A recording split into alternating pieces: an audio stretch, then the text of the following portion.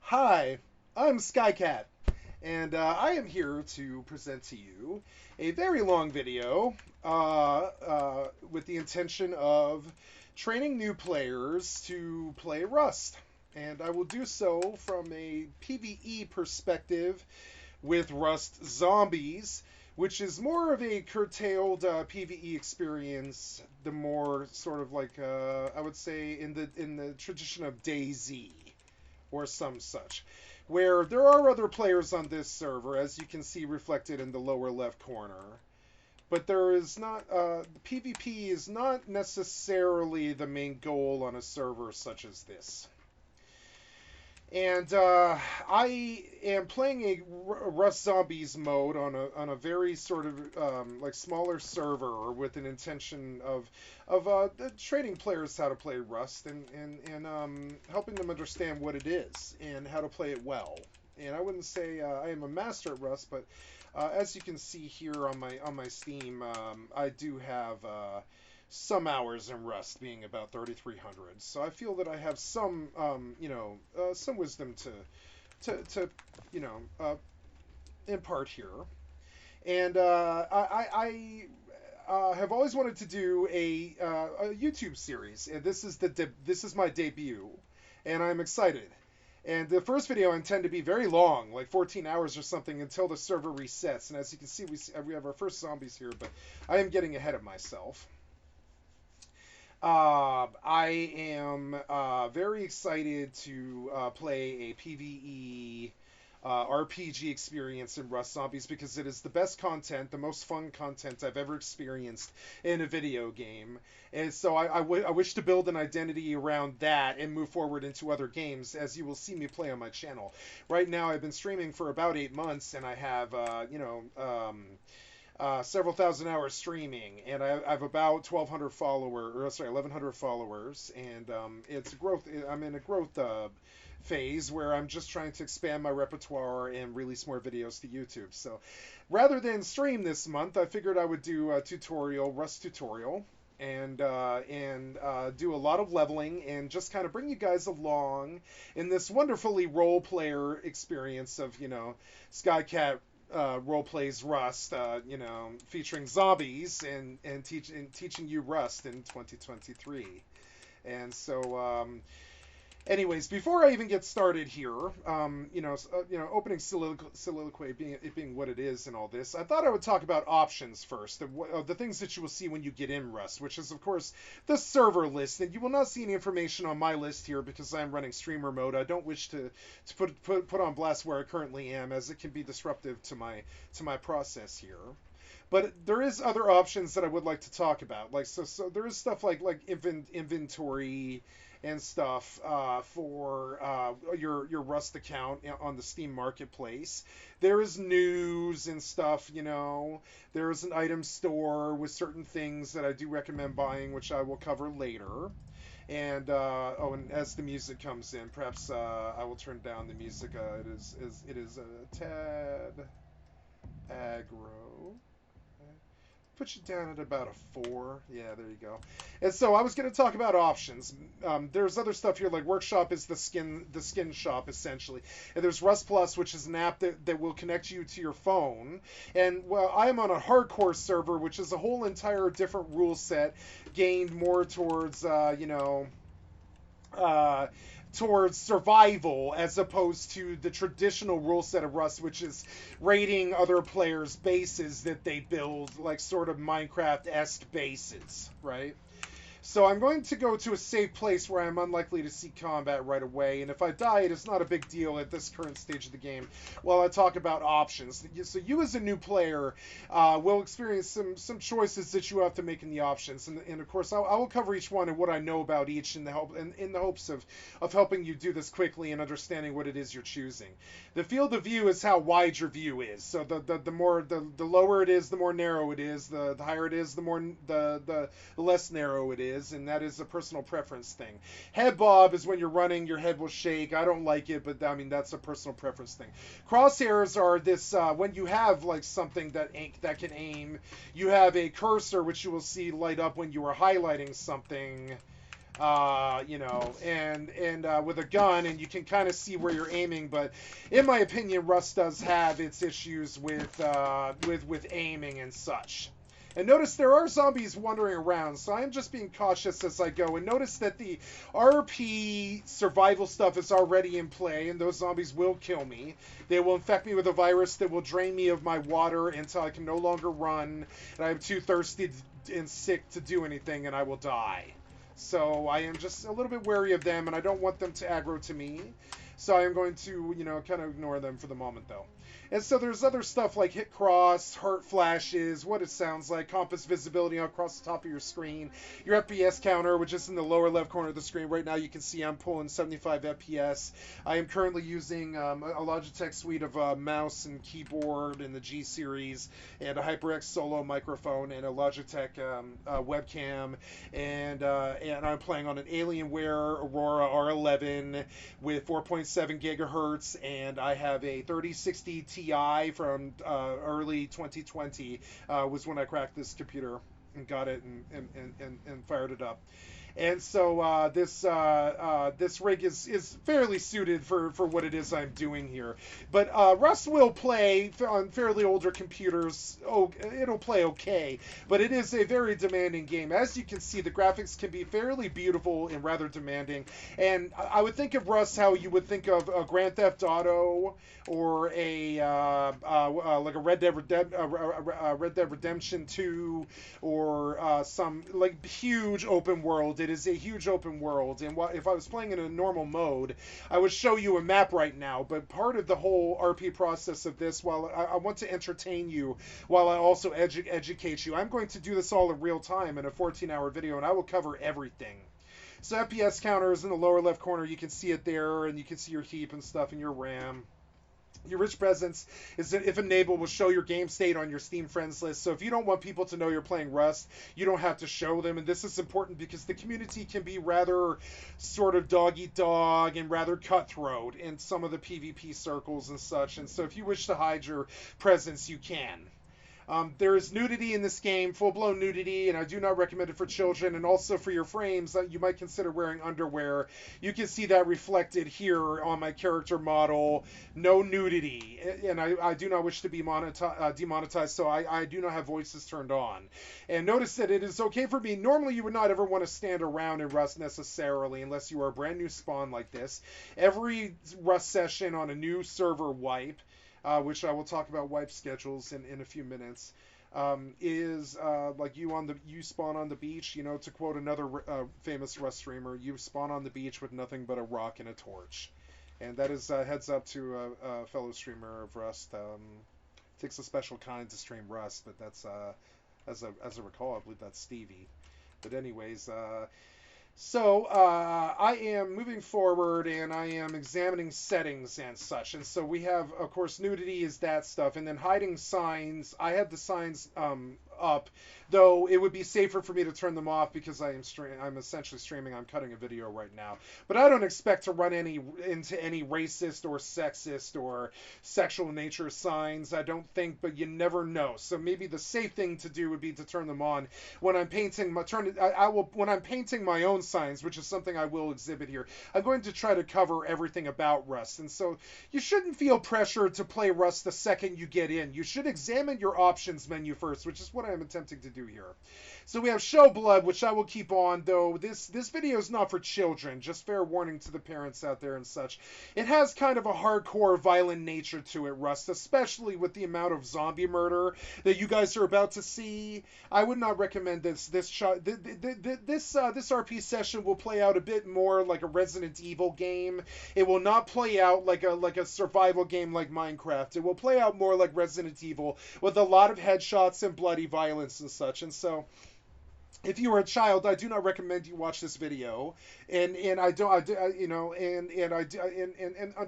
understand if you are an adult, this does have a violent sort of survival horror-esque nature to it, more so than average, like I would say, everyday Rust does. The mode that I chose to do my tutorial series of videos about Rust, I did pick a particular rule set, so keep in mind, zombies will be a huge part of this process, and I think that's something that's meant to keep it interesting. I think it it could be fairly boring to play this game. Oh, sorry, it could be fairly boring to watch a video like this where, you know, it didn't have something interesting happening all the time. And so you won't see the zombies just yet while I crash course the options menu.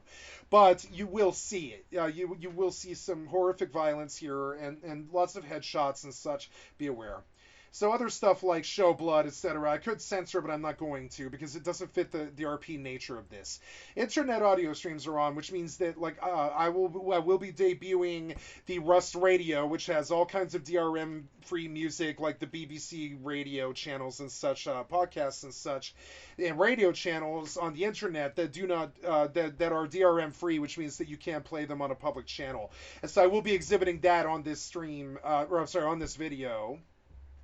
When I use the restroom and such, because I will not be pausing this video, ladies and gentlemen, for this whole 14 hours. I realize it is not healthy, but that is that is what I find fun, and that is what I'm going to do, and that is the video, and that is the content I tend to give to you. Now, it will take me 14 hours to stream this video, record this video, but after that, I will begin releasing smaller series of videos for more sort of like bite-sized offerings and such of about 2 hours, I would say. You're going to see a 2-hour format here of sessions as they happen in real time while I show you an entire series of wipes over about a 4-month period. The scope of this video is very long, so you will see the scope of this series of Skycat Roleplays Rust and Skycat teaches you Rust through Rust, Rust zombies and such.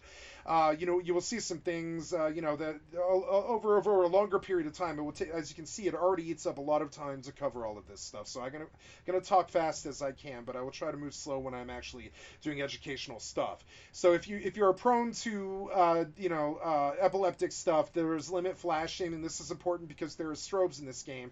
And streamer mode is important for my people here who do wish to stream Rust as I do. Streaming Rust is an uphill battle. It can have a lot of pitfalls and problems to it, and I don't really recommend it to the average person. But I'm not trying to say that you cannot do it successfully. Many people have. So, but understand, streaming in Rust is not the easiest thing to do. People frown on it. So I think to a degree, they don't frown on it, but they definitely target you, and it can be a difficult thing to do. So keep in mind, if you prefer to preserve your privacy from the internet of what your current character's name is or what server you are on, streamer mode will do stuff like hide the server list like this. It'll say streamer mode is active, and it'll give you some hints about what it is and where the people are playing in terms of players and ping and such on servers. But it will hide what it is you're doing and where. And to find a server in Rust, by the way, the first thing I recommend you do, by the way, when you are trying to find a server in Rust, you're going to want to sort this list by players.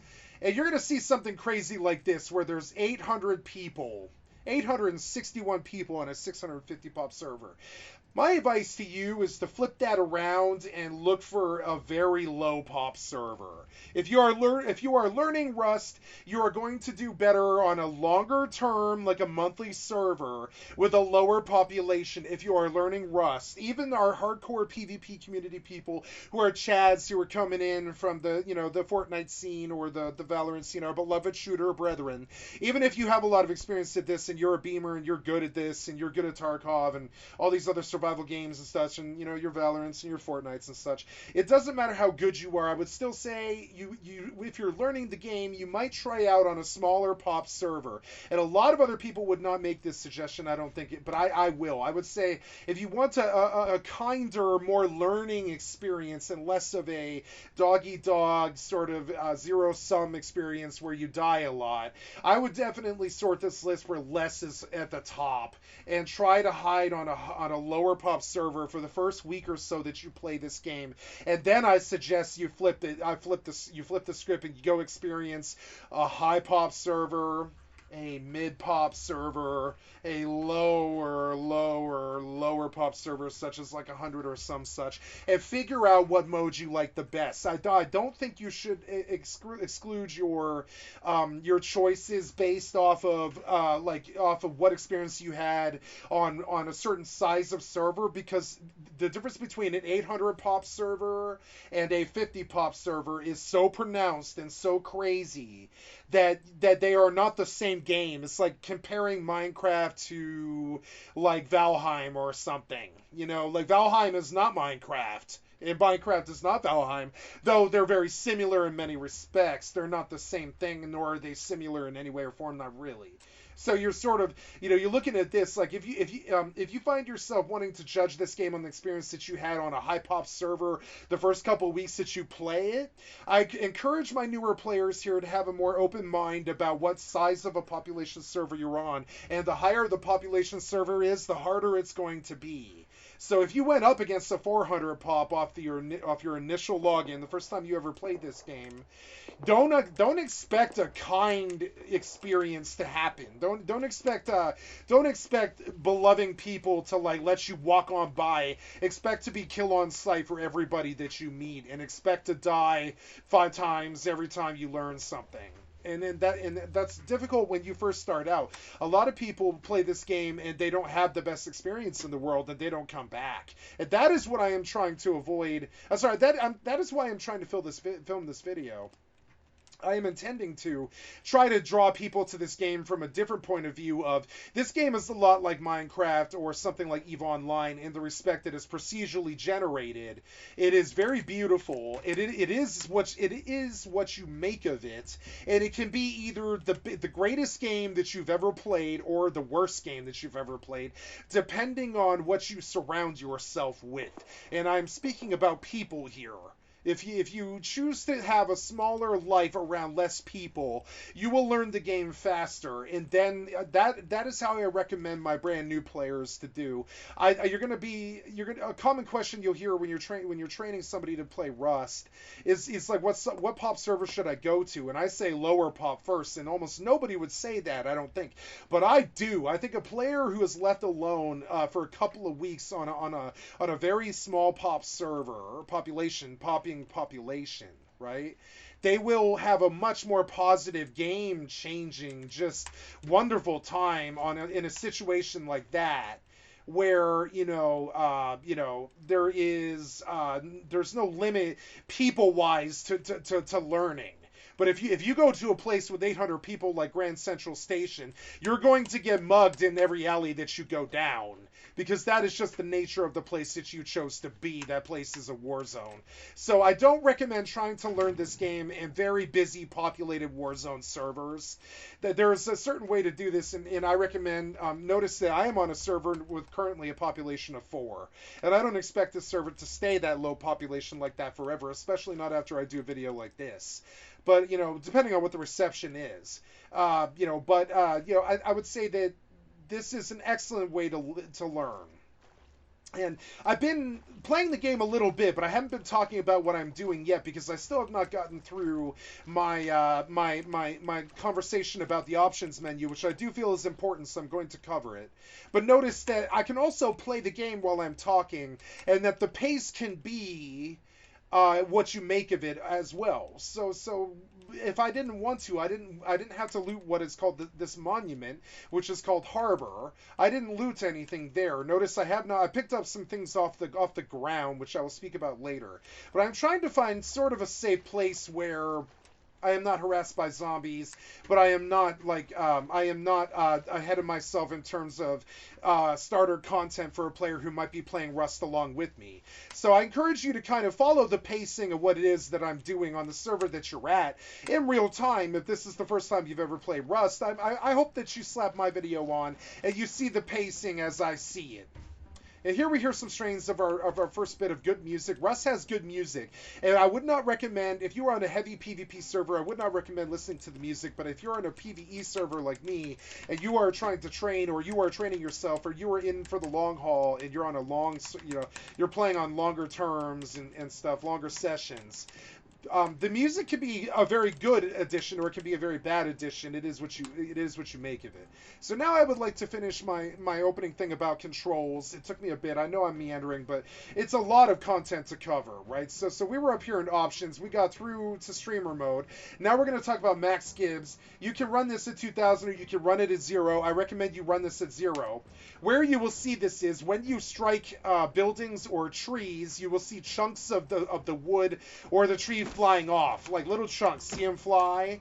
That is the gibs. If you set the gibs higher than like 12, you are going to get terrible frame rate loss when you are in a raid situation, and you don't want that. So a veteran will tell you turn the gibs between 0 and something like 12. Keep it real low, because you don't want gibs up anywhere. You want them as low as possible. This is a frame rate decision that you should voluntarily make. RGB lighting has to do with your keyboards and stuff, and you can do an RGB lighting for Rust on your keyboard and do some RP stuff, which is really cool. Rust has some really cool MIDI and device stuff, because it is an old school game. It has a lot of cool functionality like that with MIDI instruments and such. And yes, you could be a musician in this game.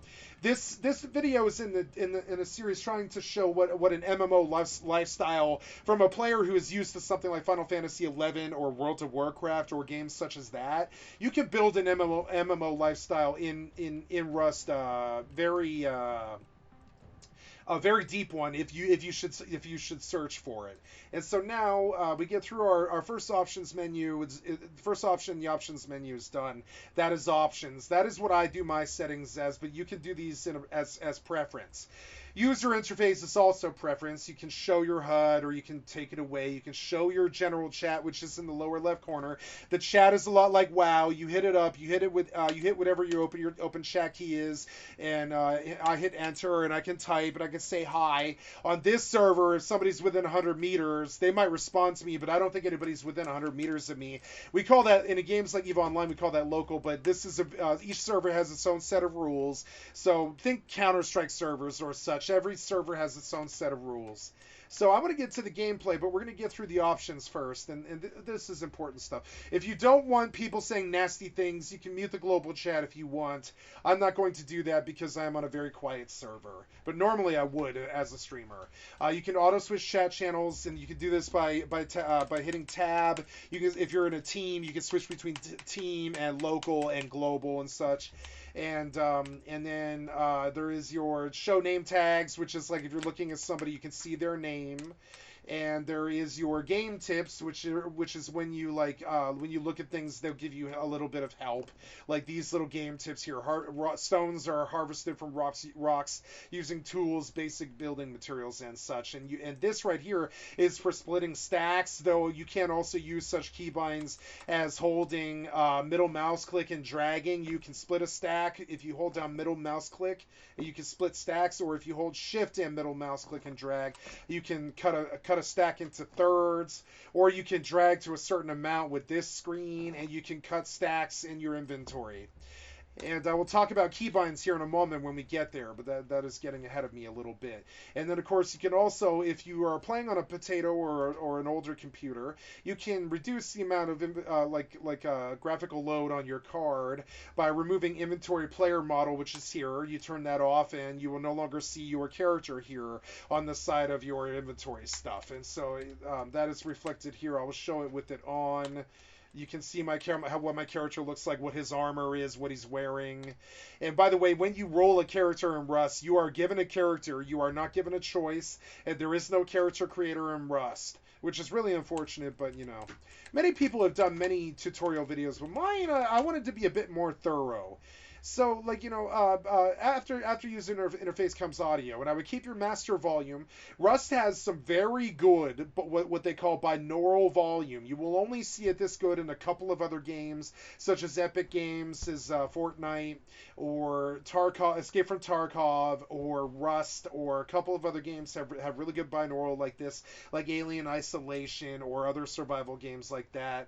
Have very good binaural, which means like surround sound. So your speaker config down here does matter quite a bit, but your levels do too. I would keep your master all the way up, because all the time sound input is coming through, and you will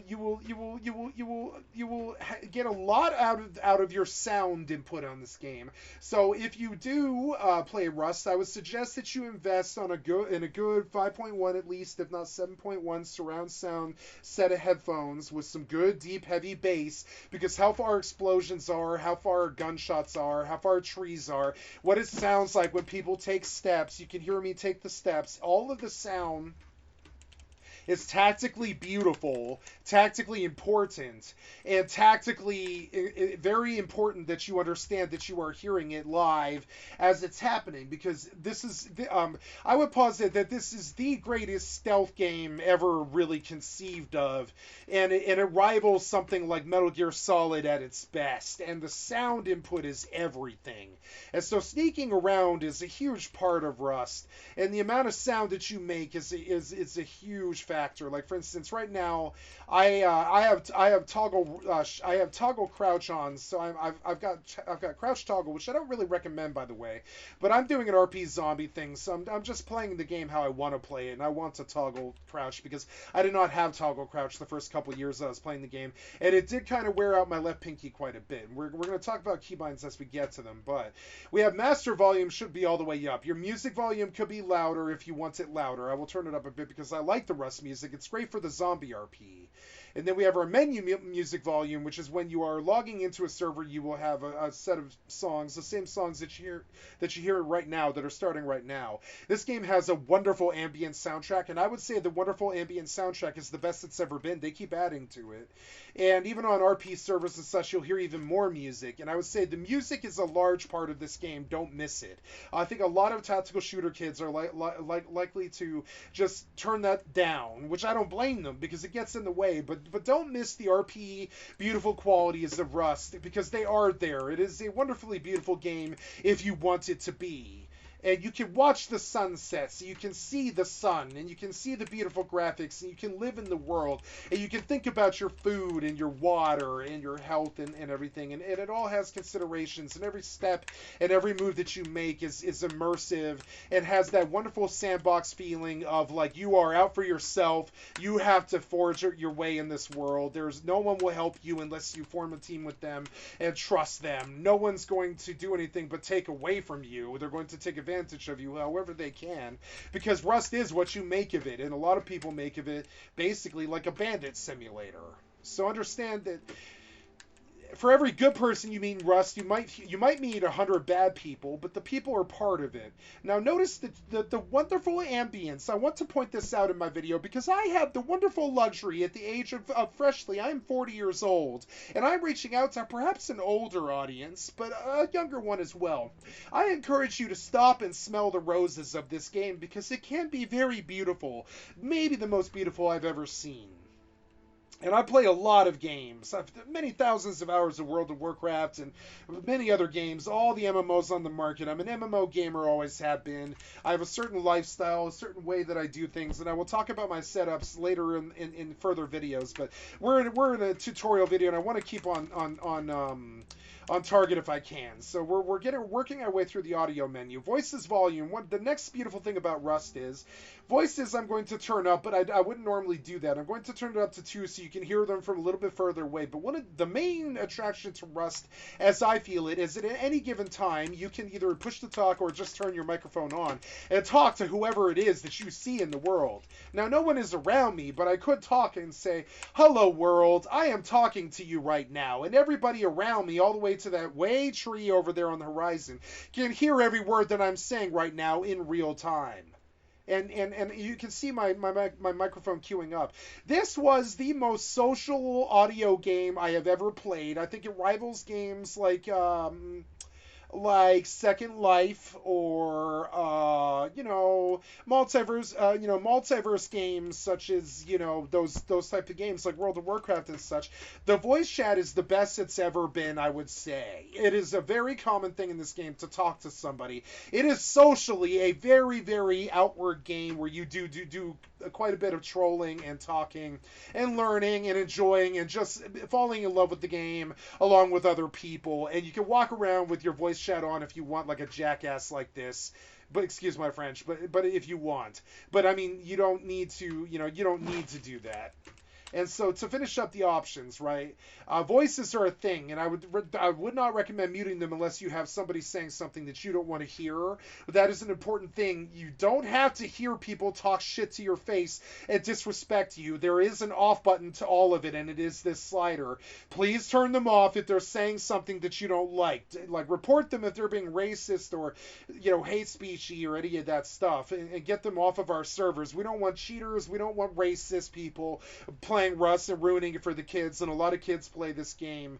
Right now, as we speak, I'm recording this video on Thursday, January 5th, 12:37 p.m., middle of the day, PST time, on my Rust Zombie server. I won't say what the name of the server is. And as you can see, I'd like to pull something pertinent to the time of this video. Right now, we have a fresh wipe because it is the first Thursday of the month.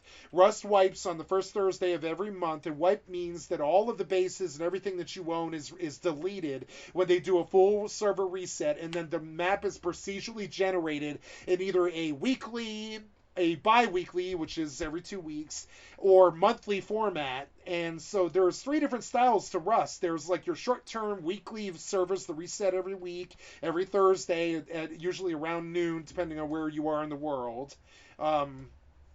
And then, depending on where you are in the world, it depends entirely where you are. And so a good way to do this is to type into Google, when is the Rust wipe? And it's going to say forced wipes are on once a month on the last Thursday of every month.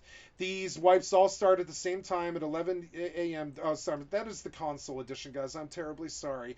But the first Thursday of every month for PC, excuse me. And generally, you'll be playing Rust on PC, though I do have some console people here. And I am not trying to exclude you guys. You are a wonderful part of our community. And I want to say hello to my console people here who might be playing Rust. I'm very aware that you guys might be playing Rust on a more RP tip than most Rust players. And I think this video might be very special for you.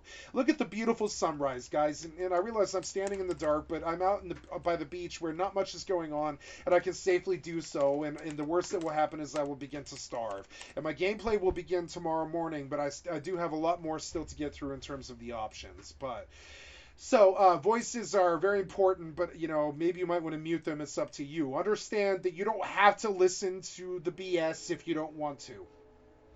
The game sounds volume is the game sounds. So you want that. That's such as like when you get a headshot, you're going to hear a squish, and you will hear this later when I start headshotting zombies, which will happen pretty much right away. You're going to hear a loud squish sound. That's what this bar is for. That squish sound when you get a headshot, when you get a hit marker, when you get certain sounds like when you jump off if you fall a certain amount of feet or meters, you will take some damage. Fall damage, and you will hear a sound like legs are breaking. That is what game sounds are. It is not necessarily the gunshots. It is the UI sounds of the game. Rust has many instruments in this game, and I don't believe I can make one, or I would, and I would play one. But there's a lot of fun stuff, as you can see in the fun tab, such as portable boomboxes, cassette players, cassette recorders.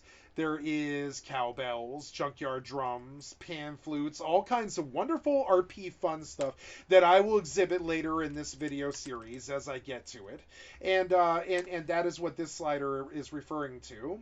The instruments volume, and then there's also the voice props, which is the stuff like there's cassette recorders and that kind of thing. There's loudspeakers and such, and that is what the voice props are for the particular DLC that you can buy for Rust on the Rust store, which is called it's like Fun in the Sun, or this the instruments pack, right? If we pull the Rust on the Steam, we're going to see a Rust is currently $40, and you will see a voice prop, and I'm just going to put in a fake date, but yeah, that's not my birthday, but you can get all the DLC for $9. Buy Rust in a DLC bundle. Wow, is that correct? That's only $9 right now. Oh no, to complete my collection, I'm missing the official game soundtrack, which I do wish to buy, but I haven't bought yet. I should add to cart, right? But I won't buy that right now because it's inappropriate to do so. But Rust has some DLC, and I do recommend you buy it because Rust has very little by the way of charging you. Once you buy it, you're basically done. So support Rust how you can by buying skins in the item store and people's skins off of the marketplace, which I will show later. And then of course there's events volumes such as Easter Bunny stuff, Christmas stuff, holiday stuff that does come in, and you can mute the sounds of that because sound in this game is very tactically important. If we open speaker config, this is the most important thing besides master volume on this list that you should worry about. You should pick what is appropriate to you, but if you're using a good set of 7.1 surround sound headphones, which I do recommend, you are missing out a great deal if you do not have this. In 2023, if you don't have a headset that'll do 7.1 surround, you are missing out in gaming. The revolution is hit with that 7.1 nice surround sound Pro Logic stuff, and I suggest you keep it on Pro Logic to keep it simple. But if you have a 7.1 surround set of headphones that brags to be that, then I suggest you keep it on that. And if you are worried about it, I would keep it on Pro Logic. Even if you're on stereo headsets, I would still say that you should be in Pro Logic. And if you have a 4-speaker setup in your living room and you're not streaming or whatever, you can just you can set it to whatever it is you have. And so in my real life, I tend to switch between headphones when I'm doing actual job stuff. Like my job is a streamer, so I sit with my headphones on when I'm streaming and such, like here or that. And so I'll sit in 7.1 surround when I have my headphones like this. So I am going to change it here, which I'm going to leave it in Pro Logic because I don't wish to make sweeping driver changes on my YouTube video right now. But I could change this if I wanted to, but I'm going to keep it in Pro Logic to keep it simple. Changing this does take a little bit in the UI, and it will make some changes to the game, and you might even need to relog to get the full effect of the change. But understand that it is important that you set your speaker mode. It's a really important setting, and you should get the most possible surround sound that you can get. Headphones being the preferable device. We move on to controls here, and I'm going to talk about my choice in controls and my ethos about Rust controls and my suggestions about getting better as a shooter and getting better as sandboxes and getting better as survival games, because there's a lot of survival games coming to the market. Blizzard's about to step with one. We have Ashes of Creation coming. We have lots of good games coming, and survival is going to be a reoccurring theme in almost all of them. So to play your survival games, your sensitivity and your shooters and such, it matters. And so I will make recommendations based off this, but understand this is entirely a preferential thing. This is your own personal preference, but I will make my suggestions to you based off of what I find to be good for me. And I will also teach you a trick. So Rust suffers from a crosshair situation. When I light my torch here, you can notice that, like, I don't have a crosshair. Now, if I have a weapon, I will, but I mean, like, even then, you often need to be able to aim in this game, and as dawn arises, I'll be able to show you much better, but we're going to continue on with the menu here because it matters. There's a way around this that I will teach you, and that is one of the things I hope to have a value add to your repertoire and stuff. A lot of players wouldn't recommend it, but you can always take a Sharpie and poke a little dot. I'm talking the size of a little tiny felt tip Sharpie marker, the little dot. I'm talking the size of like a pinhead. I'm not talking about a big old crosshair dot because I would call that cheating. But if you are having trouble understanding where the center of your screen is, you could always put a dot on your television screen, and this is valuable information because the Sharpie will not harm the glass of your screen in any way or form. And you can easily remove it with some average day toothpaste if it's chemical toothpaste. Chemical toothpaste is something that everybody has, right? Chemical toothpaste will easily remove that Sharpie off of that screen within 5 seconds. And this is so in the 2.5 years that I've been playing Rust.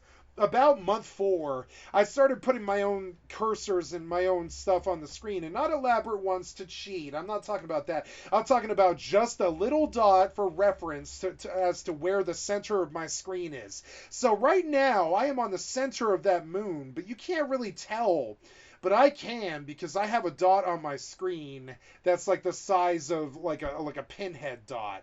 And I would show you, but I'm not really too interested in doing that. It's just sort of, it's just something that you can get around the lack of a cursor in this game. I've always hated it, and I thought it was actually sort of anti-consumer progress that there isn't a sort of a real cursor in this game. And I'm of the opinion, and I'm of the opinion that should almost be illegal in a shooter. I think it should be almost illegal to not have a cursor. But that is just me. That is a really interesting stylistic choice that Face Punch made with Rust that I am not a hater of. I just don't think that it's very appropriate for a shooter to not have a cursor. So you can get around this by putting a tiny little dot on your screen. It doesn't have to be big, but it can definitely help you hit X's on trees, which is a process that I will talk about in a minute when you are chopping trees. And that can be very helpful. And so, and we go back and we finish what the other settings that we have here, which is controls and such. So I play on a lower sensitivity. If you are new to shooters and you're scared of learning how to be better, not scared of, but you're worried that your sensitivity is something that matters, but you don't really have a concept of what it should be, I will hit you with my wisdom, my old guy wisdom about this. I followed my mouse sensitivity when I got back into shooters because I played World of Warcraft for like 17 years in the raid scene and in the PvP and the arena scene. And so I didn't play shooters like everybody else did for like 17 years. Everybody else played Halo and Call of Duty and stuff like that. I didn't play, or Battlefield. I did play quite a bit of Battlefield, but I wouldn't say in Counter-Strike, but I did not play those games religiously, not really. I played a lot of Battlefield 1943 on the Xbox 360 and all of the Battlefield games on the Xbox 360 when it was popular to play shooters on the Xbox 360 like everybody else did. And I played Halo like everybody else, but I didn't do it religiously like a lot of my peers did. So, and notice that there is a real lifetime, like day-night cycle in Rust that you did kind of see go by. The video can be kind of boring, but I'm just trying to cover all the stuff because I have a lot of time to talk, and I'm going to talk about everything that I see. So notice that it's about to be dawn, and we're about to see a beautiful sunrise, but we're also going to finish up the options here. But this game, your sensitivity can really matter, and I think the lower you can go, the better. I am currently playing on a really low DPI of 400, and I'm playing on mouse sensitivity of 0.3, and this makes it so that, as you can see, I don't know if you can see my hand here, but with my stream, but I will pull the recording of the video here. We're about 40 minutes in, by the way. If you like what you see and you are learning, I would like you to like and sub this video, please. Excuse me. So if you can see my mouse right here, you can see my mouse on this on the screen. So I'm going to go back to Rust as the sun rises. We begin to start to show you the content and get through all the options menu stuff. If you're wondering how to play a shooter correctly, I would hit you with the advice of the other veteran shooters that I watched all the videos of, which is that you should be able to slide your mouse across a big surface with a huge mouse pad. Your sensitivity should be lower, and you should be able to spin in one little swipe. You should be able to spin about 180 to 360 without too much effort. Like, see how long it takes me to 180? It's not too bad. I have to sweep a lot, but I mean, this helps when I'm doing fine shooting at a medium to long range level and sniping and such. I'll peg my headshots better than most people will. I'm an excellent mid to long range shooter, I would say. Not so good up close, but I'm okay. And definitely I'm competitive at a world level. I've got about 500 wins on Fortnite, no build and such, and I'm competitive on not a world level, but I definitely play with I would say on an average level. I would say about an average level. So as an average shooter guy, I would tell you that sensitivity is a really important choice, and the lower you can go, the better. But some people will say quite the opposite. You need to turn it up and be really good at fine aiming and stuff. But Rust, I would say you want to be down around 0.2 or 0.3, and notice that this slider is a little complicated. Notice that it goes a while right here. I'm sliding between 4 and 2, trying to hit about 0.37, which, by the way, that is about, I believe, the normal sensitivity range of somebody like Tyler Blevins or Ninja. That's another streamer's settings that I'm using. 0.37 is normal normally where I sit with a DPI of I sat 800. A lot of people probably would be like, oh, Skycat 400 is far too low. And I would say, nah, not if you're doing a lot of bow aiming and projectile aiming and stuff like Rust. Rust is a very projectile-esque game. It's a lot more projectile shots than it is, hit scan. So like you're doing a lot of pre-firing and peeking, and there's a lot of bullet drop and a lot of stuff along that line. Oh, there's a zombie looming on the. Always be aware. I'm going to talk about my ABEs and my ABMs and such, but always be aware is always a big one. ABA, always be aware. Always be aware of what's happening around you. So those zombies are there, but they're unlikely to wander over towards the water, I don't think. So I'm fairly safe where I'm at. And as you can see, the day is setting out to be a beautiful day in Rust. I was actually fairly scared that the first day of Rust that I would show you guys in this video, it was raining, but it was not. Whatever the creator is to you is smiling upon us this day or whatever. That is not some religious thing. I'm talking about like whatever you believe in is shining on us, and the Rust gods are smiling upon us this day. So anyways, the settings that I use, right, sensitivity it matters, and aiming mouse sensitivity is when you are aiming a weapon like that, you can cut your ADS down. Now, there's two ways of how I look at that. I tend to keep it at a 1.0. So how to interpret this is you could cut it down to 0.5, which would be 50% of what your normal ADS is. And the vehicle sensitivity went up a little bit there. I don't know. I'll fix it when I get in it, but I think 0.37 would normally be about where I would normally keep it anyways, like 0.37, just like my normal, right? Normally, I would keep my aiming sensitivity at 1. Though some people do prefer to cut it down to half or even a third of when they're ADS, which is aim down sight. And it's okay if you're a WoW player and you don't play a lot of shooters. You should come to Rust. You are one of the people I'm trying to reach out to with this video. And so understanding sensitivity, I know I'm talking fast, but it's a lot to get through. The sensitivity, sensitivity is important, but how I do it is I keep it at 1.0, but sometimes I'll even drop it to 0.5, and I think for this session I'll drop it to 0.5 just so that I can get fine-tuned aiming, because headshots are a big deal in Zombie Rust. So, and so let's get through these settings now. So there is vehicle sensitivities. When you're driving, you are in the third person, and that's your vehicle sensitivity. You can flip your X and Y axis if you are using these. You can auto-transmit voice. I would always keep this off, because auto-transmit voice, you might think that it's okay to leave that on, but it's not. Even, you might be in your base, and if you're auto-transmitting inside of your base, and you are trying not to get raided, your enemy will come and sneak up to your base, and they will listen to you auto-transmit, and when they hear you eating or talking on the phone or something, they will raid you based off the idea that you're busy or too busy to respond. Never auto-transmit. Voice is a really big tactical thing in Rust, and you should definitely never be auto-transmitting. It's just not a good setting. I would keep it off. That is my advice. Do as you want to, right? Toggle duck is stupid. I don't really recommend it, but it is kind of fun in the respect that you don't have to stress your pinky, and I do like that. So I'm going to use toggle duck on this, but I don't recommend it. Tactically, it's kind of horrible. It's kind of horrible, I would say. So let's just follow my own advice and turn it off for now. So notice that now I have to hold duck. And there's a style of running in this game that you'll see veterans use, where notice that you don't hear footsteps my own footsteps if I'm spamming duck. So you can tell a veteran player when they're trying to Metal Gear Solid somebody and sneak around and get a hamstring on them or a good shot against the head, in the back of the head or something like that. They'll be spamming their shift key like this, and you don't want toggle crouch, because that's going to really disrupt that whole process unless you get really good at toggle crouch, which is something that I was trying to do last month on the last wipe that I played on this server. I tried to learn toggle crouch to see if I could stand having it on, but I don't think I can. I'd rather stress my pinky with my shift key, which, by the way, I keep a shift, but we'll talk about that in a minute. Toggle duck is bad. Toggle ADS is bad. I would say don't use them.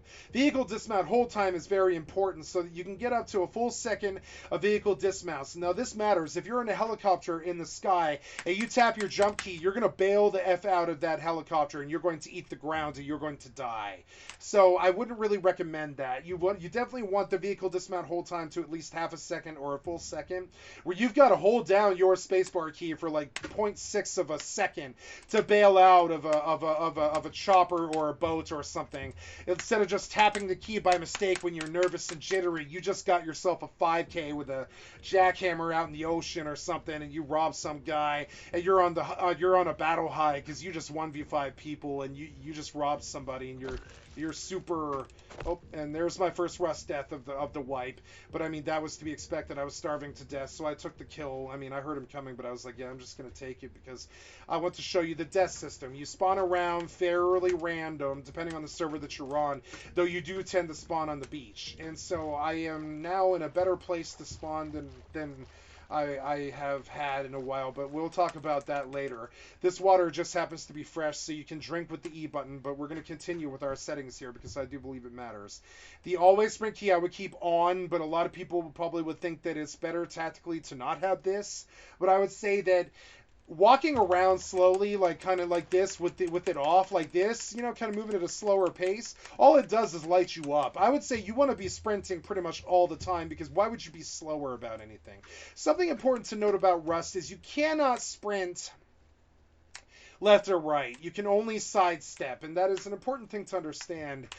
Dodging bullets, it's a lot slower to sidestep a bullet or a shot at you or an arrow than it is to be going like this, right? Like, it's better to be kind of bobbing and weaving your head than it is to be trying to slowly sidestep shots, arrows, and such. Look how slow this is, and I'm moving with my feet and stuff, and I'm going to peg headshots, and I'm tracking this tree, so I'm trying to keep my cursor on this tree, and I'm doing so, this tree that I'm looking at right here. But notice that sidestepping is very slow in Rust, and you definitely should calculate that into your movement. You cannot just like, circle around somebody like a World of Warcraft character can. You don't circle straight people that well. Look at this. Look how slow it is to circle straight this tree right in front of me. It's a fairly slow process, whereas this, right, this is much better tactically to be playing like this, where your head is where you want to be. They call this tracking. You want your tracking fairly good in circles around things. And when you stop thinking of the game like this, and more thinking about the game about like, oh, my character's a tank, and like a Resident Evil character tank, and I need them to go where I need them to go, and I'm putting my eyes where I need my character to be, and I'm bobbing, and I'm sticking, and I'm weaving, and I'm crouching, and I'm moving, and I'm jumping around, and I'm less of a target. My head is moving. I'm looking around with my head look key and stuff, and looking around behind me while I'm running forward and such. And think about your movement. Now, zombies require headshots to kill, so I hit him, but I took a huge risk with it. Now, watch me do it, right? And he hit me because I should have waited for the swing first, and I lost this fight. Now I'm condemned to death, so I can waste mats and time, but I'm just going to suicide, which you can do two different ways, but I'm going to talk about that in a minute. I could puke up and die a lot and gross you guys out, or I could just suicide and take a respawn somewhere else on the island, depending on the rule set of the server that you're on. Always check your rule sets about a server that you're on by coming to the session. Oh, cool, I spawned on a wolf, which will happen. I spawned right where I was. You can get random spawns every 30 seconds, I believe. If you suicide or die, you can just respawn somewhere else. But you have to die or you have to suicide, and there is a timer. And so people will abuse this to jump around the island at will to get to where they want to be very quickly. And so I see right here that I got a nice lucky spawn by what is called Large Barn. And I might consider setting down roots here because there's likely to be another monument around here, but we'll see. This is a better place to be right now, I believe. So we're going to finish up our options here. I'm going to talk about my settings, right? Always sprint should be on. MIDI input is like you can plug a MIDI instrument into Rust, and you can play a piano or guitar or any instrument in Rust like a real instrument. And you can be a troubadour in this game if you want to. The RP capabilities of Rust have not been around since a game like Star Wars Galaxy or some such, right?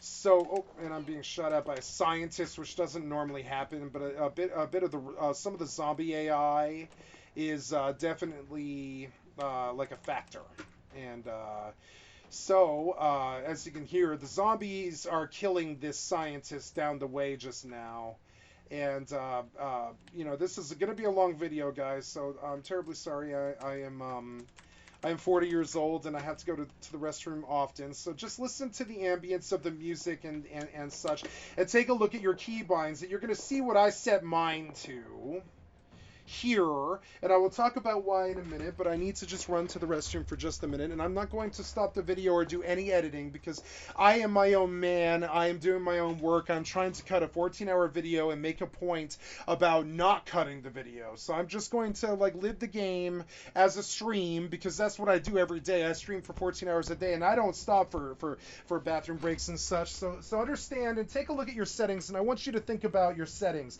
before you ever get involved in the game or die a bunch of times. It doesn't matter because you don't have anything yet. I want you to think about your settings very carefully. Is your inventory key somewhere where you can reach it? And please excuse me, I need to use the restroom. I'll be right back.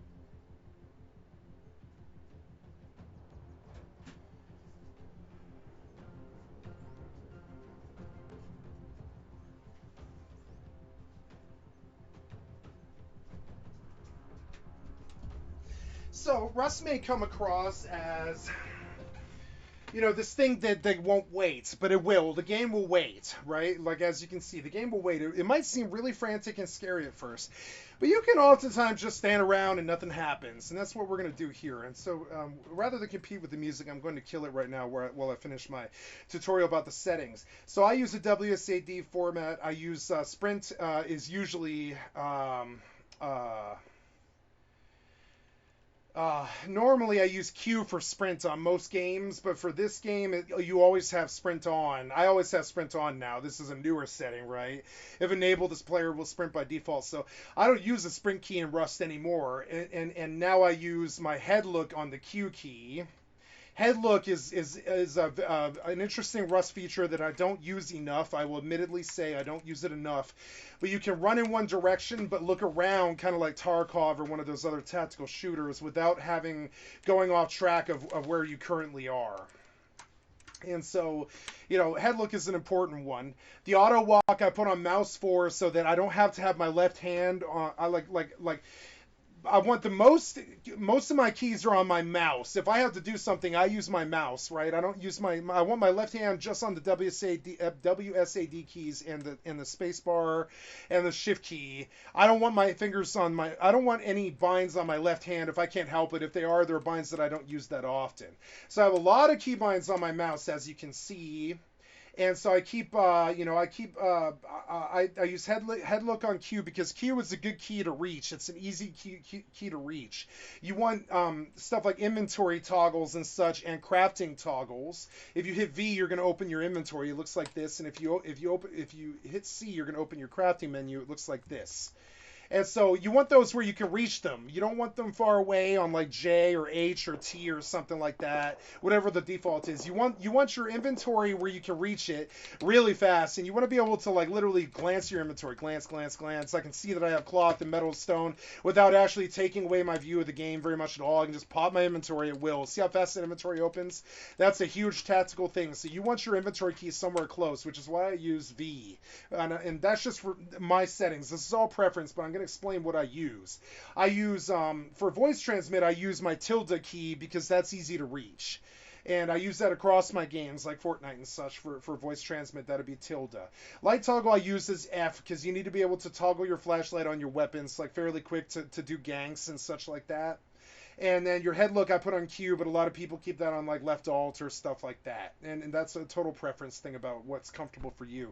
But I try to keep things either very close to the WSAD keys or off the keyboard entirely and bound to my mouse. So there's something in Rust that is important to note, and I'll have to do some looting to prove what I'm talking about here. But there is something in the keybinds called hover loot that I would like to draw your attention to. Hover loot is very important because it is a very fast way to loot. got some wildlife here, and so we're going to look for something like this. Notice that there's some scrap, which is the currency in Rust, in this loot box. So I can sweep with my mouse 4 key. Is hover loot. Mouse 3. Mouse 4 in Rust. Mouse 3 is mouse 4. I don't know why. Mouse 2 is middle click. Mouse 3 is mouse 4, and mouse 5 is mouse. I don't know. It's a weird system. You have to learn it as you do it. But I have my hover loot on my mouse, so when I'm looting things, like for instance this in here or this thing, I just sweep over the boxes with my mouse 4 key, and I can use my right hand to scroll across the inventory like that. You see me sweep, go sweep, sweep, sweep. Sweep, sweep, sweep. I don't have to use my left hand to do this, and it's important to note that I can keep dance weaving shots coming in while I'm looting a corpse and such. With my right hand, I'm looting what's in the player's inventory, or what's in the world, or in the box that I'm looking at, and I'm dancing left and right with my ASAD keys with my left hand. So your bindings matter a lot. Stuff like hover loot, flashlight, fire mode, head look, all that stuff, light toggle, voice transmit, all that stuff matters. The MIDI stuff I wouldn't say really matters at all unless you're into that stuff.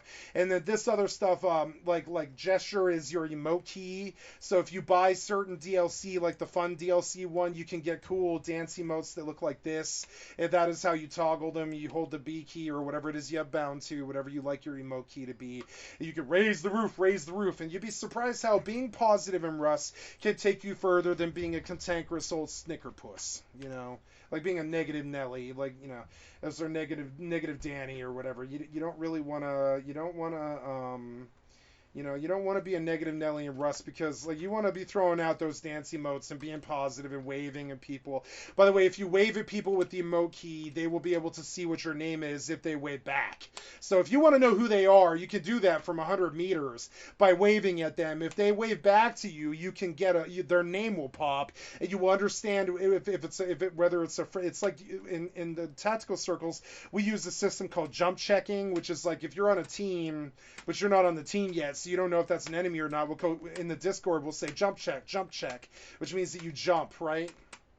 And if the person jumps, that's your friend, because they're hearing you in the Discord cue them to jump. So they jump, and they understand that this is a friend. Jump checks are a good way to do that, or you can use the emote key to be like, yo, I'm dancing the twist, or you can be like, yo, I'm waving at you right now. I'm waving at you. And if they wave back down the lane down there, see there's like a zombie down there. If he was a player, I could wave at him and he could wave back, and we could identify each other, and which is an extremely powerful tactical tool that could be used against you or used for you depending on how it is used and who uses it. And so definitely you will see veteran players wave at you, trying to get you to tell them what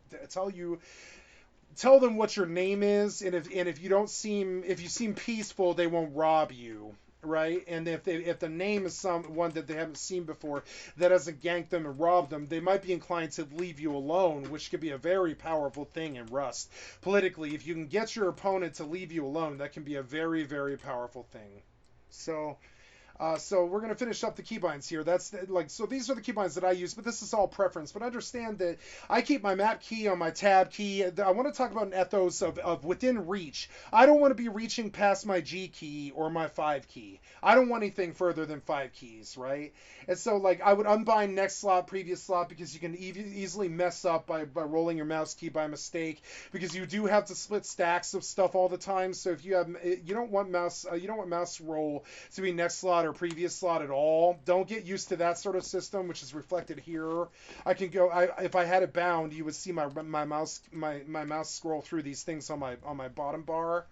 And you don't need etc. You don't need these bound, and I wouldn't really bind them, but that's a preference thing. Do as you want to with this, but understand that you should have an ethos of what you can fit on your mouse, especially stuff that requires mouse movement, such as looting. Notice that I have to move my right hand, not my left hand, so I don't keep a hover loot on my left hand. A lot of Rust players, including really skilled ones, will have hover loot on H, but I don't recommend H, because that means you have to take your left pointer key off of your D key to reach over to H to hover loot, and that's bad. That means you can't strafe to the right.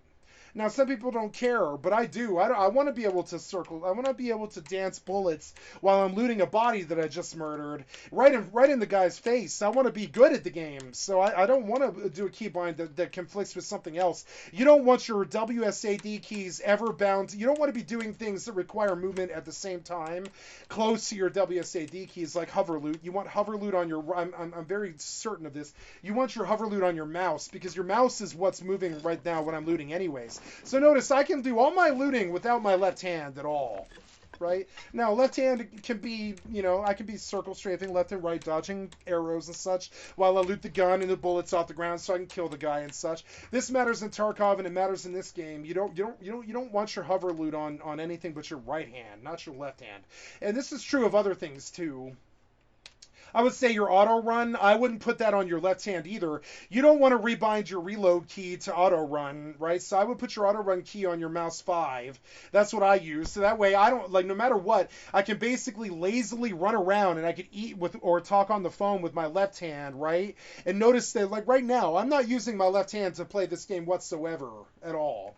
So, I'm going to do it to open my inventory, right, like that. But now my hand's off the inventory, and I pull out my rock. And notice that I can almost fully functionally play this game without using my left hand. And this is important from a lifestyle perspective.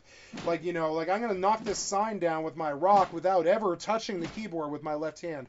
You want to be able to do all of your looting with your right hand, right? And I even have a specialty mouse that lets me bind my mouse key to my E button. So notice that I can even loot what fell down, which was only a pipe, by the way. One of the ways you can make good scrap in this game is knocking down a sign. So that's all my keybinds and stuff, and a couple of other ones. This focus map on player is a pretty important one, but I don't know. I don't use it a whole lot. I'd rather just drag the map around. And then, of course, your screen. Now, I am playing on 120 hertz, 85-inch television with two smaller 1920 by 1080 TVs. I play in 2560 because I'm interested in getting 120 frames per second, but I only attain about 70 on a 3060 Ti with about 4.7 gigahertz. Running, 8 clocks and such, 8 cores and all this. And I have the FPS limit at 0, and I'm polling about 66 with some very specific graphics settings that I will talk about here. I have VSync turned off because I don't want a limit on my frames. And if you're playing Rust, you want a better computer. It's a big game like Grand Theft Auto. Think Grand Theft Auto, except instead of the buildings being these empty husks without doors that you can't get inside, Rust, you can get inside the buildings, and the player has built them all, and there's buildings all over the map, just like Grand Theft Auto. So there's buildings all over the map, just about the same frequency that you would see them in real life. So yeah, and inside of each one of those bases is a lot of details that eats up a lot of fucking motherboard and, graphics and all this other stuff. Excuse my French, fracking, motherboard and all this. And so I have a certain way that I set my graphics, and I'm going to run through these as quick as possible, but I'm going to talk about what I use. I set on graphics quality of 4. This affects the things that you see right in front of you, like the sign and other things like going on in the background. And the lower you go, the less you're going to have in terms of fidelity of the things up close to you, like trees and stop signs. And 4 is an acceptable thing. I'm trying to buy as many frames as I can get with the highest settings that I can get on a very low pop server. The higher the server pop is, the more these settings are going to drag on your system capability and your frames. So, and I'll explain what each one does. Now, render scale is something that I sometimes drop. The first thing I'll drop is render scale. This drops your frames down to a percentage of what you're normally at. So I set it 2560, but I could cut down to 3/4 of that, which is 75% or 0.7 right here, right? And I can pull 75% of a render scale of 2560 by 1440, which means that it's playing in 1440p, which is 2560 by 1440 in borderless windowed, right? Borderless, right? And because I like alt tabbing all the time, I can't stand not being able to alt tab. I need it. So and that's the setting there. And I have the render scale turned down to buy frames, but you don't have to do that. And notice I only gained about 3 frames with it, so I'm just going to turn it right back up to 1 again and leave it at 1.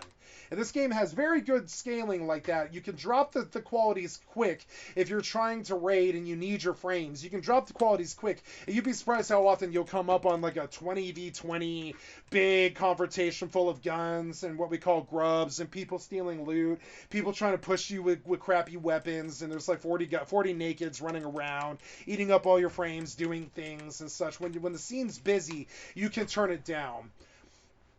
So, but I'm playing on a very low pop, like five pop server that's designed to have high frames, that has a very certain rule set of zombies and such. So I turned all the settings up so you guys can see, except for these ones down here.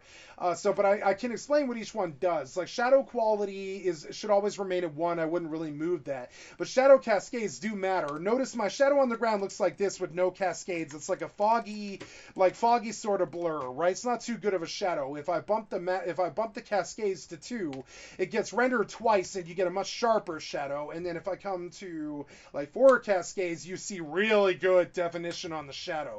Now my 3060 Ti seems to deal with the shadows very well. I didn't lose any frames. So in the interest of providing a very good, beautiful video for you guys, I'm going to leave the settings as high as I possibly can. You should probably be doing the opposite. You probably want to go low at first, though. There are certain things I would never drop, such as draw distance. You want that to be as high as you possibly can see. You need to be able to see your enemy from as far as possible. The one setting I would never drop is draw distance. Don't ever touch that. You always want it at 2500. I don't care how bad of a potato you have. You probably want your draw distance up, or you're just going to die a lot. If the guy is out of what we call render, which means like way over there where that tree is that I'm highlighting on the horizon, if I back up any further, notice that this tree will eventually pop out of view. We call that little area where the tree is still visible render. When the tree is outside of render distance, which is like 2200 meters, right, the tree will disappear. You're going to see it pop out here as I get further and further away. One of the ways that we maintain frames in a big chonker of a game like this is pop outs of trees and such. So the further I get away, the more likely it is that tree will disappear. But I hit apex. I got to look behind me here. But notice that this tree that I'm looking at the center of my screen right there, it will eventually pop out as I get far enough away. At 2200 meters is far. But this game has a beautiful render distance. Now, a guy standing on that right there where my cursor is on the center of the screen, it's hard for you to see it, but I can see it because I have a dot on my screen. That guy standing there can see you and can fire a sniper rifle at 290 meters or some such and peg you in the head if he's good enough. Is it likely? No. But yes, he can do that. If he's inside render, he could still hit you. So this is why we keep our view distance up, right? Draw distance. Shader level I would keep if you have a good card, otherwise I would drop it. But we're going to go through this one by one. I would keep shadows quality on 1. I would keep cascades on no cascades. I would keep max shadow lights at 1. This helps you see stuff at night. There's like lights inside of people's bases and such. You'll see torches on. Max shadow lights is helpful at 1. I would keep it at 1. I wouldn't drop it or raise it any further than 1. That is a tactical value you get from keeping it at 1, where you can see people's torches inside of their bases, so you can see if they're home or not. Water quality, I have a nice 3060 Ti. I'm losing some frames because I'm not doing rating or anything like that where I would feel that I could lose a PvP engagement because I've set the frames or the game settings too high. I'm trying to provide a role-playing experience for you guys with a tutorial bent. And so I'm keeping the quality as high as I possibly can. You're going to see it across the board. If I was going lower, I would go lower. I would go to half. I would do water quality of 1. Water reflection of 1. Shader level I would keep as high as possible. I would keep draw distance as high as possible, even on potatoes. And anisoptic filtering, you could drop it, but I would say most modern cards can probably actually handle it. Parallax mapping, I would actually keep it 1 at all times. I wouldn't really ever put it at 2. I just try to buy my frames where I can get them, right? So I did not gain many frames, by the way. If you'll notice, I've been sitting between 79, 70, 79, and 81, something like that. Like, dropping stuff did not really buy me too much. So I could keep it higher, and I think I'm going to, right? Because I want you guys to have a nice, pretty experience. This is a YouTube video. Don't use my max settings like this. And if you want, in the mesh quality lists, all of this stuff is important for you to play the game and see it how you want. But there's other settings you can go do a YouTube video about best rust settings for performance. If you have a lower quality computer or even a higher quality but want higher frames for PvP scenarios where frames can be the difference between a win or a loss, I would definitely mess with these settings. But otherwise, tree quality and max tree tree meshes are the ones in this list that do eat the most of the frames, and so I could bump these a bit, and I think I'm going to. But normally I keep them a little lower because it does affect like how the game looks, and like I have a reasonably good amount of frames here, sitting at about 80.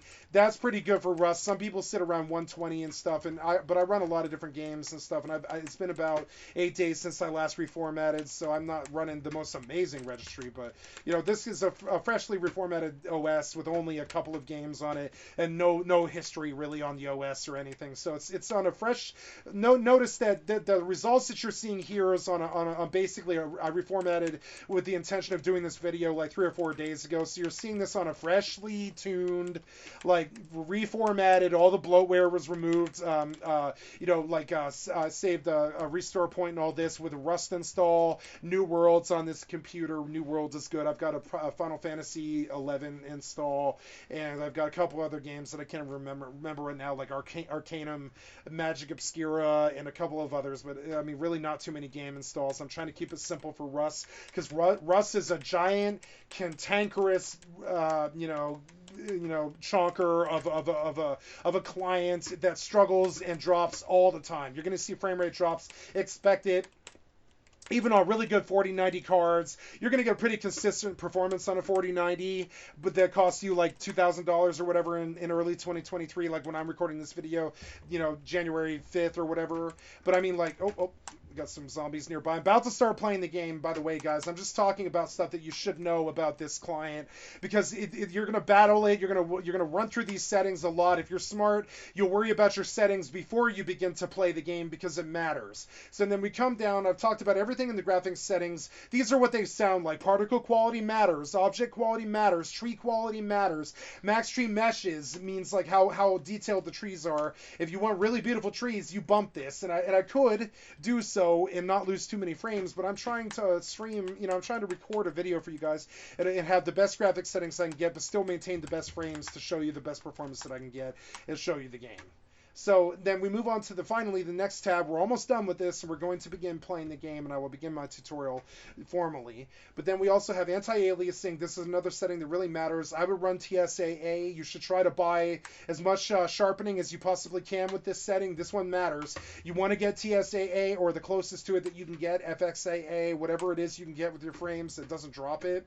Try to get your anti-aliasing up. It is one of the big ones that really does try to really fix everything, keep it nice and sharp and all this.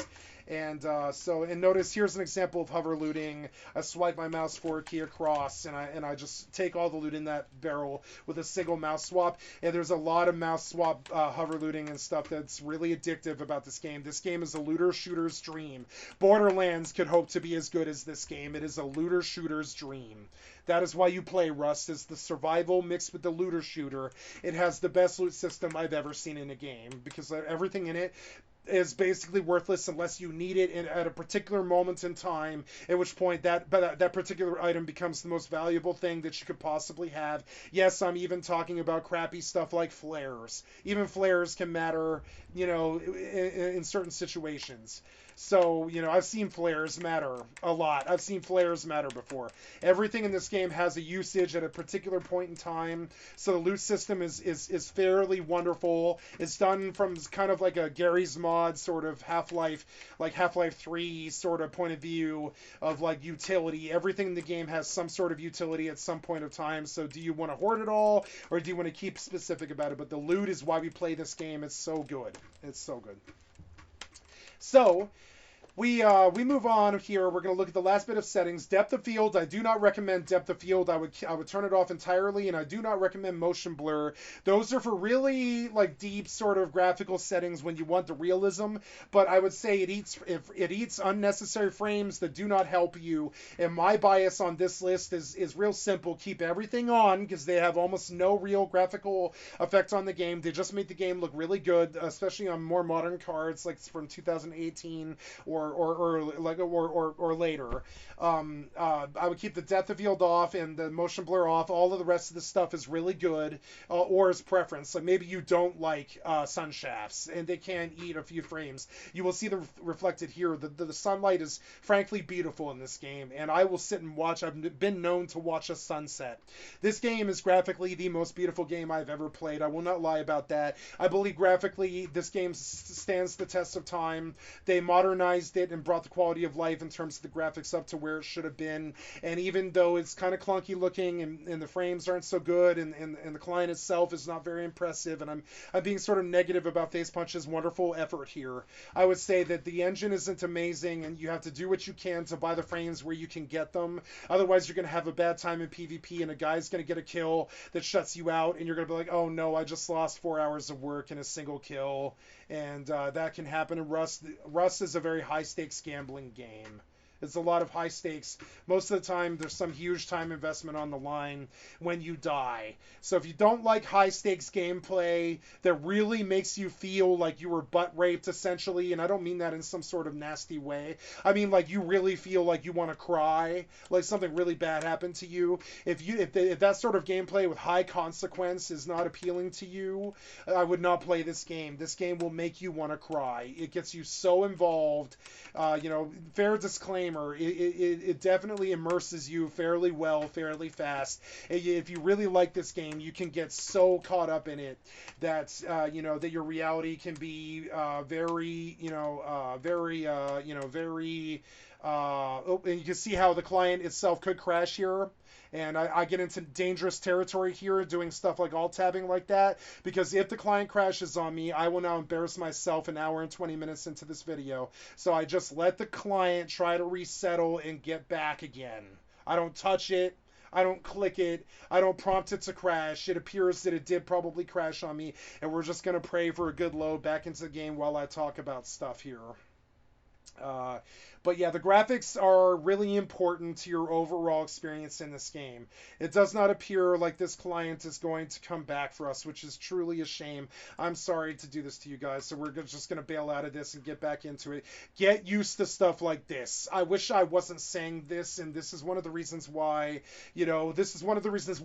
and we'll look at something while I'm loading the game here. We're going to play now. We're going to get back into that server, but we're going to look at something else while we're doing this that I did want to draw your attention to. This game can suffer sometimes from a population, like the population can die, specifically because of stuff like the client just being cantankerous and very, very sort of whack and very sort of crashy.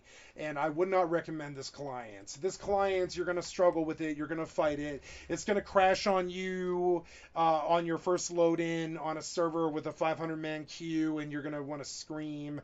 It's going to cause you problems, and just get used to it. If Rust is a harsh mistress, if you really love this game, get used to client crashes like this. And I fully expected to deal with this on my initial YouTube launch day. I figured I was going to have to talk through it. Sure, my client might not be as stable as yours because I'm using borderless, but that's how I play. So I will just deal with the crash how I deal with it, which is just reloading, and I'm going to talk through it in hopes of being entertaining enough to keep you here. I would not blame you if you left the video at this point, but this won't happen a lot. So understand, the client will ditch you. It doesn't matter. It doesn't matter how you're playing it. It can even be on GeForce Now.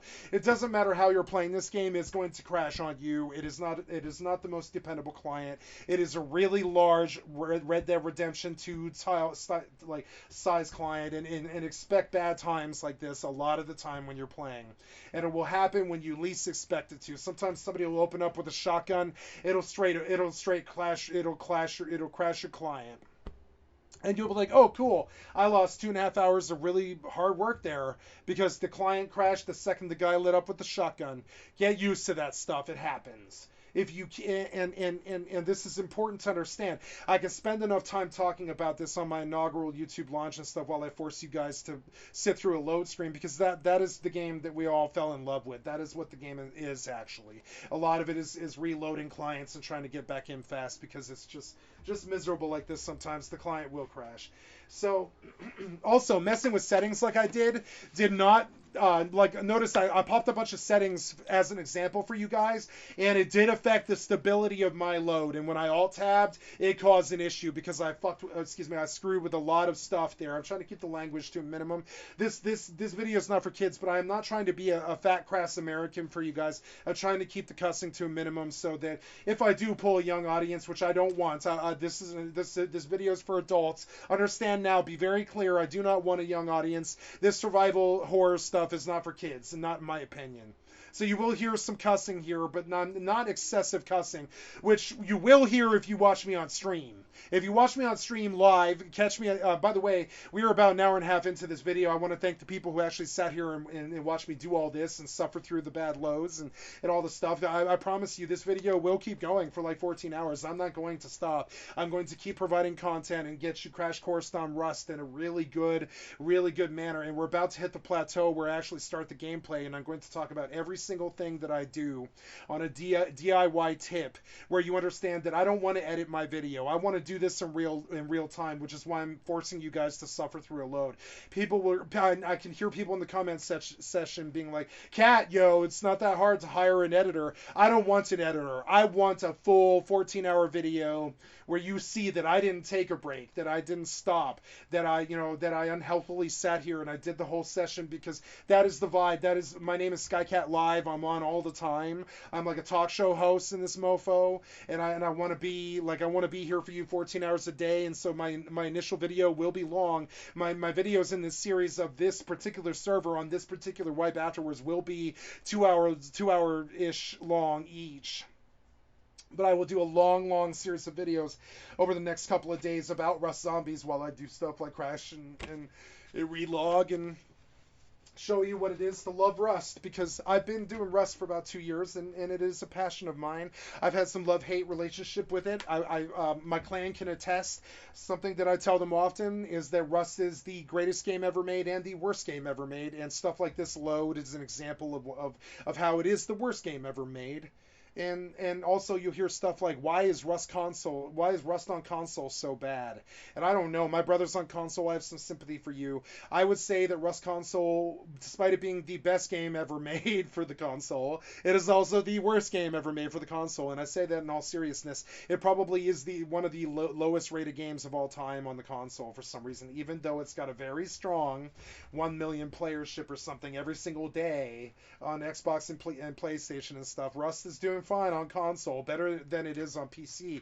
And while we're doing this load, I'm going to take a risk and I'm going to alt tab here and potentially run another crash while I show you how really bad this client can be, especially in borderless. But we're going to pull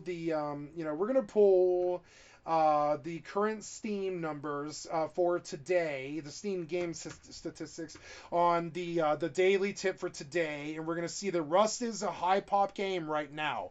So this is why I am trying to get out ahead at the beginning of the year in 2023 with a 7-year-old game. I'm trying to do a tutorial video about what it's like to actually be in love with Rust and do Rust on a daily basis and what it's actually like load screens like this, and I'm going to show you in real time what it is to be a Rust fan.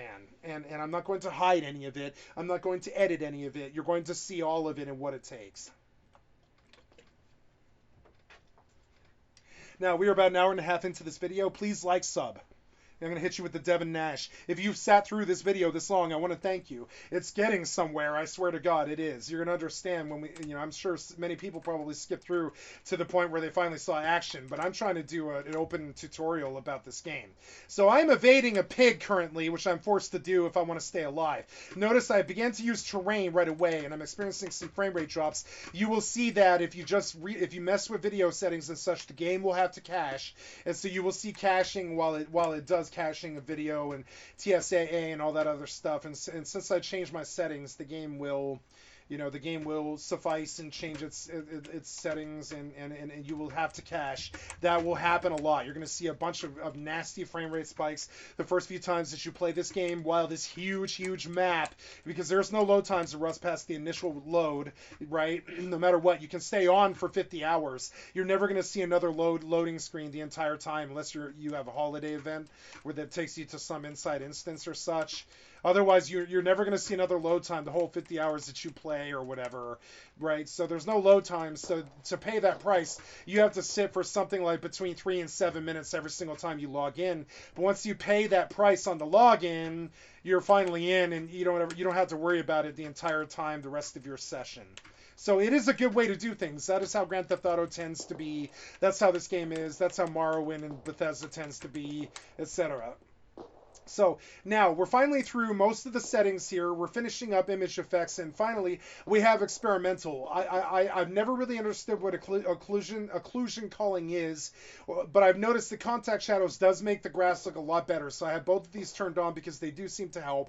Go Google these if you can understand it. You're doing better than me. I can understand what it says. It says it hides objects behind walls, but in my experience it doesn't actually do that. I don't know what this is, and I've never really understood it, but I do believe it helps frames a little bit. And contact shadows definitely give some depth to the grass. Notice the grass has a lot of beautiful dark rich tones to it, some of it, and you don't get that if you turn the grass shadows off. And then finally there's sustained pedal support, which is the MIDI thing. That's an RP setting, don't worry about that. And then finally we close our hour-long options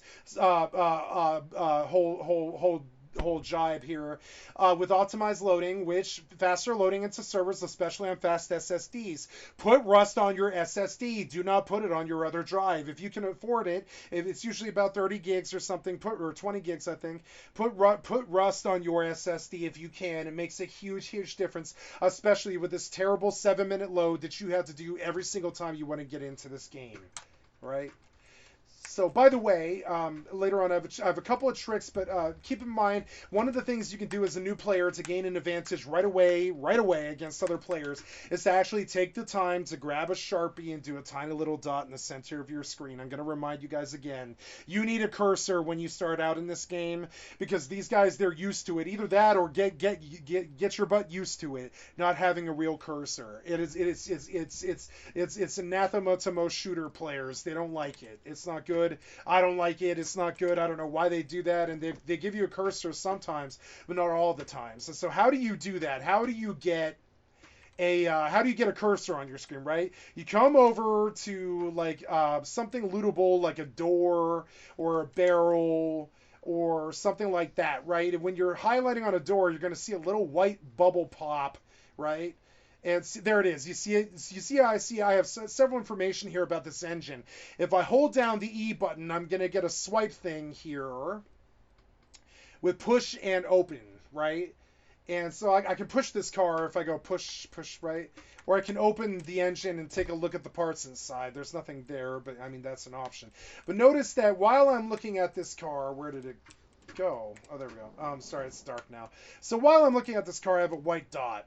And so, so just stop the screen right here while you have a white dot on a door or a car or a barrel or some such, and poke a black dot on your screen with a Sharpie marker while you're playing Rust, and you can easily remove it with some rubbing alcohol or some Goo Gone or some toothpaste or something. When you want to watch a movie or something, it's going to annoy you, and it's a lot easier to remove than you might think. You can just keep a little small bottle of toothpaste or something by your screen, and you can remove that dot at will. Pretty much, and it doesn't affect your screen. I wouldn't do it a whole lot. You really don't want chemical reapply on your screen over and over again. I would leave the dot on if you can stand it. One of the ways you can gain an advantage is having a dot, and I realize that's probably like close to being against the rules, but I don't believe so. I don't think they banned for that. So I'm giving you the advice that I give all of my people that I try to train this game, is you should give yourself a cursor when you're starting out at least, so that you understand what you're looking at, because you won't hit X's on trees and such. So now we finally get through all of the options menu except for the suicide option, which you will see me use now, and the session. Session is the server information on the server that you're on. If you have not read this box for the server that you're currently on, you are wrong. You should understand when the server wipes, what the blueprint rules are like, and I'll talk about blueprints when we get to it, and all this other stuff. And so now I am on a road in the middle of the island. but normally you will spawn on a beach. And so I will begin to play this game at night, which isn't my favorite thing to do. And I will talk about everything that I am doing in real time. So, and that is the ethos that you will see on this video set, where I just talk about everything that I do. So right away, I am going to suicide, and I'm going to cover suicide, right? If you hit F1, you're going to see a console open, and I have a particular console command set so that I can see a combat log. And you can see everything that you do, which is represented here, what time it happened, the attacker, which was me or you, right? What you hit, which was a road sign, what the weapon, what the ID is of the item, which is an asset of the prefab type, of the weapon type, with a rock. I hit with a rock in my hand, I hit a road sign, and it was at 100 health, and it dropped to 90, right? And these are what's called console commands. In order to put a console command in, you will use several console commands to gain an advantage over other players, and I will tell you what I use right here. So the big one that I would recommend is bind F4, combat log, console toggle, but you can also open the combat log with the F1 key. But I would bind it to F4 for a combat log, and so in order to enter that, I'm going to leave a list of the macros. I'm sorry, of the console stuff that I use, which most players use, by the way. This is not some insider thing. A lot of players use stuff like this. So, like for instance, if I want forward and sprint at the same time, that's actually a macro that I have to write, kind of like World of Warcraft or something like that. So I bind my mouse forward to forward sprint, and then if I tap mouse 5, I will run forward. Even though it says mouse forward, it actually means mouse 5 because Rust has a weird European mouse setting or something like that. But or I don't know what their deal is, but you know their mouse settings are a bit different. But if I want to auto run on my mouse 5 key, I have to use a specific console command. So I'm going to paste that into my console because I can't get run forward and toggle sprint on the same key unless I bind a macro to that. And understand that Rust has a very deep console system that you can take advantage of, and there are good websites to understand what these commands are. And I will draw your attention to what the player who taught me Rust told me to go look at, which is, of course, Rust Labs. So if you go to rustlabs.com, you're going to see a bunch of information about Rust that's good about where to find things if you're looking for something. It is a bestiary, it is an item database, it is a skin database, it is an environment database, it is a loot container database, it's a tool, it's a craft calculator, it's a blueprint tracker, consumables, wearables, it's got community stuff and all this other stuff, and this is a great little wiki. The best wiki for Rust that I would say, which I will also paste that. I've been building this file over a couple of days on a DIY tip where I don't really want to stress you guys out with this stuff that much, but I do want you to be aware that this stuff exists, right? And some players go their whole career without ever taking advantage of stuff. Like go to Rust Labs if you want certain information about certain items. Like for instance, if I wanted to know how much the blueprint for rocket launcher was on either the workbench blueprint system or just the research bench system in terms of scrap, I can pull up a rocket launcher and learn that, oh, this is a big boy, and that in order to blueprint it, it will cost me 500 scrap, which is represented here on these wiki tabs. If I wanted to loot it, I could find it with the highest chance being in treasure boxes, which I don't even know where you would find a treasure box. So you go look at where do we find treasure boxes. Occasionally you will find a rocket launcher in these red looking toolboxes which spawn all over the land and the water. So this toolbox, it has a wonderfully beautiful, huge tool loot table, and this is something as a new player I want you to understand. The loot tables in Rust can be effing beautiful, just fracking beautiful. Look, the list just goes on, right? Like the loot tables can be really amazing like this sometimes, and yes, it might take you like you know, like half the time you're gonna find high qual in these boxes, or SMG bodies or such, or tech trash, which all have their uses and tips and stuff. You know, definitely worth 25 scrap to get this mission. You can get tier 2 early with this and all treasure boxes and stuff. So they're saying if you want a rocket launcher, the treasure box is something that spawns from an NPC mission that you can do at the I believe they're at the large barns, where the NPCs give you a mission to go find a treasure box or something, or maybe it's the fishing villages have an NPC mission that you can do to go kill a shark to get a jackhammer, or turn in like three wolf kills, or 3 deer kills, or 3 pig kills, or find a treasure box on a map somewhere. And the treasure box on the map might give you a really good chance at a rocket launcher, or you can find it in other places like locked crates, which is dropped by helicopters across the land and such, and monuments and such, and all this other deeper stuff that we aren't going to talk about yet until we cross that bridge as we come to it in the real game. Now notice that day and night cycle has a reality. I'm going to talk about the things that I see here because everything has value. We learned that on the road there is a valuable transportation option with a car sitting right here. And cars have things to understand, like you can push them to get them to go places by either hitting the E button and tapping it when it highlights as push, or highlights as fuel storage, or highlights as mount. I can get inside the car just like Fortnite, and because there is no car parts in this car and no fuel in the fuel tank, I will not be able to drive that car. But notice that there is a really wonderful transportation module right here that if you were to do the work or the research and such, you could take advantage of using this car to transport across the map very quickly. But Rust is about series of levels of tiers of availability, skills, skill sets, and materials to be able to do survival things such as drive cars. So how you should view, oh, and by the way, it's the Christmas event, so there's Santa, and you can begin to see a bit of whimsy. So we're going to follow the Santa because there isn't much else to do. And by the way, I burned my torch, which, by the way, torches all have, notice there's a green health level on these items that you use as tools that will run out, like called durability. And this is true of guns. It is true of everything. Now, Rust does not always have holiday events, but we do have a holiday event running right now. So I am going to take advantage of a holiday event because Rust is an MMO. It plays like an MMO. It plays like a good MMO. It plays like ESO or World of Warcraft or Final Fantasy XIV or Final Fantasy XI or EverQuest or Old School RuneScape or New Worlds. It plays like one of those. It is an MMO. So I am going to take advantage of a Christmas present here, and I would not normally do that on a tutorial. Oh no, maybe I won't do that because I immediately caught a zombie bite when I was low health, low stats, and low everything.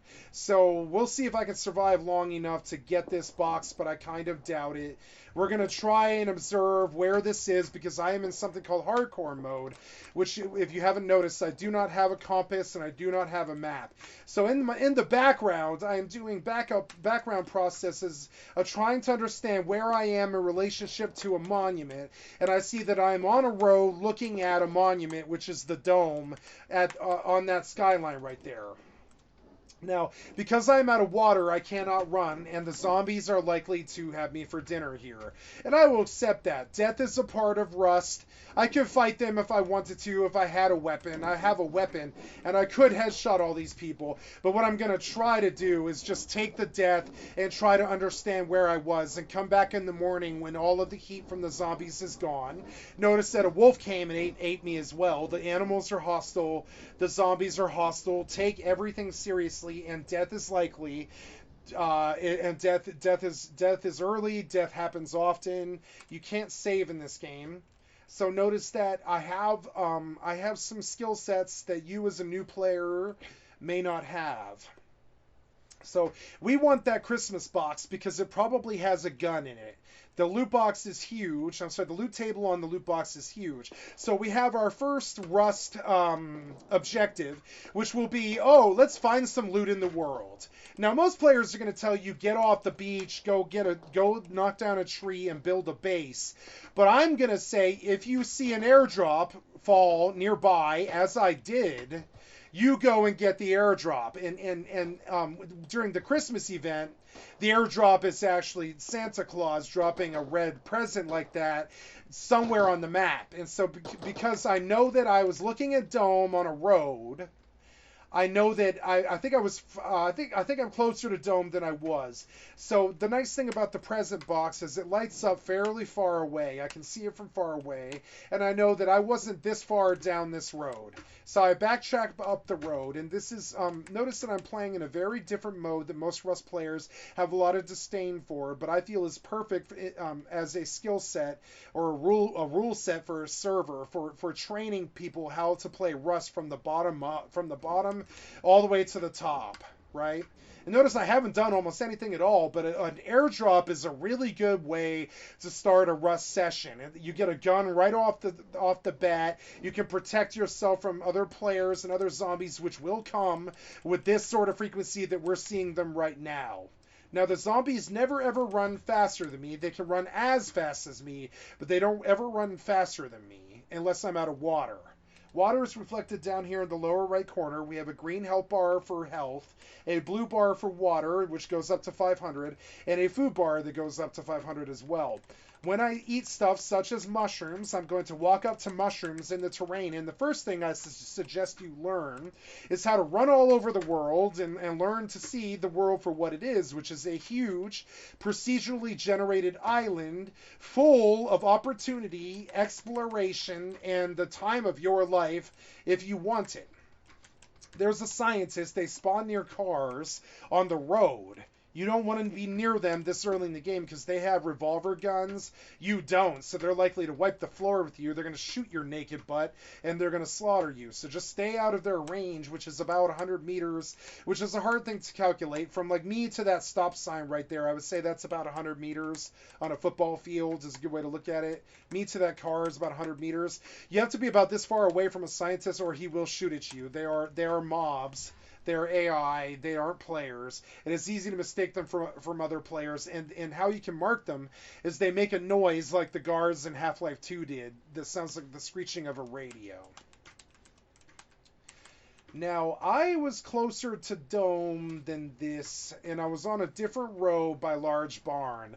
So now, as a hardcore player, which I don't recommend you start Rust as a hardcore player, though it is an option. And for my DayZ people and such, I actually do recommend hardcore mode for you to learn the game. You are way less likely to get ganked there. You're way more likely to get valuable learning time in a live Rust environment. I don't suggest that you pit yourself against PvP. You could be Ninja. You could be Tyler Blevin. I still don't fucking recommend that you recommend that you stress yourself with PvP right away in Rust. I suggest you take it chill on a lesser server at the beginning of your experience, because you know that thing can cut you. It's like you're a fragile young bud and you're learning, you're a little nooblet, and the game will punish you repeatedly the more people there is around you. The people are not inclined to be nice to you in this game. They're inclined to rob you on sight. Think Lord of the Flies. If the kid thinks that you have anything, he's going to take it from you by force if he can and troll you while he's doing it and be like, them's are the breaks. That's what this game is. And it's incredibly toxic, and no, you don't have to be a victim of it. And yes, I recommend you run from them, and no, I don't suggest you stay on the beach when you spawn. I say you get away from the spawn beach where all the nooblets spawn right away, or you're going to get into what I call noob problems. And noob problems are not conductive to your start on a wipe, and time is everything on a wipe. Now, I believe I'm coming up on my Christmas present here, unless somebody else got it. Somebody else could have got it. There is 5 other players on this server, and I might have gone down the wrong road. It's really hard to tell. I may never see this Christmas present, but I do see that Bandit Camp is here. And I would like to set up my first camp with an eye towards... with an eye towards... Oh, no, there, I found the present. See it? So I used the landmarks, which was the dome on this horizon, and I matched the landmark, right? And so henceforth, this is a bit for my players here who are like me, who are looking for more of a survival experience as opposed to a PvP-centric, I'm getting ganked all the time experience, right? I would suggest that you try hardcore mode out at least once in an effort to understand what the mode is like and give it a fair shake, because you can make a really good home here. And look at this mad loot that I'm pulling. Huge, huge, huge, huge, huge, huge. So now, I could get in a fight now with these zombies. I have the capability. Notice how fast I had to loot. If I didn't put my hover loot on that bar, and I'm going to get into my first zombie fight, and this is far more advanced than what I suggest you do. Oh, where was that? I did not hear him come at all. Oh, wow. Oh, well. We're going to fight for the presents in that package, which I don't want to do because I'm wasting ammo that I need. But I want the presents in that package because they are valuable. They can lead to really good things. So I'm going to play, catch up on my cardio with these zombies. I'm going to move around. I'm going to loot those boxes because these presents, if you notice, you can left-click things and you're going to see a lot of information. So now I'm in trouble. I've got to keep water running here or die. So now I'm going to do some survival things. Notice that I have 15 cloth, right? So the first thing I'm going to do is notice that while I'm puking, because I have the Z virus, which is reflected here along my screen right there where I'm hovering my cursor, I have issues. I am slowly dying because I'm starving to death and I am out of water. And notice that I'm trying to do this on a DIY sort of like, in real time, authentic tip. I'm not going to edit the video. I'm not going to edit anything out. I want you to see that this is possible to do for anyone. The Rust is possible for anyone with the knowledge and the skill set on how to survive. Now, of course, in a zombie apocalypse situation, firing off and doing what we call in the tactical shooter community, lighting up, you expect some friends, and you don't want you want zombie friends. You don't want player friends. Expect some friends to come visit you if you light up by a river. It is not safe to do so. Now I'm running around, I'm looking for materials on the ground, and I'm drinking from rivers. In the Rust scene, we call, always stay hydrated. So while my character is thirsty, I am talking a lot, so I'm also going to stay hydrated in real life. If you're living the MMO lifestyle with your 85-inch screen, keep your, it's cold here where I live, so I've got a heater running, but the heater's running too high. It's running at like 68 degrees right now, and it's too hot in here. So I run and run and run from the zombies. We call that in the MMO survival community a term most people know, but I will say it. It's called kiting, right? So I'm going to kite these zombies around, and I'm going to hunt for cloth, because cloth is the most important thing that you can get at the beginning stage of Rust, because it supplies several things. You need a tool, and you need cloth, and you need a weapon. But cloth is the highest value thing that you can find, besides food and a weapon, and wood and stone and stuff, which all lead to things. But you'll see me kind of travel around and aimlessly wander across this environment while I learn about things. Excuse me, I'm a bit dehydrated, which is why I keep coughing. Excuse me.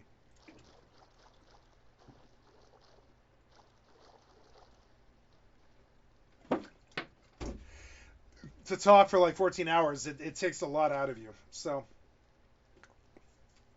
notice that I'm seeing things. Like, for instance, this wood, it is wood. It's wood. I can hit it with my rock. I can hit it with an axe. I got to run from these things up to the river again because I've got problems, right? But what I really need is 30 cloth, and that's this simple here. Cloth from an animal or a hemp bush, which are the marijuana plants that you'll see around. Here's 2 of them, right? Hemp fibers, metal ore, sulfur ore, zombies. The goal with the zombies is to never stop and just keep going until you get away from them. And certain things like terrain is pretty good to take advantage of with zombies or animals. And I can't move. I can't move. Why can't I move? Why can't I move? I can't move. I can't move. I can't move. I can't move. I can't move. I don't know what happened there. I don't know. The game was just like, you can't move anymore. You can't move anymore. I don't know. So anyways, now we have to get back to that river.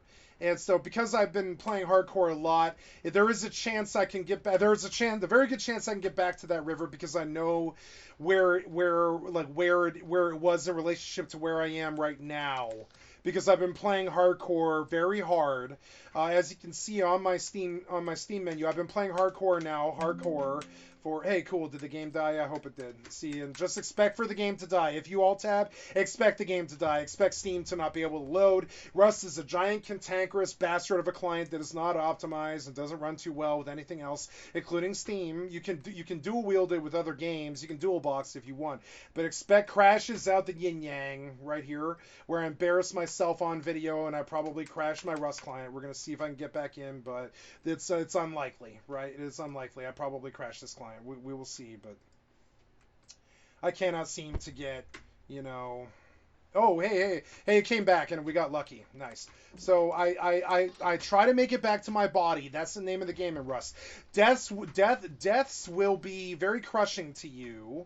In the respect that I got to check on my stream here. I'm terribly sorry, guys. I don't know why this game is acting like this, like so cantankerous, but it really is. And I really would like you to give me my taskbar and do things, and really I would like you to work and alt tab, and I would really like you to work right now, but you're not going to, so we're just going to accept that it's not, and accept that the Rust client is one of the worst clients ever made in the respect that you're going to fight it like that. You're just going to fight it like that. And excuse my pop-up there. I will see if I can get those out of the way. Those are my fellow streamers that I try and track and see what they're doing.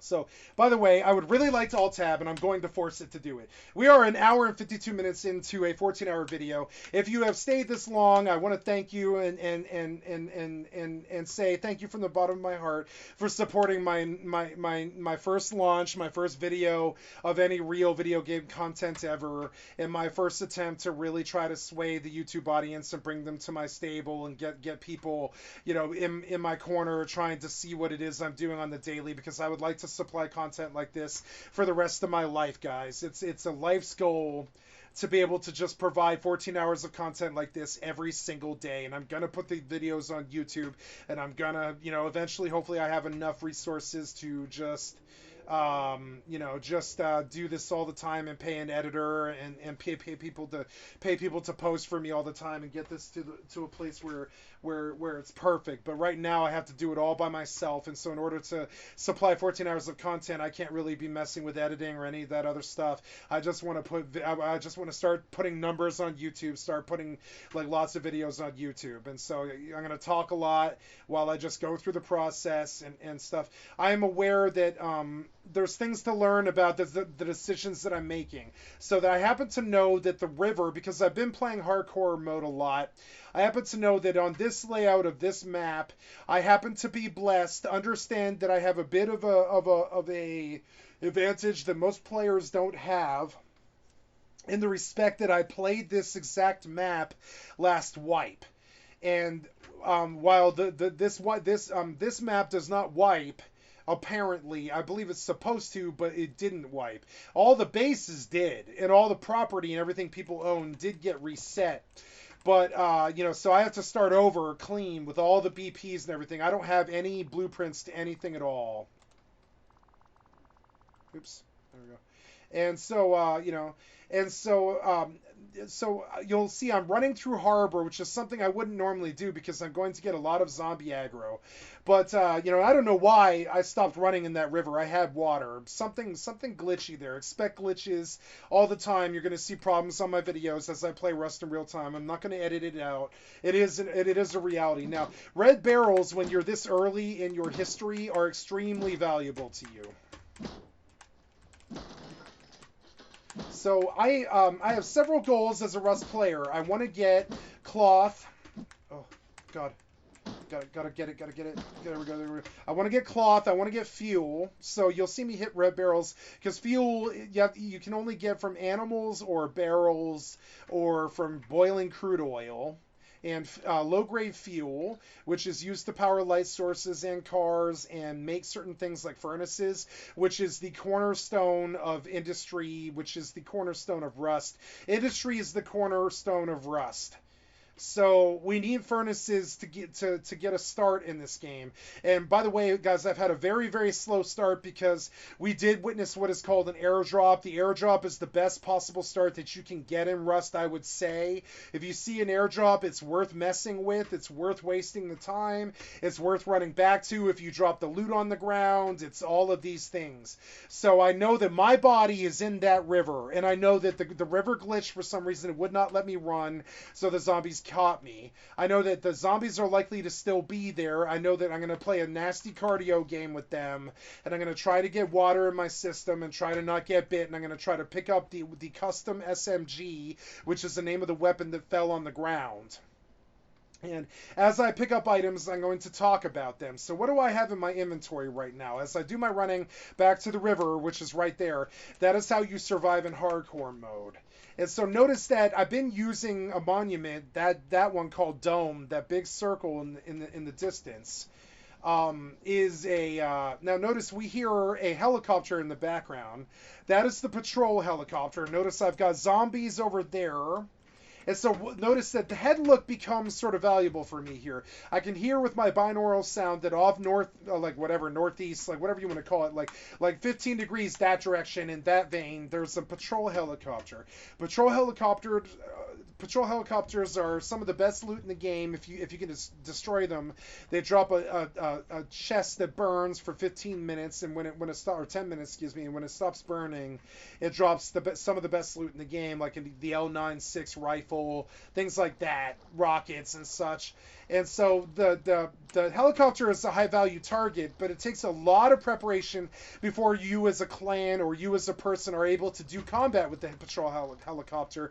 You must have an established metal base. You can't fight patrol helicopters, and patrol helicopters do aggro you if you have a weapon on your bottom bar. We call this the usage bar. On your bottom bar, you have all the things that you can use. When you highlight them, you can use them.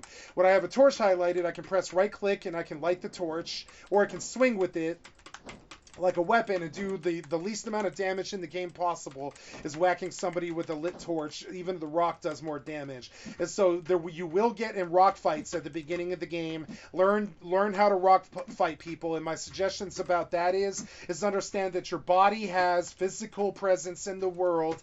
And if you think about it like that, you got to remember to protect your body. So if your body has a physical thing that I'm looking at right here as I move around, look at my legs. If this guy's rock can reach my body, I'm wrong. So you got to be dancing, sticking, and weaving, and moving around and jumping and stuff. If you want to dodge arrows, you can. You can play Matrix games like Neo, and you can dodge around like this and swing rocks and stuff. Now, I'm going to keep talking about all the things that I'm doing here. I'm picking up cloth because I need to make a sleeping bag. Sleeping bags take 30 cloth. That should be your first goal. And if you want, you should put down a bag fairly close to wherever it is that you spawn that you first like. And so if you like an area, like, hey, I like this area, there's a river, I can get food there, there's fresh water, I can get fresh water there, there's a dome monument nearby, there's a lighthouse nearby. The river is a really good area, I can get fresh water, I can grow a marijuana farm if I want to. I can produce heroin and cocaine if you're playing things like Project Lazarus. You can build a farm based off the fresh water, and you don't have to purify the fresh water because the fresh water is fresh. So now, we hear an interesting sound that you normally don't hear in Rust, which is the RPG system. If you notice, every time I pick a piece of corn, a little bit of XP pops on the upper screen, and my XP bar has been moved. It's down there on the lower right. It's level 2. I have 1,733. It's reflected right down here where my cursor is. You'll see me when I move it. I have 1,733 out of 3,600 XP, and you begin to see the essence of the game mode that I'm trying to show you and how really good it is for content. So as you're starting out, you want cloth and you need items and stuff. So, but I noticed that I did die to the zombies in the river. So we're gonna go find my body bag or my body in the river before it despawns. And body bags, they last 45 minutes from when you drop them, and stuff that you drop on the ground like weapons only lasts like I think 10 minutes or something like that. So it's important to note your inventory will stay on the island in a place if you can reach it. The place, if it's not out of reach, you can get back to your body and pick up what you dropped. And we see that I killed the zombie there because his body bag's on the ground. Maybe that's my body bag, but in any event, I've got to get this body bag. I died in the river, but it appears that it may have glitched my body to the shore. Right? So I think that is my body bag on the ground. And I do have zombie aggro here. Bad news bears zombie aggro in a very serious way that I have to consider as a survival problem. I've got very bad zombie aggro, and I begin to use stuff like head look while I run in a direction away from them, while I understand what the threat is, and I watch it. And this is what you should do with zombies. You should do with players, bears, pigs. Doesn't matter what the threat is. You should probably keep the threat on your screen while you figure out what to do, and you run kiting wide circles around it, and you try to pull plays. We call this in the scene. We try to pull plays. Right? I'm trying to find my body that I left in the water, which I'm not having a whole lot of luck with, and I also run the risk of having the same problem that I had before. I don't know why I don't see my body here. I must have died further down the river, because here's the top of the river, right? Rivers run in a sequential line down to the sea usually, but not always. And so, and often maps will have like maybe 7 to 9 rivers, somewhere around there, 5, 7, 9 rivers, somewhere around there. Rivers are a really good place to go when you're starting out. We call them nature's McDonald's. It's a good place to get corn. Corn's a really good source of health and water and food. Good place to get pumpkins. Good place to get cloth. And generally, you can find your way back to it a lot easier than you can other places. And we know that I died in the water, so I'm very carefully exploring this whole river, trying to find my bag in the water, which appears to have disappeared. That is a very rare fucking thing, but it does, excuse my French, but it does happen. Like, apparently my body is just not in this river. It appeared glitched when I couldn't move in the river and my controls shut off. It appeared to be some kind of really weird glitchy code thing there where I couldn't move at all. And subsequently, when I died there, I dropped my bag in a way where it may have like fell through the world, is my guess. And you will see bugs like this, though. Oh, no, there it is. See, I was saying you will see bugs like this, but it's very common. It's not common, excuse me. So, a very valuable bag. I've got what's called a Thompson rifle, which is a submachine gun, and a custom rifle, and the ammo to fire them, and gear, and a nice head armor, and the bullets to fire the weapons enough to live. And so I sit here and I drink the river, and I get my water to full. Anytime you're at a river, you want to drink to full always, and notice that I have almost full, what we call full stats. My health is almost at 100. You can gain health if you drink water up to level 4. I think it's like around 43 or something like that, or I think it's like 41. Up to 41 health. If you're hurt below 41 health, you can drink water to get back up to 41 health. This is good for stuff like when you're burned, or when you have no heals, or when you are dying of thirst or hunger or some such. And so notice that I use the river like nature's McDonald's, and I got all my food and I got my items back, and I'm gonna hit you with a PvE tip here, old guy wisdom. You aren't the only one here on this server that uses this river. You should count on the fact that people are going to live here. People are going to use this river, and other nakeds are going to come through here, and they're going to eat the food just as you have. Now, food in Rust is a very big, deep system, and you're going to see me plant seeds here. And notice that when I hover over the seeds, you're going to see that I planted. You're going to see that the food has genetics, and it has health and age and what stage it's in, from seeding all the way to ripe stage and such. Water intake, corn yield, light, water, ground temperature overall. And if you want to be a marijuana baron in this game, you can be. And that is a huge side of this game. Now, notice that I needed cloth, and cloth grows on the ground, and you can find it in the form of hemp.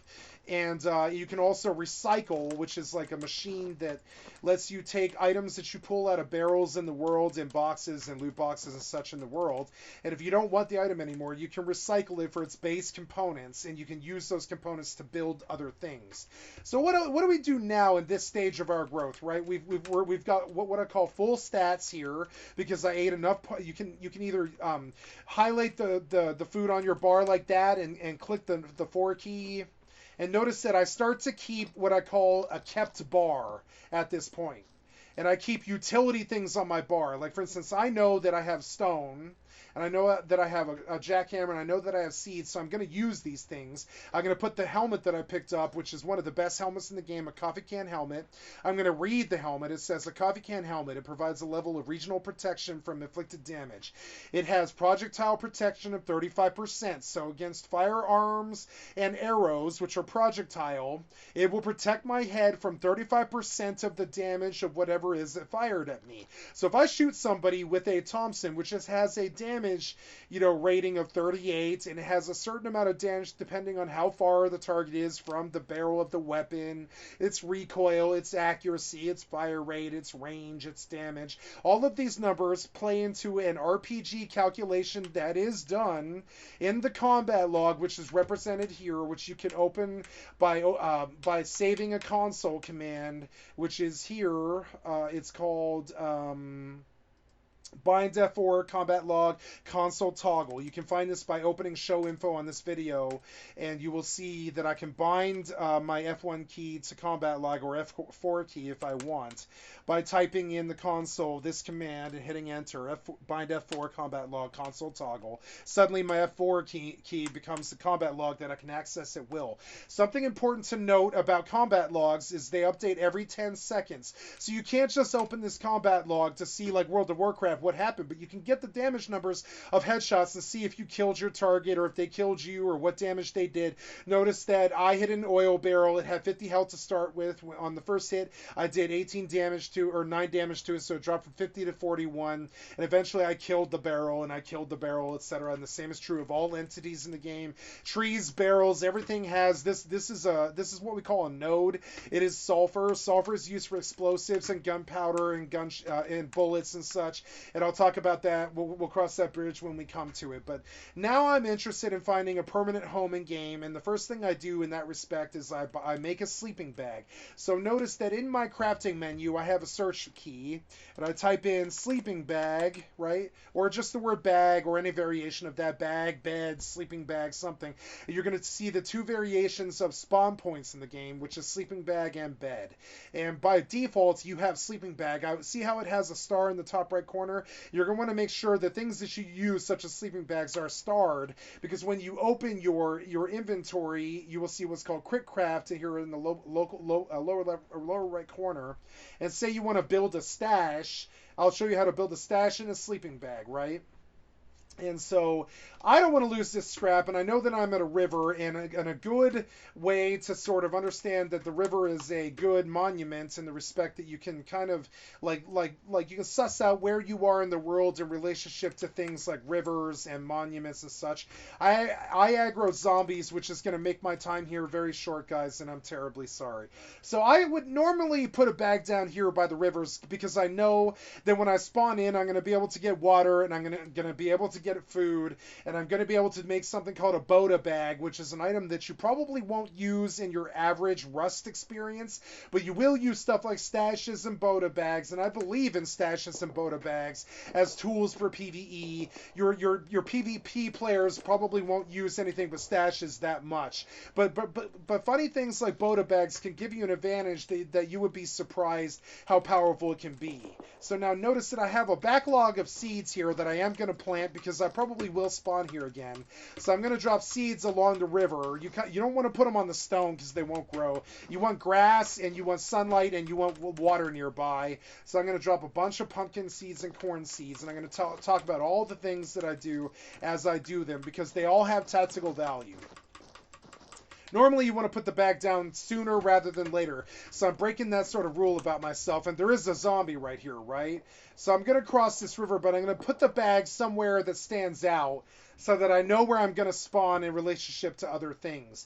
So I'm going to put my bag by, like, for instance, I could have put bags can be destroyed by enemy players or even friendly players by mistake.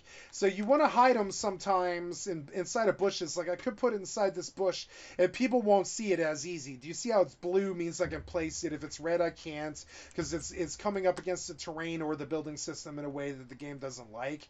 So it's going to say, oh yeah, well I dropped the bag here, which I didn't really mean to do, and I could pick up the bag now if I wanted to, if I had enough wood, but I don't. And notice that I'm playing RPG zombies, and I've used the terrain here to get away from the zombies, and I'm now going to indulge in one of the cool side systems that you will see in games like creative mode. Oh, I do have a zombie. Oh, you can hear the breathing. So we come over here. I'm level 2, so I have to spend points in the RPG system that makes this an acceptable one-player experience in Rust. Most of the time, Rust is a you know, it's like a player-oriented game that has to do with other players' interactions with you. Most of the time, it's a PvP-centric game, but it isn't always. Here's the bags for all the zombies that I killed with the custom earlier on the road. These bags take a while to despawn. Something to important to note about pig meat is pig meat will make you sick if you eat it raw, but it won't kill you. And it, oh look, hey, this guy had a lot of loot for some reason. This was my initial death. So yeah, hey, I'll pull more cloth there, which is very good. I'm starting to get a lot of loot, and I'm starting to be under a lot of pressure to get a base down, but I know where I want to build a base. I have very carefully, meticulously planned my hardcore mode survival experience on a day-to-day tip and what I was going to cover.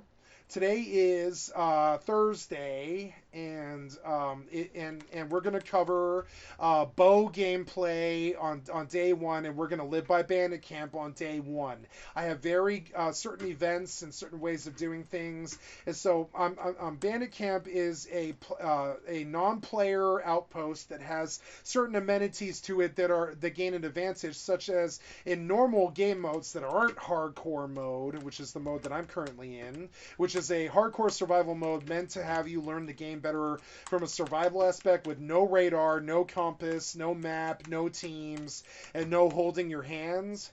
And so hardcore mode, I would not suggest it as a new player unless you're looking for the survival experience side of Rust and not any player interaction at all. But if you want to be a lone wolf and not deal with other players, hardcore mode is perfect for this. So notice that I'm standing by a barrel and the zombies can come in the outpost, but normally they wouldn't be able to do that. Normally the guards would shoot them, or they just can't spawn in here, or they can't walk in here. And there is some limits to what the zombies can do. Like notice the zombies can chop me on this wood plank, and they can come into town. But the deeper I go into outposts and the more elevated I get, the more safe I am from the horde. So I am sort of exploiting this bad pathing that the zombies have with all this walkways and stuff that are here to sort of elevate you above the fray and above other nakeds and stuff like this. And in normal Rust, inside of either the outpost or the bandit camp, which are the two different camps that can spawn on the procedural map, or a mix of both, like you'll see sometimes bandit camp and outposts are merged, or there will only be one bandit camp or only one outpost, or there will be both. And on this particular map, we do have a bandit camp. We do have an outpost, and I am blessed in the respect today that I'm going to use an advantage that I didn't intend to have on my first video ever on YouTube. But I do know this map like the back of my hand now, which gives me an advantage that other players on this map doesn't have. But that's good because I'm live and I have to avoid other players if I can. They're likely to give me a bad time. So here at Bandit Camp, I am likely to run into one of the other 4 other players that are on this map who are likely to gank me and take what I have, which is a lot of stuff for a starter player to have to carry around. And so now, finally, with no more preamble, we begin to play Rust in earnest. And the first thing you should do in Rust as earnest is stay away from the problems, stay away from the players, figure out where you want to live, and build your first base. So I will do so now. Where I want to live is right here on the road, right here elevated above the zombies on a rock that they can't climb, right? right about here. This is where I want to live, at this rock, and I don't recommend you do this, guys. I recommend you build a base, but the first thing you do that you spawn in is get away from spawn beach, come to some place that's further away from people, especially if you're doing the solo lone wolf play style and lifestyle. If you're doing the solo lone wolf play style, I don't recommend that you live by the road, because you're going to see a lot of people on those pipelines, and they are going to rob you. And there is scientists and zombies and players and wolves and all this other shit. And so I put a bag down fairly close to here, and I can get back here if I need to. And I will pick up that bag with the hammer tool, which I will talk to as I get to it. But one of the things I have to do is I have to range these zombies, and I have to get away from them, because I'm attempting to chop wood.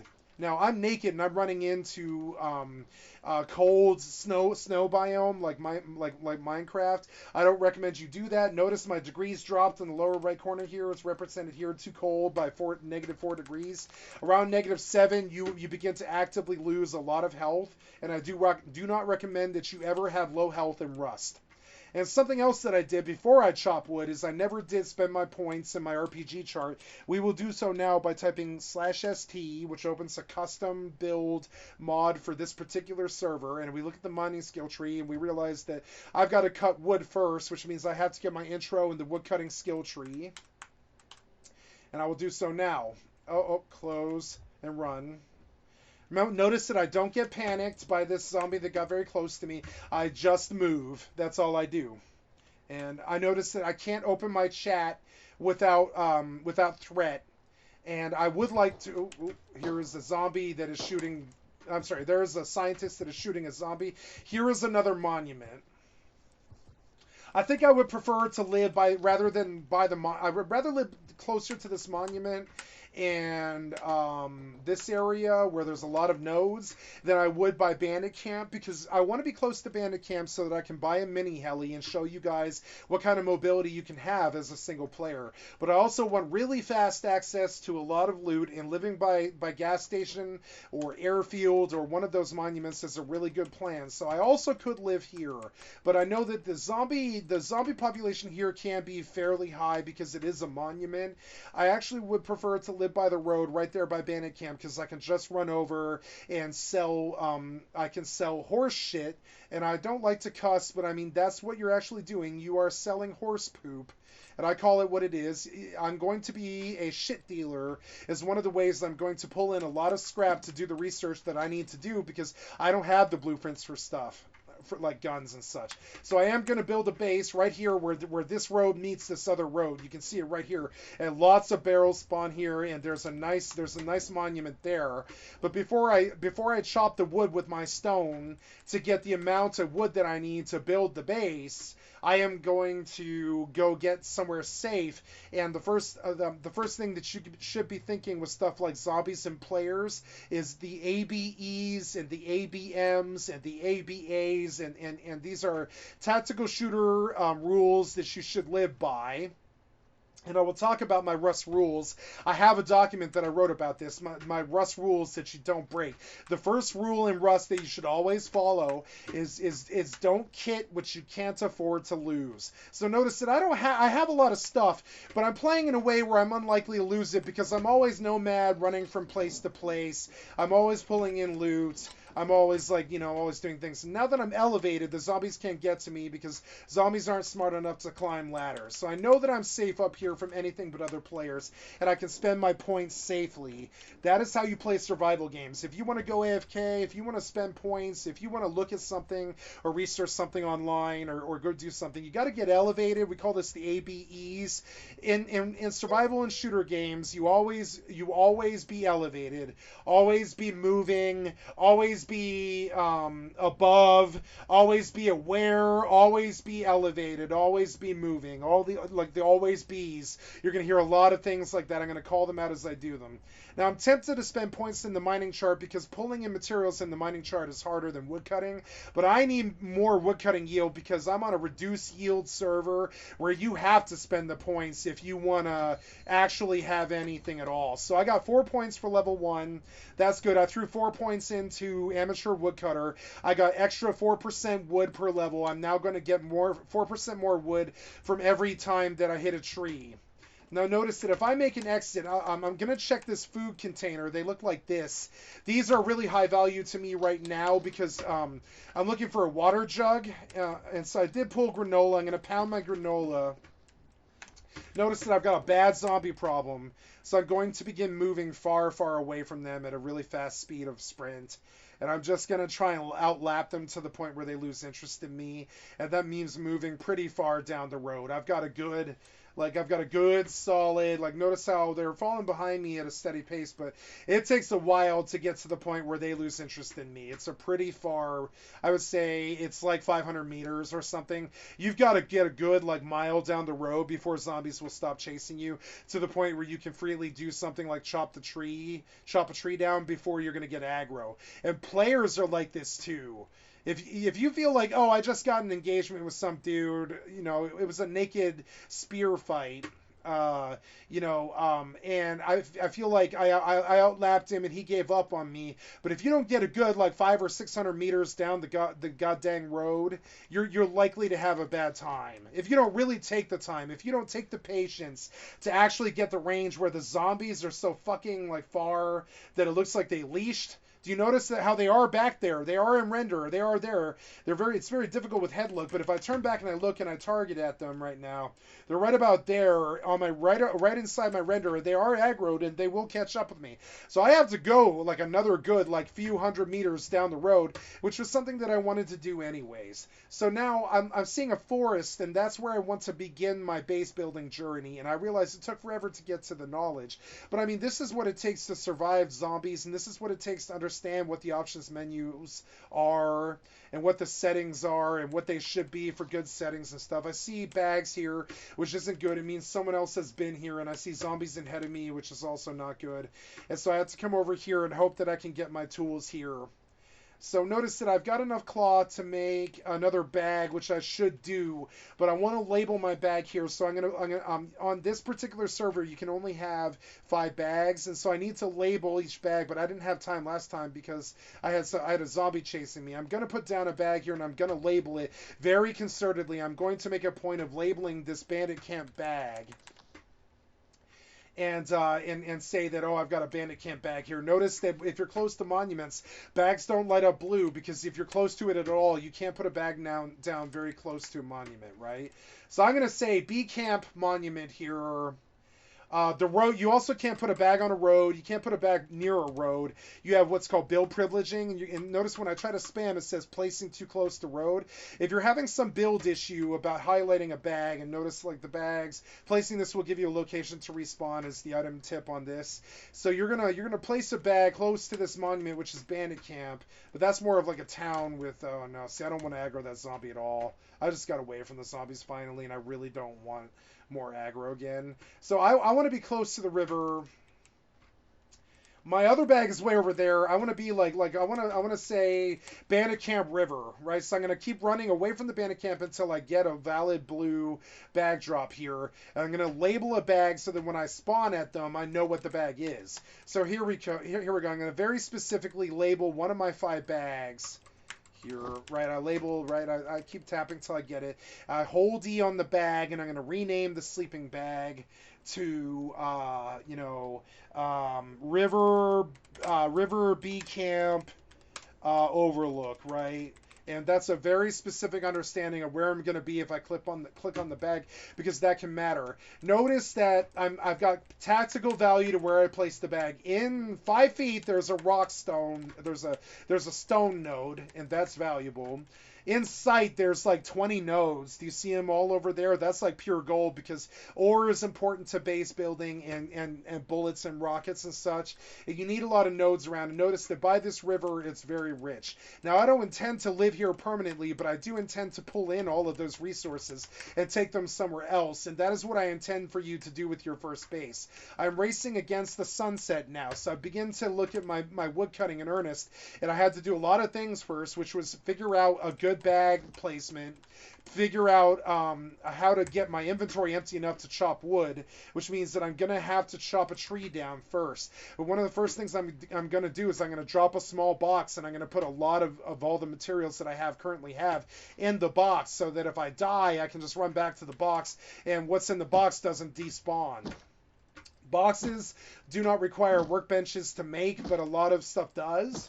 So anything that you can make out in the wild has a lot of value to use, such as stashes, tools, like your stone tool set can be made in the wild. So while I now have like 122 wood, I want enough to make a stone tool set because it makes farming much easier.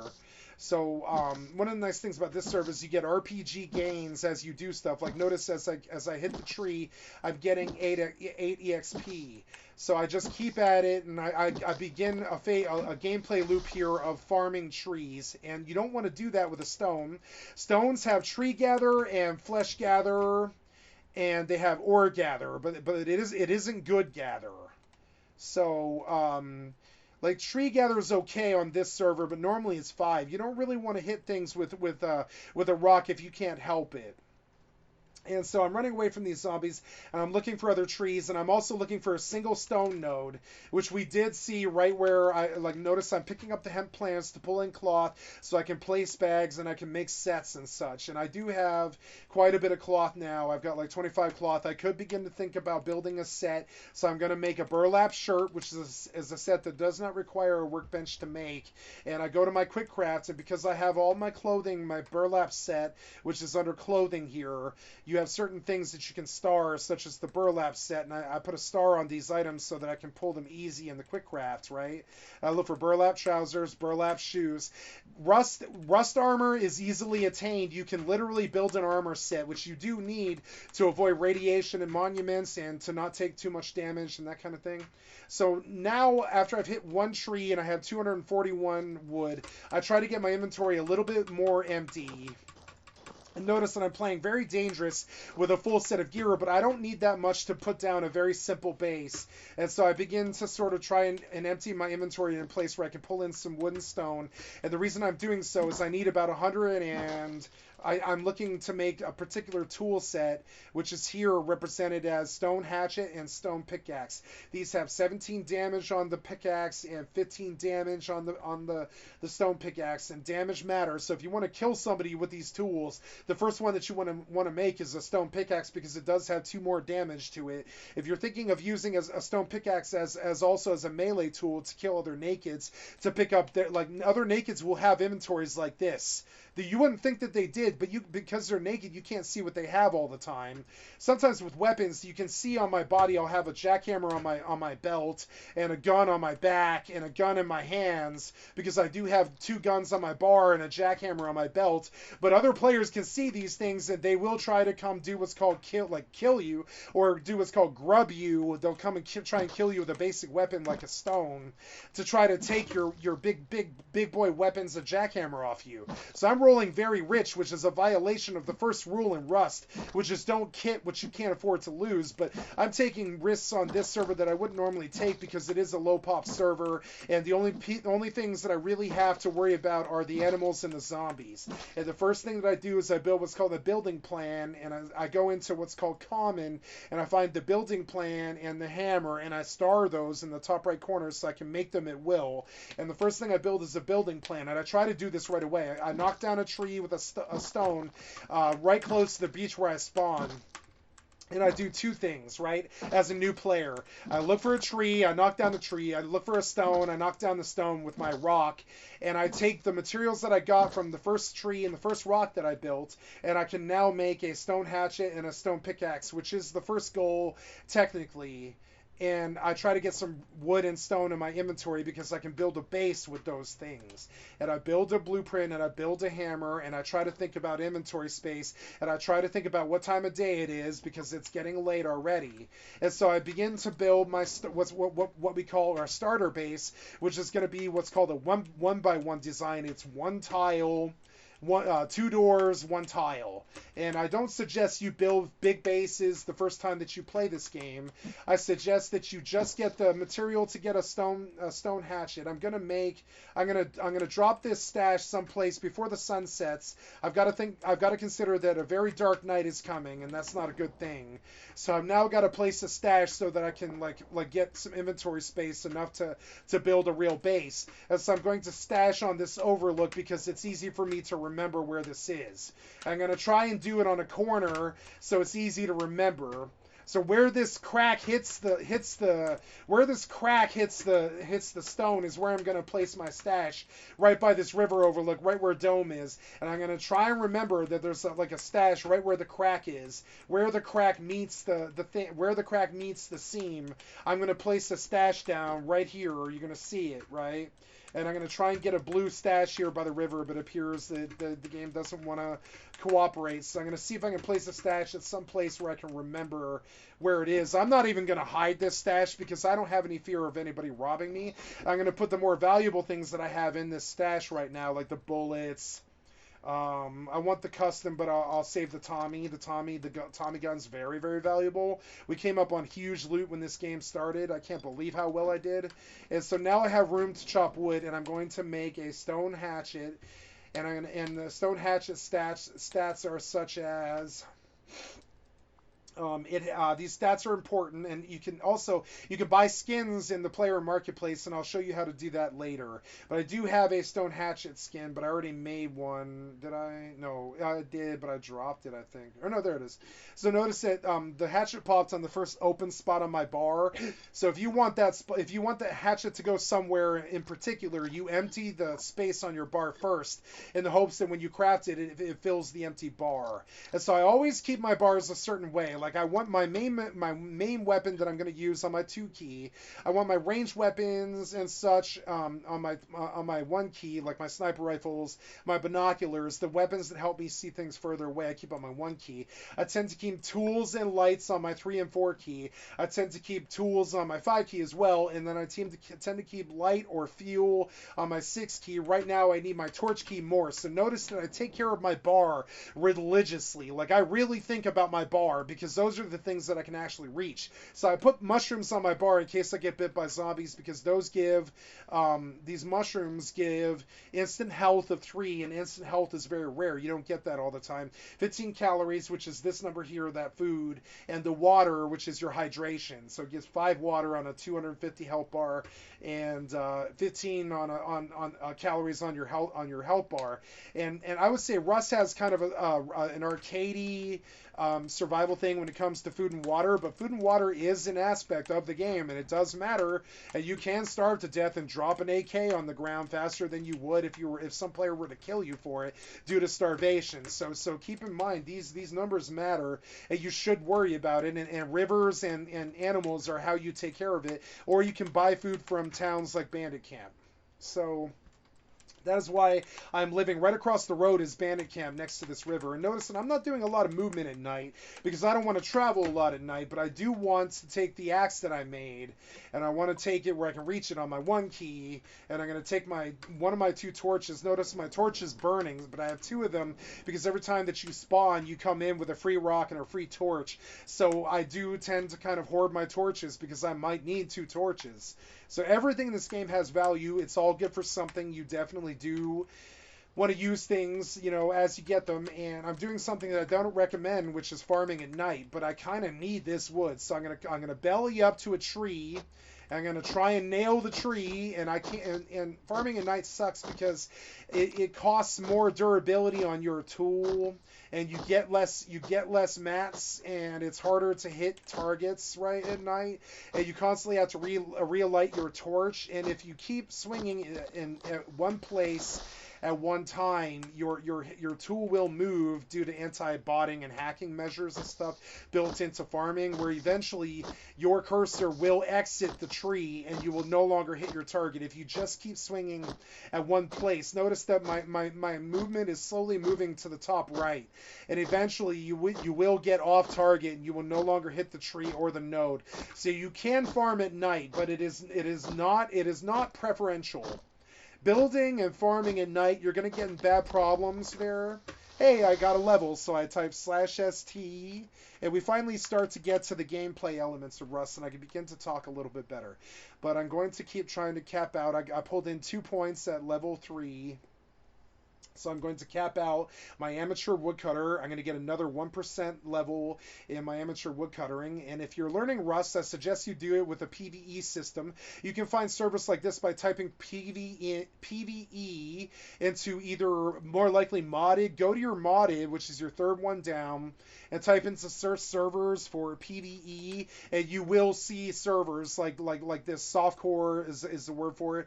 You'll see a lot of servers, see with a lot of people on them and people to meet and people to play with. Not that many, but a lot.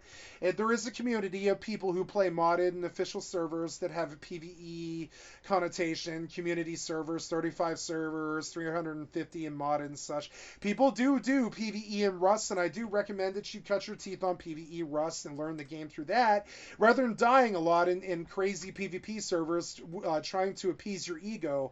I suggest you do what a smart player does which is go to a place where people who don't have thousands of hours don't play, which is PvE servers. And yes, it's a cowardice thing to play on PvE servers. I don't recommend it, but I do recommend it if you've never played the game before. I think it is appropriate for when you've never played the game before.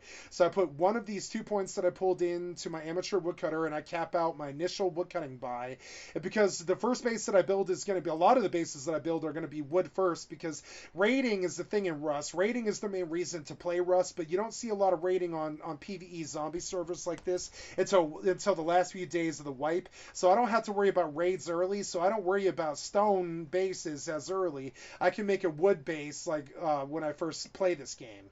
So I'm going to put another point into this by going level up on that amateur woodcutting box. And I begin to look at my second tier. My choices are, I have one more available point. This is respected here. I'm sorry. This is reflected here. I have 1 point left. I get 2 per level.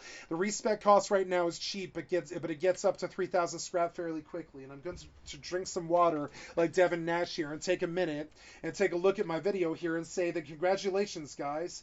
You are 2 hours and 36 minutes into Skycat's first inaugural video launch of Rust Zombies. Skycat roleplays Rust by featuring Rust Zombies and such, and Rust tutorial in 2023. And I want to thank you for being 2.5 hours into my video. If you got this far, I freaking love you, and I've loved every second of this, and I loved every minute of this, and I want to build a lifestyle out of this, and I want to build a career out of this, and I want to use the money to empower gamers, and I have all these dreams and plans and ideals, and I get emotional when I say this, but thank you for staying and watching my video for this long. If you did watch it this long, I don't expect it in the first year of me doing YouTube videos, but if you sat around this long on the video, give it a like and a sub. You ain't seen nothing yet. Yay, turn this record over. You ain't seen nothing yet. You know what I'm saying? You ain't seen nothing yet. It hits you like Miles Davis would say it. You ain't seen nothing yet, and I'm going to keep it going for 10 more hours. You watch. So we take care of our bodies when we live the MMO lifestyle like this, which is a recurring theme you will see me talk about a lot on my stream. I'm living the MMO lifestyle. I like to extend my legs up and chill back in a gangster lean on my pimp chair and shit like that, and ponder this life like a pimp, a straight pimp like Yellow Wolf. Shout out to motherfucking Michael Wayne Atha. Yellow Wolf, my favorite rapper, you know what I'm saying?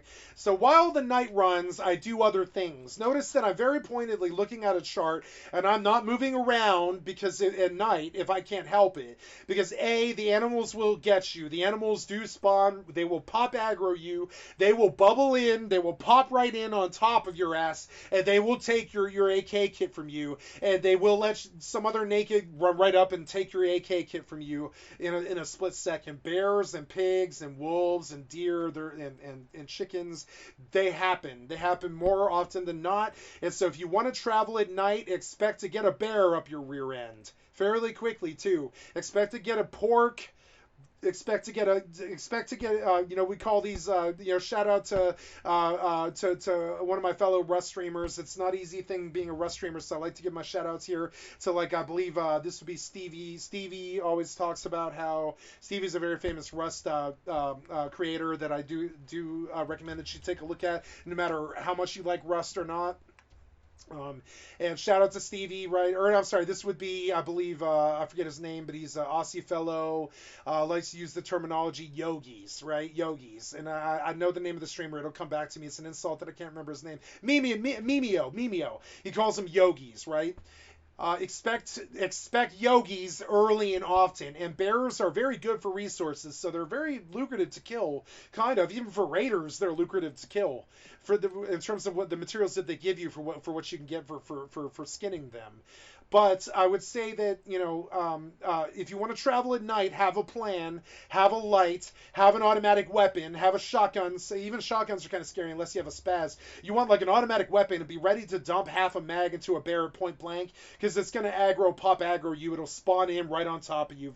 It's happened to me a million times. I hate pop aggro, and it's just as bad in this game as it is in some game like Final Fantasy 11 or World of Warcraft. Pop aggro will happen, and it will slaughter you, and you will lose AK kits, and you will cry home to Skycat being like, Skycat, I lost an AK to a fucking bear, and I can't really handle this game right now, and I have to quit now because I'm so sad and angry. And I say, yeah, losses to bears happen, so just, you know, there's certain ways to get around it. So I will reflect that here as the sun begins to rise. You get used to the timing of this game. Notice the sky's starting to get pink, and notice that I knew what time of day it was, that it was dawn, almost to the second. This is the kind of game sense that you can get, and I'd like to reflect on this for a moment. The average Rust day-night cycle is 50 minutes day, 10 minutes night. So I knew exactly, because I'm a WoW player and I've been doing WoW for a long time and know what a 10-minute cooldown is. And I knew exactly when 9 minutes and 50 seconds have passed, and we start to get what I call the pink skies, where you can start to see outlines of trees and such. But nighttime is a reality in Rust. You don't really want to be out in it unless you have the tools to deal with the disadvantage that it deals you that you're out at night, which is you can't see the animals coming unless you got like night vision goggles or a really good flashlight. You can't predict what's going to happen. You can't see half of the threats. You can't see patrol helicopters coming. You can't see bases all the time. You can't see players creeping you. Nighttime is not the best thing to do in Rust. If you find yourself being a scaredy cat player that doesn't like going out at night, I do recommend that you embrace those sides of your personality. And kind of and do like kind of fear going out at night, and don't embrace it, and don't try to walk a lot during the day. Now I'm going to teach you an insider trick here now that I have enough wood to actually show it. In order to build, you have to create an item called a building plan, which is a building plan. You can use this to craft buildings. Right-click when equipped for more options, right? So we're going to pull out a building plan, and the building plan has a sister called a hammer. A building plan costs 100 wood, I believe. We're going to go look at it under common. It costs 20 wood on this server to make a building plan, but usually it's more than that. Usually I think it's like either 50 or 100, and hammers are 100 wood. So building plans are cheaper on this server. I think it's actually usually, like, maybe it is only 20 for building plans now, but it used to be 50. So understand that if you want a set of tools to build a base, you must invest at least 120 wood on this server, but I believe it's at least 150 on most classic vanilla Rust servers. So if you want to build a base, you got to get some wood, which means hitting a tree with a stone, or hitting a tree with a stone, and then hitting a stone with a stone. And notice that if your stone breaks, or you toss your stone, which I did do, you can make a new stone called a rock with 50 stone. It costs 50 stones to make a rock. And I will have to do that if I want to hit a node. I will have to make, oh no, I have a rock. Here's a rock, right? So I put the rock on my bar, but notice that I did make a BP and a hammer. What do BP and hammers do, Skycat? Well, they help you build bases, right? So we begin to see kind of a Fallout 4-esque kind of building here. This is the heart and core of Rust. You can build anywhere that isn't a monument, and you can do what we call in the scene controlling areas, and everything's political, and all of that wonderful reputation PvP faction based Guild Wars 2 systems and World of Warcraft systems that you remember from 10 years ago. They only really exist anymore in games like Rust and EVE Online.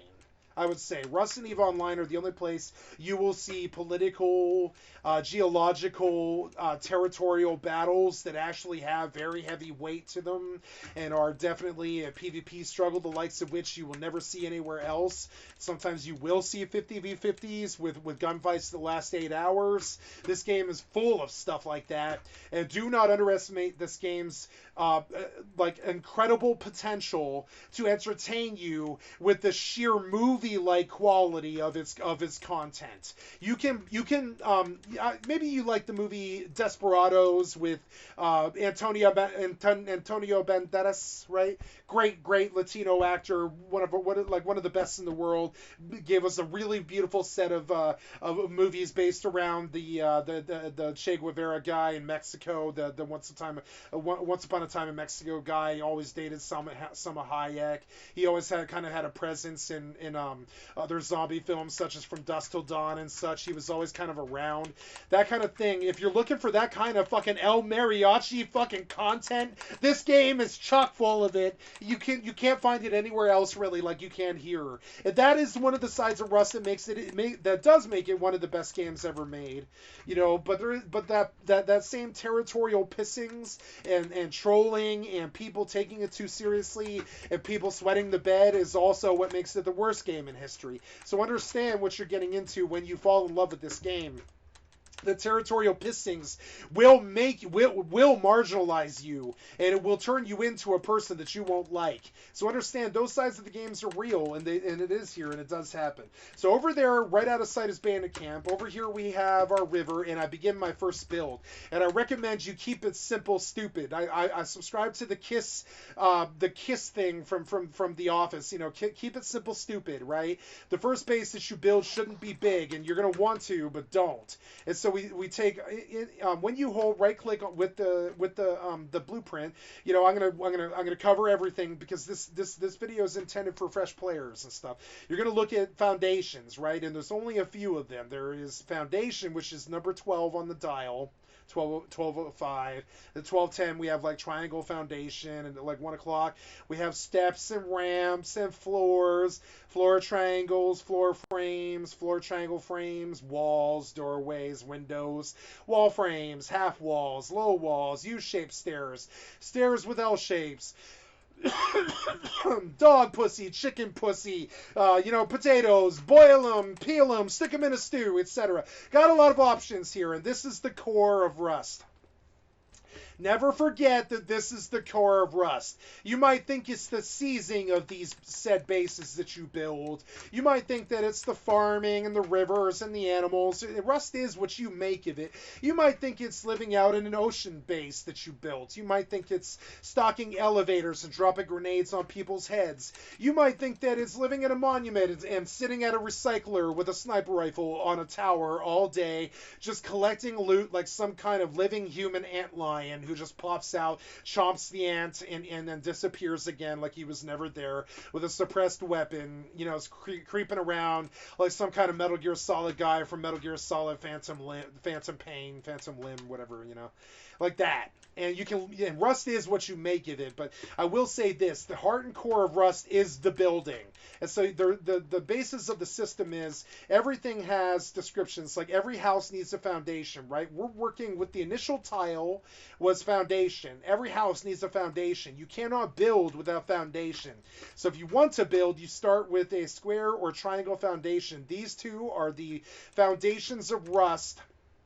And a little bit about the insides of Rust here and what Rust actually means, because I suspect that a lot of raiders and a lot of the PvP community think that it has to do with massive explosions, like Russell Brand might say.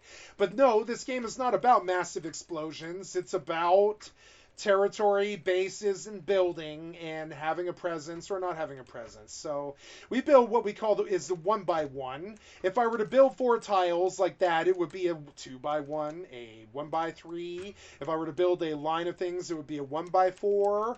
We call them 1x2s. Think like the kind of things in real life when you talk about like planks. The same is true of this. So I want to build a 1x1, which means that I've got 1 tile. I've got some protective methods that I'd like to teach you from the get-go that are kind of cheaty in their executions, but they're clever use of game mechanics. So I'm going to create your basic, whatever that is. You could call this a star. You could call it a ninja star. You could call it a lot of beautiful things. You could find other symbols here, but you see some beautiful geometrical symbols here with your initial square and your triangles, right? Now, Rust is a game of building, and Rust is a game of doors. So you should be thinking about your doors next. You want to be thinking about the tool cupboard, which is the heart and core of the base. So now that we've got it, we worked out where we're going to live, you shouldn't rush this. You should take about as much time with this when you're learning it as I took with it. And we realize now that, oh, we need more materials. Like if we pull up the blueprint and we hold the right trigger, right trigger, or right click, depending on whatever, thing you're now. Zombies will aggro you inside of a base, so me remaining here while they get that close is just stupid, right? And so now I also want to take a look at my storage issues here, and I want to pull that stash off the ground that I left earlier. Always be aware of the things that you did, right? Always be aware. Now I will put my own particular brand of building on this that you won't see in other people's builds, so that you can understand that people have different styles and stuff. But building is usually actually a meta thing, and I would follow the meta. And if you would like to follow metas, I will hit you with the YouTuber that I learned how to play Rust with. I will do a shout out to a guy that I really love with all my heart and soul. I'm going to give a couple shout outs here. I was going to do this at night when I had better time, but if you're wanting to learn how to build a really good base, go to YouTube and look up a guy called Evil Worst, which is EVILWORST. And we're going to look at something simple like a 1x1, right? Evil Worst 1x1. Evil Worst wants to show you how to put 7 boxes in a 1x1. So let's just look at this beautiful German sensibility. He's a German, or I'm sorry, maybe he's Austrian. I don't mean to misquote whatever country he's from, but he's got a German sensibility to building, and you're going to hear it reflected here. On how to align boxes. I showed you a loot room design with the TC. Loot room design. Now, so see that he's trying to teach us this. I'm going to show you this in real time. Okay. So, like, notice that I need, I put down foundations. This costs me wood. Foundations cost 50 wood. It's good to understand how much things cost. 50 wood for a basic, what we call twig foundation, right? Twig foundation can easily be broken. This is reflected here by a couple of melee swings. So if you build a base with twig, expect any young, enterprising, robber, baron, thief kid, stick-up kid to come through, wail on your walls if they're twig, and get inside your base inside of 5 seconds, or even faster if they have something like an automatic weapon. I'll get in your base in a second, and I'll pop your tool cupboard. So there's step-by-step necessities that must be looked at. Now, before disclaimer here, guys, there's certain things about Rust that I don't wish to claim that I am an expert in, and notice that you have chosen to listen to a video by somebody who has Asperger's that was created by somebody with Asperger's. So I don't like building. I'm a farmer, PvPer, like Care Bear type. I like fighting zombies, and I like action and stuff, and I like doing naval things, and I like doing interesting things and running monuments such as underwater labs and like airfield and dome and such. I'm a good overall player, and I have my famous kills where I 1v5'd and shit like that, and I killed clan bases or raided clan bases by myself, like any other player in Rust who has 3,200 hours under my belt, which is reflected here if I could pull my Steam without crashing the game, which is something that should never happen but does. And I was not on Kick-Ass Torrents to download a torrent, by the way. I don't know why that was there. I think I was looking for a copy of a FXI private server. I was not intending to steal any software, and I don't steal any software anymore, by the way, guys. I don't condone torrents anymore. I just use them for stuff like private servers, and that's why I was there at that site. I swear to God, I was on FFXI Horizon server. I don't like torrents, and I don't support the use anymore. Not if you have the money to pay for the games. So, but anyways, So, but I don't mind pirating. I don't approve of it. Not if you have the money to buy the games. But anyways, that was not something I wish to cover on this game. But don't use torrents like bad Skycat does, guys. Skycat is not your role model, guys. I don't want to be a YouTuber that is considered to be a role model. Please don't ever call me a role model. Don't look up to me, please. I have not led a good life full of like non-felony stuff and all this. I definitely have been a criminal in my lifetime, and I don't wish to appeal to children as a role model. That is not the role I wish to play. I want to be somebody who trains you how to play games and has fun and provides 14 hours of entertainment like some kind of talk show host for 14 hours a day every single day. That is the vibe that I'm on. That's the career that I want to build. I'm not here to tell you what to do or any of that other stuff, and I'm not here to lead by example. I'm here to just tell you how to do things efficiently. So now we have 1100 wood. This number is reflected here. Sometimes it's less, sometimes it's more, depending on the server that you have. But in Classic, I think the stacks stay at 1,000. Maybe they do go to 2,000 now, but I believe the stacks are all 1,000 on vanilla. But I'm on a modded zombie server in the modded community, so it's easier to do certain things like stacking wood on this server that's harder to do on the average vanilla experience that you're likely to start on. But yeah, just understand that you won't always be paying the same materials that I pay. I'm just going to talk about the server that I'm on, but your experience may vary slightly. Understand that I'm on a very modded experience here, designed to deliver you the content in an entertaining, step-by-step way that's very suited for this particular style of gameplay. I have a very tailored, doctored experience that you guys are having here. So I'm thinking about certain things. Our next thing to look at is I have my BP, I have my hammer, right? So I will put the BP and the hammer on my bar because I will need to freely access between them. The controls for the BP is such that you will highlight something by holding down right click, and then you will let go of right click to highlight it, and if it's possible to do, it will come up as blue. Now I want to orient my door in a direction that is easy to reach. So I am going to pop a door right there, but I am also going to run, so this is a little bit more complicated than I average make, but I want to show you an example of a good one-by-one how I would build it, and I have different tastes. I am not a beamer, I am not a PvP wonder star, I don't sit on private servers like UKN and beam kids all day, and I don't claim to brag to be that. That is not my vibe. I'm the guy who's trying to play the game for 14 hours and live it as a lifestyle.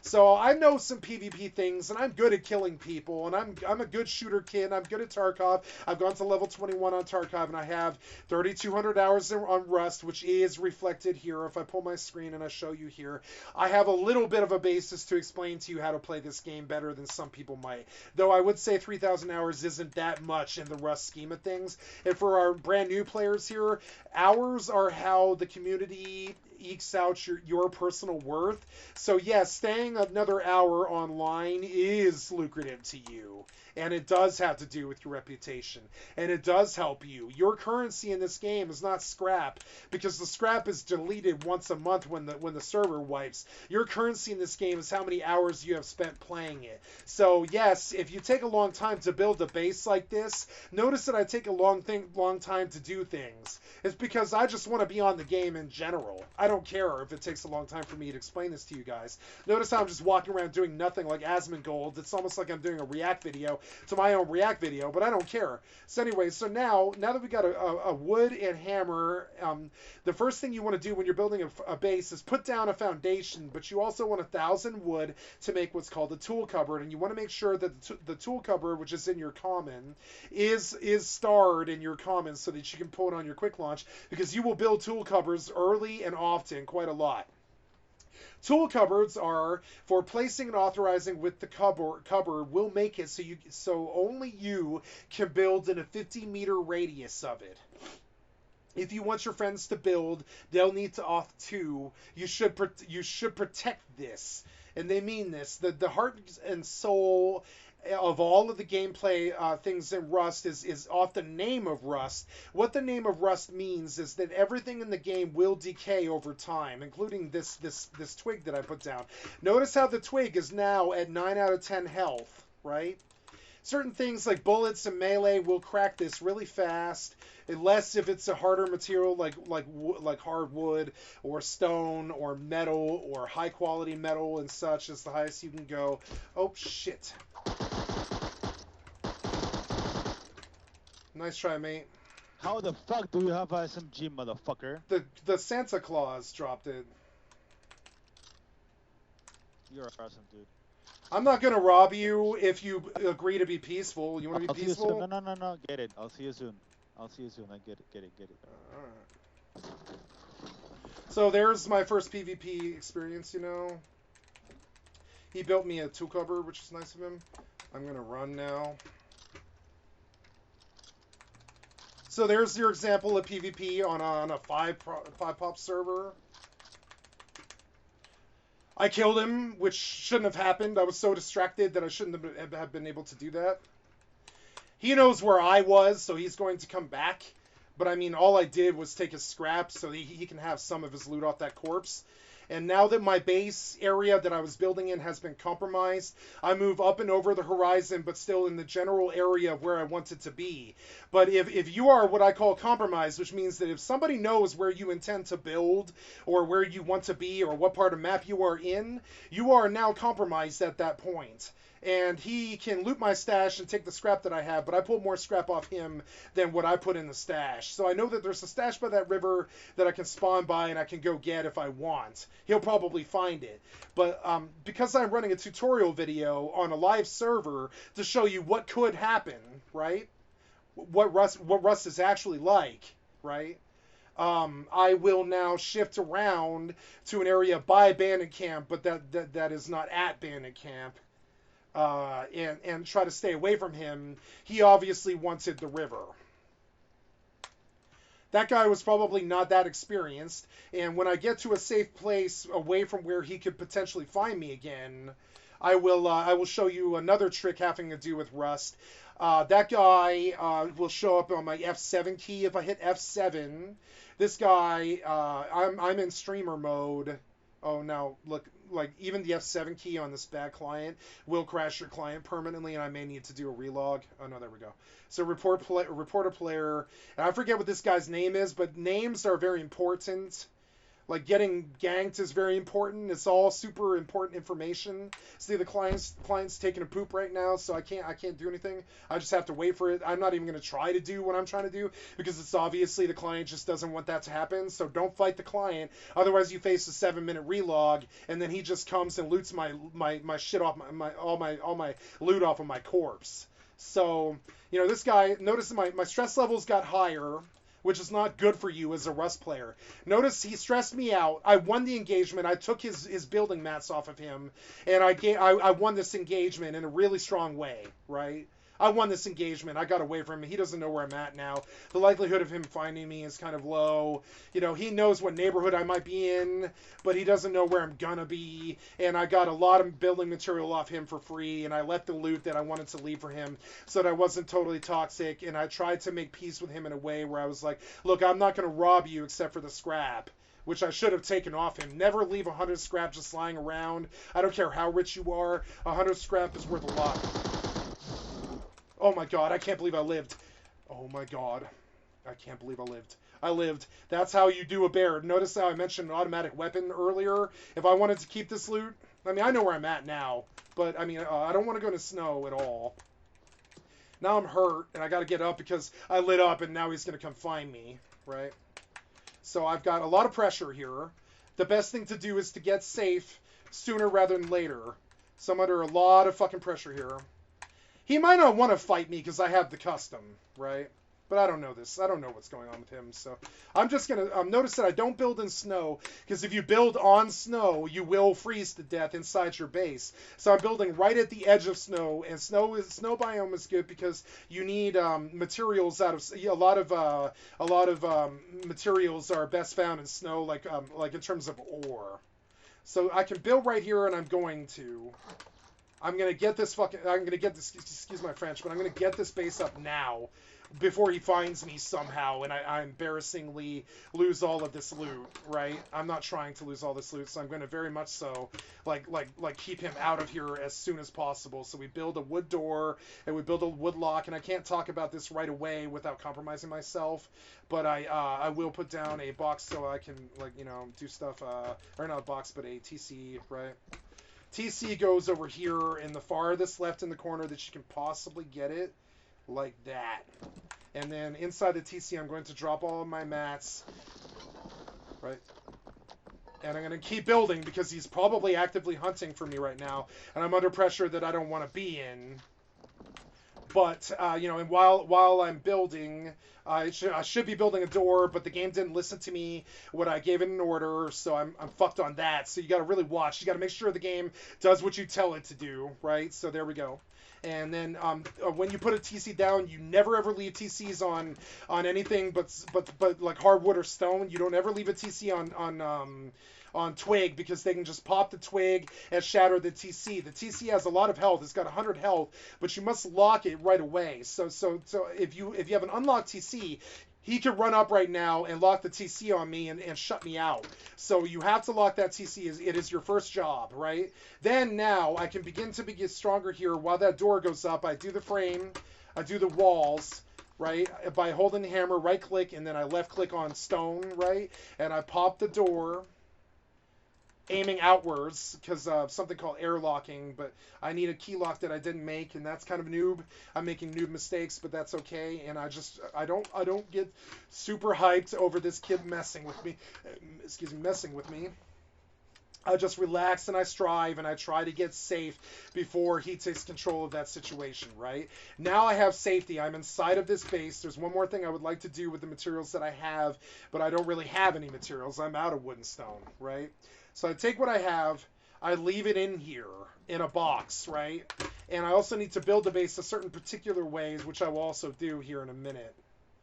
But I'm going to put a small box right here for now, so that I may deposit all of my materials, which is stones, harvested from rocks using tools, basic building material. That's for making these walls stone. Notice how I went from a full building made of twig to a full building made of stone. A lot of people will do wood first, but he happened to just drop 2,000 stone for me, so I just took his stone. I kind of smacked him. I took all of his mats. He had a lot of mats here, right? And I gained a very good start off of another player. Now that's how Rust works. But I mean, like, you know, but technically how he crept me like that and try to pop me. Notice that the Christmas present that I got earlier, I finally did open it, and it did have a really good trap in it. But I haven't harvested that bear. I've got to go harvest that bear. I've got to leave all these materials in here where I can't be robbed, right? I've got a good jackhammer, which is a pretty good way to defend against him. I'm going to bring a spear and a jackhammer and an axe. And notice I always think about my loadout, right? So I have to move quickly here, specifically because the bear corpse that I killed, and I noticed that I leave the base with nothing that I can't afford to lose, right? I can afford to lose all of this. I can't really afford to lose a jackhammer, but I don't value the jackhammer that much in my current stage of building. So I'm going to go out with a jackhammer here with high health because I want to harvest this bear before it depops. Bear corpses disappear quickly, and as you can see, I lost the bear corpse. No, I didn't. I didn't lose the bear corpse. I look around for it. At hardcore, that's harder because I can, well, like in normal mode, I can spot the corpse, but I take a jackhammer, I mine the corpse. Jackhammers have flesh gather of 5. That's not amazing, but what it does do is it harvests that bear freaking fast. I'm talking really fast. So notice that the jackhammer is like the best tool in the game when you're playing vanilla Rust, but this is not vanilla Rust. This is modded Rust. Now I've aggro zombies, which is really not too good. I've got to get back in the base, but with the cloth that I got, I can make the next sleeping bag that I have, right? I have 5 bags that I can use on this custom server. I dump all the materials that I have by hover looting over the rows of loot that I have, and I drop it all into the TC as I get it. TCs are much more defendable for players. They've got to pull out some nasty fire tools, such as flame arrows and flamethrowers, to get in this tool cupboard right away. He's got to have explosives or fire to get in this tool cupboard. Boxes, they can can just crack with the. See how I can do a lot of damage to this box very fast? You can crack boxes with tools. So I want to build right now an airlock, but I don't really have the freedom to do so. You always take care of your spawn points first, because the zombies will shut you out of the area. So until you have a spawn point, you are not safe here. So I put a spawn point down here, right? And I close the door so he can't come in. And I secure this base much further than what it currently is. I need a wood door, but I don't have the wood to make one. Wood doors need to be starred so I can see them. But if I go into this and I type door, I can get to door very quickly. And I take a look at a basic wooden door. Those cost 300 wood, which is not cheap.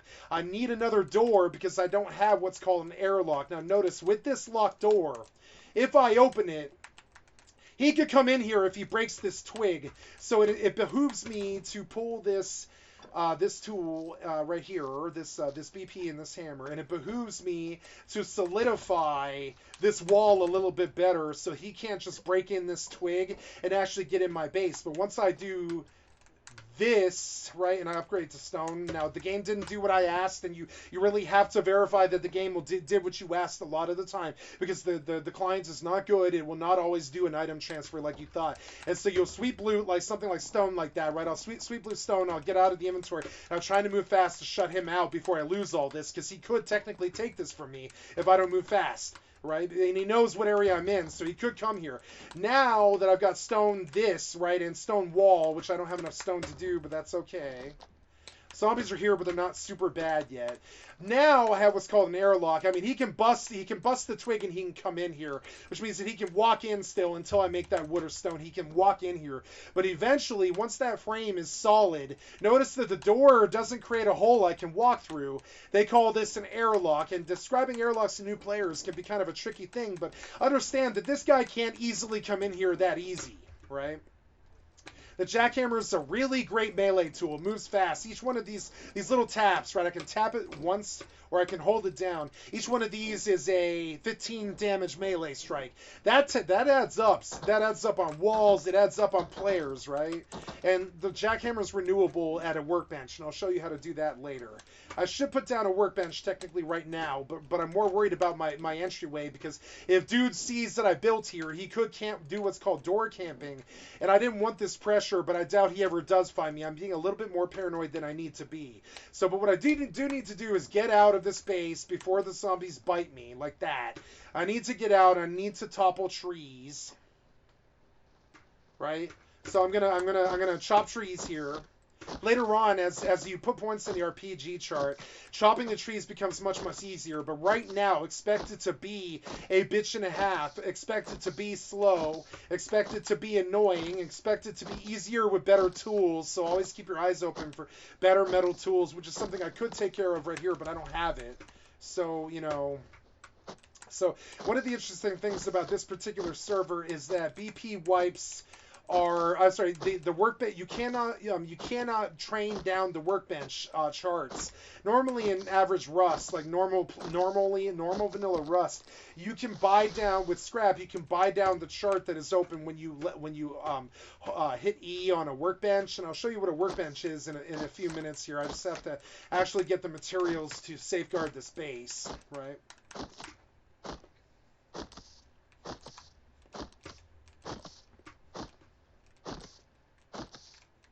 So I have 600 wood. That's enough to pop another wood door. I am going to do so, right? Actually, you know, in order to make this base the most secure it possibly could be, I will now actually consider changing up the design of this base, because I did kind of screw up on it a little bit, and see if I can demolish. I can. So I'm going to, you have a 10-minute window after you upgrade something to demolish, right? So I'm going to make a different change to this base that I normally wouldn't have built like this. I lost the door, or no, I didn't lose the door. I did lose the door. That's okay, though. So I'm going to make a change to this base because I didn't build it to my personal preferences. And I'm going to put a wall frame here, and hopefully I have enough stone to upgrade this wall frame, but I don't think I do. I have enough to make it wood. Never Never leave a twig wall frame because they can break that with a stone. Never leave anything twig. They can just break that with a stone in like 5 seconds. So now I need more wood desperately, and I've let this base open, though the TC is locked. So any materials that I have, I will place in the TC in the hopes that I can't. Actually, maybe I can take the wood and stone that I have and upgrade. Yeah, I can. So there. Now I want to put a floor triangle to fill that gap, and I'm going to see if I can improve that to wood, which I don't have enough wood to do. But what I can do is put a door down here to keep him out a little longer, right? And it's a kind of a it's a game of catch up. To get your security when you first build a base to where you can freely leave without expecting to get PvP'd and get everything you own stolen. So those are the moves that I'm attempting to make right now. I make sure that the bed is down and that it's labeled again, right? I say, I don't give to a friend. I go rename sleeping bag to B camp hill, right? Inside base, right? And so, I'm going to have to move this bag again with a hammer. Hammers are interesting in the respect that you can hold down on something and you can pick it up.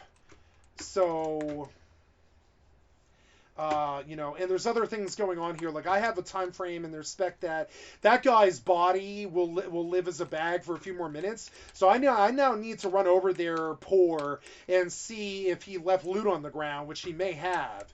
In which case, I definitely need to get to his body because he had more loot. But I do need to get the security of this base where it needs to be. That means putting this bag down in a way where it's not blocking a door placement. Because if you put a bag down where a door frame is, you can't put a door down. And I say B camp HQ inside, because that means bandit camp HQ inside, and I tactically try to seal up this space before he discovers where it is, and door camps me outside with some kind of weapon he found, and take everything I own. So that is a reality. That will happen in Rust, and they will do it in nasty ways.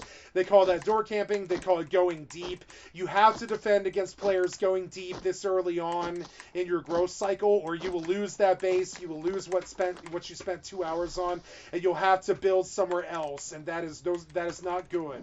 So you'll see me work frantically in a really fast way. I'm going to upgrade by holding down right click on the mouse, and I'm going to upgrade that. So now we can't get in that. I'm going to go to my crafting. I'm going to pull a double door. I'm going to try to build a double door, and I'm going to see that costs more wood than what I have. So now I have to go back out again and take another risk that I don't want to take, because the zombies are right here. But I'm going to go kite the zombies around. I'm going to run to a tree that isn't by zombies. I'm going to remember where my base is, which is on the top of this biome facing bandit camp from that angle.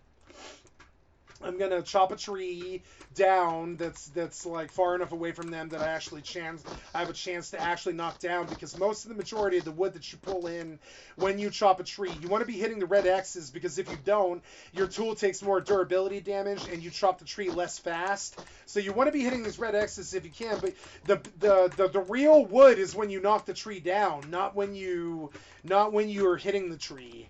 So now I had to play a kiting game, keep up on my cardio.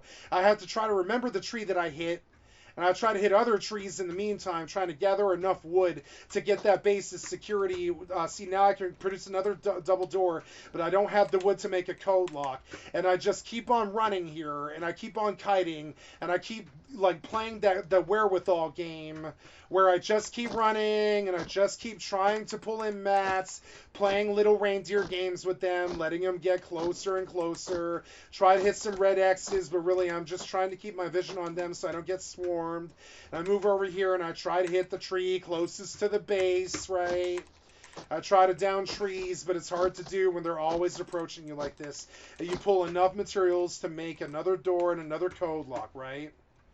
And then I finally got what I needed, but I can't enter the base with zombies actively on me this close without some serious risk. So I run around, I loot wood stumps off the ground. Wood stumps give you 50 wood. They're not good wood, but they're not bad wood either. We try to get these zombies off of the base, and I talk and I kite and I move and I move and I try to play the survival game, and I don't get impatient, and I don't bite off more than I can chew, and I don't try to kill them, and I don't try to do things that I can't do without the current kit set that I have or the current weapon that I have, and I don't kite them to the front door of the base, because then they lock you in by essentially trampling your front door.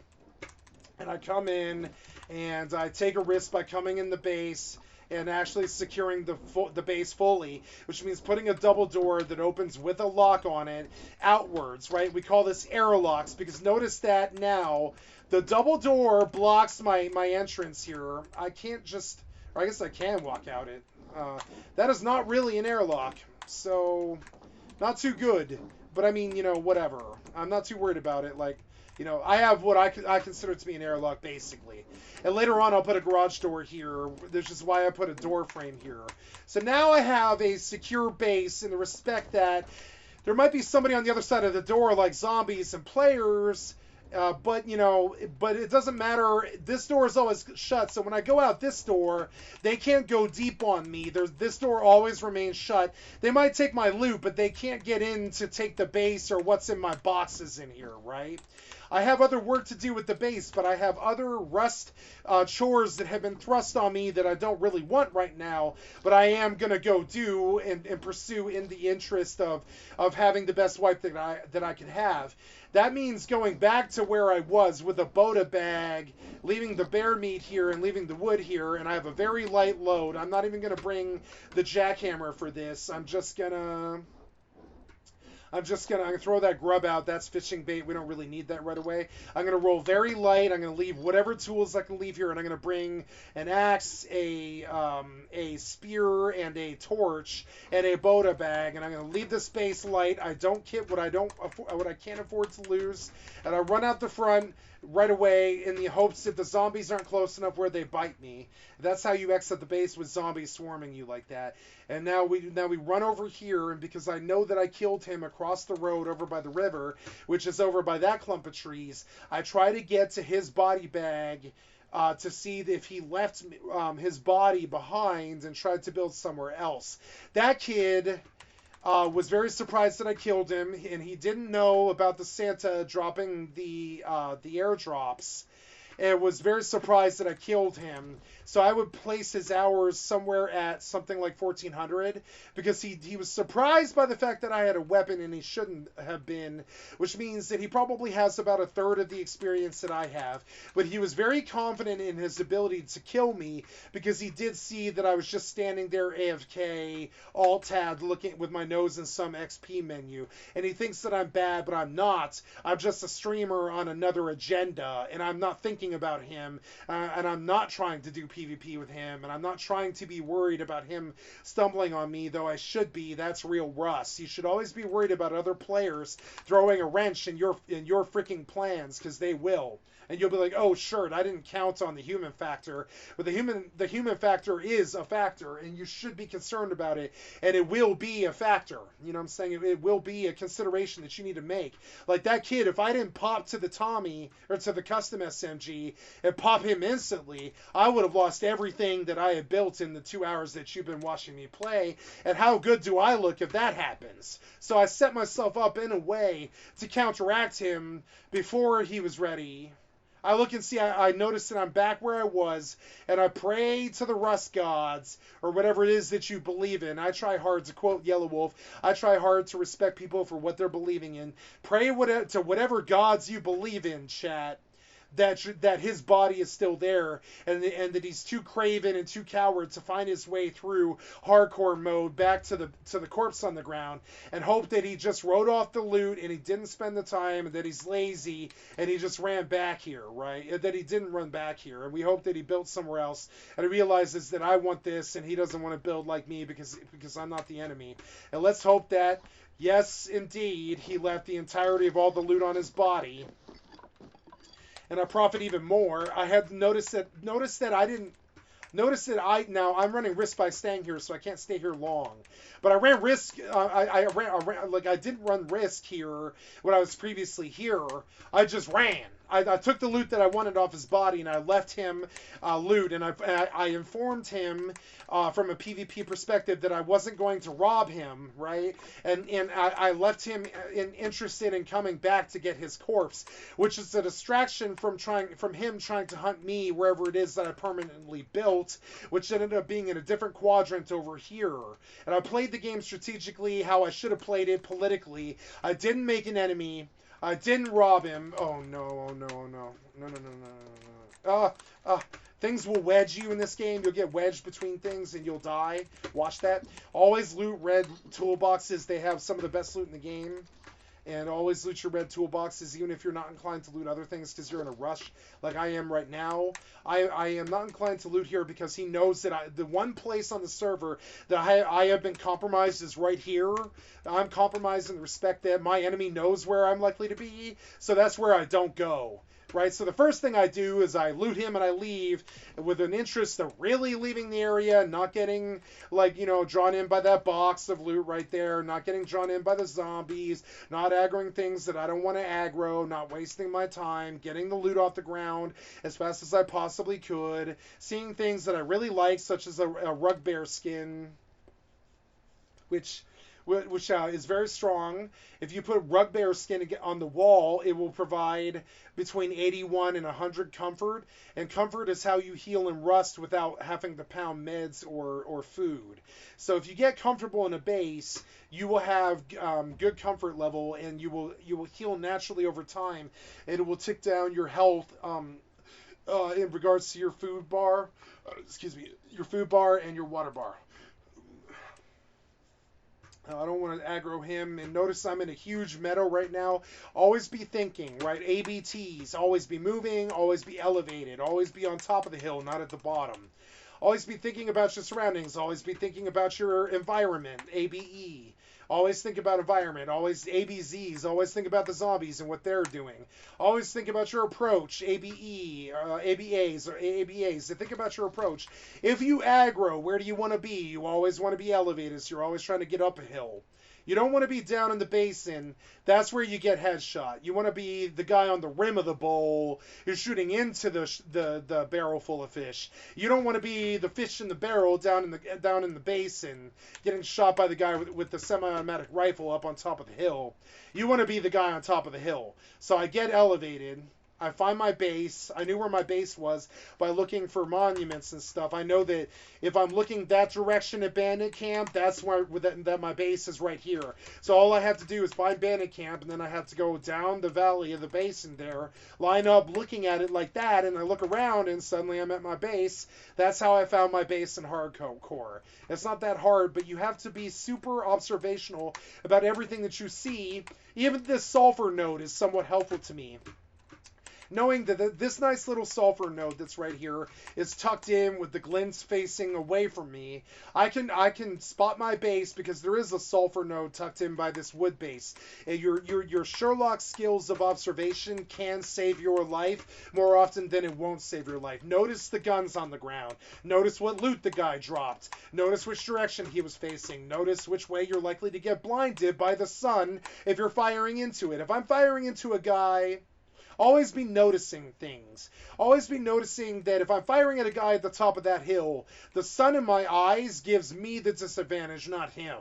He doesn't have bright light in his eyes that makes it hard for me to differentiate what is his neck and what is his head. He's got a nice clear picture of what my neck is, and he's firing at it, trying to land a headshot with the recoil. So the guy on the hill has the advantage. So he's always moving up there. He's always elevated. He's always doing a dance. He's never standing still. He's not silhouetted. He's not on apex. He's not thinking about what you're doing. He's thinking about what he's doing. He's thinking about what he knows about you. He's thinking about what you look like. He's thinking about what you're wearing. He's thinking about what problems you have. He's thinking about what problems he has. He's thinking about stuff like this, like is an airdrop going to fall on me? And he's going to watch that because that's much better loot than he could ever get going to monuments and shit. So he has to watch the Santa. So that puts me at a disadvantage. I have to watch this Santa now to make sure he's not dropping a present right on top of me or dropped it somewhere over there.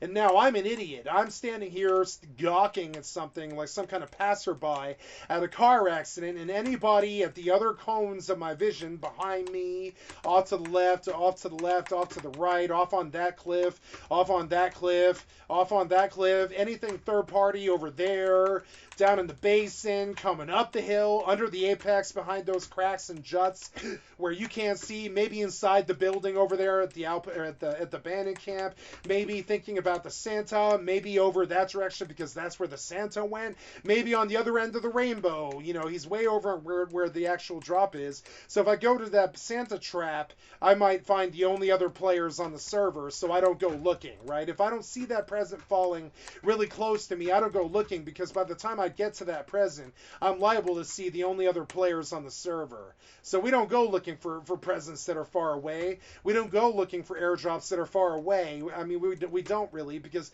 that alienates you from your known environment, the things that you can control, the areas that you can roam safely, the situations that you do understand, the factors that you do know, the abilities that you do have, as opposed to places that you don't know, spawns that you don't have, bases that you don't know, situations that you don't know, people that you don't know, pipelines that you don't know, pipelines that you do know, or pipelines that you think you know but you actually don't because some outside factor changed, and then suddenly something that you think you have control over actually is quite the opposite. You're totally out of control over, and then just being at the road at that time made you a huge liability. You lost 1,500 scrap running the road with a pair of night vision goggles, capping people with suppressed AK or whatever. You become a liability because suddenly the dawn hit like 30 seconds faster than you thought it was going to, and now you're blinded, you're not thinking about it, and someone takes advantage of that,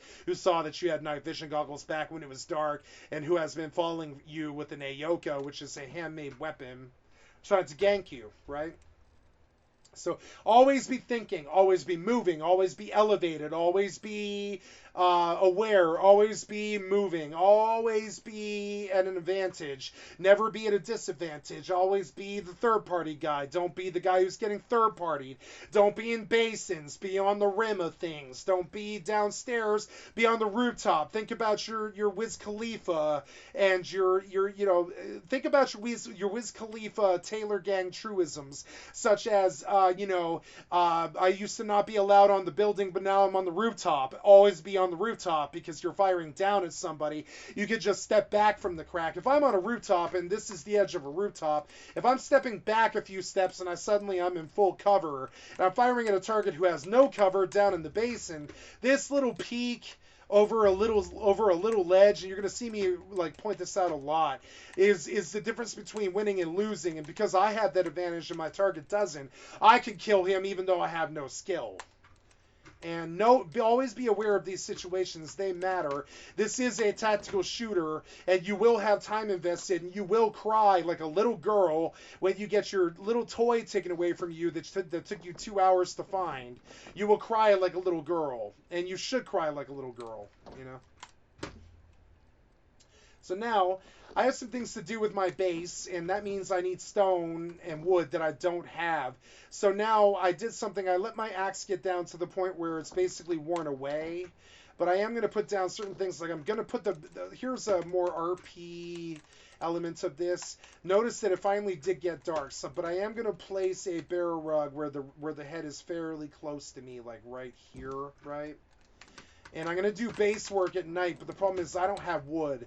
So I have to put I have to take what I have and go out there, because I really have no real. I'm going to store what stuff I can store in the TC, which tends to be like metal ore, leather, animal fat. Like they call these resources. You'll see it here reflected on this loot all button called resources. Resources are things like scrap and leather and metal ore, sulfur ore, high qual ore, all your ores and your crude oils and your fuels and such, your low grade fuels or such, those are considered to be resources.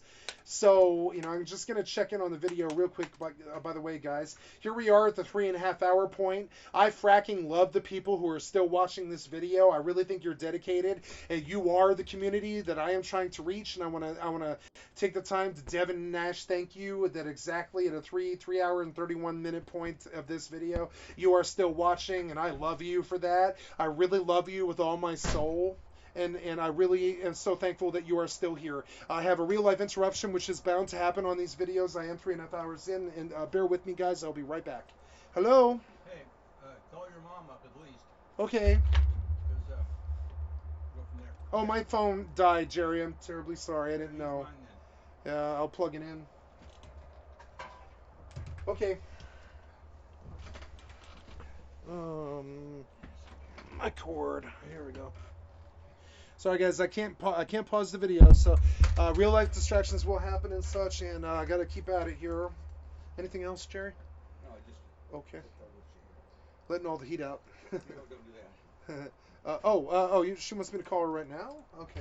Let me pause my microphone, guys. It is nighttime. I will let the time pass, and I'm going to make a phone call and do real life stuff. And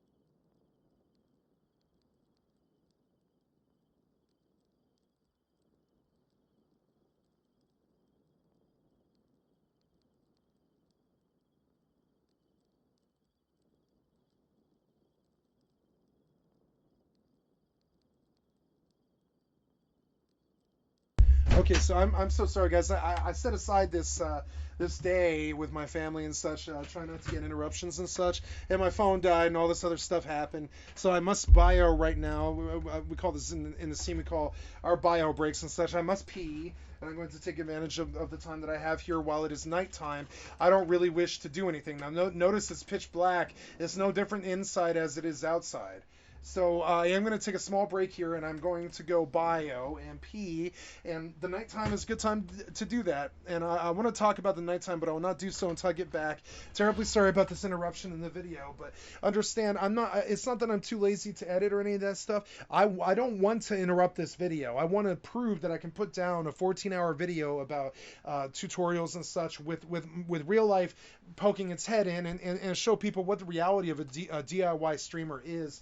I don't have the time to edit these videos, and I want a 14-hour video and all this, and I can't play games 18 hours a day and be a video editor all at the same time, and a streamer and a YouTuber all at once. That's like 4 whole full-time jobs. So I take what I can get where I can get, and the one thing I don't want to sacrifice on is gameplay time. So I'll never sacrifice gameplay time to edit videos.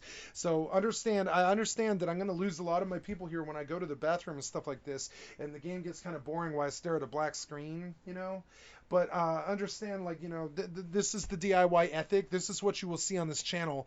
I want to provide thousands thousands and thousands of hours of entertainment to you guys, uninterrupted, on my YouTube channel and on my stream, and try to be a talk show host that is there for you, like 105 hours a week, 420 hours a month, like, you know, thousands of hours every year.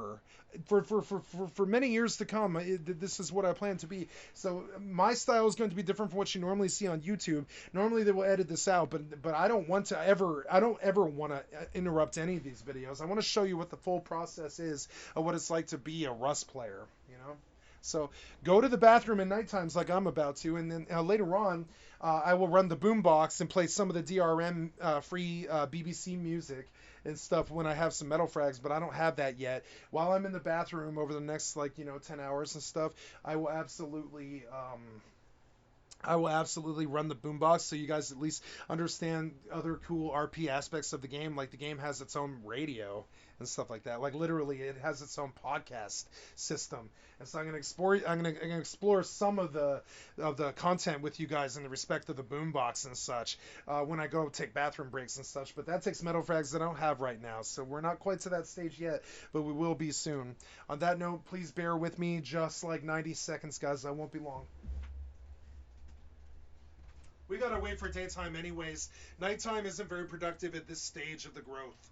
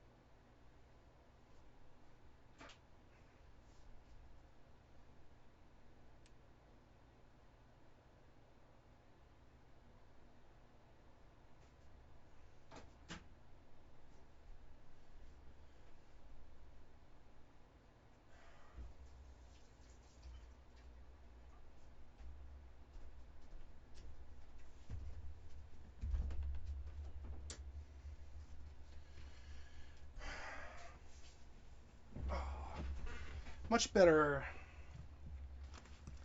Okay, let's get back to it. So, what am I doing? I am waiting for night to pass, and I'm back with you guys. Terribly sorry about that, but I mean, we kind of should wait for night to pass anyways. I do a lot of work at night. I'm not saying you can't do a lot of work but at night, but I would say have a goal in mind and stick close to your base at night. I would say long roams at night can be very dangerous.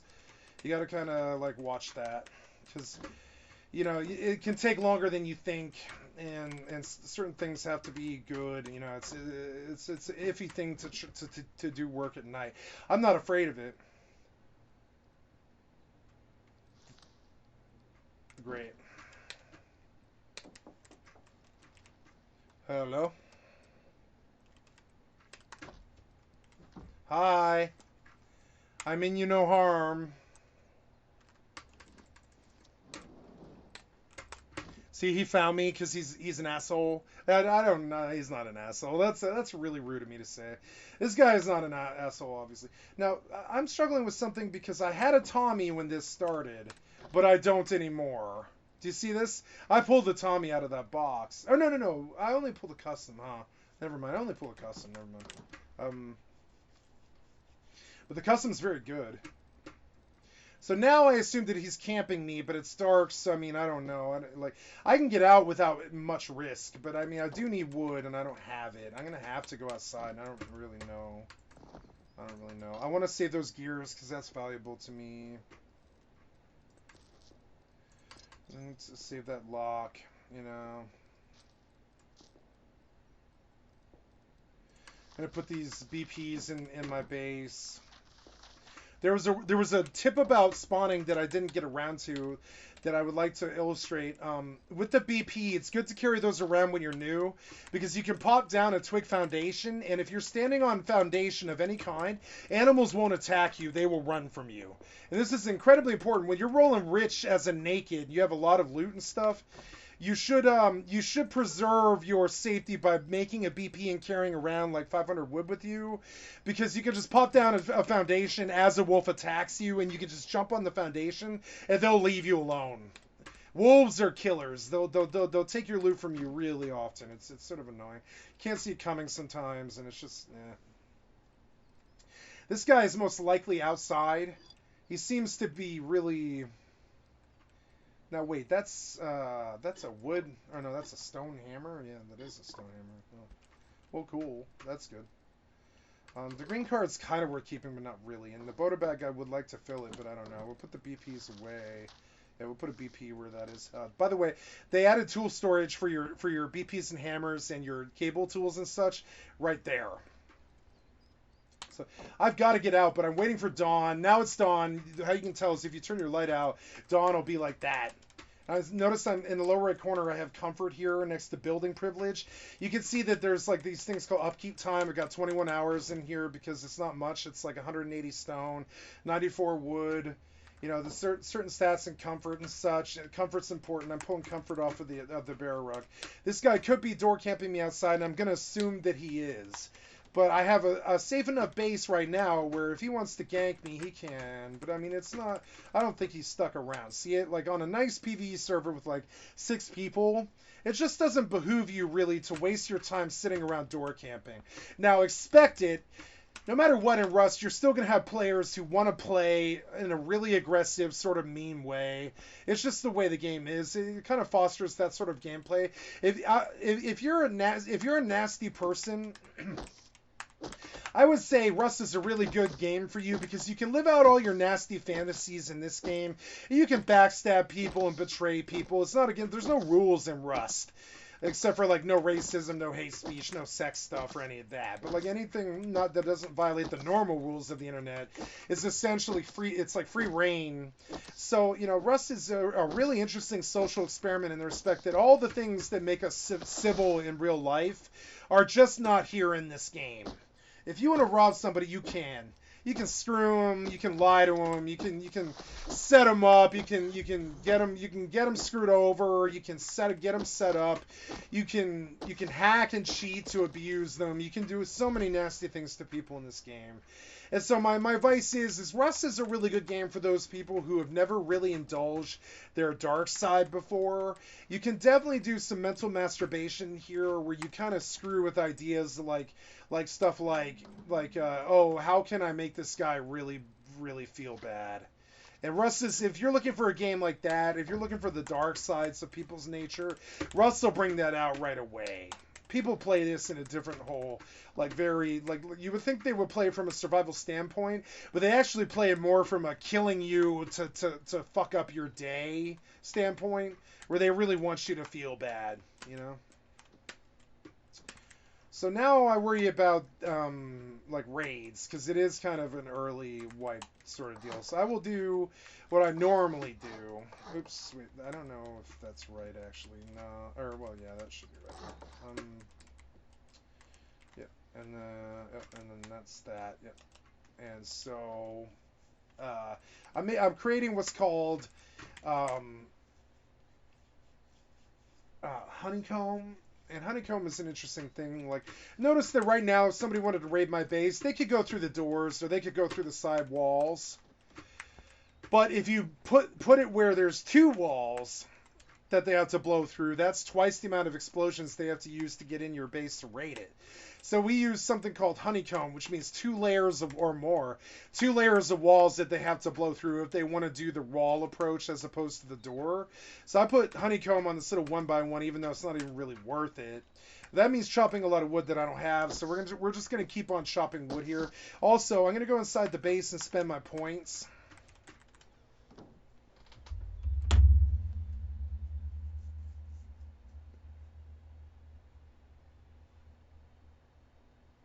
My phone is dead. My phone died, of course. the minute this shit started, just so whatever problems I could have were definitely going to happen, you know. But a phone dying is not the worst problem, you know. It's as far as things go. Could have been a lot worse, like the video could have stopped or something. Like, for instance, my phone's been charging for 10 whole minutes, but I can't turn it on. I really can't. Like, it really will not turn on. I don't know what's going on with it. But yeah. He's gonna chop a lot of wood, you know.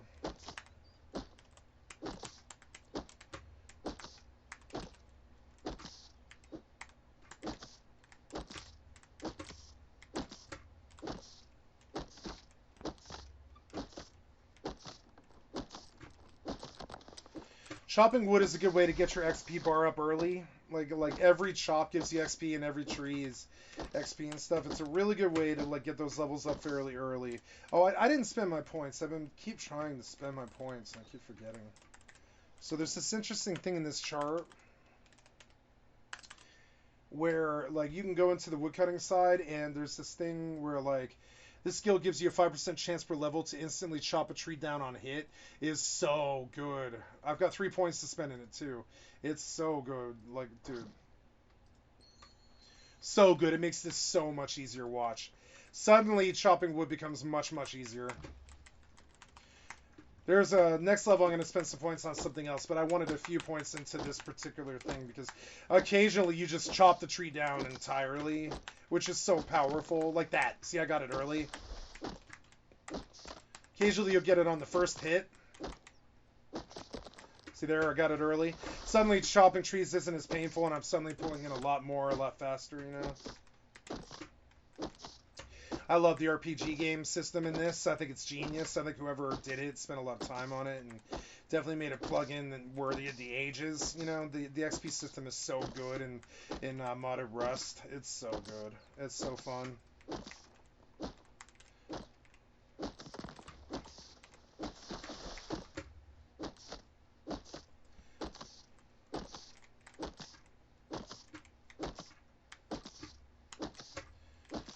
Watching me chop trees isn't the most entertaining thing, but the nice thing about this server is I don't have to do this very long before I get on to business, you know?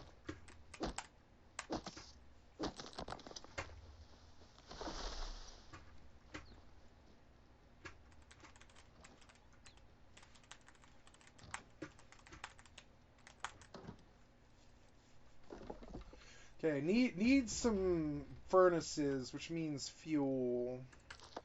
So one of the things to understand, fundamental things to understand about Rust is almost everything you need is all within eyesight, which is kind of crazy. Almost everything you need is almost within eyesight, like except for guns. Guns are almost never within eyesight, but everything else is. So one of the ways to make, there's several ways to make low-grade fuel, but the most important one to understand at the beginning of the game is combining cloth and animal fat. Animal fat drops off all animals and humans. You can harvest a human corpse. I haven't died yet, by the way. I mean, I've died, but I haven't died in a way where I can harvest my own corpse yet. I've died from zombies, but I haven't died from, like, players or anything yet. So, you know, you can harvest your own body for fuel, and fuel is very important because right now in my stage of growth, I want a furnace so I can burn metal and stuff to get metal frags to make better stuff like crossbows, stuff that I can defend with. Uh-oh. And it's a zombie. I thought it was a player. So I go into crafting with my C key, and I go to resources, which is only gunpowder and low-grade fuel, and I hit this this one over here to make as many low grades as I can, which will be 4 low-grade amount per craft, right? 5 seconds per. 4 amount per craft. 4 times 11 is 44. So I know that I'm going to pull in 44 fuel. It takes 50 fuel to make a furnace, so I'm almost to a furnace, but not quite. And I'm going to dump the rest of the animal fat and cloth back into the TC and all the fuel that I'm going to make. And I'm going to go roaming for, I mean, I have some wood now, finally, which is very good. And so the other thing that I want to do is I want to take some wood and a BP and a hammer, and I'm going to improve this base to the level that I want it improved to, because you can actually fit a lot of stuff in a 1x1. So, and I will show you how to do so. And it's a bit of a cheating thing having to do with the build. But, I mean, it is valid. It's a valid strat. So I'm going to get on the roof fairly quick. So I'm going to make a half wall of twig here, right? Like that. And I'm going to use the half wall to get on my roof very quickly, which will keep me safe from the zombies. Over here, I want to create another half wall like this, because this is where I want my shelf to be, and I'm gonna abuse the building system to make a shelf. And so you're gonna watch me do it. I throw down a triangle foundation down at the bottom, so I have a foundation to work with. I throw a half wall right there, and then I throw a triangle foundation on top of it like that. And it creates a thing inside the base where I can attach another triangle foundation right here, like that, and it should be there, but I kind of screwed up and I didn't make the base. Oh wait, maybe actually that might be blocking it. Let's see, that might be the case. Let's see. Oops. Pull a hammer. Take a hammer to remove things such as bear rugs and such, and we'll see if I can get my little floor triangle to work here. Normally, I would create a triangle right here, which would make it so I could build a shelf. But something about the way the TC is built, even though I did get it perfectly flush in the corner, I can't build my shelf that I sort of need to build here, which puts me at a disadvantage, but I can't do anything about that. So I'm going to pull that, and I'm going to place my bed here in the little triangle of this, because I need to squeeze in a bed as tightly as I can. So, because building with this amount of space to remain at a small profile is really important. So we say B camp hill, right, inside, and we close this door, and we now have like a good spawn point here, and I can fill this entire 1x1 with stuff, and I'm going to do that. I'm gonna flip like a bear rug around here and try and turn on my phone and get my phone turned on. There we go.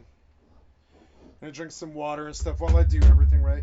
Now, lately they have upgraded the small boxes so you can fit a lot more stuff. So, but I don't have any metal frags there. I would cook. I'm one fuel off somehow. One fuel. So stupid. One fuel off, but yeah. So I would make a furnace and I would burn the metal frags to make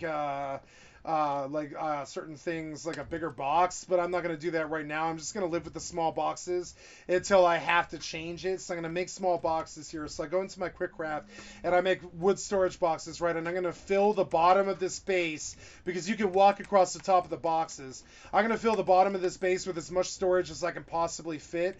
And I'm going to begin an earnest farming phase here. I should have put that against the wall. I'm going to pull it because I did misplace it here. Take a hammer, pull up, hold E on whatever you're trying to pick up, right? And it does hurt the box a little bit durability-wise to pick it up like that, so you can't do it forever, but you definitely want to like get it flush against this wall in a real and verifiable way like that. Yep. And then you want to see if you can fit in this corner, but I don't think you can, but maybe. Oh, there we go. Notice how I'm basically Tetrising every bit of this space. There are reasons that we do this. Now I'm going to kill the zombie sounds because I realize how really distracting they are for this whole process. So now I will kill the sound for a minute until it matters later. But I will continue to talk so you can understand what's going on and stuff. Haven't heard a lot of the music. Oh, the music's turned off, and I don't really like that. I'm definitely going to turn the music up here. But, so I have another box being made. Oh, wait, no, I don't. I'm going to make like 3 more boxes, right? I'm going to stuff the whole floor with all, and I should have had a shelf here, but for some reason, like I did it wrong. I should have done the floor triangle first, but I mean, that's okay. I don't really believe in abusing building shelves and stuff. Like, for instance, I was going to watch this. If you want to watch a good builder, watch Evil Worse. And this is the premise of what I was trying to build, but I also don't approve of this. I don't think it should be like this, and I'm not sure if FacePush thinks so either. I'm not sure you should be able to just abuse a shelf like this for a 1x1. Not really, you know? So we're just going to do the way my style of things. I'm not saying my way is the best way to do it. It is not. I am not delivering you a meta way to build a 1x1. I'm delivering you the way that I'm building it right now, how I feel like building it. You know, this is how I feel like building it right now in the moment. And that's what these videos are about, is chasing the authenticity of the moments, not trying to give you this meta, like, total perfect, like, you know, totally perfect, experience. I'm trying to just show you how I would do things in this particular situation, so I just am, right? There's a lot of utility in 1, 2, 3, 4, 5, 6 small boxes. You'll see me abuse 1x1s like this a lot. I now have what I consider to be called a foothold in the bandit camp territory that is somewhat difficult to undo. They've got to come through wood doors and burn me out, and as I get metal frags, I'll secure this better. But I definitely have a foothold here now that is rather difficult for them to remove. And so I have now a foothold in this territory. I have my bag is where it should be. My storage is here. I can dump loot at will, right? I'm gonna dump some loot at will in all the boxes and everything like that, like this, and I'm gonna go chop a little bit more. Or I'm gonna make another axe, because both my axes are broken. I'm gonna toss them. I could repair them, but I'm not gonna. How I would play this normally is I definitely need more fuel more than anything else, but I'm also I have fuel. So I'm sorry, I have wood. So fuel is actually a serious problem for me, and I'm gonna show you how I would address that. So one of the nice things about living over in this area is I do live next to a very fuel-centric monument, and that is called the Dome. Now, when I get to the top of this hill here, now notice I haven't built clothes yet. I haven't built armor, which I would have done by now with the little bit of cloth that I had. I made bags with, but normally I would build armor right now. But I'm not going to do that, because the only real threat that I'm worried about running this poor, all I have right now is a crappy cloth shirt and a crappy stone axe. And a wood spear that's only 300 wood. So if I die, I'm not writing home to mama. You know, I'm following the first rule of Rust and Eve, which is don't fly or kit what you can't afford to lose. I'm following the rules exactly how it should be, and I'm rolling poor over to the Dome with insufficient clothes. But one of the things I know about Dome is Dome is a very good place to get fuel. And now that I'm away from the zombies, I'm going to turn the sound back up. Right? So we do our RP journey. We're going to do an RP journey over to Dome, and I'm going to show you a trick that a lot of people use. If you feel that you need fuel very quickly, which I do right now, I need fuel rather badly. There's 2 really fast ways to do that. Three really fast ways. There's killing bears, popping red barrels. Four fast ways. Killing bears, popping red barrels, or going to 2 different monuments, those being Harbor and Dome. And Dome is a really good, like the best place to find red barrels all in one place. So I'm doing a short little I'm trying to keep it down to like 3 minutes there, 3 minutes back. I'm trying to do like a 3 to 5 minute jaunt over to Dome across land in a way where I can find it back exactly to where I was. So notice that in hardcore mode, I have to watch my approach here. I'm approaching Dome from this angle, and to get back to where I live, to Bandit Camp, I have to remember to sort of like line up with the water in this particular way, where it looks like I'm facing the ocean, which is the edge of the island, right? The edge of the island's out there. There's snow and water. Here's some good blueberries that I should pick. Here's some potatoes that I should pick. Potatoes are the best source of food in the game. So look, it's 125 calories. That's really good. That put me to 500 calories, like with just 2 potatoes, really fast. So keep your eye on the ground. There's all kinds of good harvesting and forageables out here and stuff. Berries matter because they make potions. With the potion, there's a potion table that makes potions in this game that make it so you can pull in resources better. But I'm going to do a streamer thing, which is trying to speed up your growth in smart, clever use of game mechanics ways and such. And and so I'm going to go to the bottom of Dome, which is, by the way, a very zombie infested place. I'm likely to see a lot of trouble here. But I'm gonna go to the base of Dome, and I'm gonna chop a tree. Also, I forgot to chop the tree, but here's some loot I'm gonna pick up right here, and I'm gonna chop a tree out here where I'm likely to live doing it, you know, as opposed to over by Dome where I'm likely to just be pushed by zombies all day and shit. So now I'm gonna, you know. Now I'm gonna try to pop trees like this. See, I'm getting lucky trees, right? I pull 1200 so quick that I'm just gonna follow my lucky gambler. Ooh, I got a zombie on me, very close. I got away in time. Ooh, that was scary and close. Listen to your binaural sound. Listen to them approach. I'm lucky it wasn't a player. It was just a zombie, but it should have been a player, and I should have lost everything I have here, but I didn't, and I'm lucky, you know. So now I'm gonna run to Dome with all these zombies behind me because I have to run anyways.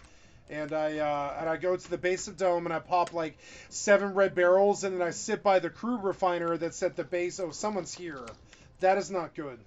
So know that PvP is something that I could possibly see here.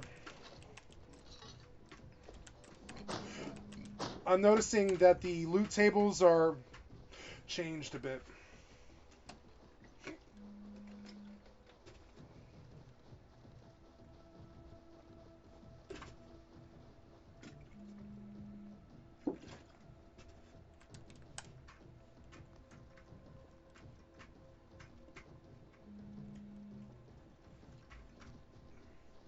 So you abuse Dome and Harbor because Dome and Harbor have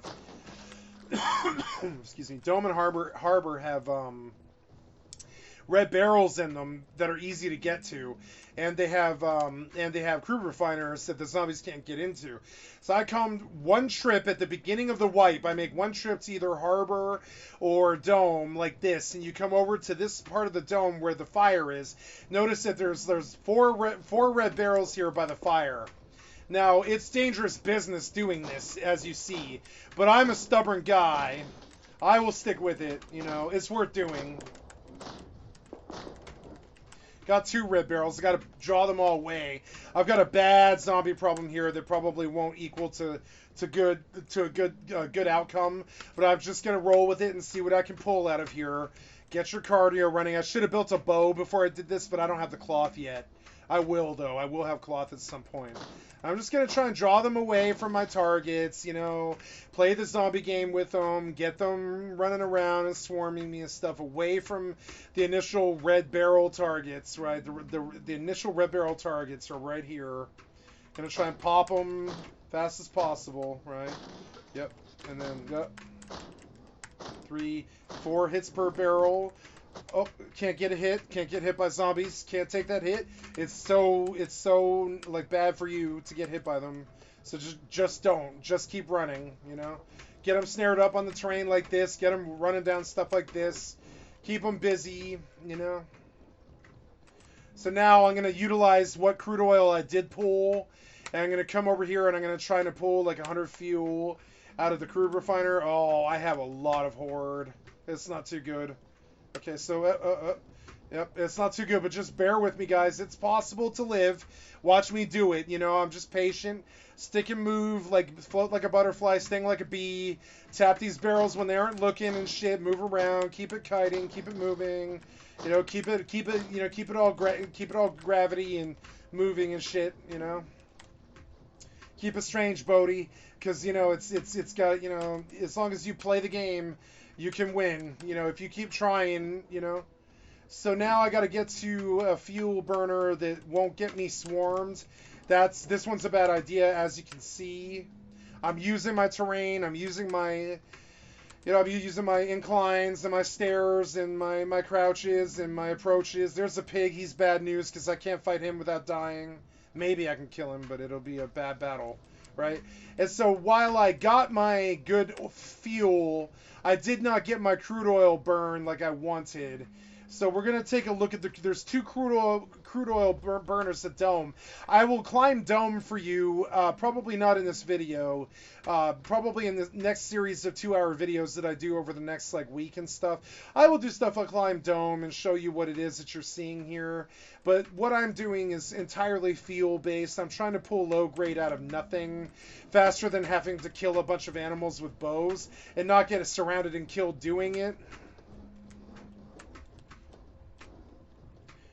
So I know that there's 2 crude oil burners here, one in the base of the basin down there, but my approach is very blocked, I think, in a way that I can't really get out. And then there's one on the outer ring of the dome on the ground by an approach.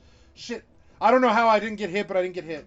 And I'm so lucky. I kept moving. If I had stopped at all, and see, they're like guarding this approach. It's not too good. I can't get sewn up in that building right there. But that's what I'm trying to get, that building, right? I check food containers because water jugs are super good in zombie mode. They're a way to take a zombie bite and not die horribly pretty much right away. Is carrying around a water jug, so I always check food crates and stuff.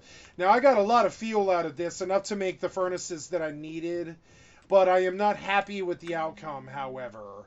So I'm gonna, as a streamer with an ego, I'm gonna show you what it takes to actually get what I came for, which isn't too good. I have a bad swarm.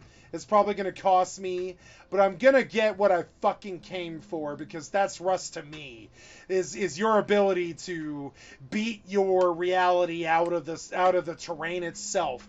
Force an outcome out of the terrain itself that you normally wouldn't have been able to get. You know what I'm saying? And so we very quickly, we load this up, and we fire it up, and we get out of this trapped area, this trap base of an area, as fast as possible. We let the crude oil burn for a minute, and what do? We take a look at our ABMs and our AVEs, which is always be moving and always be elevated. So I noticed that there's a power station over there. I want to draw all the zombies away from Dome so that I can make my exit safely here from the basin. So I'm going to do what I can to draw them away from this place and back over to the gas station. And I happen to know that there's usually at least one, if not two, what we call dark green mill crates in gas station. And I just happen to be blessed with having spent the last 6 weeks passionately memorizing this map. So I happen to know the gas station is here, and I gain an advantage in hardcore that I wouldn't have normally had. The map was supposed to wipe, but the server leader. Oh, now fight the pig if you're full health. Don't fight him if you aren't. And we'll see if we can pull the kill out of this. I don't know. I don't think I can. So we know where I died, however. I even maybe got away, right? Yeah, I even got away. Wow. I don't know how I pulled that out of my ass with 1 health, but that's that whole thing about never give up, never stand down, never make assumptions about what you can and can't do, never tell yourself, Goonies, always say Goonies never die, I can do anything I put my fracking mind to, I'm better than them, better than the other player, better mind over matter than these 500 zombies, better than the pig, better than the situation, better than the mounting odds that I won't make it out of here alive, better than the red health and the 1 health, better than them. Just live your own reality in Rust. Don't ever find yourself telling yourself that you can't do something. You can absolutely probably do whatever you fracking put your mind to, if you put your mind to it. You know, so now I'm going to hit the gas station looking for a particular piece of loot in here. The green mill crate, which is over here in the corner. I got it, but there was nothing in it at this stage of growth, I guess. So we pulled this green key card and we popped the. Sometimes zombies will come in here, but it's sort of rare. So we're gonna abuse that, and we're gonna pop this cash register, because sometimes in the cash registers there is a lot of scrap. The zombies came in, however, which is very scary for me. I've got to pop this to get out. That's also scary. Might die here. Might die here. Oh, no, he didn't come in far enough, right? So pop this too, right? Pop my tool. My tool's gonna break. Durability's on tools. I pull rad pills. Rad pills are so good. Hey, here's another milk crate. I'm gonna take the death. I took an instant death for some reason, even though it was only 2 melee hits. I took an instant death, but that's okay. The unnamed bank. Oh, River B Camp Overlook. I think that's closer. Yeah. So we'll pop over to River B Camp Overlook, right? Apparently, my client has crashed, but we will give it its day in court. We will give it its chance. I don't want to put you guys through another load, but I may have no option here. Oh, good. Hey, look. Hey, I was patient with it. The game, and to its credit, did fix in the end. You got to try and give the game its chance, you know what I'm saying? So we have a bag here, and one of the things I did do is over by where this twig base was, where I built this initial twig base, I did put down a stash like right out in the open, right? Like right. Oh shit! That fracking startled me. Sorry, I'm trying to keep the language to a minimum, you know. Trying to. I mean, kids can watch this if they want. That is just not my target audience. I'm trying to reach people my age or younger, you know, or even older. I'm trying to be the old fogey crowd these days, you know what I'm saying? I'm not trying to appeal to a 15-year-old, despite a lot of them probably finding this entertaining, hopefully at least. I will say that somebody planted pot seeds here. This kid came back looking for something. He popped my twig. He was pissed that I took his loot. The stash that I put down, I forget exactly where it was, but I believe it was like on that jut. Be good about your stashes. Understand where you're putting them down. Remember that the stash is probably the last thing that you want to do. You can stash to hide sulfur and jackhammers and stuff like that if you're desperate to survive. I'm not saying stashes aren't good tools. They really are. There's my bed, right? I think the jut that I was on is actually over here.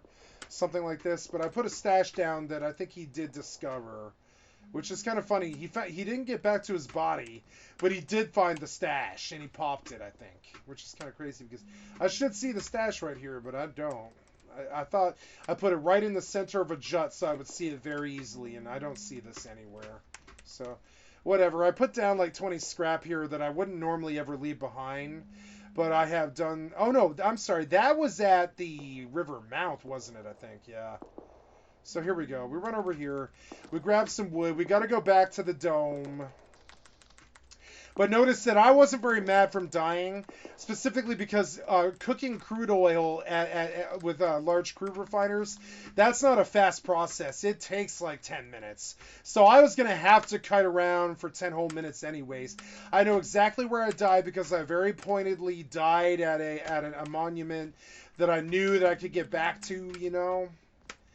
And I knew exactly where, like, I died and all that, and so I can get back there if I need to. I'm watching behind me. I'm watching with my head look. I'm trying to pick, like, you know, stuff up off the ground as I go. I'm just sticking and moving and always playing the kiting game and understanding what I'm seeing and what happened. I don't believe I killed these zombies and left these bodies, but maybe I did. I don't think I did, though. So somebody's been through here recently, and that's not too good. So we know that maybe one of these other players on this server is here. And that, you know, and then my body's right over here. I've seen some funky things on this server where my body bags have disappeared. So I don't make the assumption that I can recover this loot that I dropped when I died instantly for some reason. You know, I'm just going to make the assumption that the bag's there and that it could be recovered and that it is worth my time to make an effort to recover it, even though I didn't have that much, right? Now, where did I die? I popped a milk crate over here. Oh, not too good. So, keep moving. There's a milk crate I really kind of needed, but I'm not gonna stop, right? And it does appear maybe that my bag did disappear. It's not too good. We're going to see if I can find it, but I think the milk crate that I popped was over here, and I did catch death. I have so many zombies now, it's not good. So, I don't know. I'm just gonna try to get elevated here, so if I can maybe see the bag or something, you know? I don't know. I don't know what the play here is, but it's not good, I can tell you that. It appears that even the bag is gone, maybe. So, I don't think I can recover from whatever problem this is. I think I lost whatever it was, which is kind of sad. Like, the bag did, I've noticed it sometimes. Oh, no, there it is. So, I gotta draw him away from that corner. And I have a lot now. Like, a lot, you know? It's gonna take a minute to loot, so I've got to draw them all over here. But I mean, this is the zombie RP, guys. This is the experience that I was trying to deliver.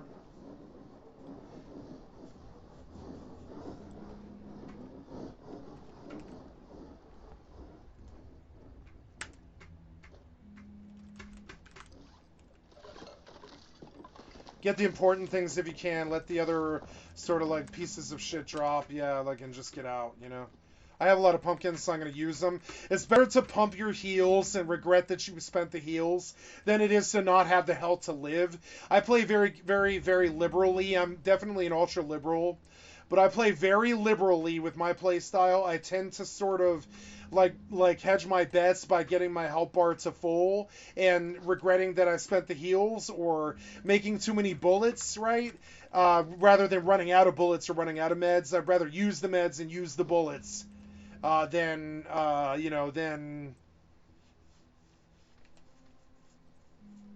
it appears that the loot tables have been patched on this server, and it's going to be much more difficult to get up, which I like. This server is not easy. It is not easy to like get a leg up on this server. You have to work for it. You notice that nothing's fast. Even getting a 1x1 up took a while, a lot longer than normal, because it's like, you know, everything matters.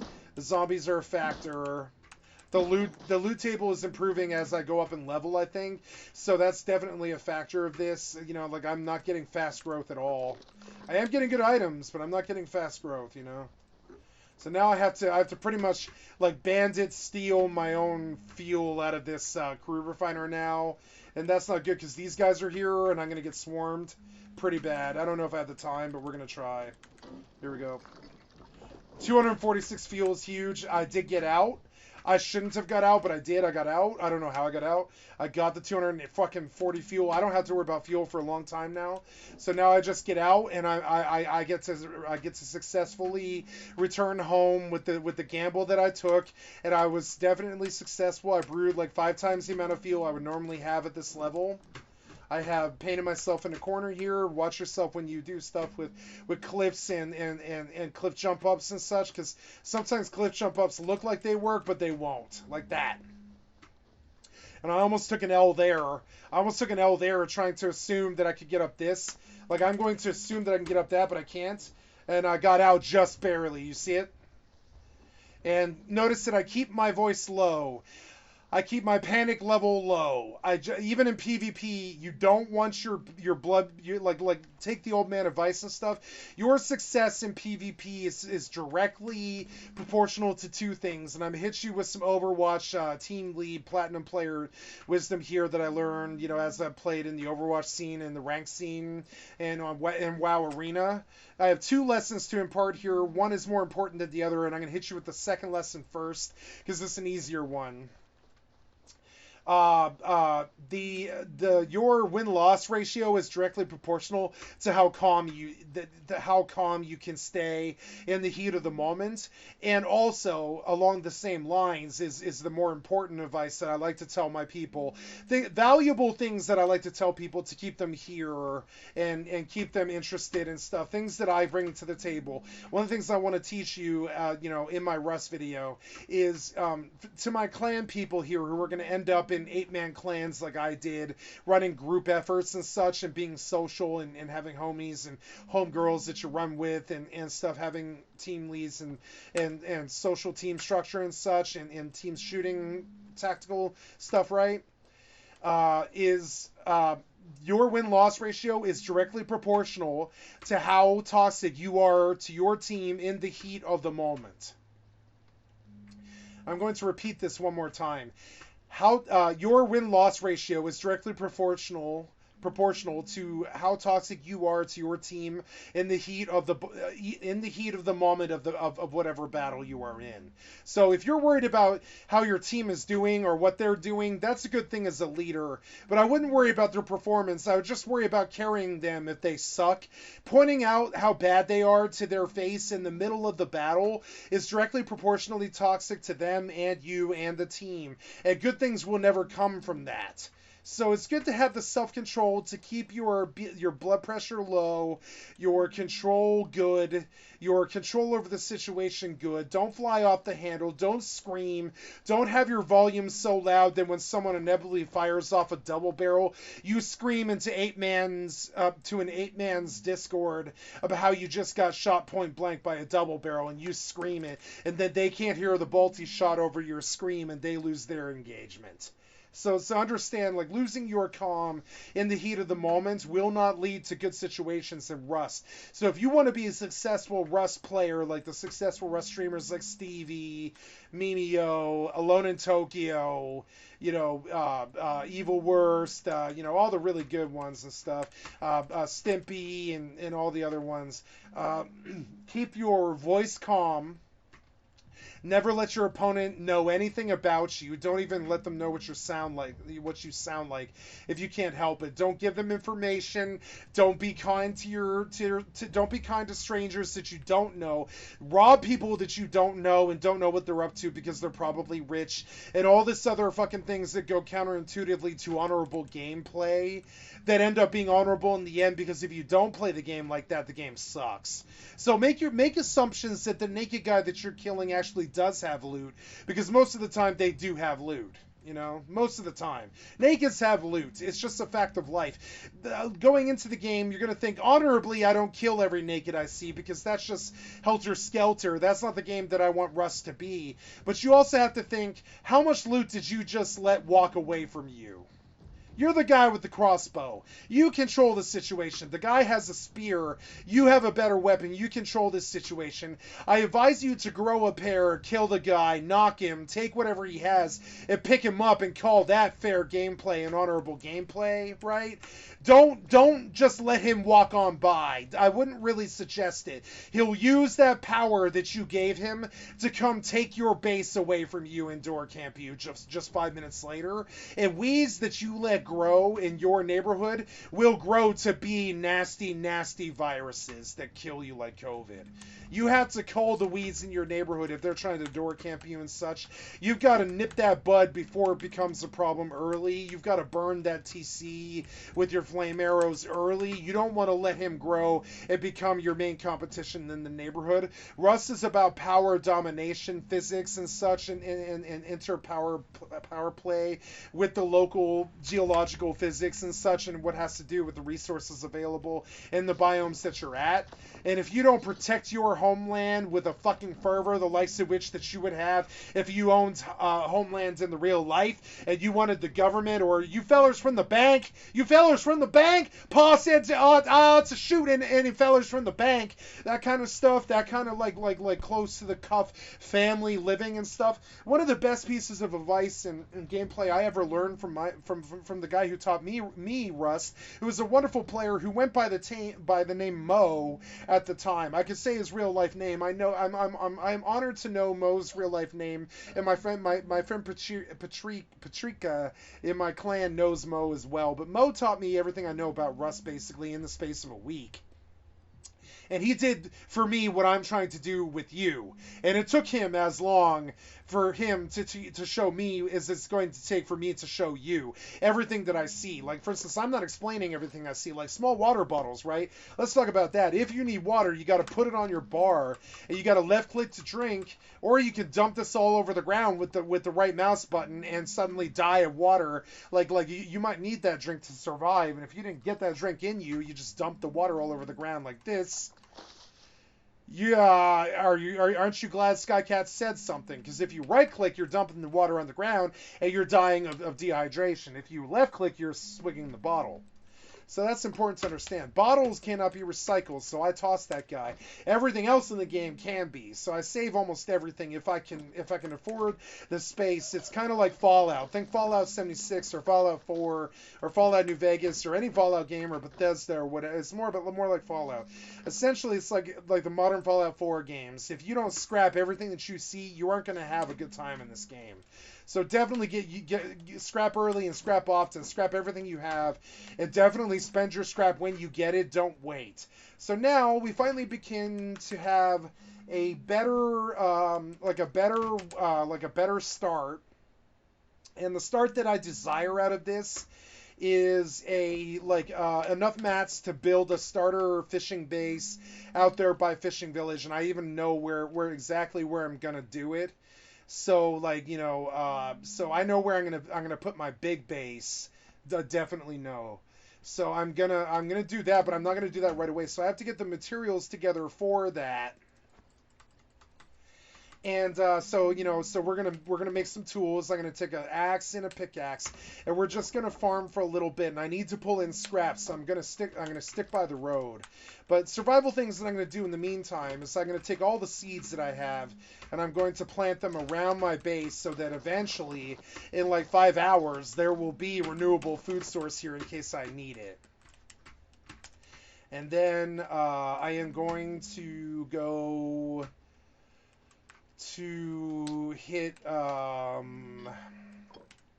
should technically take a look at my, I need to level, which means essentially I need to chop like basically a whole row of wood if I want to build a bigger base somewhere. So one of the things I could just do here is just keep farming, but I'm not near the best monuments for that per se. So I am sort of inclined to. I'm gonna farm the road, and I'm gonna farm bandit camp. And oh man, my mouse fell off my desk. I have my sensitivity set so low that yeah, there we go. Sorry, the keyboard messed up. So my sensitivity is so low that I make these large sweeping things on my desk. That's something that I want you guys to understand. How to get your sensitivity where you need to be. Understand that you need to be making kind of sweeping mouse movements across your surface with a nice smooth mouse that's light and fits your hand well, like this. And something that should be said about the gameplay. The difference between Ninja and you, or Cypher and you, or insert good shooter here, Pestilly or somebody. The difference between you and Alone in Tokyo, sometimes it is the sensitivity, but it's actually more about, like, can you get the accuracy on the really minute shots that you need in the moment? And I would suggest that you get your mouse sweeping mouse movements around perfect. Where if I want to target the bandit camp, I will. If I want to target that tree, I will. If I want to target the bandit camp, I will. Tree, bandit camp, tree, bandit camp, tree, bandit camp. And if you can't do that, and tree, bandit camp, tree, bandit camp, tree, bandit camp, tracking, right? If you can't get your movement to this kind of speed with these sweeping movements and stuff, you're going to have a bad time on your metagame of actual, like, accuracy on headshots and such. You're going to have a bad time with that. So I'm loving it. I'm loving every minute of it, guys. I want to tell you that I'm having the time of my life. Right now, today, this is the best day I have ever had in my life, and I feel honored that you can share that with me in this video. This is my element. I have never really been there. I want to be, that person that you put on in the background that plays for a long time, that just has lots of content, like Many a True Nerd, or Never Knows Best, or,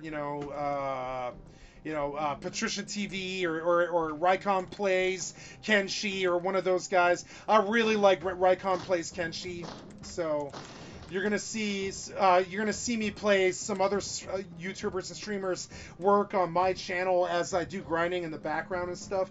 But yeah. So now I've got a couple sets of tools. I need by the way, swamp trees don't give good wood. In hardcore mode, you can farm at bandit camp because there's no safe zone in any hardcore mode, but safe zone is a real thing in normal Rust. And you should fear safe zones more than you should, I would fear the safe zone. The safe zone can hurt you more often than it can help you. So understand the safe zones are exactly like World of Warcraft or something like that. If you mess with the guards, they're going to kill you in a way where you absolutely have to wait something like 7 minutes before you can recover your gear. Unless you have a bed right there where you died, it's going to be 7 to 10 minutes before you pick up that gear again. Like, safe zones can be really, really, really bad. The guards of the safe zones will kill you more often than they will help you. So one of the things I love about hardcore mode is I can run around this and farm this, but normally in average vanilla Rust, you can't just run around an outpost or a bandit camp free, like willy-nilly like this, and not pay the safe zone consequences, where if you hit an animal or any living, if you even fire at a player, much less hit them, you get a 5-minute global criminal flagging, where, like, you'll see it in the top right corner where my frames are right now. I don't know why that's on, but yeah. up there in the corner, you'll see a red dot, red crosshair and stuff. And I'm gonna turn down the music's a little loud. We're gonna definitely turn it down a bit. Sorry. I've noticed that the loot tables have absolutely changed. I think he changed the mod to one that scales with level. So I'm noticing that all I'm getting is scrap out of these boxes and stuff. I'm not getting a lot of researchable items at all. And that's a factor. Like, notice, like, only scrap, right? I'm like, because of how low my level is, I'm not actually pulling amazing loot out of these boxes, and that's actually kind of a trip. It just makes it better for me. It makes the game better for me. The more little things that make the realism and the survival better, the more fun I'm having, you know? Shit, I'm like full-blown horde. That's not good. How many do I have? Yep. So, but when you slide your mouse around on a surface like this, you definitely you definitely have an issue where the mouse will fly off your surface every once in a while. And you really want to avoid that because mice don't really survive that easy. You know, mice will die if they go flying off some surface and hit the ground. You know, there's a better shirt than what I had. There's better pants than what I had. That's good. Plant this seed here, and then I can't see, so I'm gonna pull the torch, and so you guys can see what's happening. We have zombies pushing me and stuff. Trust me, you aren't a puss. You aren't a wuss all the time. You aren't a puss all the time, like a Puss in Boots. You know, you don't have to run from all your problems the whole time. Eventually, I will make a weapon. I'll probably go do it now. I'll expand the space a little bit further. And you know, and I'll chop some wood and stuff. And we'll put down like a workbench, and I'll make a crossbow, and I'll make a nail gun, and I'll start killing zombies right quick. I have not made a base with enough room to actually put a furnace down yet, so you know that's the next step. I'm close to my base now. Like, I should technically chop wood here, but you know, whatever. It's fine. I'd rather lose the zombies first. It'll be a little hard to find the space in the dark, but So you always want to hit the glitter, or the glint, but you can't like see it in the dark without a miner's headlamp or somebody else shining a torch or a flashlight. So one of the ways you can get around darkness in this game is friends. So I suggest you bring a friend, somebody who's willing to light up for you when you're building something. You know, this game is all about friendship. You know, so when you want to build at night, you call up the homie. You say, hey, will you come in for a minute or whatever? Hey, come home real quick, and will you light a torch for me so I can build, right? That's what Rust actually is. Rust wants you to call your homie and get help with them. And if you approach it solo like I am doing right now, expect a lot of losses, a lot of heartbreak, and a lot of death. Do not expect to be hyper successful like I am without clocking some thousands of hours to understand what the risks are first, and what to do and what not to do, what monuments to run and what monuments not to run when you're solo and all this other stuff. I just you know, I feel very strongly about you know, a certain solo playstyle where you don't bite off more than you can chew, right? You just don't. You sit where your abilities can actually provide you survival, right? Nothing more, nothing less. Damn it. See, I'm already filling boxes as I'm wont to do, and that's a problem, kind of. I mean, it's not really, but it's sort of annoying. Like, notice I have not even made a weapon. I have a weapon, but one of the things I'm really worried about is I absolutely needed the scrap to make a research bench, and I need to put down a furnace before I can do that. And so now I finally take the mats to make a furnace, which, by the way, is we come to a furnace and we take a look at what a furnace does. All of Rust is about, there's an old adage in Rust that I tend to believe in. Your base is only as strong as how long your furnaces are running. So you always want a furnace running pretty much all the time. And furnaces are for burning two different things. That would be metal ore, well, three different things. Metal ore, sulfur ore, and high quality ore. Now, a furnace, use it to smelt mined ore. You can't just take the ore that you got out of the countryside and turn it into things. You have to refine it and smelt it first. This requires a furnace which costs 200 stones, 100 wood, and 50 low-grade fuel, and it takes up about the size of one square of a tile. You see this square right here? That's about the footprint of what the furnace takes. So fitting the furnace into the base can be tricky. You're going to see me do some Tetris shuffling here in boxes and stuff that I don't want to do, just so I have the room to build the furnace in a place where I want to put it. So I'm going to clear a space here by pulling boxes with a hammer, right? And aim at the box and hold E. You can pick up doors. You can pick up hammers. To take a lock off a door, that's something that I didn't cover. You aim at it. You're going to see something like more options are available. Hold down Use to open menu, right? Unlock and all that. Oh God, I've got to make a phone call here. I totally spaced it.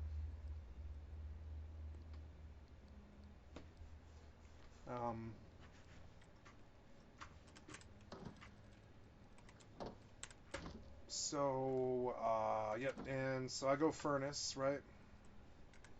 Yeah, I make a furnace, but it's, because I put all the mats away, so I gotta pull wood, stone, and 50 fuel, which I put in the box. I shouldn't have done that.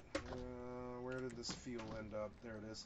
So, and I make, like, hopefully 2 furnaces, right? Because I have 2 pressing needs. One is... Oh, I thought I heard footsteps there for a second, but it was the drums in the background track.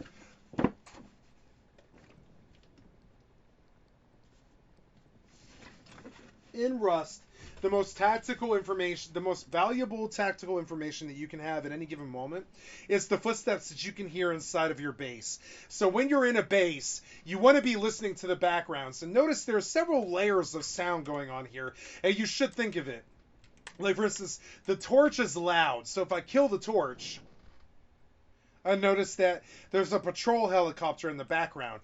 Patrol helicopters, if you have clothing on, if you have a weapon, notice that the hatchets are considered to be weapons because they make damage, even though it's a tool. If you have a weapon on your bottom bar, or a tool that will kill people on your bottom bar, or any sort of clothing on at all, you will aggro the patrol helicopter, who will shoot you and will definitely kill you. And if you take it back to your base before it kills you, it will rocket your base and it will destroy your base. So you have to, like, until you die, it'll just keep rocketing your base until your base is destroyed, especially if it's a piece of crap little 1x1 or 1x2.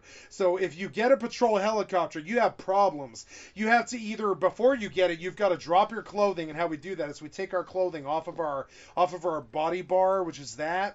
We drag it to our empty spots, and we take our tools that have killing capability off of our bar, right? I'm going to drop this stone because I never drop a stone unless I have a full set of stone tools or better. So I tend to keep stones lying around because they can be useful. Stones have uses. They really actually do help you. So, but I pulled boxes here. I'm going to replace boxes, but I also have a furnace to place. So I need to make the furnace. It looks like this. You can tell it's like a little tan furnace thing. You can buy different skins for the furnace, and people do. One of the things about this server to understand is that you can pull a skin box. You type skins into a box, and it opens like a little thing here. And if I wanted to, I could change the skin on this shirt. Oh, no. That ate the shirt. Okay. Whatever that was. Maybe I can't. So, but things like pants, I can change the skin on the pants if I want to. I guess I will show this here. You type slash skins, right, and it opens a modded server thing where you can change the skins of any items. Normally you would have to put this in a repair bench, like the item in a repair bench to actually change it, but I will change the color of my pants to something lighter here, like the cow pants, right? And I'm going to pull them back out and put them back on, and suddenly I have cow pants on. This game has skins like Fortnite, and they are reflected in places like the item store. You can buy skins for guns like that Cybercode SAR. That's a semi-automatic rifle, right? That's Rust language for semi-automatic rifles, the SAR, right? That SAR is really cool. It's only $2, but $2 for a skin I think is steep in my estimation. It's a little more than I care to spend on skins. I'm not a skin guy. Never have been, But I'm not saying that I'm not saying you shouldn't support the game. If you want to continue to support Rust past the initial purchase that you made, buying skins from the skin store is a good way to do that because Face Punch does pull in a percentage of those sales. Or buy all of the DLC. Definitely buy all the DLC because like during the summer sale, the winter sale, it's like $9 to get all the DLC, and it's definitely worth it. All the DLC is really fun. So then we go furnace, right? We make a furnace finally. I click the furnace and I wait, but I want to make 2 of them because I want 2 furnaces. We have excuse me. We have a problem coming, right? So while I'm in the base at night, it's no longer night. See, now it's dawn because everything's all pink. It's just turned now. See it? So, dawn's coming, but I'm trapped in this base in the dark while I build a furnace. The furnaces take 30 seconds, so, and I'm placing down a furnace here, but maybe I can't get it. Maybe I can. We're going to see, right? I can. So, and I can also fit a furnace right there, so I'm going to place the other furnace over here in this corner. Learn to Tetris things in smaller bases. Don't make big bases. You're going to see me make a bigger base, but you're going to see how I do that, which is a whole technical process that definitely has certain things that you do and certain things that you don't do. Once you place down the furnace, I would suggest you make at least 2, if not 3, because you're going to need like 3 furnaces burning almost all the time if you want a base to be metal. And if if you're playing on a normal wipe and not on zombies or whatever, and you're playing a normal PvP classic vanilla Rust, you're going to want to get furnaces down as soon as possible and get these walls to be metal as soon as possible. And if you're in a clan, you're going to need metal to make code locks. Because without code locks, your friends can't get into your base without you letting them in. So like if you don't have locks on the base, somebody can just open the door, come in and steal everything. So you have to lock doors the second you place the doors down. There's a whole system in Rust about putting doors down so that they have more stuff to blow through than they previously had before. So doors are how you avoid people from just going directly to your tool cupboard. Remember, the main point of Rust is, of course, the word rust, which means that all bases decay in time. So if you don't play the game every day, you aren't going to have what's called the upkeep, which is represented here. You have to put wood and stone and feed this tool cupboard. And trust me, the bigger the base you make, the more the tool cupboard becomes a hungry hippo bastard that just keeps eating and eating all of your materials. Like already, like with the stone walls I put up, I now have a 200 stone a day habit. So I am getting a lot of days right now because I kept it simple and I made a 1x1, and I showed you what a simple solo 1x1 build is. And there's another reason why we build solo 1x1s exactly like this, right? Now notice that I did pull wood and stone, so I'm going to talk you through the next part of my process here, other things that I do to make bases safer. I don't want them coming in through the walls or the roof, and so there's a direct way to stop that. And the first way you stop it is the roof. The first thing you worry about is the roof. We call this the pancake layer. If you're talking about the roof, we call this in the seam, we call this the pancake layer. And you need a BP and a hammer to make one, and wood and stone. I would say stone. You don't want to make honeycomb or pancake layer building tricks out of wood. You want to make it out of stone, right? So I pulled a BP and a hammer here. I go out with the intention to build. I don't roll very rich. Like, for instance, having these rad pills on me is kind of rich. Having all that stuff on me is kind of rich right now. Having 242 fuel is really rich. Don't ever leave the fucking base with more than what you need to leave the base with. Don't ever kit what you can't afford to lose. Don't leave the base. Like, for instance, notice I have clothes on and I'm about to leave the base, and the patrol helicopter is close here. You can hear it. So if I step out and I aggro the patrol helicopter right off the bat, I can lose this if somebody's nearby and they hear the patrol helicopter shoot me. Everything in this game has causality. Like, everything in this game has causality and things that you have to watch and things that you have to approach and think about. So it's easier to do construction on the space. So I will do what's called a pancake layer, which means up and down layers, right? Not thicker walls, right? That's that stuff over there. We call that honeycomb. The stuff on the side of the base for the walls, that's called honeycomb. Up here it's called pancake layer.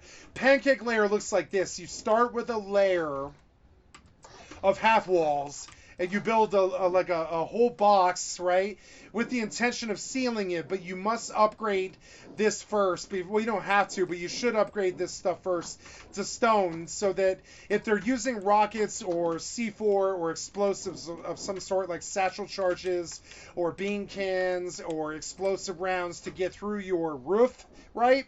One of the ways you stop them from doing this so easily with a little tiny bit of materials is you build 4 little half walls like this, and then you jump up, seal it with another roof, and suddenly the raid cost for them doubles. They can't just blow in the roof anymore without blowing 8 rockets compared to 4. And there's a big difference between 8 rockets and 4. Oh, shit. So there's the patrol helicopter. That's what it looks like. It's about to shoot me down. I've got to get in this base now before it shoots me down. And if I aggro the fucking helicopter, I have to fucking kill myself, or it will destroy my base. And I don't want to catch a zombie bite or any of that. I got inside the base before the helicopter aggroed, but had it aggroed, right, you're going to use a command. I have it usually bound to my K key. He's shooting at a player, by the way. So I could go see who he killed, but I don't know. I'm not going to do that, right? So we know that there's another player in my neighborhood, and I use the patrol helicopter to provide some tactical information through sound. But everything in the game has, you know, feedback, and everything in the game has sound and consequence. And you can learn to listen for certain things, like patrol helicopter aggro. If you hear that, you want to strip naked at that point and go run to where you heard the guy dying to the patrol helicopter. Pick up his gear, just keep it on you as opposed to on you. As in don't wear his gear, just hold it in your inventory and run home with it in naked form without a weapon on your bar.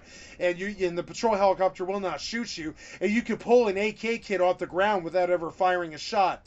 Rusted, and we call this grubbing. It's like you show up naked, like, to a gunfight with the intention of like not investing a lot, but maybe pulling a lot of loot out of nothing at all. Basically just a rock and a torch. You run up naked with a rock and a torch, and the patrol helicopter kills your sweaty full metal AK target that you want his gun. That might change the whole entire wipe for you if you have a new AK, right? So you're desperate to kill that guy for his AK, but you let the patrol helicopter do it first. Patrol helicopter kills him. You strip all your clothes off your body. You run up to his body, and you loot the AK off the ground for free, and then you have the best wipe you've ever had in the 2 years you've been playing the game, because you pulled an AK hour 4 of wipe. And it changes your whole outlook and everything that you do for the entire rest of the month-long wipe, or the week-long wipe, or stuff like that. You could do far more naked than you ever could with a full metal set and a full AK and all the meds in the world. You could do better naked, we call this low commitment, right? Think about the commitments that you're making when you leave the base. What loot do you have? Right now, I'm leaving the base with a lot of stone. I mean, less stone than I had, and my upkeep doubled because I put another layer of pancake on my roof, so they can't just blow downwards if they suddenly find a rocket launcher hour 2 of wipe, because they're running large oil or something like that. They're a big boy clan with 3 people, and those 3 people know how to run oil, so they show up and they raid me with a mini heli hour 8 of wipe, because they do have rockets at that point, because they have 3 times the amount of materials coming in, because they have 3 times the amount of people that I have. I being solo, them being a trio. They pull in 3 times the amount of loot, 3 times the amount of guns, 3 times the amount of explosives to get in my base fast, 3 times the amount of growth rate, 3 times the amount of everything. So power in numbers is something that you should consider when you're playing Rust. Power in numbers is everything in Rust. You shouldn't solo Rust. Don't think that you're going to build a solo career like me without a lot of heartache, deaths, and dying. So now I go out, and I don't have as much stone as I needed to do all the honeycomb, which is all the extra walls on the side of my base to prevent them from just blowing through the walls. I want them to go through the doors the hard way. So I put another layer of walls around my base, even though it's only 1 by 1, so that it doubles their raid cost to just come in my base that fast, right? And now I go looking to farm now that it's daytime, and I try to pull more stuff.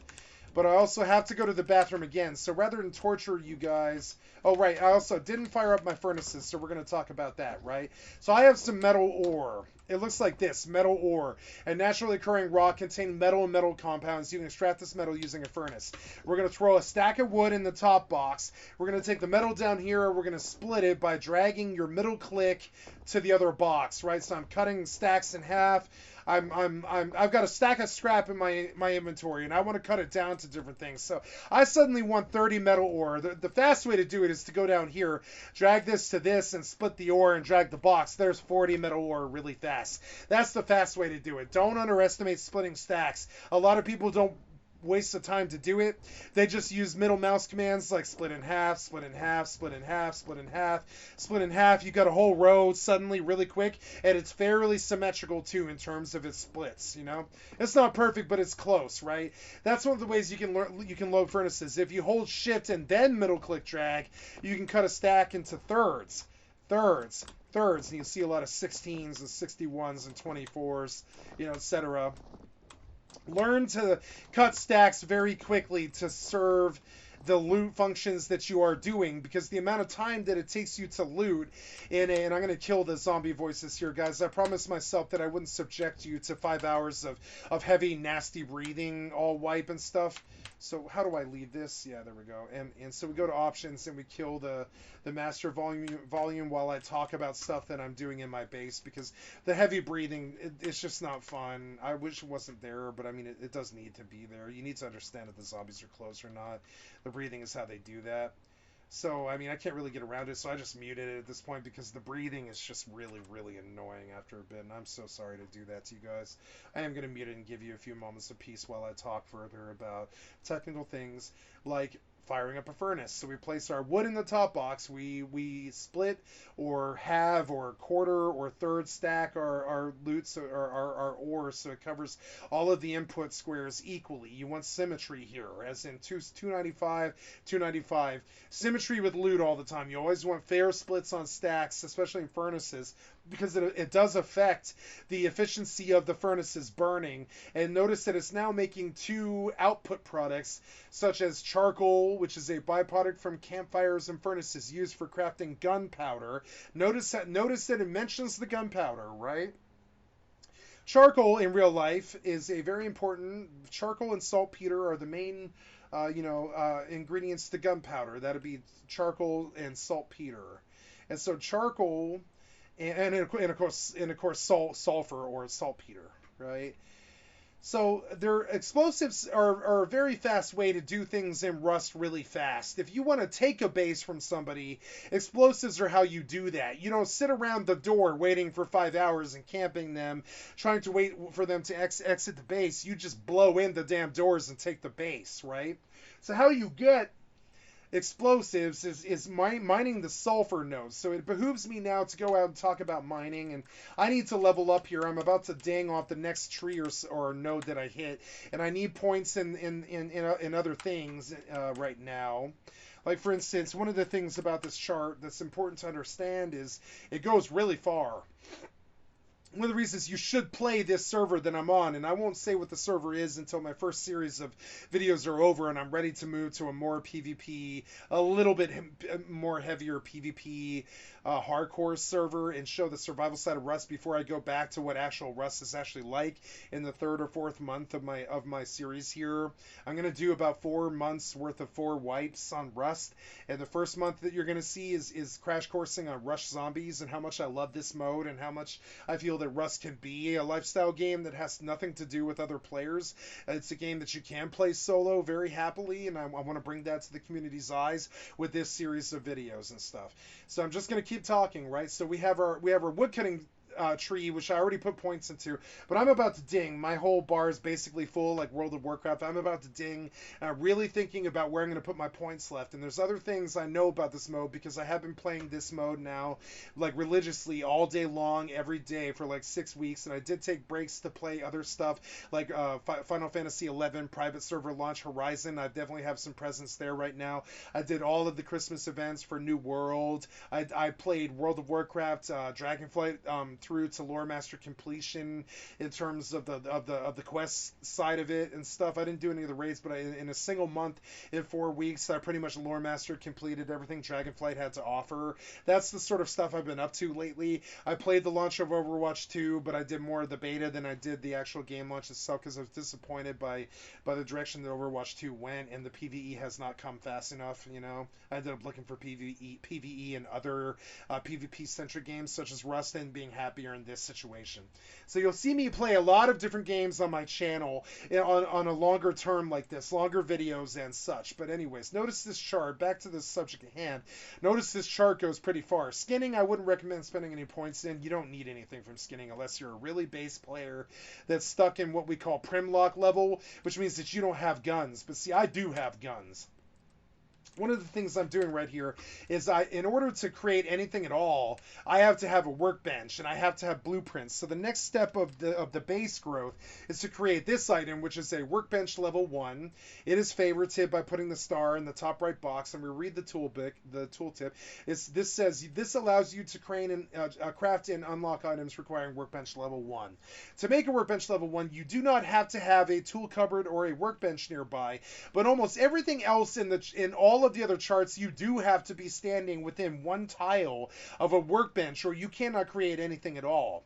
It is the same system that Minecraft has. It's the same workbench system. Without the workbench, you can't actually do any sort of actual refinement or actual production whatsoever. This workbench is what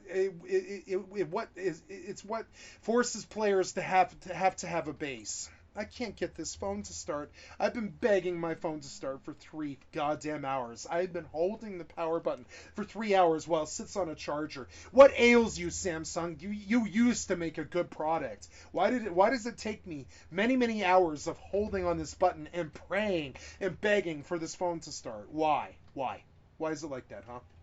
Why won't this phone start? I don't know. Why do you make billions of dollars, Samsung, huh? Why? Because I don't really know, man. I don't know, man. That's not too good. That's not too good of a, it's not a good phone, I will say, but it's not a bad phone either. And I really shouldn't have to be putting up with this phone not starting after charging on this cord for 3 fucking hours. I really don't know why I'm talking about this in a video, but I cannot turn this phone on, and I really don't understand how that equals a viable working company in this day and age. How is it that Samsung's still alive when a product won't even start? I don't get that. A product that's been charging on its own cord for 3 hours cannot start.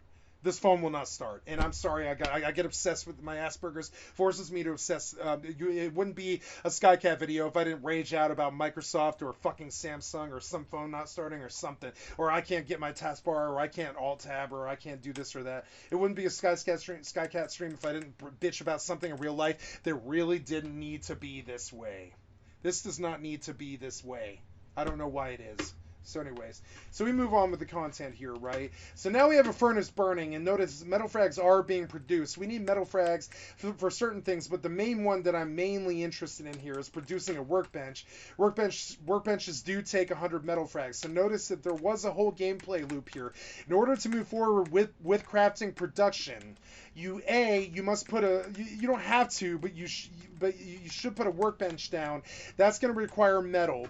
Metal's going to require either scrapping metal items or getting a furnace and farming metal ore, right? And yes, the zombies are still out there, by the way. I still have friends. They haven't gone anywhere. It's why the sound is still off. I just would rather provide the content without a bunch of heavy breathing, like some kind of sex video, than having them breathe for 5 hours while I try to get this content across to you guys. So I pulled the 100 metal frags out of my bottom slot by sweeping with my mouse forward button, right? And I sweep across and I take everything out of it. And I continue to let the ore burn. And yes, the furnace will burn long past when you log out of the game. So you can fire up a furnace with full materials, and as long as the furnace is in a safe place, like inside of a base where it's protected by doors and walls and stuff, you can set furnaces to burn for several hours past when, or whatever, like 2 hours past when you logged. So furnaces are kind of like an AFK thing. right? You want to run furnaces when you're not thinking about it. So in the background, I'm producing metal on a passive tip. They call this passive income. Furnaces are about passive income. If you don't have a furnace burning, you didn't build the base fast enough. You didn't prioritize the fuel to make the furnace high enough. You know, you're prim locked because you don't have any weapons. And now I'm gonna take this metal frags that I produced. I'm sorry, I'm gonna have to pause here. I have terrible heartburn for some reason. We don't really know why, and so I'm going to take a heartburn pill here, guys. I'm old. I'm exactly 40 years old to the day. Not the day, but close to the day. You know, and I have bad heartburn, so I must address it because when I talk for 15 hours like this, oh, it hurts. But oh well, you know, I'm used to it. I've been streaming 14 hours a day since March 7th of 2022, and I have a big push here on my career, and I'm so glad to be able to make these videos for you. I want to get that thing out of the top right of the corner of the screen, but I really just don't know how. I can't remember what key I had bound to that, but yes, maybe or is it rust? I don't know. Something is reading. I don't mind that box in the top right corner. It's actually helpful, so whatever. But it is also blocking tactical information. Like this guy Fat Sack is killing zombies. One of the interesting things about this server that this is blocking that really bothers me a lot, actually, I would like to get rid of this, but I don't know how. I think I will take a look. Did you force GeForce Experience on me? Yes, you did. So I have to come into GeForce Experience here, guys, and just another way where, you know, Microsoft or your OS system or whatever can really screw your gameplay. If you don't have all of this taken care of before you do your session, you're liable to run into problems while you're in the game, and you're liable to lose your loot. So it's better to take care of these problems as they come up and deal with all the jumping through hoops and rigmarole. Like I have to process GeForce Experience, even though I didn't install this program on my thing. I would like to just bail out here. I don't want to sign in. I just want to go to this. Oh my god, take this somewhere else so I don't put this on blast. I'm terribly sorry, guys. So I'm gonna try and fix this problem in the top right corner because the tactical information that it is of course blocking. I don't understand how GeForce does this, but GeForce perfectly managed to block the only tactical information that you can pretty much have on this server besides that down there, how many people are playing at the moment. So I don't want them blocking that kill feed in the top right like they're trying to do. So I fight NVIDIA. I come and I fight NVIDIA. I didn't install NVIDIA GeForce. It was just put on my computer, and I begin to rage out, which I'm not going to do. I promised myself I wouldn't do that on this video. So we're just going to do security challenges that we don't want to do. We're going to do 2FA in the middle of a video, and I can't turn on my phone, and you can see how I literally have a barrier curse preventing me from doing stuff that I need to do. I turn on the phone again, right? And I try to get it fired up, but no, this phone will not fire up. It is pretty much dead now, even though it's charged for many hours now. I don't know. Maybe the cord's dead or something really stupid, but I really cannot get this phone to charge. I just do not have the capability to do so. I don't know what to say, you know. I'm gonna try a different cord, I guess, and see if maybe that's competent. I cannot get my phone to charge. I can't. I don't know. The cords aren't competent or something like that. But sorry to hold you guys up. Normally I would have had it all taken care of, but you know, halfway through the stream. By the way, if we are to look at the stream here, I'm gonna try not to lose my game here and have to relog. But we are at the 5-hour point, 5 hours and 3 minutes, guys. If you have stayed and watched this video this long, I love you, and I want to have your children. I love you. And I really need you to keep on watching for another... I challenge you. I don't think you have the balls, right? I'm going to appeal to your FOMO, right? I don't think you have the balls to watch for 8 more hours. I think you have tiny balls, and I don't think you... I challenge you to watch this for 8 more hours. I don't think you have it in you. Okay? So I just challenge you to watch this video for 8 more hours and watch this in its entirety, and the slew of the next 300 2-hour videos that I'm going to launch over the next month. So whatever, here we go. So we're going to work with what we have here. Notice that I now have a metal upkeep. Or no, I don't have a metal upkeep, but I have a wood upkeep that I'm not paying. So I definitely have to put some wood back in the furnaces. And yes, the zombies are still out there. I'm very aware that I still don't have sound, and that is not very high quality for my video. But this is NVIDIA's fault and the zombies' fault, not my fault. So now we're going to screw around with NVIDIA 2FA, because NVIDIA needs 2FA in an era of 2FA, or NVIDIA isn't a player on the scene either, or as well. So, everybody's going to have 2FA. Hey, it's Hayao Miyazaki's birthday. Thank you for Studio Ghibli. I love you with all my heart and soul. Anyways, it'll give you an idea of what day it is and stuff. So we're going to go log in to something that I really don't want to log into right now. We're going to do a 2FA that I really don't want to do right now. And we're going to do things that I really don't want to do right now, because my life wouldn't be my life if I had a sense of complete control. There's always these things that I cannot control that have nothing to do with me. So here's the 2FA. I finally loaded my Gmail. It takes a really long time to do anything when Rust is open, because when Rust is open, it just eats the entirety of all of your shit, all of your system resources and stuff. So now I'm going to verify this email address. I'm going to get into NVIDIA. I'm going to figure out what keybind that I've been hitting should be working but isn't. Right? So then we pull the GeForce Experience back out. I don't care about that. Skip, and we're going to pull it back out, and we're going to fight this until we win. Fight the programs. Don't let them slipshod all over your life. You have to fight the programs as they present their barriers and prove to you that what the product that they provided is there to hinder you, not to help you. Okay? Like GeForce Experience is meant to hinder you, not help you. So notice that now I have to go hunting for a particular setting way pretty deep. The Alt-Z, is that it? There it is. So then, okay, Alt-Z was Alt-Z is such a terrible keybind. I cannot even remotely tell you how bad that keybind is. For one thing, most MMOs use that for hide UI, including World of Warcraft. Anybody at GeForce who put Alt-Z on their macros for default keyboard shortcuts should be fired. I'm sorry, but whoever that is has just never played a video game before and has no clue what it's like to be in the industry, and should not have their job, and they shouldn't be feeding their kids or whatever. And I know that sounds really catty and shitty, but I do sort of believe that. I don't really think they should be able to feed their kids with this sort of product when you bind Alt-Z to the in-game overlay. And by the way, in-game overlays are really, really bad. Don't use them. They eat your frames. They're not good. You know what I'm saying? That's an opinion thing. I don't know if what I'm saying is true. I just know what I believe, which is this. So now I want that reading it's doing in the top gone now. I can't get it gone without fighting it a lot. So we're gonna go in and we're gonna go to the the stupid HUD layout things. Totally unnecessary. This crap. Totally unnecessary. There we go. Right.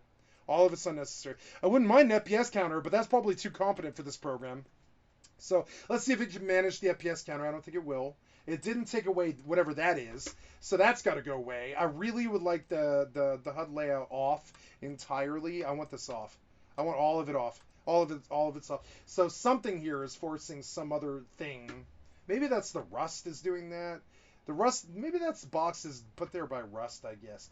Let's go to the FPS counter. Right, off, right, no, man, see, that's, some other program is doing that. I don't know how to stop that.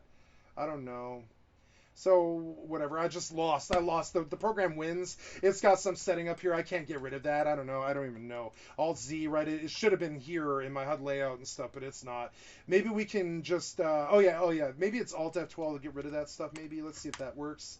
I shouldn't have to fight it, but I do. Alt F12, right? No. It's just straight up glitched or something. I can't get rid of that. So whatever, it wins. That thing owns me now. It's my daddy, and I have to live with it. And it lives in my house now, and it's living in the vents, and it's breeding, and I can't stop it. And it's my daddy, and it dictates my screen now. And that thing is my master. I can't. Who knows how to get that thing out of the top right corner? I really don't remember, and I don't care to remember. So thanks for ruining my day or ruining my video. I really appreciate that. Whatever. That's really great of you to do that, and whatever you are, whoever put that there is really great. That's a really great box. Let me tell you about how much screen space that takes up and how really well designed it is. And I promised I wouldn't rage like this, so I won't. I'm going to stop here and move on with my life. Now, I'm trying to get things done, like making a workbench, but I can't focus when people just throw shit on my screen without my permission. I consider that to be digital rape, and I don't know why it's legal, but okay. We can call you know, what's the word? I'm gonna fly off the handle here, so I'm just gonna get off the subject, I promise. But I call this non-consensual FPS meter. Non-consensual FPS meter. Pretty fun. Great design, guys. You totally should have a house in the hills out there by Irvine, California, in you know, in the .com bubble with your nice house and your 3.5 kids and your good money and stuff. When you create products like this and you do stuff like this, you totally deserve all that. You know. But anyways, I'm gonna get off this. It wasn't where I was trying to go with this video at all. But you forced me there, so I guess we're here. We're here now. We're here now. We're talking about it. You forced me into it. Thanks. So. Anyways, thanks you. It's like Comcast when South Park talks about Comcast. Thanks, and it's gone. See, I want that gone, but trust me, getting that gone is really hard. It's not hard, but it requires a lot of research and understanding who put it there in the first place. And then and then you ask the really spidery thought of, wow, that's pretty non-consensual. I didn't ask for it. It's just there. Pretty non-consensual. And you know what word belongs with non-consensual. It's kind of like I was raped by a UI thing. You know, a little bit against my will. It's a pretty fun experience, and I really think whoever created it probably does deserve a job at your company and all the money they make. They totally deserve all that money. Yeah. You know, I'm not being sarcastic at all. No. So anyways, moving on with my experience here, trying not to get caught up on this stupid stuff like Martha Stewart. I'm going to get the turkey up my butt. I swear to God I will. I don't want to talk about that. I don't want to think about that. I'm just going to move on about my little tutorial video, not talk about things that really shouldn't be there, that are really, really annoying me. But anyways, so we come out. Looks like the zombies are still there, which is, you know, par for the course. Why would they ever stop? You know, they're not real. And we turn the sound on. Audio. There we go. And we look for other things. Like right now, I need wood and stone, but for some reason, my stone pickaxe is not in my inventory. So then I have to go back to my base, and I have to figure out what tool I didn't bring with me that's going to make whatever it is I'm trying to do very difficult. So this is another thing I'd like to talk about in this video. It's a phrase I like to call spectacles, testicles, wallet, and watch. Or spectacles, labia, wallet, and watch, right? If you are leaving the base, what do? You check to see what you brought with you, and you make sure that you minimize that, right? I'm gonna eat these berries and I'm gonna stick them away because it's easier to store seeds than it is like actual berries and stuff. And I'm gonna stick these bottles of water away even though I kind of want to keep them. I'm gonna dump all of this stuff because I don't need it. And then I'm gonna pull the only other thing I need, which is this and this to make. I thought I made a stone pickaxe, but it doesn't seem to be here, so we're gonna hunt for it. Doesn't seem to be here, but you know, hey, there we go. So then we put all this back. And we go out with just the clothes on my back and 2 sets of tools because these zombies are liable to land a bite. I don't know why I didn't get a bite there, but I should have. I should have caught a bite right there. I've been very lucky today. I'm just sort of on key with my footwork, and I'm not stopping in places where they can actually land a hit. You know, I've been very good with my footwork today. Usually by now I would have died. Hey, I got from that mushroom, I got enough XP to ding. So now I have to go back to base, order of operations, got to go back to base again. And I have to sit in there, and I have to upgrade my points in a way that's like the best possible way I possibly could do. I like the breathing, but when they're by the base, they shouldn't breathe. Because it's really annoying. It sounds like a bunch of wolves having sex or something. It's really disgusting to me. So we're gonna kill this while we talk about this. We're gonna pull the XP meter, and I'm sorry for the lack of sound, guys. It won't be for very, very long. We're gonna look at the entirety of this chart. So we have a wood cutting chart, which I suggest you start with. Don't start with mining skill. Start with the wood cutting chart and buy through to this one here. At least 3 points in it. And then the next thing you want to look for is further down in the chart. There is a medical skill tree where rad damage is lesser, but if you look at this skill regenerates your health by 0.1 HP per level per second, right? So I'm going to dump an entire level worth of points into this here because Rust has never had passive health regen. But you'd be surprised how really strong this passive health regen really is for the gameplay. It affects the gameplay so strongly. When you start healing over time, when you have enough food to not be starving, you suddenly, this game becomes so much easier. It's one of the reasons why the game is so hard, is the fact that you don't heal over time. But when you go into the chart and you buy your hot here under the medical skill tree, right? Suddenly this game becomes an entirely different game where the zombie virus isn't that bad, deaths aren't that bad, pain isn't that bad, loss isn't that bad, being unhappy isn't that bad. Everything's slowly on the up and up as long as you keep food in your stomach. You know, it's all sort of on the up and up in that respect. And so I would say that the HP regen is like the most valuable thing in the chart. The only other thing being, of course, foot speed, but they didn't add foot speed to this chart, at least not as far as I know. Not from the cursory examination of this chart that I have made. But I mean, as I do it, I will read the chart more. I'm gonna turn my sound on now, and you know, and I'll do better at that chart. But there's certain things in the chart that make this experience so unique and so beautiful that it is entirely a different game. I would posit that Rust Zombies is far superior to anything Minecraft ever did. Minecraft got 200 million players. Rust got 1 million. I seek to kind of change that. I want to change that gap. I think Rust is just as great or better than Minecraft for different reasons, you know? Different reasons. So, oh. I was looking for my vape pen, but I don't know where I stuck it. This aggro is so annoying. I'm just, what's with the frame rate drops? And why is that thing on the top right of my screen? It's driving me crazy.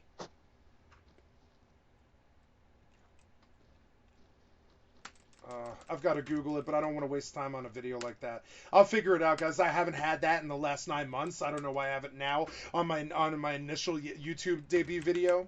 I don't know why. I don't know why. It just is. It's just, you know, something, it's Murphy's Law with Rust. Rust is all about Murphy's Law. Like right now, I really don't want frame rate lags, so of course I get 10-second spikes like this immediately. See it? 10-second spikes where I have to keep running because the zombies are going to catch me. 10 whole second spikes of frame rate lag. And suddenly you begin to see how Rust stability can suddenly fly out the window. It can just be gone. The zombies are suddenly catching you. The frame rates are suddenly spiking so bad that you're not even playing the game anymore. And all this. And your Rust stability can absolutely be destroyed. It can be. So understand, like this game will suddenly go south for no reason at all. It's one of the reasons why it is the worst game ever made at the same time as being the best game ever made. Is your stability will tank in a second, and suddenly you're playing an entirely different game, you know, and it's unacceptable. But I mean, what can we do? Rust doesn't make that much money, you know. They're not Blizzard. They don't. I mean, they are Valve, but they're not Blizzard. You know, they can't just dump $1 billion on a new engine like World of Warcraft or Fortnite or whatever like that. They didn't build engines like Epic or whatever. They're on the Unity engine, which is good, but it's not amazing as you can see. So, watch these things. Watch these things when they occur. When your stability is lost. God, please stop. Please stop pitching. Please. And you'll find yourself begging and begging. You're like, please, client, you have me on my knees. Please don't spike right here. Please, I'm begging you. And it'll be like 4:30 in the morning, and there's some dude with some asshole with an MP5 chasing you around some corner or something, or down some cave, and you're praying and begging. You're like, please, client, don't hitch. And then the hitch happens, and for 10 whole seconds, you're just standing there while the guy pumps an entire 36 rounds into your head at point blank range. Get ready for that. That is what you will see in Rust. You will absolutely see that. You will see a 10-second frame rate lag spike, the likes of which I haven't seen since Far Cry 1, right? And get ready for it. Get ready for it. Learn to enjoy it.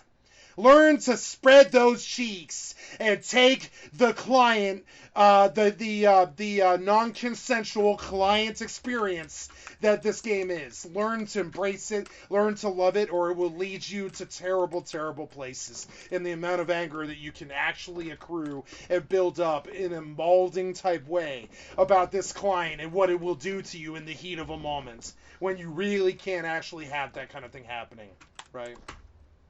Get used to non-consensual crashes, the non-consensual UI stuff, the non-consensual I can't run through a river right now for some reason thing, so I'm just stuck in place while things wail on me. The non-consensual stuff about this game, get used to it. It's going to hurt you a lot. It's going to make you cry like a little girl. You're going to be like, why did I get a 10-second frame rate lag when I spent 2.5 hours farming that set? Why did that happen? Why did this happen? I really want to go punch a face punch executive in the face right now, but I'm not going to because I'm not actually like that and I don't think like that. And I don't mean what I'm saying. You know, I'm saying that in jest, but it's not funny. Like the amount of rage that this game can actually get you up to, and it's unfair treatment of your frame rate spikes when you need it. Like for instance, other players using shotguns, that's actually a meta trap. It's actually a troll. Other players using shotguns means that your frame rate will be 0 on a 4090. And I shit you not. On a fucking $2,000 video card, right? Understand that about Rust. Understand what you have fallen in love with. You will lose 140 frames for 10 whole seconds while somebody fires a spaz shotgun. Enjoy it. You're going to love it. You have to get used to it. You have to learn to love it and embrace this side of the game. The game will slap you and take everything you own away in under a second on a really poopy frame rate drop. So just get used to it. It's part of the experience. It's part of it. It is the jankiest game ever created. And you console people, it's never too late. It's never too late. That's all I have to say to the console crowd. It's never too late, right? So I came back here in the hopes that maybe the game might cache over like a 5 whole minute period and I don't get bad frame rate spikes right now. Because if I take frame rate spikes out in the fucking meadow like this, I will get swarmed by the zombies and I will lose. And I am not trying to die naturally on this video. You understand me? I intend to do the entire 14 hours without an unnecessary death because that is what Rust actually is. Now, the client may not suffice, and I might just get to screaming for the rest of the video. I'm not going to do that, by the way. But, I mean, the client will not suffice. Don't expect it to. Don't expect it to be a good client. Don't have faith in it. Don't think, oh, it's been out for 7 years, right? It won't have bad 10-second whole frame rate losses on a 4090. No. It absolutely will. It will. Every time, too. Every time. Every time that you fire a shotgun on a 4090 rig that costs $7,000 US, you will experience a 140 frame rate loss. Be ready for it. Okay? Just saying. It's an element of this client that you should be ready for. It's like putting a lot of your hopes and dreams into a wet sack full of oil that's flying through the air that's going to dump all the oil on the ground or something, you know? Like a wet sack, a wet gunny sack that's going to rip. You know, it's a sack made of toilet paper. Don't put all of your hopes and dreams in this client. It will rupture and spill your hopes and dreams all over the floor and then and be totally unapologetic about it. This client will put you on your knees and make you cry like a little girl. And if you don't see that coming and you don't plan for it and adapt to it and understand that you're going to have bad times where this client will literally make you cry like a little girl in the way that it treated you and how non-consensual the whole thing is, right? Don't play this game. And you're seeing it right now. I don't have a choice about this thing in my corner. I don't have a choice about these zombies. I don't have a choice about the other problems that I'm facing. I don't have a choice about the 10-second frame rate losses while it caches for no good reason at all, right? They'll warn you on the server. They'll be like, oh, the server's about to save, so expect some 10-second frame rate losses. That's normal in this game. That's the game you're playing, right? Expect that sort of thing. I'm running through trees because I don't know why. You know, it being the jankiest client ever released. I don't know. Maybe Grand Theft Auto is worse. I don't know. So enough of the anger of the vitriol. Just, you know, understand that these are pitfalls, right? I'm going to approach it from a much nicer sort of like you can see where the rage will occur, and it has nothing to do with the other players. Fight the game, not the players. Understand me when I say this. You need to fight the game, not the players. The game will get you killed a lot faster than other players will. So understand what you're up against with this particular client, okay? It is not a joke. It is the least stable client ever to be a top 10 game on Steam. So understand it. And by the way, I wanted to cover that on the stream earlier, but I never did follow it through. Right now, today, we're going to refresh and stuff, or I'll have skewed results and stuff. But notice that Rust is in the top 4 on Steam. On wipe day, it pulled 138,000, and peak today was 177. Rust is a contender right now. It is a contender for taking over the world's interest in a very strong way, and I'm attempting to make these videos in the hopes that that will happen, you know. So now I'm out of stone. I have to address that, and then I can make the workbench finally with the amount of materials that I have saved.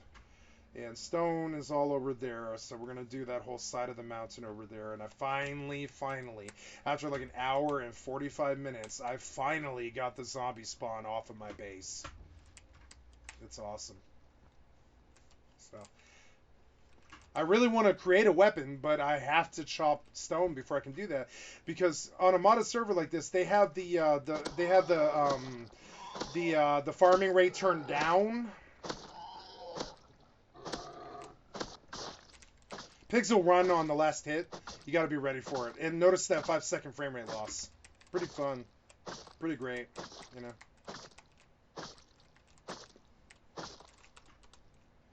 On a 3060 Ti. Pretty impressive, guys. In 2023. Just saying, you know.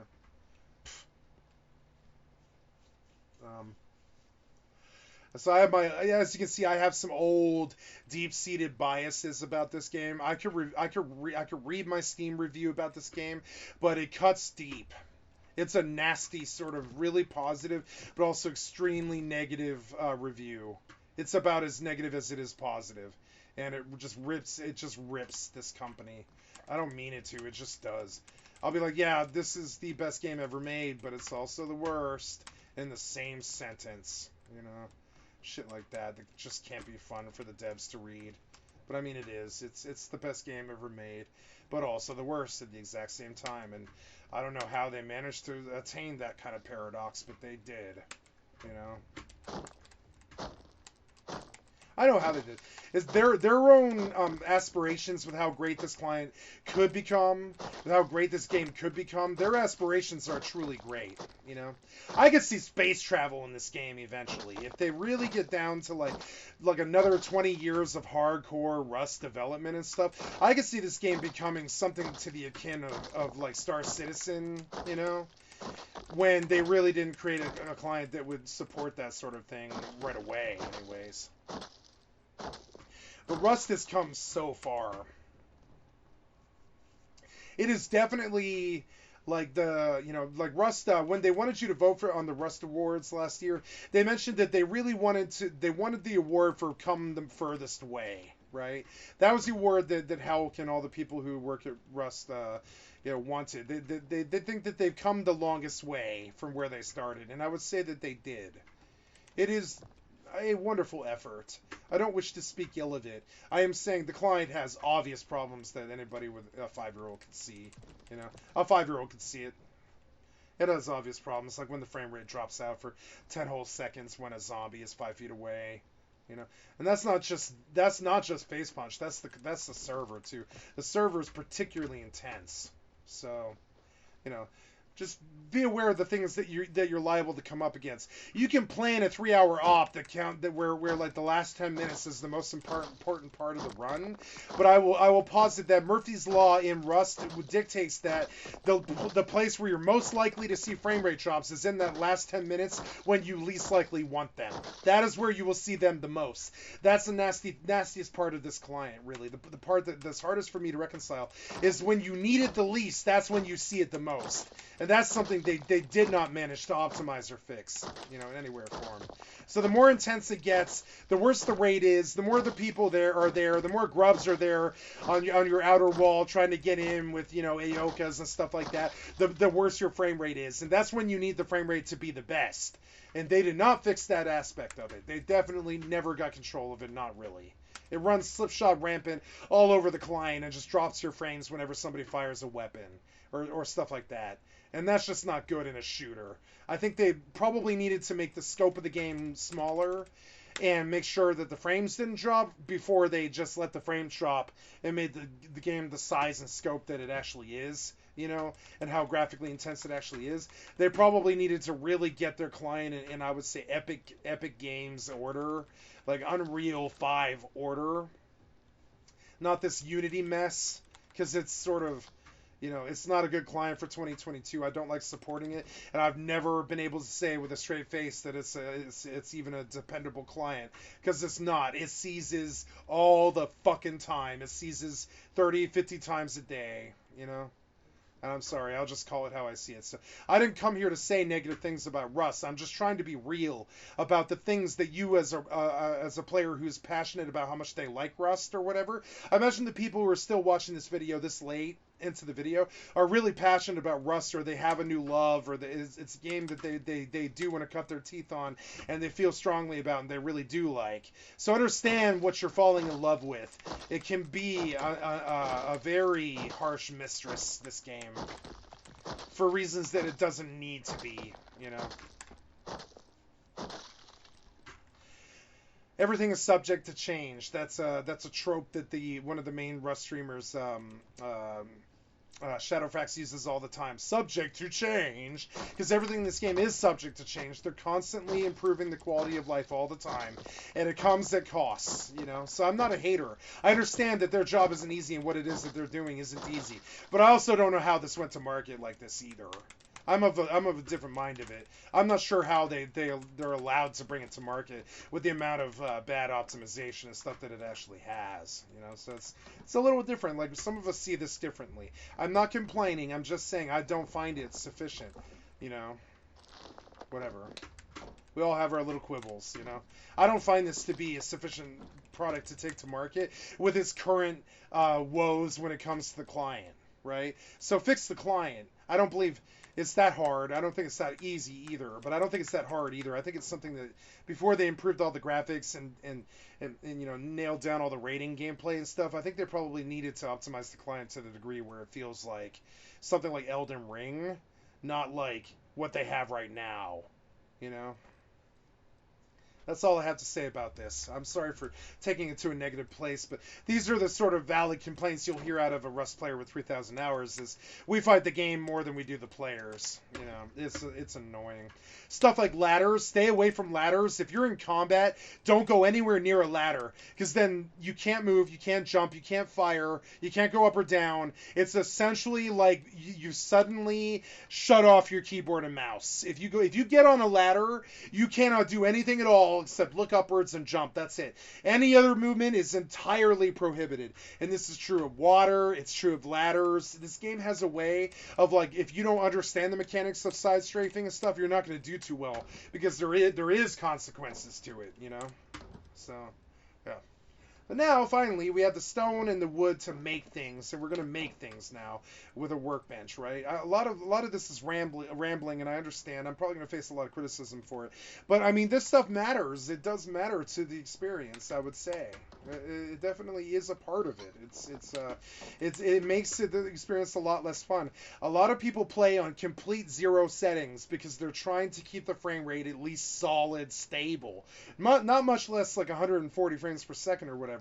I'm talking about they want to keep 60 frames solid where they don't experience a 10-second frame rate lag, because they might drop 60 rockets on the ground if that happens, right? And this is a valid concern. I come from a big clan with 30 members, and that's a valid concern that those guys have. They might drop 60 rockets on the ground because of a 10-second frame rate lag. So why did you ever make it possible for that to happen in the first place? Before you ever made it possible for that guy to have 60 rockets, you should have made it a lot more possible for him to have an optimized client, so then when he fires the rocket, it doesn't lag his frames 100 down to 20, and he gets shot by some fool 290 meters away with a bolty, and he drops 60 rockets on the ground due to a frame rate lag when he fires the rocket, you know? These are things that in 2023, they actually matter. The tech's come too far now. They have to catch up optimization-wise, and that's all I have to say about this. I keep trying to bail out of the topic, but I'm passionate about this. I love what this game has done for quality of life, but optimization is something that I would say is basically steps in the other direction. Load time's too long. The frame rate spikes are unacceptable. For what's actually going on screen, it doesn't actually adapt. The client doesn't actually adapt to the frames very well in that respect. So things that are super busy, they get super chuggy, and it really should be the other way.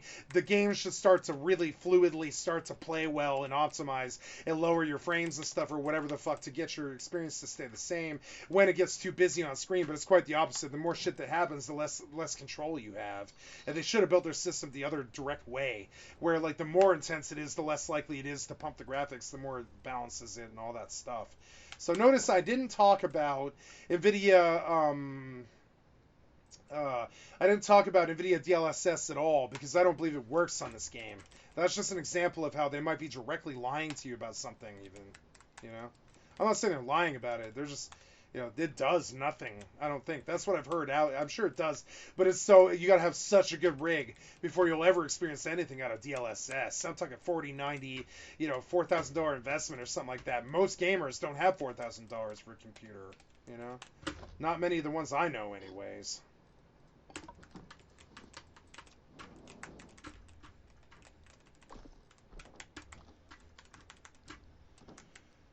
Now, I don't know, I'm gonna do something kind of funky and just put like, you know, I don't know, put it over here, I guess, away.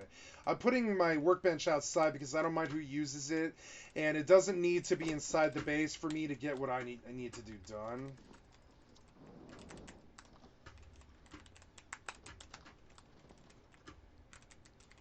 Now I have metal frags, and I badly need to go to the restroom, so I'm gonna play out that boombox RP that I was gonna say. That I said I was going to do.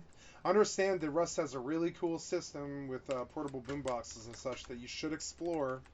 It's got good radio and stuff. I'm not going to play a channel with music because I'm not looking to kind of like tempt the demonetization gods. I'm going to try and catch whatever BBC is talking about news-wise here while I use the restroom, guys. So understand that there's a playful side of Rust that has nothing to do with this angsty, balding, fat 40-year-old, like angry, you know, 20-year-old beamer, like angst stuff that's full of anger and negativity and toxicity and stuff. The game isn't actually like that. There's a lot more whimsy to this game than there is like negative stuff. So don't get caught up in the negative stuff like I just did. Not all of Rust is like that. So we're going to try, I think it's like BBC 1 is the one with that, or no, 1 is the one with radio. I'm trying to get the one with talk chat, right? So then I fire up the boombox and I listen.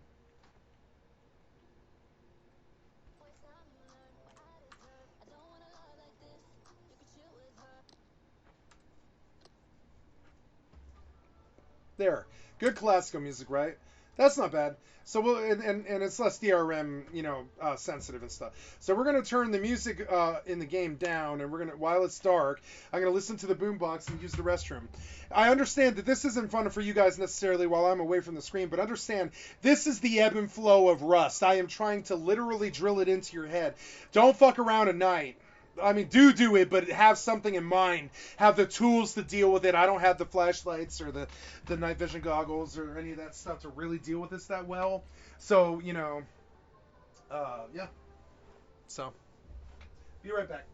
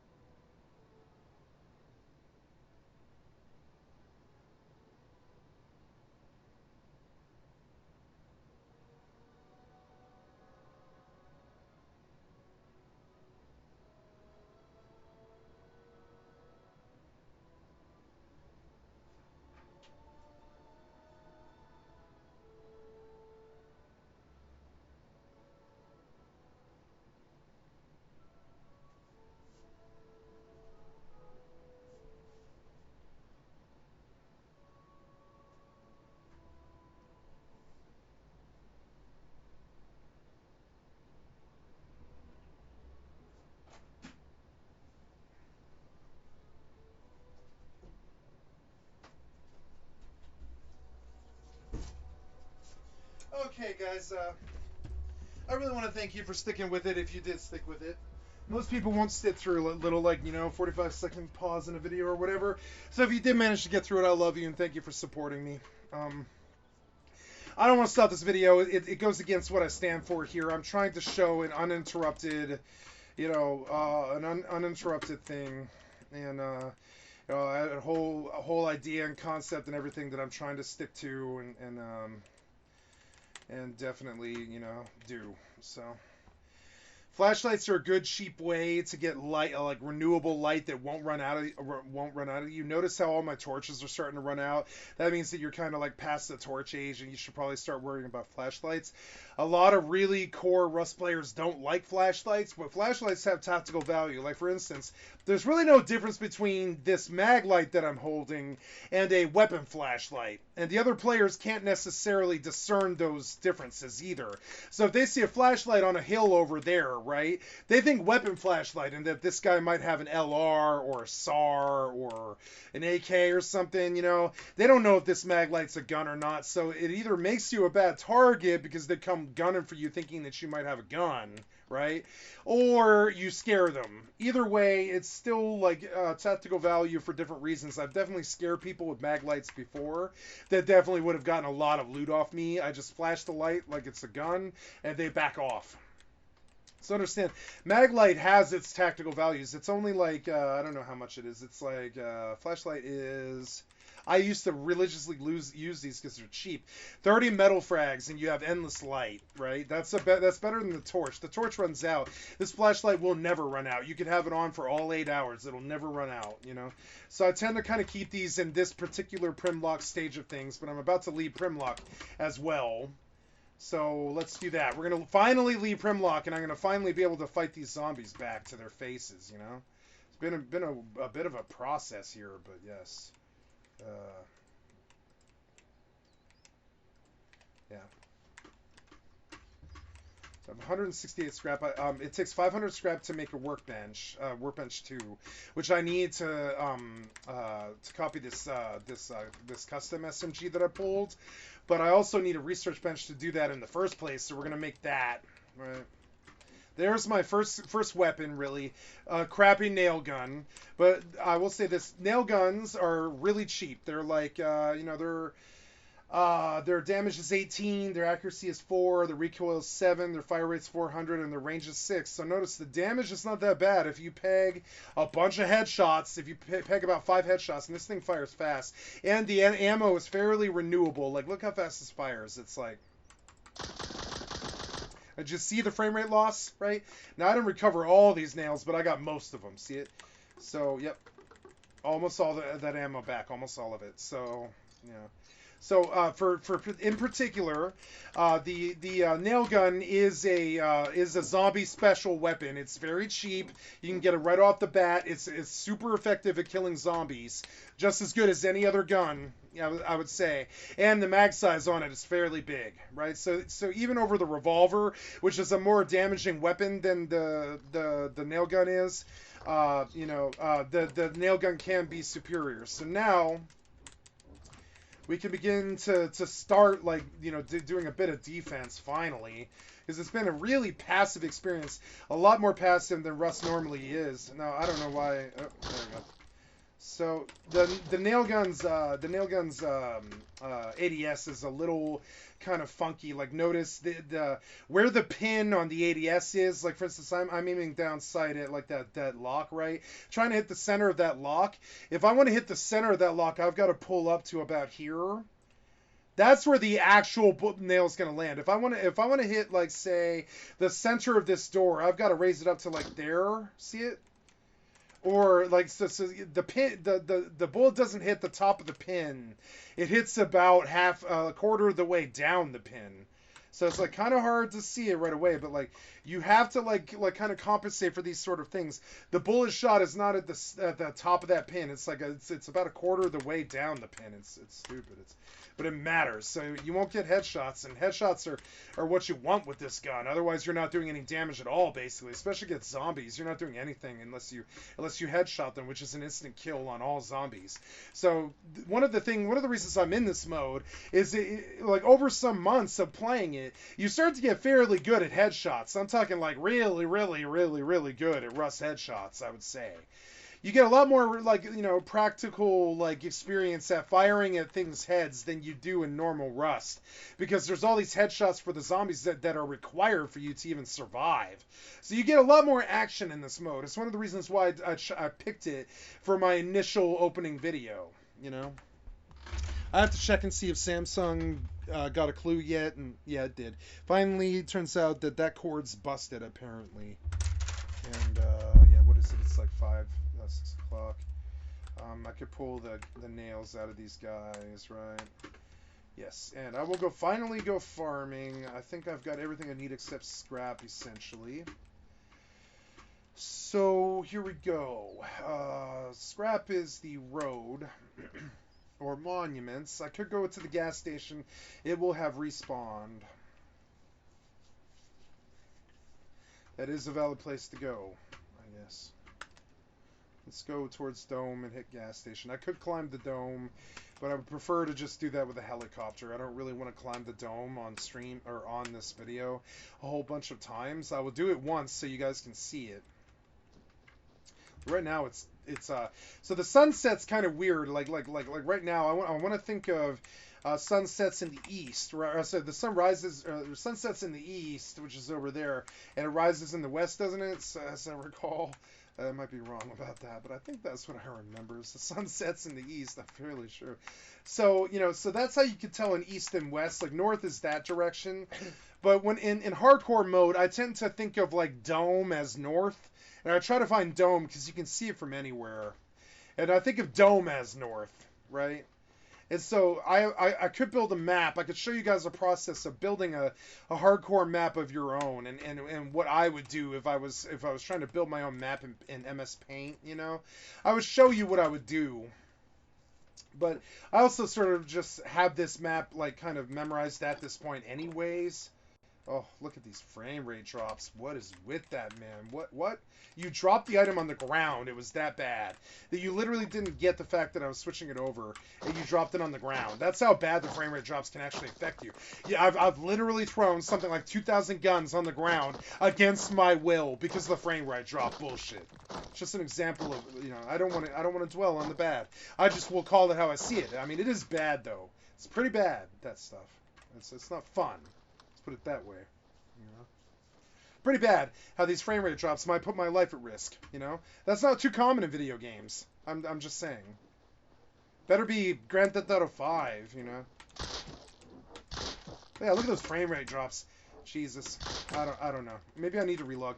The game might have gotten a memory leak or something like that. I might actually force you guys to sit through a relog, because I don't know, man. It seems like I can't really get around these frame rate drops, and that'll get me killed in a time when I really don't want it,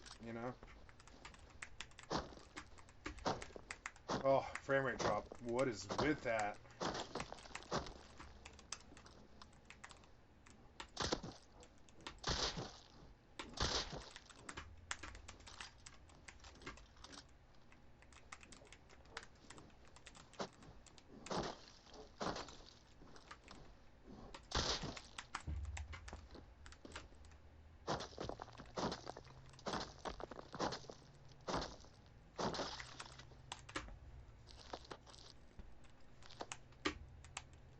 Oh, frame rate drops.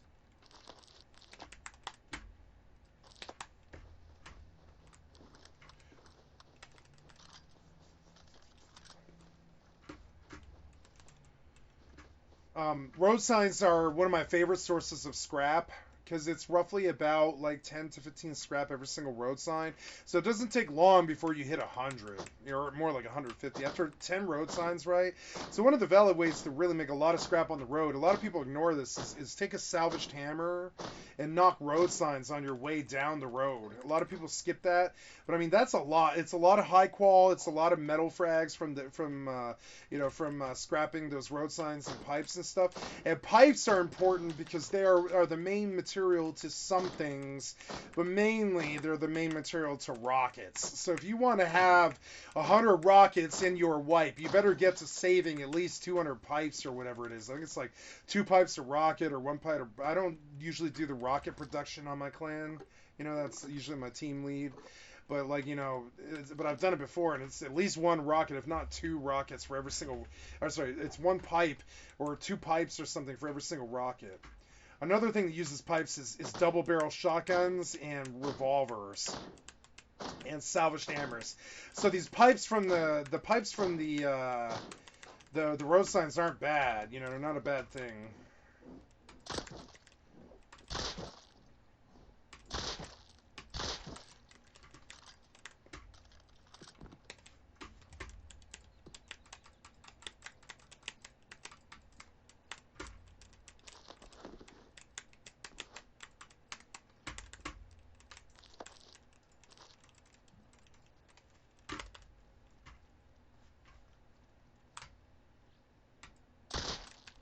Oh, cool. The frames are just basically a 10 now. Pretty fun. I will have to relog. It's gonna get me killed. Yeah, even the nail gun's lagging it now. Wow. I don't know, man. I don't know. I think you got a memory leak. I'm very convinced that pretty much every session of Rust I've ever played, the game at some point gets a memory leak. You know, especially like 6 hours in, you know? You're going to see stuff like this, and now I basically have to relog in the middle of the video if I want to not die. And so thanks, Russ, for putting me through that on my initial video. Pretty fun. I like how the frames are basically non-existent now. It's pretty cool, you know? Normally I pull nice solid 90, 110 something, but not anymore, you know? God damn it. There's a good shirt. I'm going to put that on. Nice.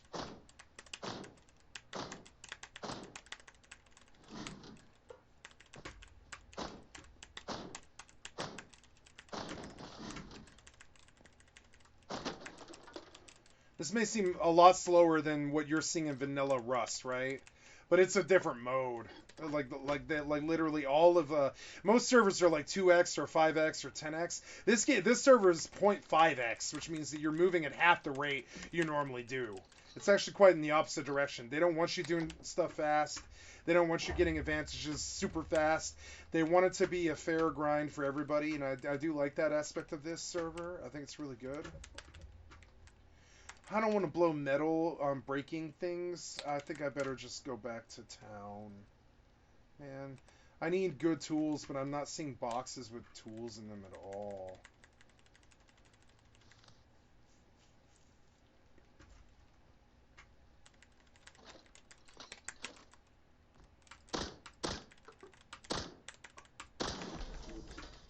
Nice. Wow, the loot table's definitely changed. Crazy. I got a new level. That's very good. I got to crash course the chart again because I don't really remember it too well. There's another thing that I like a lot, which is like you can break barrels with a single hit with any tool, and that's definitely going to be something I'm going to put points into right now is instant breaking barrels because all these tools keep breaking. It's really annoying. I wish that wasn't a Zor switch. I wish it was a solar panel. I would like to put lights in the space. Yeah. I'm out of tools. I'll have to make more. That's okay.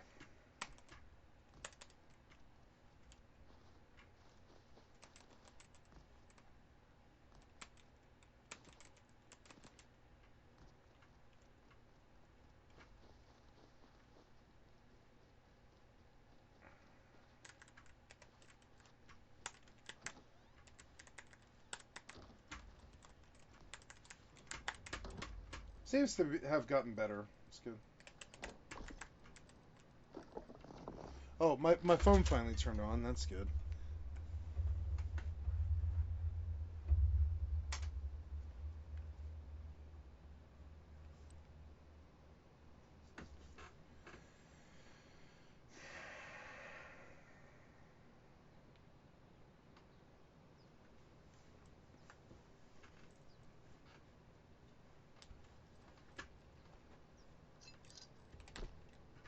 I'm going to replace my wooden doors with sheet metal ones. They are much, much better.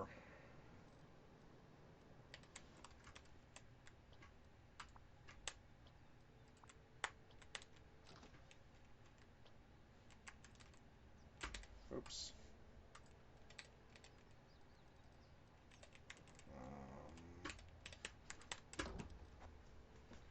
All right.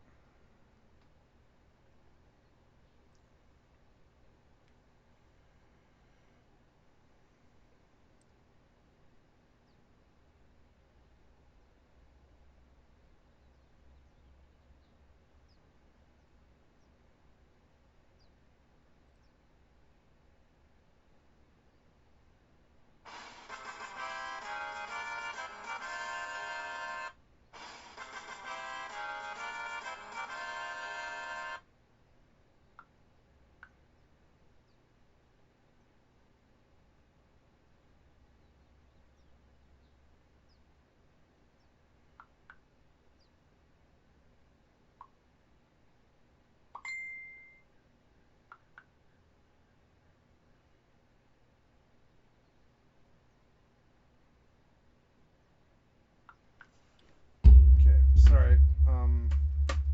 So now, so I just do real life stuff real quick, and then we will pull.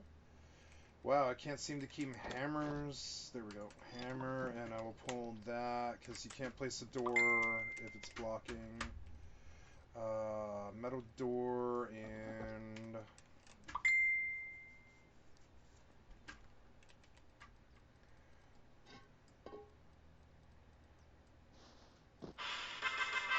What happened here? Did you actually make the metal door that I asked for? I don't think you did. Why did you not make the door that I needed? Try again. I need you to make a metal door. I'm gonna search up door and I'm gonna fucking star it. There you go. Try again. You gonna make it that time? Yeah, yeah. See, you really have to bully the client a lot of the time. You'll assume that it's making something when it's really not. You gotta be careful, you know.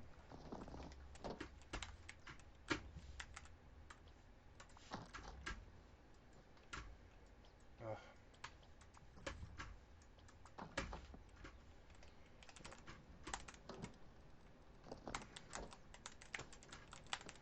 Okay, more armor.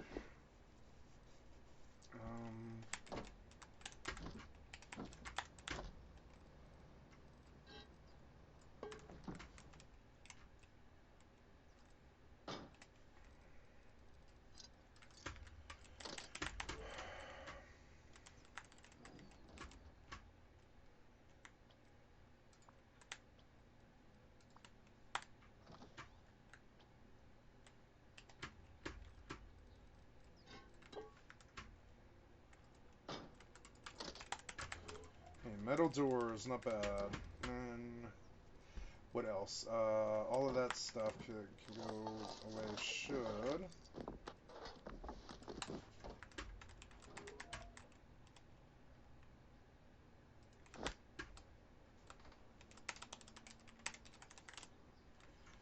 Okay, we are all like in a better situation now.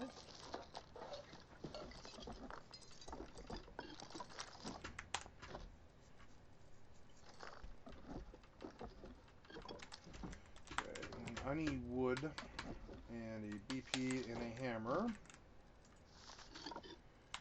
And we'll go slap down a bit of a horse stable somewhere appropriate. I don't know. Maybe that's actually it. I don't know. I will need a tool. That's another thing I don't have. I need to get that. Tools are so annoying. Maybe just like a couple of pickaxes, like an axe and a pickaxe. Yeah, that's fine. Oh, I didn't spend my points, right? So we're gonna spend points now. ST,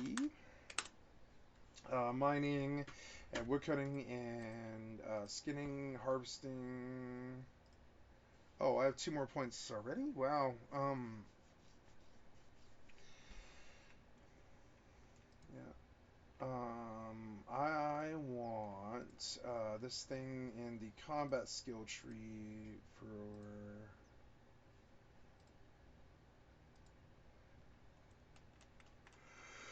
Upgrading building blocks is really good, but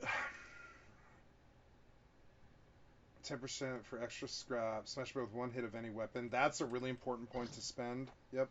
And the other points should go in the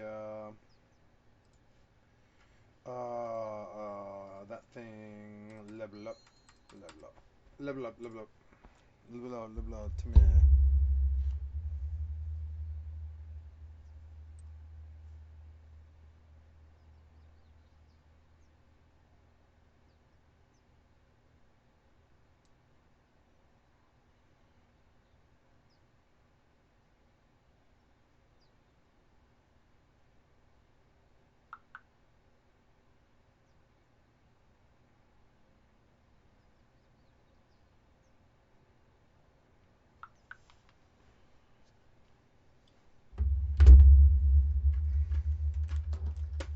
Okay. I want to kill the heater. It feels like it's blasting on me. There. And yeah, and took care of real life stuff and all that.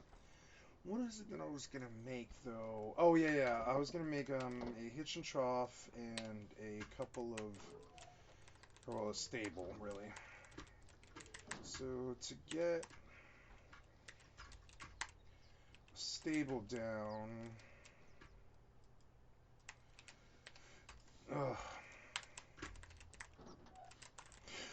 there's a reason we put a stable down right away and spend money on horses. Is horse poop is a fairly lucrative farm, and I'm going to show an example of setting yourself up to do that right away, as opposed to, you know, waiting, because it is good passive income, the likes of which you can't really equal with many other things. So horses are a really important thing in Rust, in my opinion. I keep going in and trying to get a BP and a hammer, but I can't. Come on, man, get a BP and a hammer, please. There you go.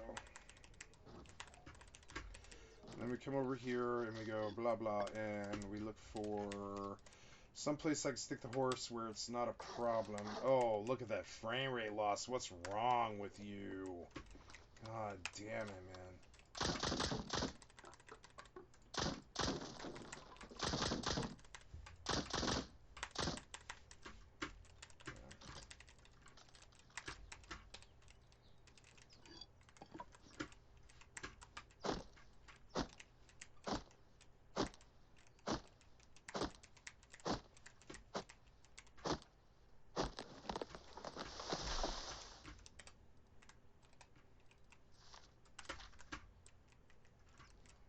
Oh my god. This stupid stuff. Oh my god. Come on, man. Are you real? Yeah, you are. Fucking dumb. Some of the building can be so annoying, right? I'm trying to make a little ride up so I can put a horse and hitch down and get a couple of horses producing poop. But I can't, there we go. Maybe I can do that. Yeah. I don't know. Yeah, like that, right? Yeah, that's fine. And then we'll make that and that real, I guess. Yeah, we'll make this real so that like I can get the horse on there fairly easy. And then we put a thing here, right? Good. And that's all good, except I do need a roof over it. Actually, I don't want people taking my horses either, so never mind. I will. Yeah.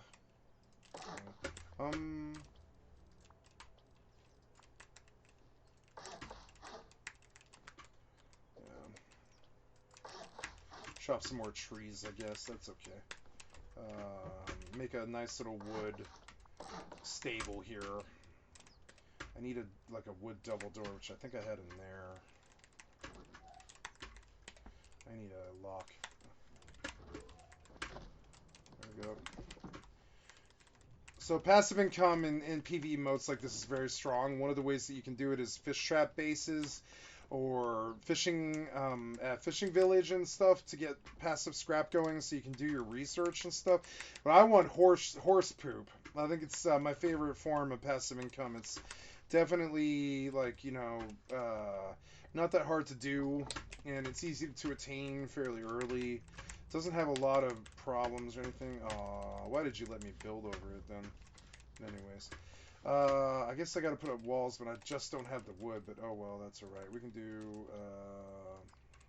no. I'm gonna leave an outdoor stable. I don't really care. If people steal the poop, they steal the poop. I don't want to make it any more complicated than I already did. So, whatever. It's just work that I don't need to do. Stay away from work in Rust that you don't need to do. Because it's, like, you know, it's just time. It's time that you lose that you really didn't need to, you know. So now what else? I've got a weapon now, with good stopping power. Yep, and I could take a little bit more metal. Make some more. Yep.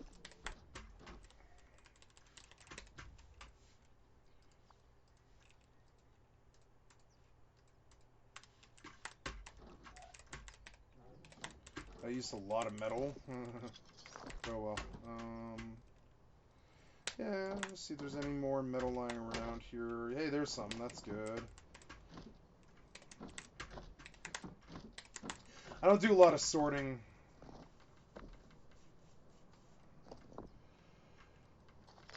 So that's good. And then also you get charcoal and stuff, yeah. So, okay, finally we will go farming now, I think. Actually, I don't know, how much wood do I actually need? I don't need wood, I need a horse. And that's some scrap. Maybe I can just find a horse? I don't know. We could go roaming for a horse. I have a fairly good idea where I am. You know, I can get back here if I need to. So maybe we go hunting for... Well, I'll farm the road to get the scrap to buy a horse is what I'll do. And I'll buy a fancy horseshoe. So that'll be what, like 140 scrap? I think it's like 75 for the horse and then like, I don't know, 40 for the hoof or something. So it's like 115 scrap or something for like a full horse with a real horseshoe, like a tier 2 horseshoe. Excuse me. The loot is a lot different than it was last wipe. It has been definitely reduced a lot.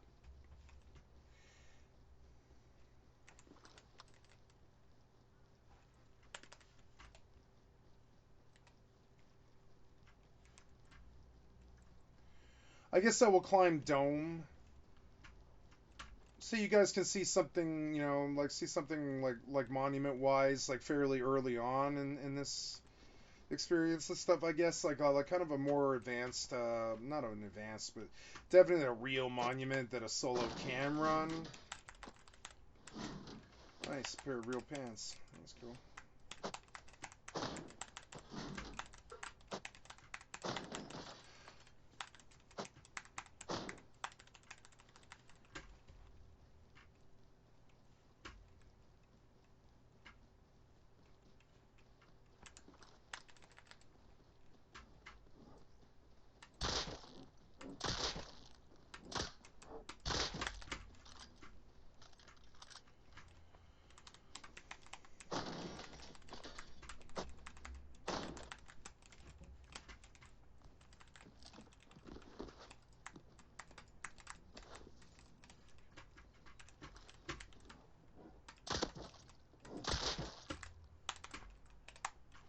Some of the zombies drop pretty good fish.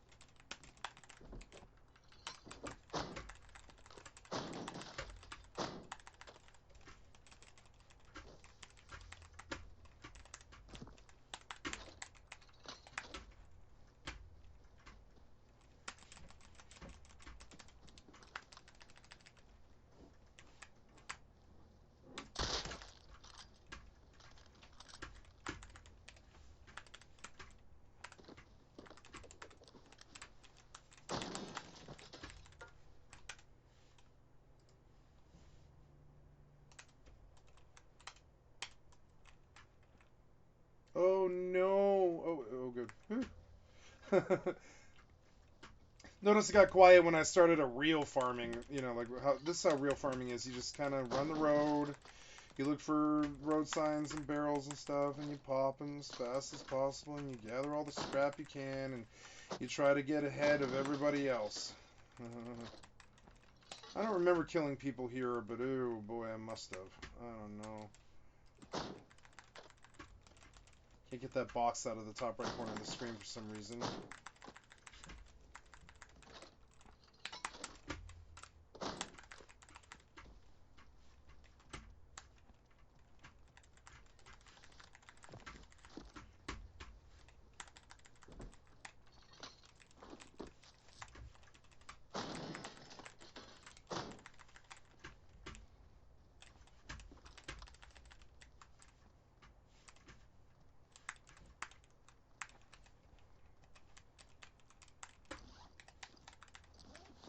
They changed the loot a lot.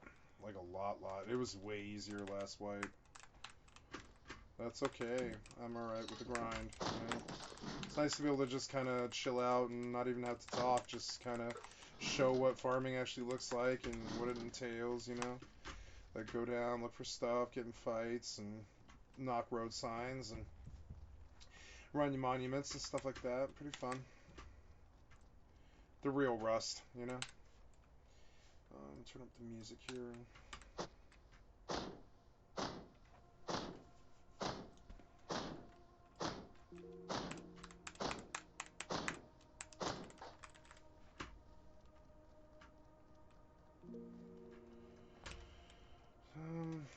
Wow, those road signs are barely paying. It's weird. Can't seem to get like car parts out of this.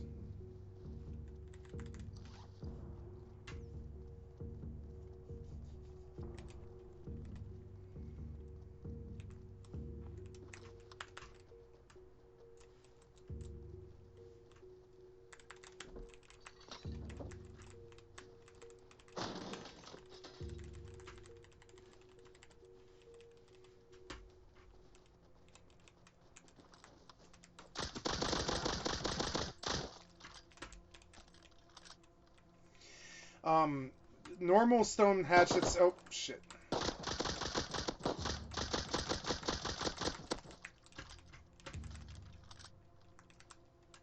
Scientist. Did you die? I don't think you did. Where are you? Why are you not shooting me? Ugh. Lag. Ooh, metal pick. That's good. Gotta get that home.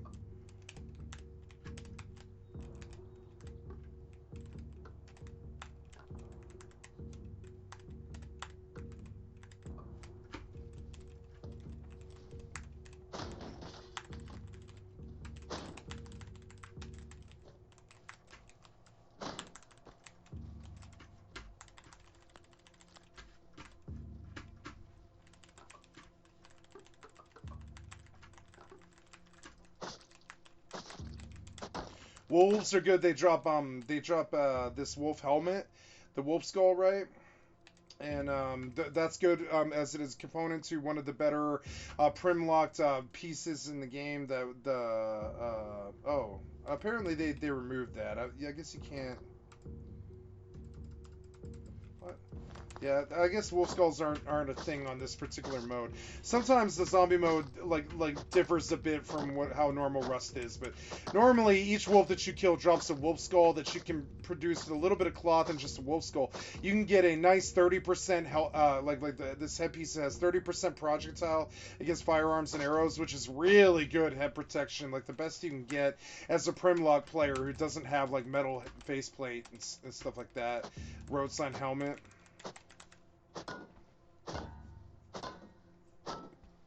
See how much harder this is than normal Rust? Like, you actually have to play it. You have to, like, you know, it's not fast, and I like that. It's definitely better for longer content, you know, of, like, just keeping it interesting, lots of stuff happening and such. Yeah, that's good. The bone, I'm gonna keep all of this pretty much, except that doesn't need to stay. That can go, and that should go there. Those can be replaced. This should be eaten. The pills are really important because they can get you out of zombie bites, and that could be zombie bites of in and of themselves aren't the most worst things in the world, but it does last a long time. And the pills are a good way to just get out of it fast, you know.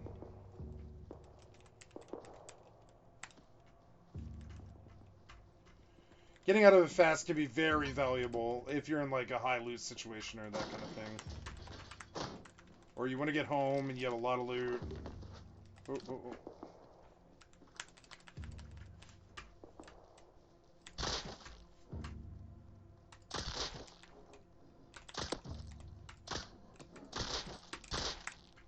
Oh, frame rate, frame rate. The fuck, man? Your fucking memory leak, man. Goddamn memory leak.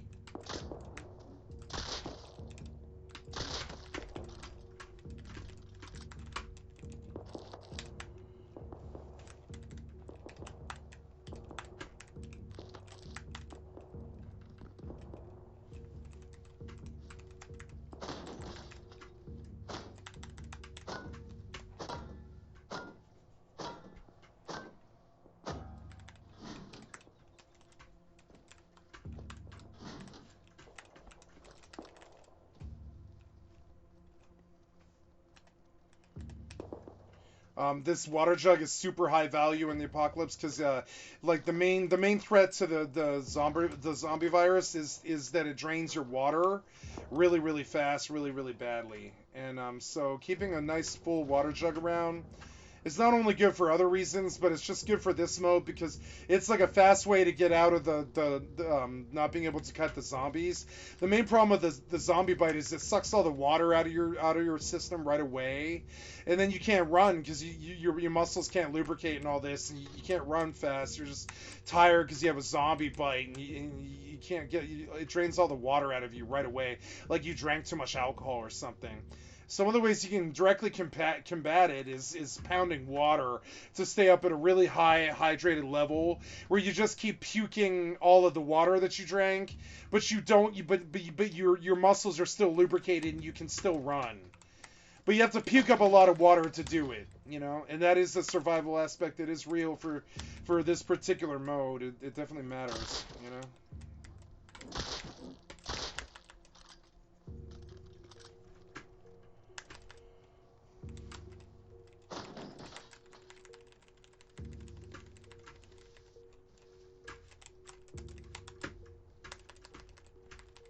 Check around because occasionally the zombie drops a fish that is actually fairly good scrap.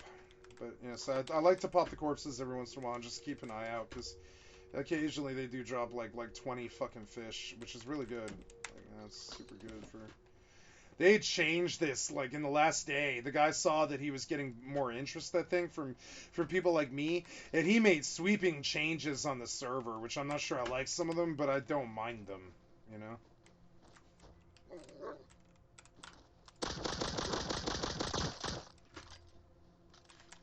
Gotta worry about the other wolf. Oh god. The other wolf is here, but there he is.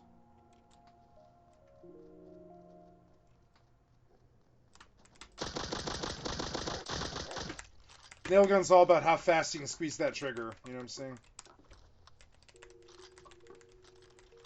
A good strat with nail gun on players is you open up with a crossbow, which will do between like 35 and 70 damage depending on headshot, and then you just spray you spray close with a nail gun. And the old crossy nail gun is actually a very good prim locked strategy. You know, it's a good amount of damage, like really fast. Like the crossbow opens up, hits them for like 50, and then you just squeeze a few more shots with the nail gun to close it off and get the kill. That's a lot better than just getting in a bow fight with some kid. It's better to have a bow and a nail gun to get your KB than it is to just get in the bow fight with the kid, because those tend to kind of play out sort of fairly. But any bow kid who has a nail gun on top of it is probably gonna win. You know, like straight up win.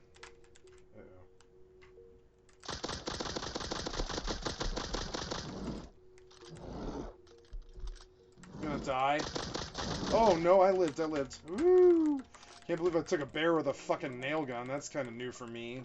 A little bit, not new for me, but definitely like was a bit scary. Pound food just to get health because the bear meat that he drops is actually fairly good value, and everything that he drops is pretty good.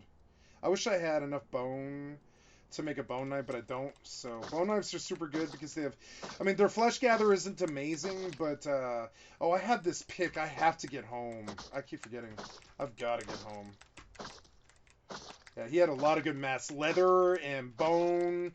Bone is good for making bone bone arrows and bone knives and bone clubs, which are good tools for skinning animals and breaking barrels and stuff. Bone can be a fairly good source of like a hard substance. So now I can make a bone knife, which I'll keep around to farm the animals that I kill with my nail gun. And I have now basically like entered what they call the Primlock stage, where I work with like basic weapons such as double barrels, revolvers, and like that metal is actually valuable. But I mean, I don't know. I'd rather just I'd rather just go dump that metal is valuable, but yeah, this tool's dead. So the bone knife can be good in the respect that it's a good way to pop barrels, and it's a good way to farm stuff. This is good. I need that. That's good. Metal is reddish orange like this, a little reddish, kind of pretty red, rusty red. Sulfur's always green, but sulfur is annoying because it looks like stone node from far away. Sulfur will look like stone from far away, and stone will look like sulfur from far away or at night. So I don't know why, but sulfur and stone look exactly the same, kind of. I mean, you can see the green tinge on a sulfur if you're looking for it, and a good Rust player will know the difference no matter what, because sulfur is the main currency in Rust. Because it's what you make the explosives out of, and explosives solve your problems with the people. Like, there's nothing quite like a bad neighbor that explosives can't fix the best out of anything that a human can do.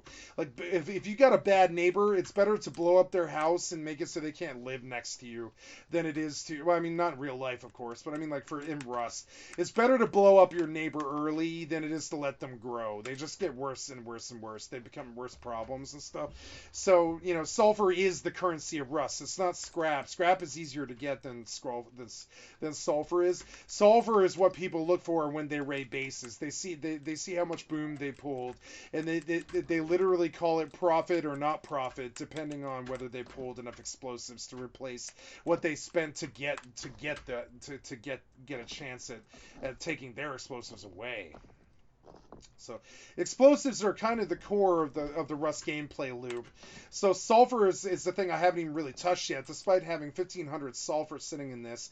I don't need to produce bullets yet until I get enough scrap in the bench to make a T2 and research the SMG that I have, and then start producing the SMG. But that's also kind of a big jump, because I also need SMG bodies and springs to produce the SMGs, and I need more levels before I can even get that, because I'm noticing that the loot definitely is now scaling to what my level is, and it wasn't doing that last wipe. So, like, I have to get levels, and that means killing zombies and doing lots of wood chopping and stuff like that. Like, I want to put my other... Oh, I don't have any available points. I thought I went up, but I guess I trained already. So I'm halfway through. I want to put 2 more points in knocking trees down in one hit. Give a 50% chance to just knock the tree down in one hit, because that makes all the wood farming and all that other stuff a lot easier. Something else that kind of matters here that I could do is I could have somebody attempting to go deep on me, as I did have a player identify where it was I was attempting to build. So I do have a little bit of a security issue, a little tiny bit. And a good Rust player considers this stuff, and an ounce of prevention is better than a pound of cure, or whatever that cliche is, right? So normally I would stick a trap here, but this can also be kind of counterproductive, because it can burn my bed. But I mean, it's unlikely to burn my bed. And I can pull all of these small boxes if I want to slap down a big box now, which I am sort of tempted to do. It is more space, I think. I don't know. It's It's debatable, but what I would like to do is put, like, I don't know. I wish you could hang these upside down, but you can't. So I'd love to stick it right here, like right here, right? But I can't, not without moving the bed. So I'm gonna move the bed. I'm not excited about moving this bed, but I'm gonna move the bed. I don't see another really way to do it. It's annoying to me that I have to do all this, but I do. Yeah. When I get home, I tend to sweep all my loot into the TC and then the corresponding boxes and fill all those one by one too, see it? And I just fill each consecutive box until all the boxes are filled, and when all the boxes are filled, that's when I do my sorting. I don't spend a lot of time sorting like some like kind of anal retentive players tend to do. Notice I'm very sort of disciplined about my loadout here. I've got my ammo. I don't need to carry the boombox with me. I do carry pills and water around because zombie bites happen when you least expect, and having some ounce of prevention for the problems is definitely a way to get around all the really bad problems. It's just being ready for it. So I'm ready for zombie bites now that I have this water jug full of water and these pills. I can deal with you know, some rainy weather, but you should have plans to deal with rainy weather. If you don't, you're gonna get exploited. Something bad will happen. If you think that you're safe for some reason, the game will quickly disabuse you of this notion. You are almost never safe, and whatever your worst nightmare is, that's what will occur, honestly, which is not so good. It's not so good of a thing, you know? But whatever your worst fear is, that's what's going to happen. Now notice how tight and cramped this is, but there's a reason that I'm this tight and cramped in this tiny little base. It's because I don't wish to appear that I'm rich. I want to look like some player that came in to just fight zombies, and I'm going to stuff this base entirely full of loot. And when it's full of building loot, I'm going to take the building loot out of it. I'm going to build my main base on the water where I want to live, and I'm going to build a bunch of other small bases around the map where I want to do farming and stuff like that. And I want to make sure that if somebody tries to go deep on me, they've got to deal with the flame trap before they deal with me. So I put a flame trap here and I arm it, and I squeeze it in just barely where I can squeeze between it to get up into the loot room proper. And like, even though this is a really small base, this is the sort of thing you do to secure your safety. You put shotgun traps above the exit door. You secure it with fire so that these guys, they don't sit outside with a double barrel, waste you, and then come in past you and take all the loot out of these boxes and smash down the TC. They call that going deep. It's when you go in by taking door by door, right? So he sits there by the door. This is how Real Rust is. They sit by the door for like, 40 minutes without making a sound, waiting for you to make an exit. When they do, you pop the door, they shoot you in the face with double barrels. Like, they set up an ambush and they wait. And then they sit here, right? Once they've capped you here, they take whatever you had on their body and they use it and they sit here. And they wait for you to spawn. And when you do, they wait for you to pop that door. Once they kill you here, they're deep, and they take all the loot in the boxes. And if they're smart, they figure out some way to pop the TC with whatever it is that you had. Like, for instance, if I was trying to pop this TC, I'd probably try to produce like an Ayoka, which is a wood and metal shotgun that is made out in the wild without a workbench. They look like this. Ayoka pistol. It's just basically stone, and it's wood and metal frags to make basically a wood gun with a wood stock that fires like a flint and tinder shotgun that can fail to fire. So you got to go click, click, click. You're going to see me fire it here at the TC, and so if I went deep on me, I would come in this front door. I would wait until I tried to get back in again. I'd cap me after I'd opened this other second door. We call that going deep. It means you didn't have to use explosives to get in the base. You just door camped for so long that you actually got the opportunity to get deep into their base. And if you can pop the TC with the tools that they have in the room by the TC, which would be like this pick, this bone knife, anything that can do damage to structures and stuff, like tools can do it. It'll take a long, long time. It'll take an hour of killing whoever lives here and popping Ayoka shells and shooting the TC with Ayokas and wailing on the TC with tools. But after like 25 minutes, you pop their TC, you take everything inside, which is a lot, sort of. It's not a lot, really. Right now, it's sort of a lot for a server that's only been up for like 6 hours and stuff. This is a lot of loot, 400 scrap and all that. It's a lot for just a TC pop. Once they pop the TC, they take your wood, they slap down a new TC, they lock it, and they leave through the doors that are still open because they killed you before you could shut them. And the entire time, I'm trying to make it back to the base to shut this door to trap him inside. At that point, this is how real Rust playing works. If you don't like little door shadow games like that, you're probably not playing the right game and stuff. And so then at that point, I do what I have to do to trap him inside the base. Now, at that point, he's got to either suicide, die of hunger, which might take 2 hours, 3 hours. In the meantime, he's despawning all your loot. He's doing everything he possibly can to make you feel really, really bad that you let him that deep in your base. And he's trying to discourage you from even growing at all. That's how real Rust is. They try to chop you like a weed before you're in your prime and you can give them a fair fight. They come, the hardest that they ever come is when they're prim locked. They show up with a crossbow and they play way, way better than when they have an AK. Right? Because there's a lot more at stake. If they land the right crossbow hit and kill you and take your base with a single crossbow hit, who cares about the AK? They did everything they needed to do with a little bit of wood and a little bit of metal. They didn't have to make guns or ammo or any of that other stuff. They did with the cheap. Rust is about the core gameplay loop of Rust is understanding that you take 15 cents and you try to make $1. And how you make the dollars, you don't go make an AK and then shoot a guy with an AK. That's counterproductive. You make the Ayoka and you sneak up and you spend 25 minutes carefully laying about trying to make a play. You get up in range and ironically the easiest, cheapest gun in the game is also the most damage. If you manage to land the Ayoka fire, which sounds like this, it's like click, click, boom, and it's random, so you might not even get the gun to fire before the guy just sprays you in the face 5 times. But sometimes it goes off on the first click and you get your instant automatic kill point blank. Doesn't matter what they're wearing. A full Ayoka blast point blank is like eating a full-blown like shotgun blast to the face. You're just gonna die. It is a shotgun blast to the face of rocks. It's a shotgun blast made of rocks. They tear hell out of you. It would destroy you. It would blow off your head. So Ayokas up close are the most damage you can get from a single gun blast in the game. So it sounds like this. It goes click boom, right, like that. And then you got to make more shells at that point, or you got to make a new Ayoka. And making shells isn't something I can do without cooking sulfur, and I'm not cooking sulfur for some reason, so we'll figure out why that's not happening. I don't have any wood in the furnace, so there's wood for the furnace.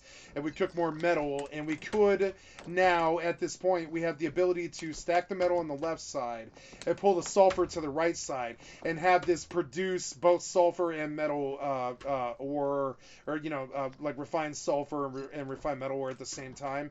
That's winning. That's something that you didn't used to be able to do, but you can now.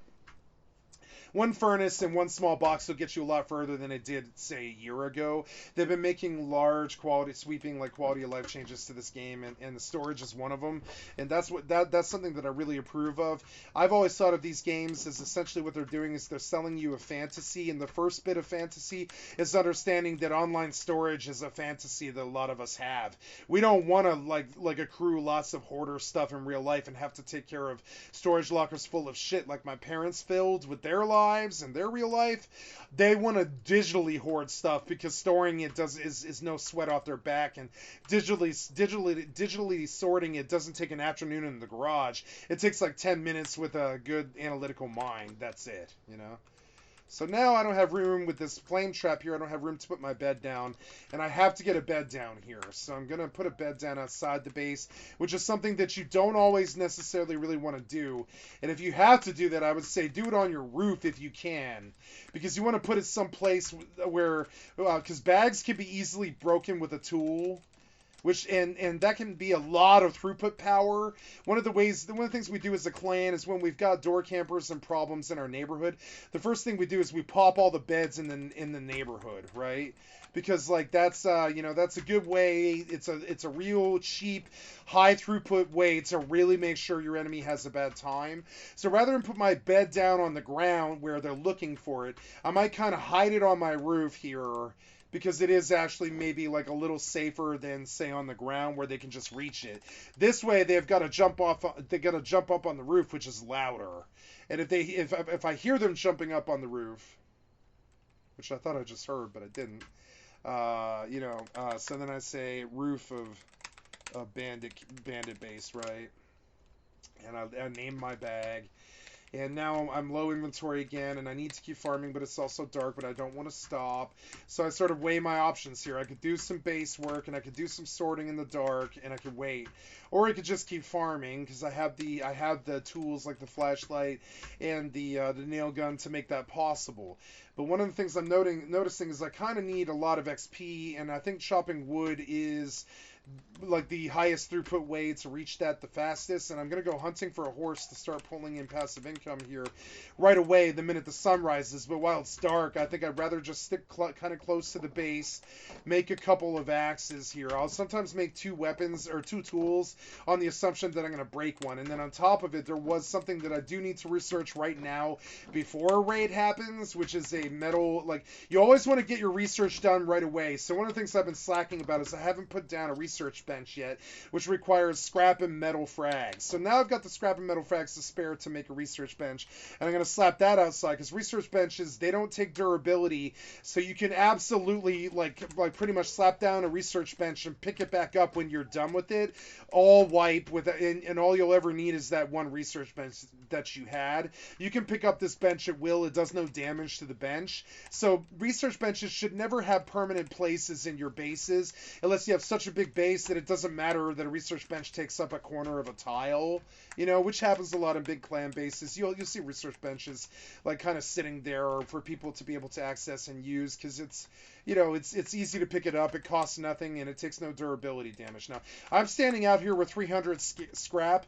Don't ever do that. Don't ever just stand out somewhere with 300 scrap. I don't care what the pop of the server is.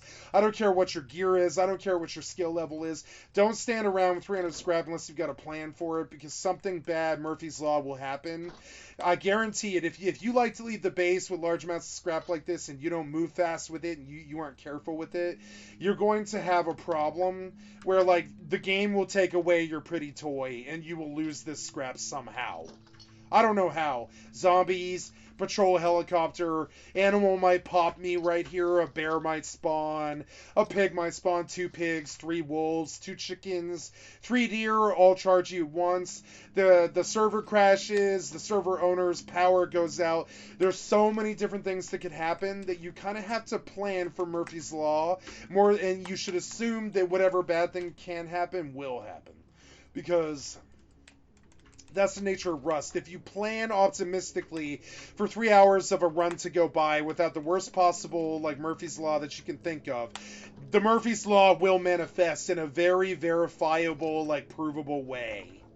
And I talked about this yesterday in Rust, on Final Fantasy XI, when some kid competed with me on a poll on a rare mob, and I didn't warn him, but I should have. I talked about it on stream, though. I was like, the hubris of competing with me and stealing mobs from me has now basically worked against you when it comes to the magic of the actual RNG of the drop.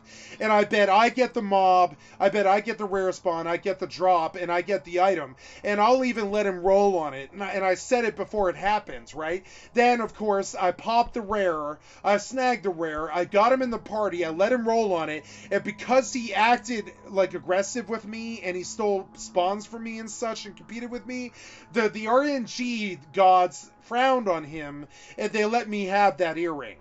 And that's not how it works. There's no such thing as these things that I'm talking about. But I swear to God, if you hubris skew the energy against you on a drop, or you jade or mistreat the people who are competing with you and you don't act honorably, the energy will work against you and you will not get your drop. And something bad, Murphy's Law, will happen to you.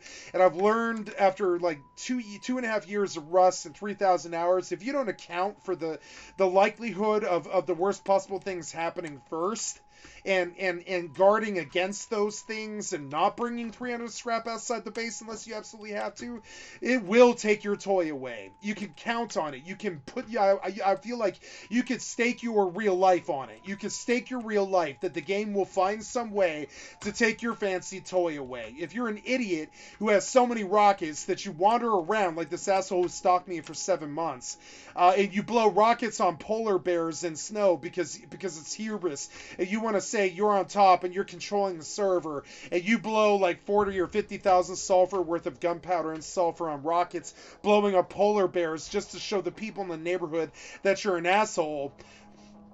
That's hubris, and guess what happens? Your base gets taken from you, and all those rockets get used against you, and the world will connive and scheme against you, and all the nakeds of the world will unite, and they will do what's called zerg you, and they will come with 10 people to your front door, and they will wait, and they will punish you for your success and your arrogance and your assumption that Murphy's Law doesn't apply to you. It absolutely does. So you need to plan for the worst happening.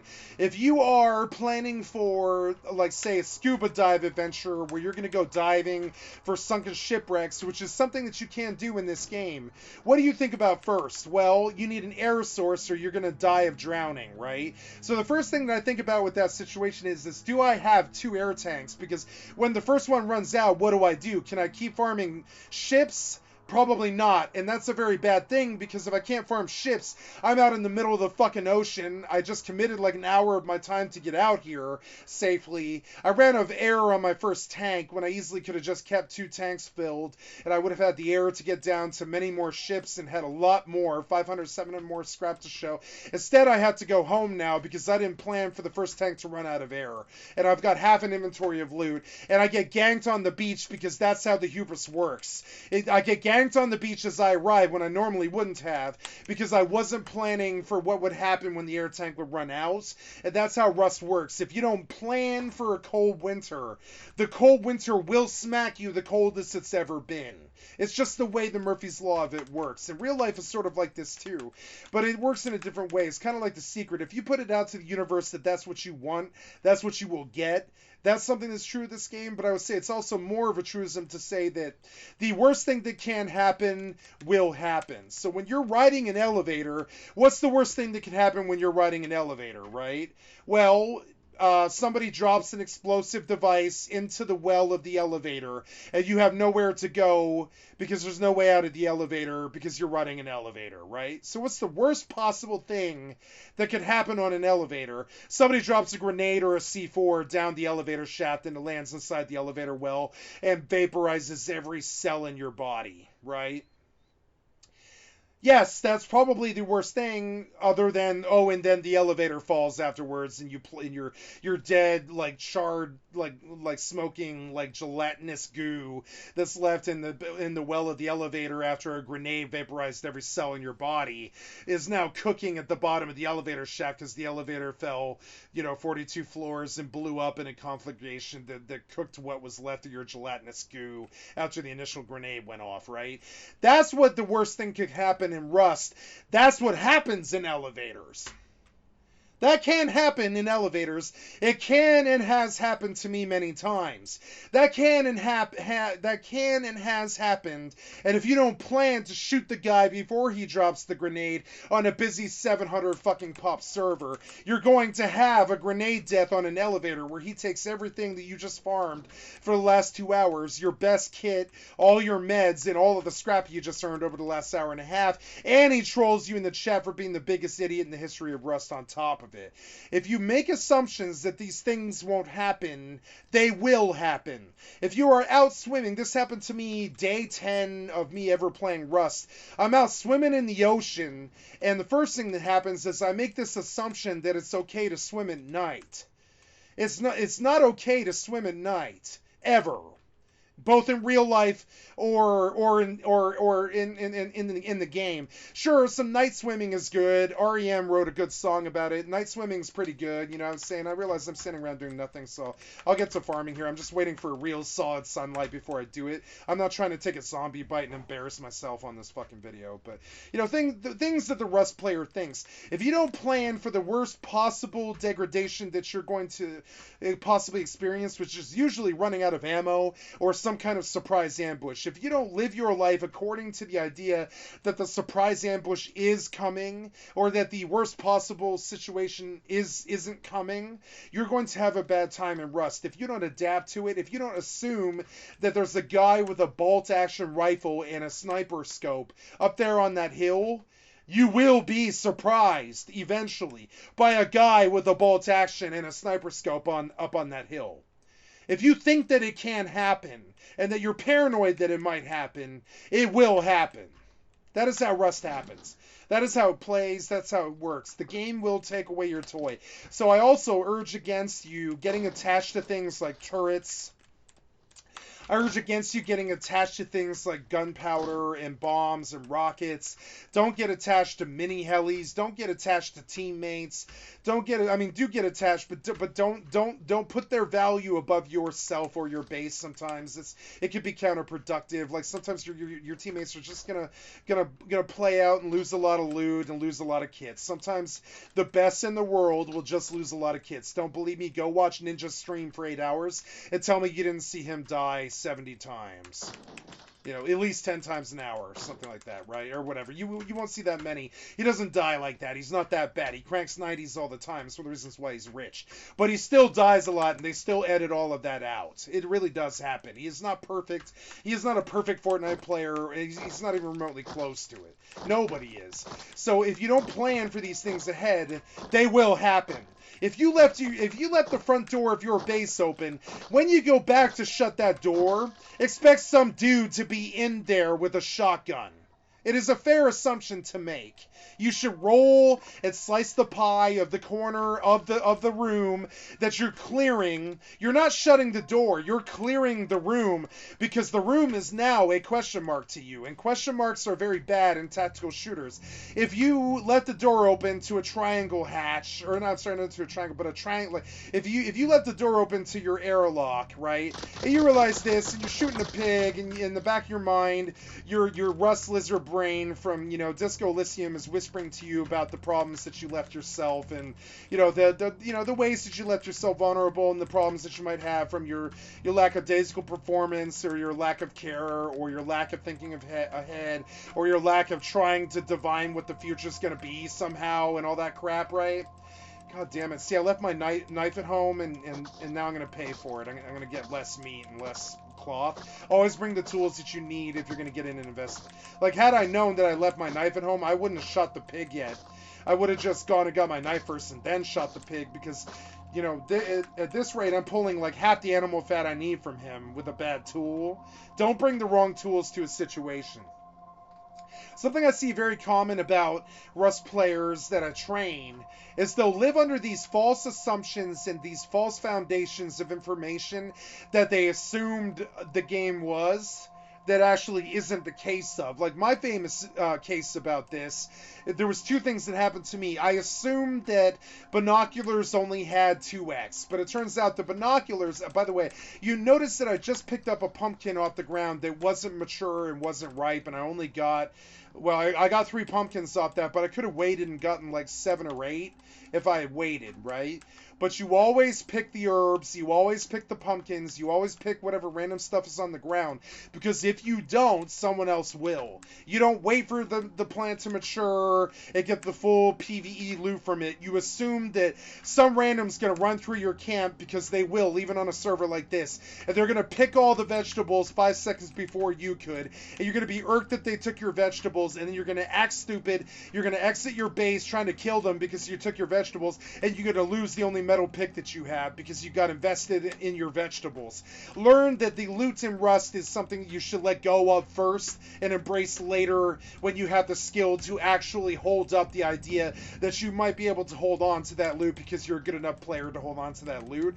If you just make this assumption that you should keep all loot and you should always protect it and you should always die on that hill and you should always fight that guy if he's in your base and you should always bring loot out that door to go fight him and all this stuff, that's a bad assumption to make. You should be assuming that you're going to lose somehow because often it's a hacker, often they'll be using something called ESP or aimbot or scripting to defeat you in a way that you couldn't have defeated them, and you should assume that everybody's cheating and that everybody knows where your stashes are, and everybody's going to beam you from 290 meters first headshot, and then they triple dome to finish you, and you took 4 headshots at 290 meters with a fucking Thompson.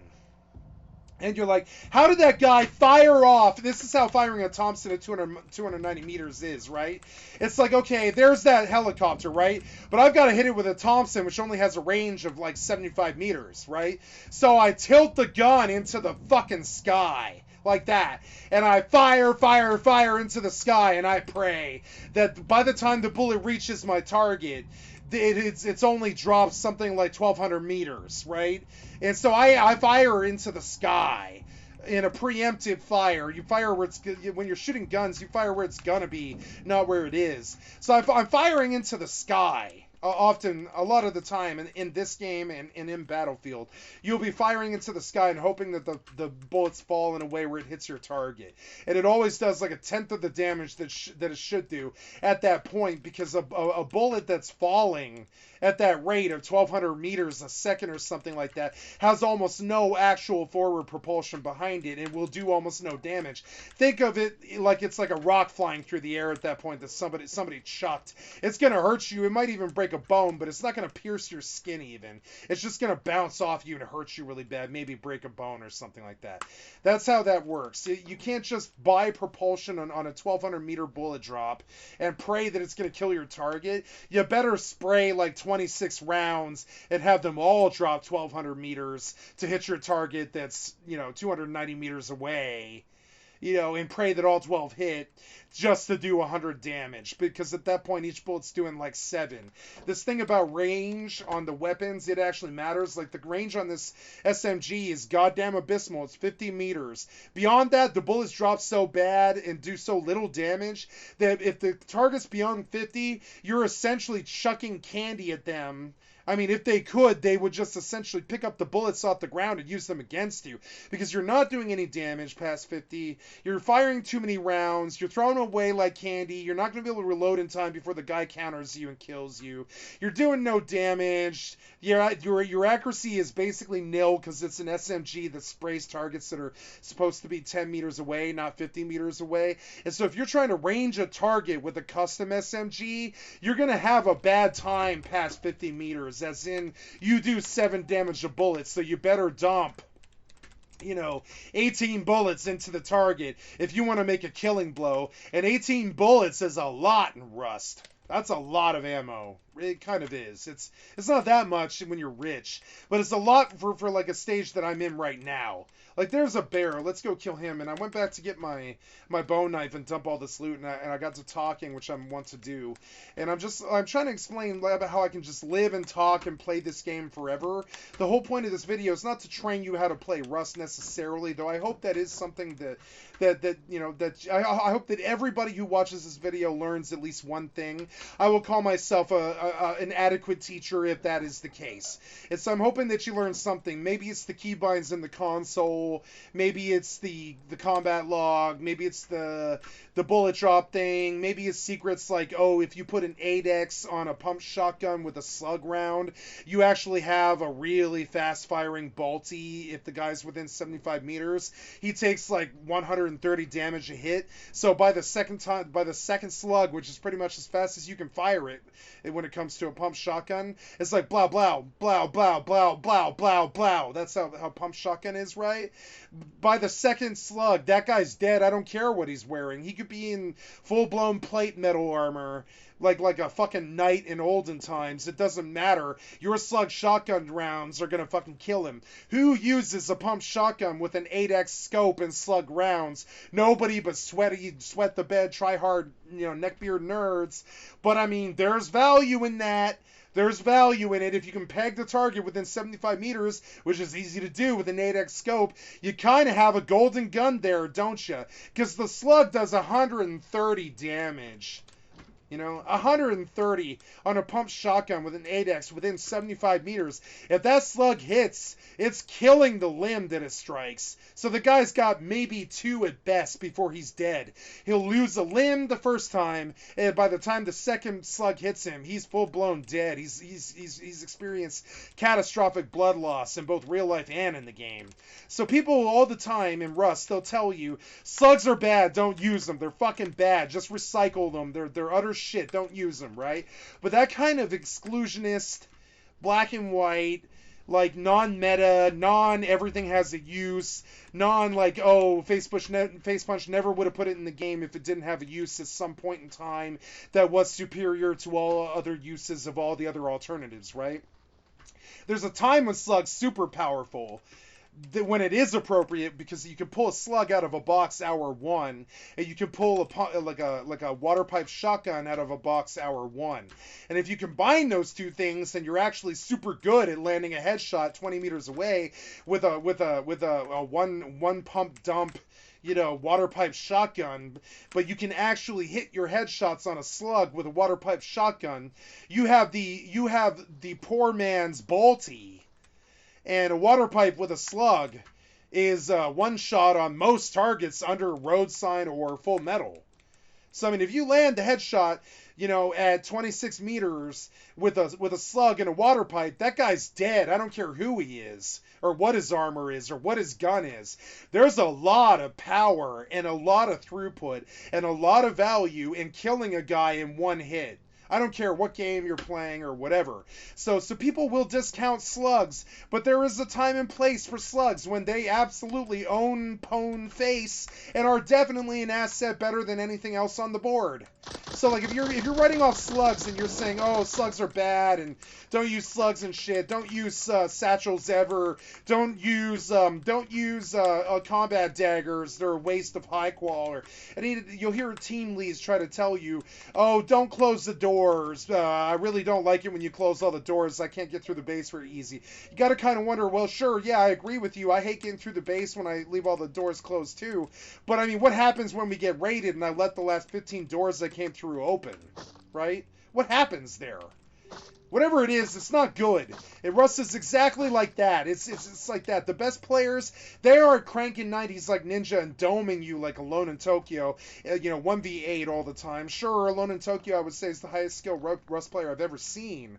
But overall, that's not how you play Rust. Rust is about assuming the worst is going to happen. Don't kit what you can't afford to lose. Spend 15 cents to make $1, and don't take something that you don't need, and don't waste other people's time, and don't assume that you can just make your way through the situation somehow. Assume that whatever the crappiest thing that shouldn't happen is gonna happen, and if you didn't plan for it, then you weren't a good, you weren't a grasshopper. You didn't plan for winter. You're gonna starve to death. The same is true of food and water in these modes. The same is true of sulfur. If you don't keep enough sulfur in your base, you're going to run out of bullets, right? What then? So some asshole figures out where you live, and he's outside your front door right now with like 4 C4 and eight satchels and a rocket launcher with 4 rockets, and he intends to go all the way to your TC. All day you think, oh my god, I can't wait to counter a raid. I want to counter a raid so bad. I'm so goddamn bored. It's 3 weeks into a wipe, and I really want to counter a raid. I really hate how boring this game is, because Rust is sort of boring sometimes. You hurry up and wait all the time, especially the bigger the clan you get, The less solo you are, the more boring this game is, when you have to sit around and wait on other people's timetables and lead the base at the same time they do, and go do the same things that they do, and go get in the same fights that they get in, and do the same raids that they get in, and, you know, be a productive team member. This is a team game. That's what you should do, right? But there is a lot of fun in playing solo. But if you plan to play solo with that horrible, heartbreaking loss, you didn't play the game right. Because the game's not designed for solo players to succeed. So if you don't plan for, like, I plan to lose this base, so I built it in a way where somebody with fire arrows can't just come in and take it from me. And it was expensive to do so. It slowed down this video. It helps me speak a lot about the philosophy that you should have when you're playing survival games like this, is that, you know, assume the worst, don't assume the best, because it's not going to be nice to you. It's going to take your toy away. You're going to cry like a little girl, even though you're a grown man or a grown woman. You know what I'm saying? So, play accordingly. Don't just, like, assume that you can clear the train platform if you run out of ammo. Don't assume that because you wanted a raid for 6 hours, when it finally comes, it doesn't mean that you're ready.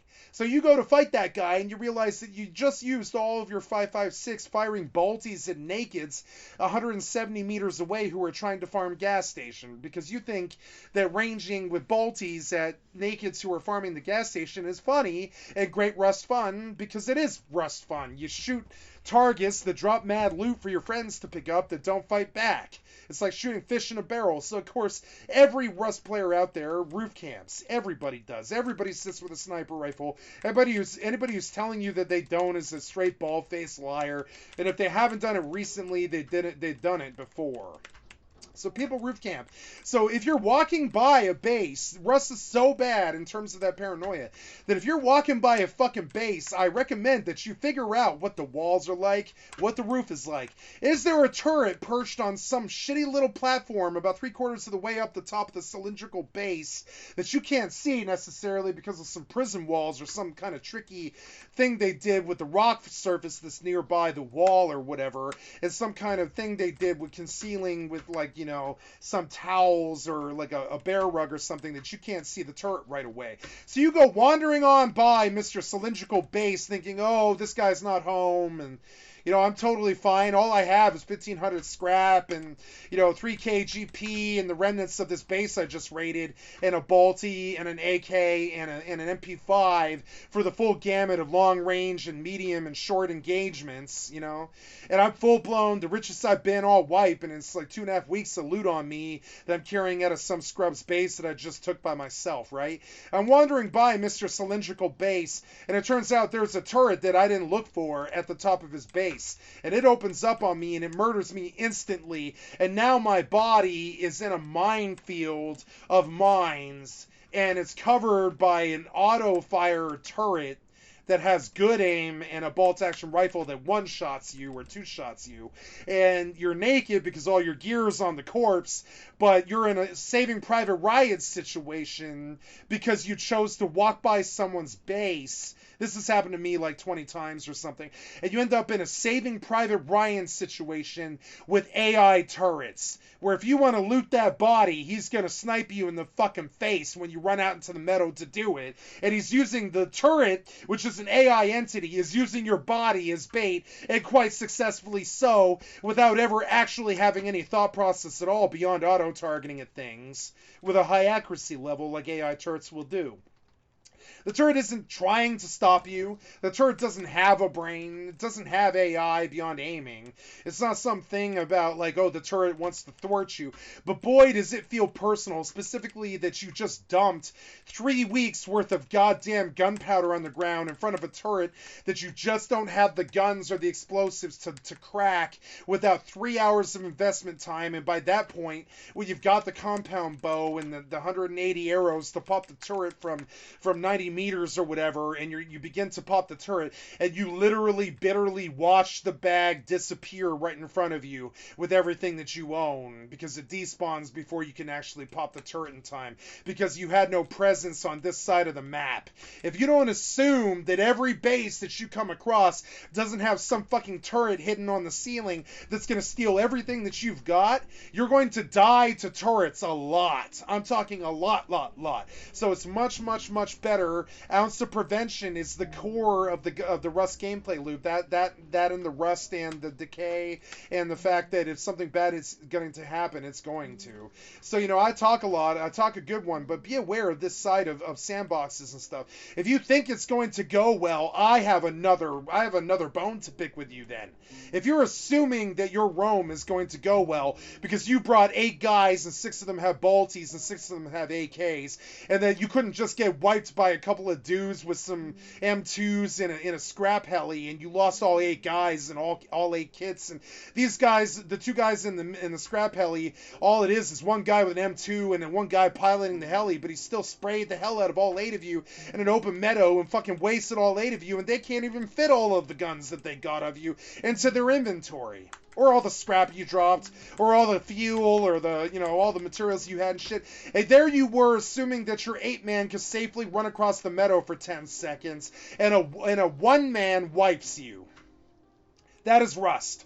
If you aren't expecting the play to happen, it will happen. I can guarantee it. It will happen to you faster than you would think. It'll happen. Your worst fear will happen to you faster than you can think. And now I'm in the neighborhood of repeating myself, so I'm going to back down now. But understand that if you have plans, Rust is what happens when you're making those plans. It'll never happen the way that you say. And the worst example of this, of course, is raids. If you are raiding, you should assume that you have 4 hours to work with.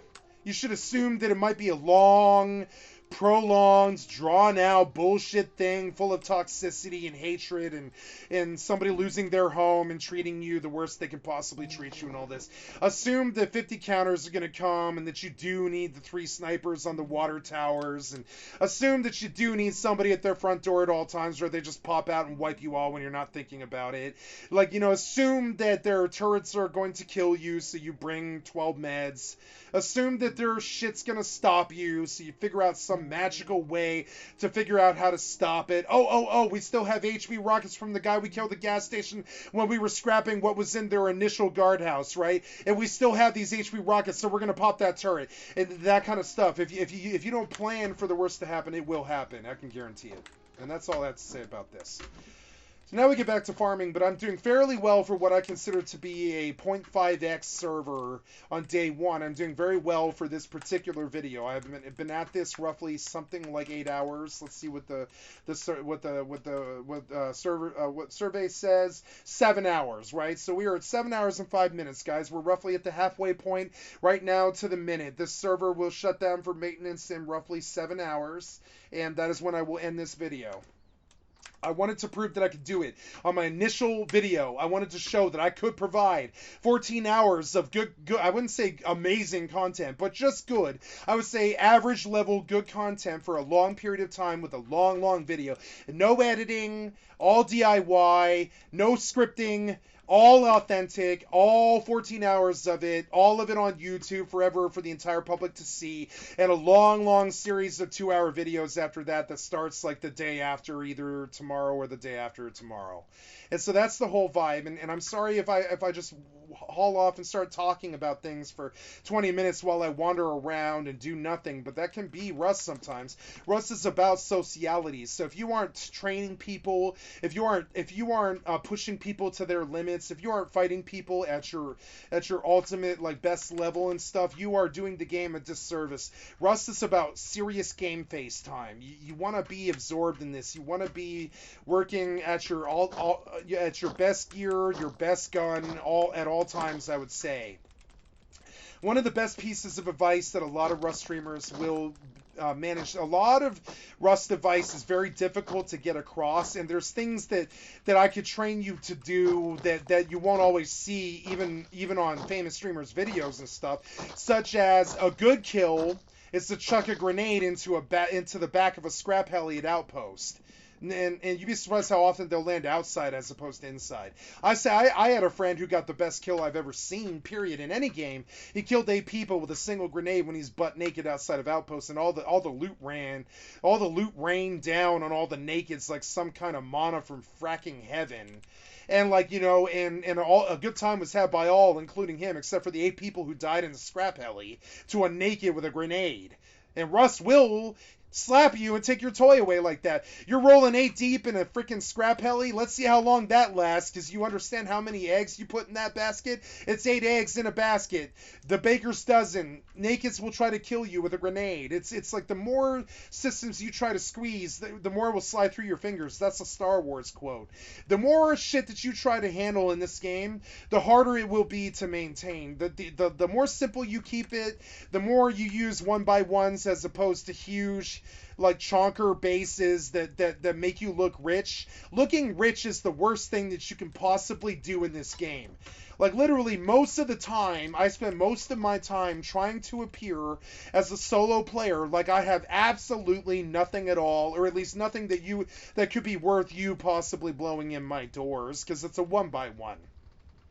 Or a 2x1, or a 3x1, or a 4x1, or a 2x2, or whatever. You know, it's a small base. It's not designed to hold a lot of loot. There's just the sheer storage capacity of it is so small that sure, we could stuff it with loot and you might have some good proceeds off raiding me, but the real protection against raids, it's not MP5s and, you know, LRs and L96s with 8Xs and all these weapons that you think is good for raid protection, or 32 turrets or any of that. The best protection for raids is misdirection and or straight up poverty, whether you look like it or you actually are. But poverty is your best protection as a rich person. This is something about bougie motherfuckers in real life. Excuse my French, but I really don't like these sort of people, right? You know, bougie mofos in real life, they're going to brag about their mint coat. If you recall that movie American Gangster, how does Frank Wright go down, right? He marries, like, Queen Duchess, whatever, of New York, like Wolf of Wall Street, and she forces him to wear a mint coat to the you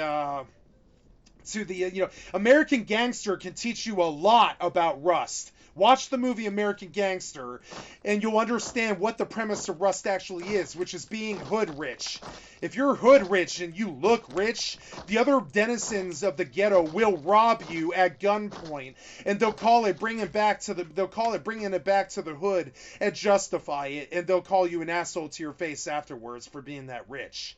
And they'll have no sympathy for you. They'll have no sympathy for the 3 weeks it took you to build all that. They'll have no sympathy for you for how heartbreaking it is. They're going to troll you for ever having that much in the first place, and all this other crap that just goes against every instinct you have as an honorable gamer. And you need to prepare yourself about that reality in Rust, which is that, you know, that, like, this thing about, like, if you look like you have loot, somebody will come take that loot. So we spend a lot of our times hiding out in boathouses and 1x1s and stuffing sulfur into water bases that are hidden out in the ocean where you're not going to fracking find them. And if you do and you're blowing in them, we're going to hear it and we're going to come kill you first before you get in that water bunker. We're going to hide loot in our bases and bunkers. We're going to hide loot in stashes in courtyards while you're raiding. We're going to despawn everything if we're actually extremely good at the game. You're going to raid our doors, and you're going to be about 50 doors in, and you're talking about how you just blew 130 rockets and you're about to take our core, and when you get in there, all of that loot has been despawned an hour and a half ago. And you realize that at no point did you ever have a successful raid on this guy in any way or form. At no point did you you spent 6 hours, and at no point did you even pull a single piece of loot that didn't cost you 5 kits on the ground to get, right? And you gained nothing. You lost 6 hours. You raided the guy, sure. You even took his main TC, but you walked with 0 loot because he despawned all of it. And every little dirty little trick that every little dirty little tricker can come up with will be used against you. They'll hit you. One of my favorites is the old shuck and jive, or the front and center. There was, you know, you can learn a lot about Rust from television and movies and stuff like that, and what you should expect. Like a good example of Rust is like American Gangster. If you wear your full metal set to Outpost, and the other 5 full metals don't like you, and you talk some shit in the fucking chat, they're not letting you leave Outpost in anything. If you leave in a heli, they're gonna spray you. If you try to leave on fucking foot, Oh, I finally took like some combat here. Finally, sorry. And they're not gonna let you leave. So don't talk shit at Outposts when you're full blown rich and you have like 1,500 scrap and gambling materials and all this shit. Don't talk a lot of shit if you can't back it up, because they will take the time to throw a fucking spoke in your little bicycle wheel and watch you flip while they laugh about taking your toy away from you, and that's what they live for. So if you think you have some weakness, you definitely probably do, and it is a weakness that somebody will exploit, and it is only a matter of time before they do exploit that. So make the assumptions that you aren't safe and that you do need to get back to base and that you do need to kill yourself. Don't sit there with the Z virus. It's not about the Z virus. It's about if somebody else hits you while you're sick from the Z virus, you're going to die in one hit and they're going to take everything you have. So I go back and the ounce of preventative measures is I go and I abuse the death system. By the way, this is a powerful lesson about Rust, guys. Your death and your spawns are literally tools that you should abuse. Your bag spawns are tools that you should abuse to get an advantage over everybody else. You should have a bag at every major monument. You should have a bag at the places that you ever go to. Around your base, the first 400 cloth that you pull in, I would say you should produce like 15 beds and put them in a big, massive clump where they don't override each other. And beds can't override each other. They'll come up as yellow when they override, which means that one bed is eating the other bed's spawn timer. You have to make beds roughly, I think it's like 10 tiles apart or something like that, I forget, or 20, something like that. It's got to be far. So I have quite a bit of cloth. I can make more beds, but one of the things about the server is it's not generous about the amount of beds that you can make. It's only 5, right? So, but abuse the beds. So one of the ways I get out of the Z virus, and this is true of all problems in Rust, if you are starving, you can get out of the bad starvation problem by killing yourself and respawning at your bag by the base, right? I have a bag on this roof, so now I do something that I really don't like, that I do consider dishonorable, but you're going to see every single Rust player use to their full-blown advantage all day long. Every day that they played Rust for all 10 years, they're going to abuse bag spawns, and I recommend that you do that too.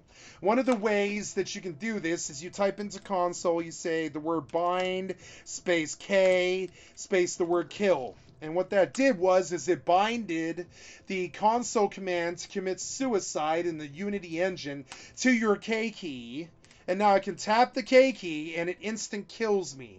Now this initiates a 30-second respawn timer where you can't just spawn and kill yourself again unless you were killed. You cannot suicide twice in a row without a 30-second timer. So you can see how I'm going to use my death to get out of freezing to death in snow, to get out of starving to death in desert, to get out of zombie viruses, to get out of low health, to get out of low water, to get out of dying of starvation, dying of thirst, dying of infections, dying of freezing, dying, traveling across the map in a second. There's all these major reasons to use bags to their utmost potential, and I don't like this aspect of Rust, and one of the reasons I'm on the server I'm on is you can only use 5 bags, because I feel that bags are superbly, like just amazingly abused in this game. But if you aren't abusing them, you aren't playing the same game that everybody else is, and I would call that the meta. So one of the major metas of Rust, like I'm trying to spawn at this bag and it caused a crash, I might have to relog in, and I hope that is not the case, because I don't have a lot prepared, but we'll see. And so yeah, so luckily it let me spawn, which is good, and I have a memory leak, so all this is a little bit painful. You can literally see the memory leak and the lack of frames that I used to have, and one of the things that's happening is I don't see my FPS counter anymore. I want the advanced one that gives me 68 frames, yeah. So, watch your frames religiously and understand when you're seeing frame rate drops, because it's directly proportional to your win-loss ratio. These frame rate drops, they have costs to them. You need to watch it. So, there's certain amounts of math in Rust that you do need to remember as a brand new player. I'm going to reiterate here, like roughly exactly halfway through the video here, through this long session, right? There's numbers that you need to remember, such as the daytime is 50 minutes long, the nighttime is 10, and the Rust daytime is the rust day night cycle is roughly about 60 seconds flat. It works out to be like 54 minutes or something like that. At least that's what the prevailing thought on the subject is. But there's a lot of information in Rust that isn't confirmed by Facepunch or anything like that, and we don't truly know. But the prevailing theory is that the average Rust vanilla day is like 53 minutes, and you need to plan your day accordingly. What are you doing in the morning? Are you facing the sun? You know, are you near your base? Or are you far away? What are you doing when the sun is setting? Are you getting ready to get home in time before the shroud of darkness descends upon the world and all the killers on the planet come out like vampires and they go hunting with night vision goggles and torches and double barrels and ayokas in the dark, and it costs them basically like 10 seconds of work to produce a cheap weapon that'll one-shot you, and they go hunting in the dark like some kind of fucking shark, and they spark in the dark when they do it in the park like a shark.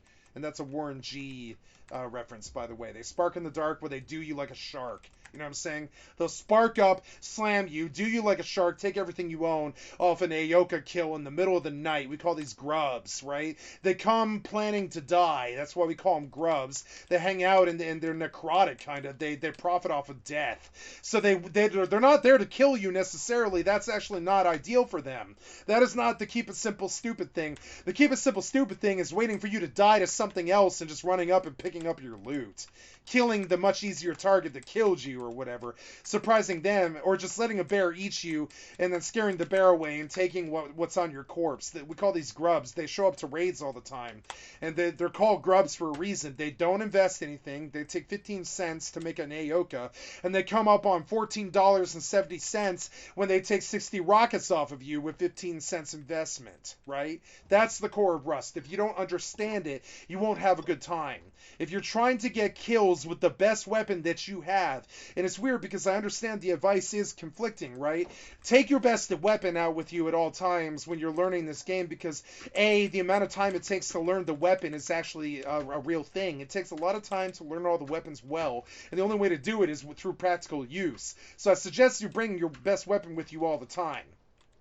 But the problem is that goes against the major rule of Rust and Eve, which is don't kit what you can't afford to lose, which is your best weapon. You can almost never afford to lose it, can you? Right?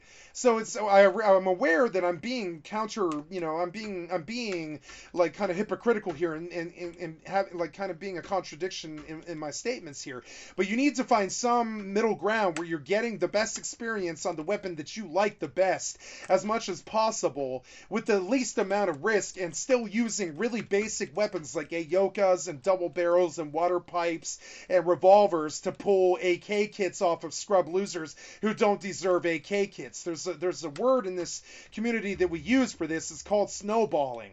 It's like you take a snowball, you come up with an AK, and that is possible in Rust. If you headshot with a snowball enough times, you're gonna kill the guy, and you take his AK.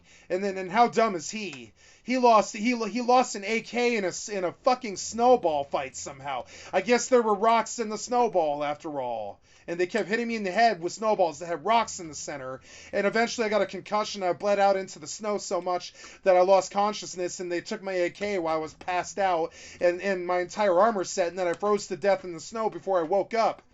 That could literally happen in real life, and it does happen in Rust. That's that thing about, like, if you don't plan for it, it will. So, and here I am repeating myself, so I'm going to stop and focus a little bit more now. So, trying to get this last 200 scraps so I can buy a T2, hour 7 of wipe. That's not too good for a solo player, I will admit, but understand that I am narrating everything that I do and everything that I see and every item that I pick up. Understand the pumpkins have healing 10 over time. It is a heal over time of 10. So 10 pumpkins will get you from 1 health to 100 health in, like, I don't know, 30 seconds or something like that. So pumpkins are the poor man's bandage.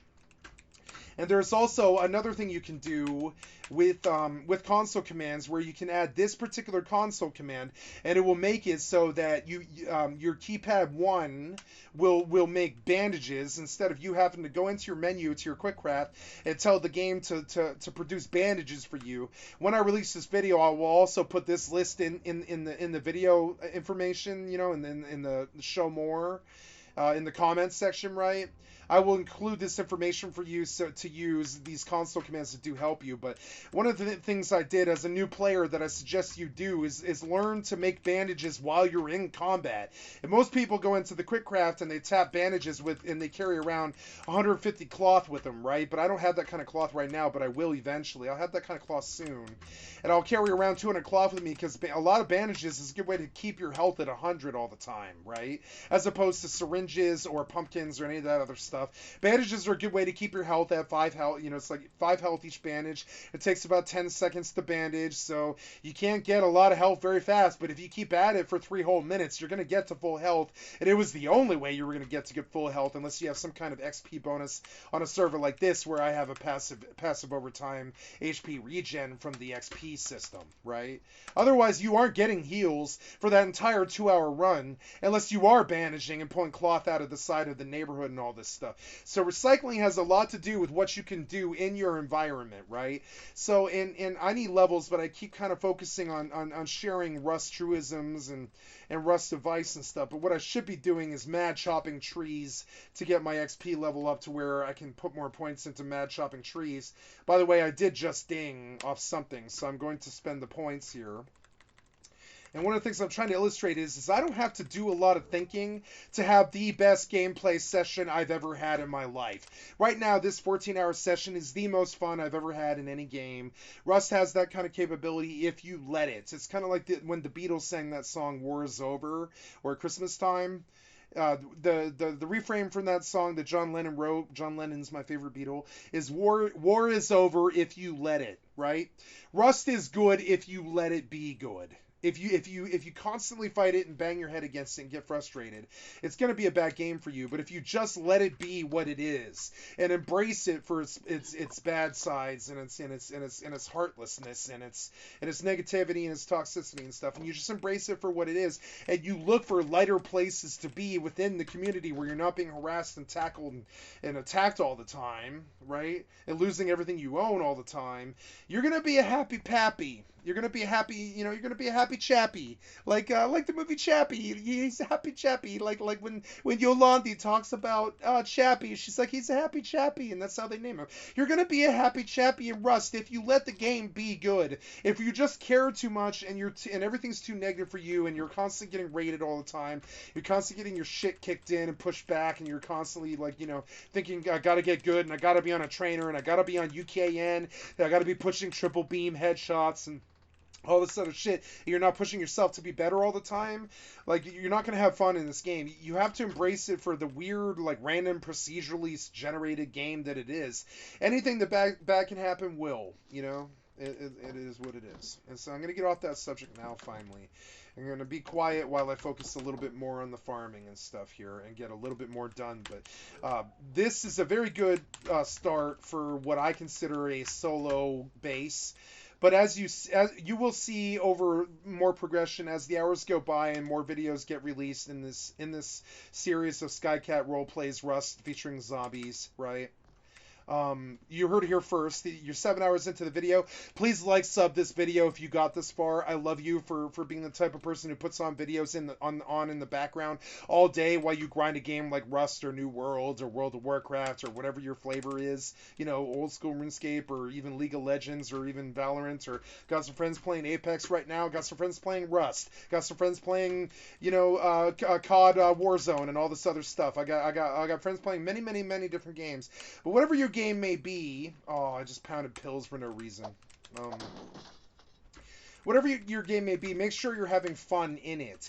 And I'm trying to illustrate about how I can turn my brain off and just sort of play this game on a really mindless focus, you know? That is I realize that I come across like I'm not playing the game seriously, or that I'm not grinding as hard as I possibly could or taking it seriously, but that is not the vibe for the mode that I'm in. That is not the vibe for the server that I'm on.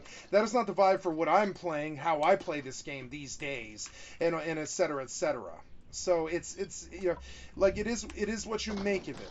You know, if you want to make a pot farm in Rust, I suggest you make a pot farm in Rust. I don't think you should go keep trying to kill people. I think you should go try to make the pot farm in Rust and learn how to make potions so that you can farm sulfur to raid better, you know, faster, right? If there's something that you want to do in Rust, go do it. If you want to learn how to drive a submarine, go do that. If you want to learn how to go run water, underwater labs, guess how you're going to be able to do that? It's practical application of running underwater labs like 50 times before you're going to be good at running underwater labs. Underwater labs is a great monument, but you won't see it in hardcore because it's out in the ocean somewhere. Who the frack knows, right? And the other thing is like, you would have to have a submarine with the kind of air process and enough speed to actually like hunt the ocean for where the underwater lab spawn is on hardcore. But on regular Rust, underwater labs is a way of life for a lot of sweaty players, right? So understand what an underwater labs run is. You've got to get in the moon pool, which means that you've got to come submerged out of the water in a way where you can't fire your weapon, but the guy inside the moon pool, inside the underwater labs, can fire his weapon into your body as you're trying to jump out of the pool of water. You have to get out of that pool somehow, and you're going to die most of the time. So that's already, so the only way you're getting in there is if he's not not currently literally has his eyes on the moon pool. I wish I could go show you right now. If I was on a test server, I would. But I mean, like, that's kind of stuff. Until you run in underwater labs, you're not even, like, 50 times, you're not really thinking about how really hard that entry actually is if someone's there. Because it's absolutely, probably, most likely death. He's going to hose you before you can actually get out of the water. That's how Rust works. Can't fire a gun in water, you know? So, you can, but it's got to be a spear gun. So, whatever, like that stuff. So, like, do run underwater labs 50 times. Don't let somebody tell you it's too hard. Don't get too frustrated if you die solo. Don't feel bad when you get ganked in the third hangar in airfield 5 times in a row. That's just bound to happen if you're running solo. You just don't have the heads up that you need from other players to live through most of the random aspects of Rust. In Fortnite, we call this situation getting third-partied, right? It means that, like, a mess that you didn't start or a mess that you're not already in kind of started when you made noise. And so then the neighbor that's nearby came to pay attention to you. And we call that getting third-party, right? Rust is a game of third parties. Like I told my wonderful friend, Farmbot Josh, and I don't like putting people on blast, but I doubt Farmbot Josh has the ego to actually accept me putting Farmbot Josh on blast on my inaugural stream. He'll eventually probably see this video eventually, and he'll smile to himself when he understands that I love him enough to drop his fucking name in a way that puts him on blast, because I'm sure he doesn't care. He's actually good at this shit. He doesn't care who knows his name or whatever, That's the sign of a good player. Just like me, I don't give a fuck who knows my name either. So I'm going to put Farmbot Josh on blast and stuff. Farmbot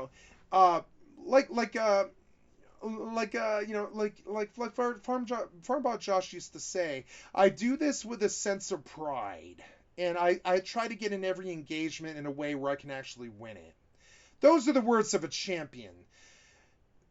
Like, the people who sit in champion roles that don't get to keep them, they'll talk loser talk like, oh, I just wasn't able to cut it or something like that. But a true champion thinks like a Zen master does. Like, there's a quote that I use in my training all the time, which is that the Zen master says, "We'll see," which is a quote from a good old movie by excuse me, Tom Hanks in the movie about the senator. His name is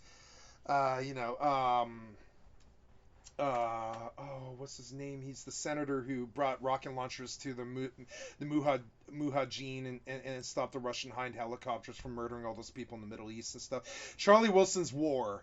And there's this wonderful scene in Charlie Wilson's that changed my life. I think about it. I've gone back and watched the movie like 20 times since. Because there were some things in Charlie Wilson that were groundbreaking in terms of writing in my experience. I think I learned a lot from that movie. But the best thing that I learned was that the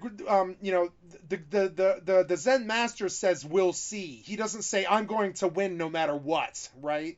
He goes at it with a sense of pride, and he tries to win with all of his heart and soul. But he accepts if he loses, and he tries to learn the best, like Sun Tzu, that he possibly can from his losses, and he has a sense of pride about it, but he doesn't ever pridefully push people and die on some hill because of some fucking principle or whatever. He just gets in engagements that he actually thinks he can win. this is something that FarmBot Josh taught me, and other players taught me that should be brought into consideration when you make your plays. If you feel like there's a possibility that you can't do what you're trying to do, such as driving a car when you've never driven a car before, or flying a mini heli when you've never flown a mini heli before, you're not going to barefoot bandit that mofo and land it on Whidbey Island or whatever. You're just going to crash the mini heli and lose everything. That's what's actually going to happen. You can beg and pray and use minute movements to fly the mini heli as much as possible, and you can really try to make your way out of that situation with some sense of decor and carefulness and woke approach that you aren't really ready to face the situation yet, so you're trying to handicap your way through on a knowledge base that isn't sufficient enough to actually fly a mini heli yet or something like that. You're going to come across situations like that, but it matters a lot if you fly that mini heli right then. So, you get in the driver's seat anyways, and you pray and hope, and you say, we'll see, but you don't assume that you're going to die, and you don't assume that you're going to win either. Those are bad tenets that we don't want. You never assume that you're going to win. You never assume that you're going to die or lose, And so here we are. We're going to begin farming in earnest here. I have to research a pick, but got to pull the pick first, and I have to put down a research bench, which I did do. And we're going to talk about what I'm doing. So somewhere in this box is a metal pick that does not appear to be there anymore. Maybe I just missed it. Oh no, it's probably in the research bench, right? Or no, I probably learned it. I think I already learned this. Tools, right? No, I'm at tools. Yeah, I did. I already learned the pickaxe. So now I can take metal and wood, and I can make a pickaxe, which is, I can make it, and I have a skin for that, which is good. So we pop on out to the workbench 1, and I noticed that I got my first metal tool, which was a good find. It was on a scientist, kill scientist day 1 wipe, and get their syringes, their metal tools, and their revolvers and their ammo and stuff, because that can be a big deal for you. If you kill a scientist and pull a revolver, you might have a really good wipe if you do that in the first hour. So I got a good metal tool off him, and in this particular zombie mode, metal tools are the tits. They're actually really good. They're hard to find. They're good to research. When you find one, you go research it very carefully because they don't grow on trees. Metal picks do grow on trees in average classic Rust, but not this mode. Metal tools don't grow on trees in this mode. So if you see them, definitely embrace them and bring them home, and don't waste them. Don't lose them. Don't treat them like they're any less valuable than they actually are. This pick is a big deal. It doubles my intake of my ore. I'm gonna drink some water here as I'm getting hoarse, and that is not good for this video.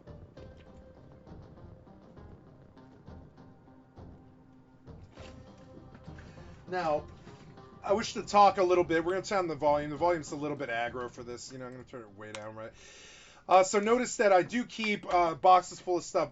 Always keep gears. They are the main material to garage doors. Garage doors is the first thing you do to reach tier 2.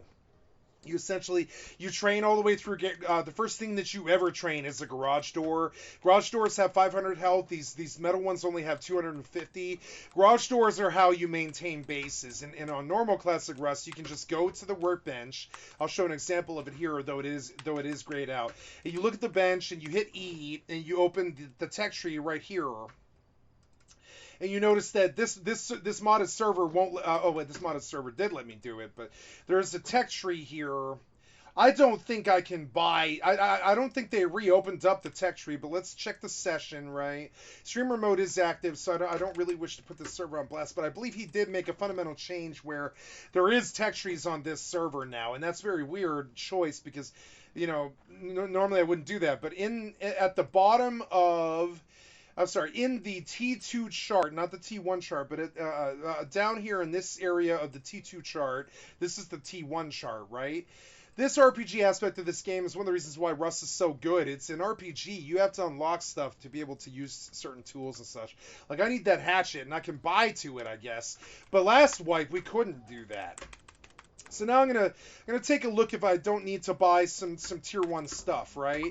This game's about to get a lot more fun now, as I've done quite a bit of work in training you, and I've also done quite a bit of work to see what is possible and what isn't. So if this is possible, which it's not. See it? I have to go find a salvage hammer. I can't just go train it in the chart and then make it. So this is a big thing to understand about this server. When you get something new like a metal pick, you got to bring that bitch back and you got to research it. You can't just like assume that you're going to make it home safe. You can't assume that nothing bad's going to happen. Don't make assumptions about not losing the tool, because I learned last wife. If you make assumption that that the thing you're going to research is fine when you finally get home, you never make it home. So just understand, if you're planning to do it later, later will never come. Not in Rust. If you have 310 scrap, it's going to get taken from you if you don't spend it right away. Right? So, hello? Oh. I thought someone was at my front door. I'm terribly sorry. So there, we put the metal in the box and we get back to farming. I have certain things that I have, like water jugs and such. I'm going to put that away, and I'm going to like use boxes and such. And I could have built a bigger base, and I will do so, but not yet. I want a few more mats here. Like some of the stuff that's in the boxes should be in the TC. TC should always be resources until it's full, because it's a lot of space and storage in a TC. You know, it's like a lot. So here we go. We're looking fairly good. I want the T2 workbench next. That means 500 scrap. That's a good goal for solo player to reach on their first day, is 500 scrap to buy a T2. Don't expect to do this right off the bat the first time you play this game. Even if you copy this video play for play or whatever, don't expect to get to T2 right away. Just hope that you do, because like Rust is what happens when you make plans and stuff. Like, so I want T2, but I don't know if I'll actually reach that. Now here's where putting a dot on my screen can really be beneficial, right? I can see to aim because I have a dot on my screen in the middle of the night. That's something that a lot of other players don't really have, is that silhouette ability to put a dot on a player's head in the middle of the night. One of the things that will happen to you as a player in Rust is you're going to think a lot of the times that people are cheating when they really aren't, right? And notice how this guy is very silhouetted. Do you see it? This is true of players too. Players are players silhouette very well, and you're gonna get headshot in the dark, and you're gonna say, some player is gonna teach you what the hacks in Rust are, and they're gonna say ESP and aimbot, and they can see at night and stuff like that, and they're gonna be like, oh, he ESP'd to see in the dark and all that. You're gonna be convinced that you know all the jargon and all the cheats, and you're gonna call some guy for cheating, and you're gonna report him. Always report the to quote Komomo, which is one of my favorite, if not my favorite Rust streamer of all time. He catches Rust cheaters for a living. He built a career out of it. You hit F7, you come to report player, you're gonna see the people that you saw, and you're gonna type in what you think the person did. Some admins usually gonna come in and check the person, decide that you were wrong, and they're gonna do nothing. Occasionally they're gonna ban the people if they're really obvious about the cheat. And I would say 9/10 of the time, cheats that you believe you just witnessed are just really good players with a lot of hours. This being said, silhouette can throw you for a fracking loop really bad. Silhouettes will make it seem like you're invisible to your target. But what it really is they can very clearly see you, right? To the deer might believe that he can only see me, but I can see him like it's bright ass day, because it basically is. So I kill the deer. And then I kill you, like you're the deer and I kill you. And you go screaming, "Oh, it's ESP, you cheated, you dirty cheater. You're a dirty, stinking, rotten liar cheater," and stuff. And the good admins will go verify. Well, all admins have to verify or they'll get their admin takeaway. But I mean, like, you know, so they'll go verify and they'll use separate tools to do so and all this. But the assumptions that the guy is cheating is a bad, you know, it's a bad premise. It's a bad assumption to make. Am I receiving messengers? Is that what I'm hearing? Am I getting DMs? Oh, yes, I am.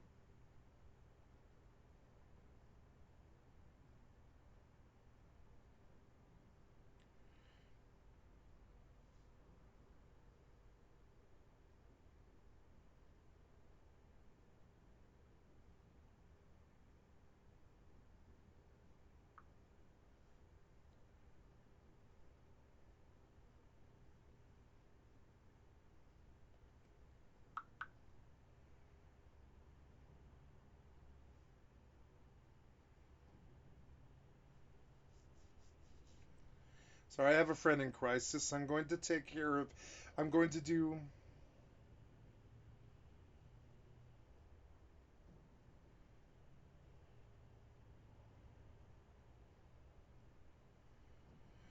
So I have to tell a woman that she's going to be okay. You know?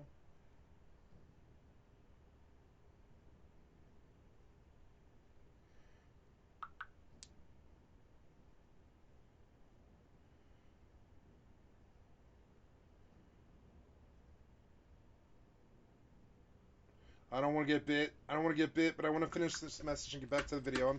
I'm terribly sorry. I have real life responsibilities and people that I love, people in my family, people that I'm taking care of, people, you know, there ain't no awards, there ain't no trophies for that, you know what I'm saying? Trophies. There ain't no trophies for any of this. So I try to make time in the video where it doesn't take away from your experience any more than it needs to. I'm terribly sorry that my real life stuff took over our session here, and I will attempt to not let that be a thing with the best sense of control that I can. And if it gets much worse, I'll just stop the video. And I'll take care of the real life problem. It is a higher priority for me, but it's a long-term problem that isn't going away today. So I don't really know what I can do, you know. I did what I did, which was offer help. You know, the best I can do is offer help. I don't know what to do about bad situations like that. So I just offer an immediate out, you know. I don't know. It's too personal, this stuff. I don't mean to put it on blast, you know. But I need to see.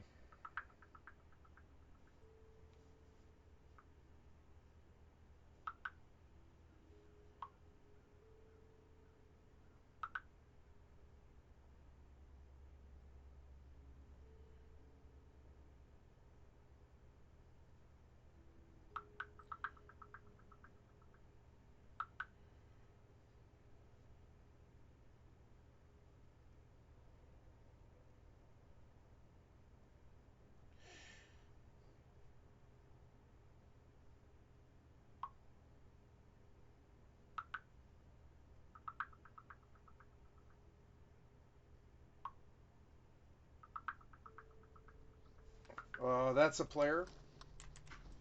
Oh no. Whoa. Notice I did not shoot his ass, you know? I'm not trying to start shit with people. On servers like this, you have to be very delicate with your politics. Let his ass gank you. I know that sounds like pussy shit, but it's not. Let his ass gank you if that's his vibe. Let him make the aggression. Don't roll rich enough where you regret like rolling so rich, right? Roll poor with a nail gun and a crossy and shit like that. And don't let him take too much off you, but definitely let them make the first move. Don't be aggressive like your instincts might tell you to be. A lot of people say, "Oh, you got to be aggressive. You got to start it off first." You know. Bear with me here, guys. I'm getting a phone call and stuff. Hello. Hello. Yes. Okay, right on. I can't make it. I'm terribly sorry. You don't have to bring it, Jerry. If you want to leave it like on the porch, I'll come up eventually. If you don't want to do the walk, I'll do it. Yeah, it's up to you. You're not my slave. You don't need to deliver me food. It's okay, you know. Okay. All right. Well, thank you, sir. All right. All right. Take care. Okay. Sorry, I do many things at once.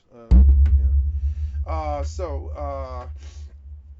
Yeah. So, and you can see how real life will come in. Rust is what happens when you are making plans. You will receive DMs. Uh,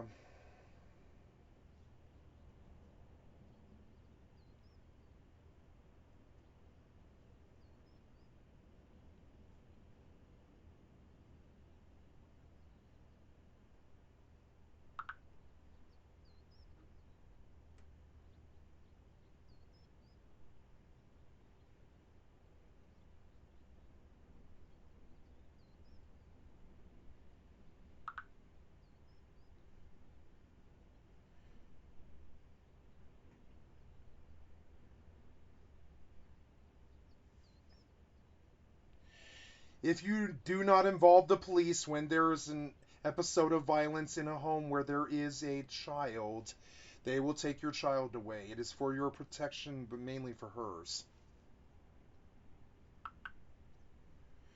If you don't, Trust me, bad things happen. It's not about what his life is or what it is to him. It's about protecting your child. That's all that. That's just, I should have muted. I'm sorry. I did not mean to. Anyways.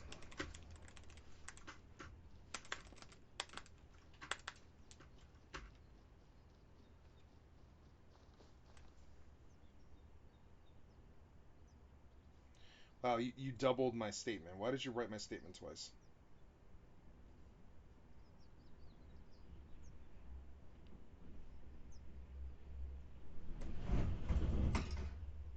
What was that?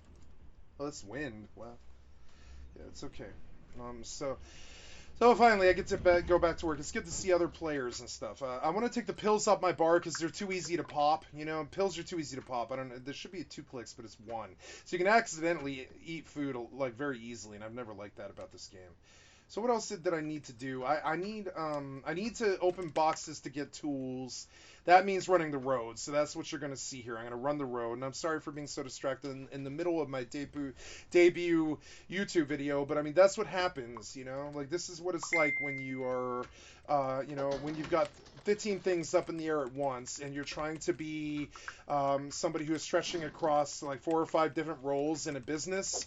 If you're trying to run your own business and you're the secretary, you're the manager, you're the talent, you're the writer, you're the executioner, you are the editor, and you are all of it, then you got to do all 5 of those things well, and it is difficult for me to do so. So I will try to strike the balance where I can, and you will see me multitask. One of the things I'm very good at is multitasking, you know. So we'll see. I'll check the loot. Yep.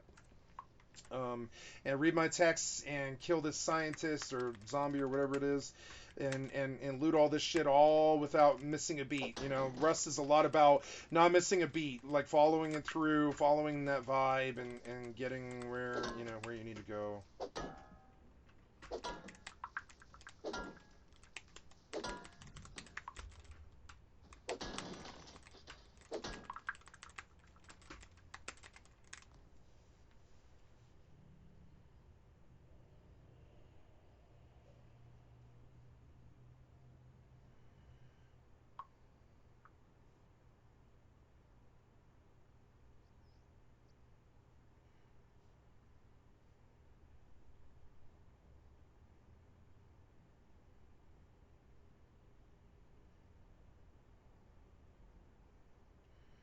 Oh.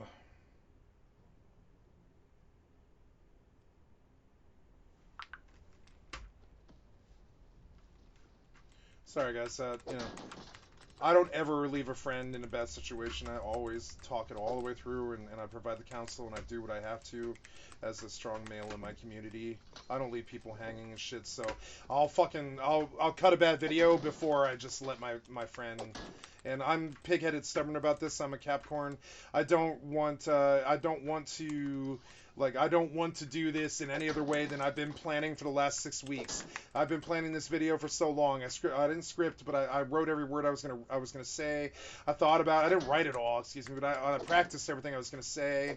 I thought about the things I was gonna talk about and what I did on each day, and what goals I would reach, and what I would talk about, and have an insight to this in strong ways, and real life will poke its head in, you know. I'm not getting car parts from these things, and that's actually really bothering me. I think he changed that because it's too easy to get metal that way.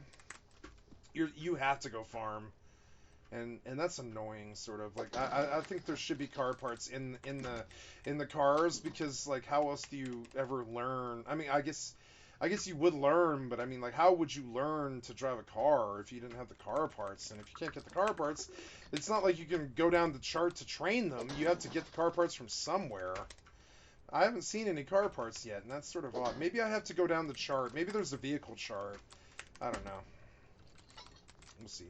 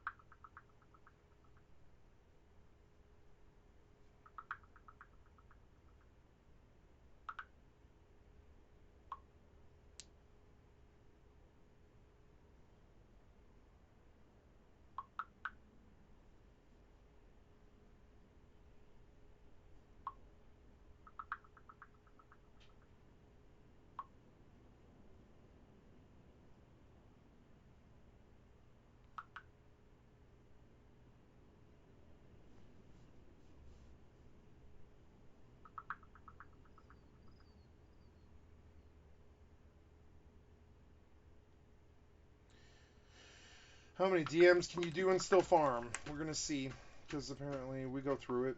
I'll go through a crisis mid inaugural video. I'll do that. If that's what life has to give me, that's what I will do. It's not anyone's fault, you know. That's just how life works sometimes. When you want to do the most important thing that you ever want to do, I will absolutely have a lot of resistance from a lot of people. That's just how humanity is. They can't really. It's not you know. It's not like they want it to be like this. They just can't help it. Getting 100 scrap out that guy was actually really good. I didn't realize how hard scrap was now. That guy had been farming for like an hour and a half when I killed him with the SMG.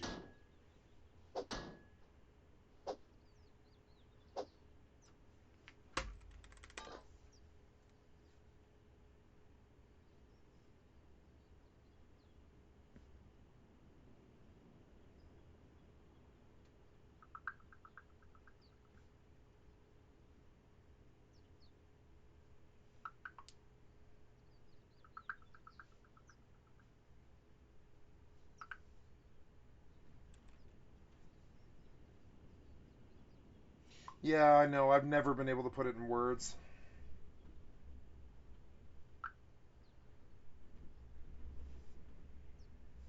What it is, but yeah, I know.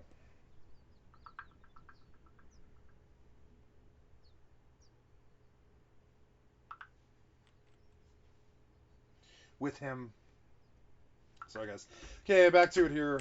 Trying to like do 5 things at once, and just like pressure from the family, pressure from loved ones, pressure from stupid ass people who stalk me on my stream and shit and attack me on this server even. Like pressure from everybody. They don't really care what the ramifications are for anybody or what it means to just be on attack mode all the time and all this. They just don't really know. They don't really understand how much psychic fucking damage that can actually cause somebody for no good reason at all. I'm not talking about my friends either. I'm talking about randoms that stalk me on the internet and shit. I've been under a lot of stress lately. Try being a streamer. It's like being Princess Di. You're eventually going to die in a car crash. That's probably the best thing that can happen. It's like sort of shitty. It's not like you're going to die in a car crash, but definitely the paparazzi are going to get you in the end. You know, that's what being a streamer is actually like. It's like cancel culture is part of it.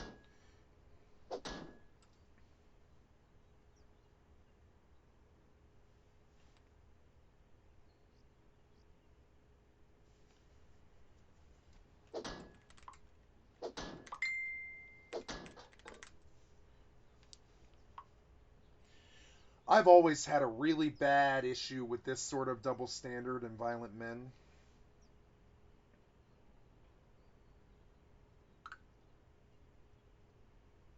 They think because they have crocodile tears and they warn you that they're bad, that it makes whatever this is okay, or that understanding that they're assholes or scary makes it better somehow, but it just doesn't. It's a cop-out.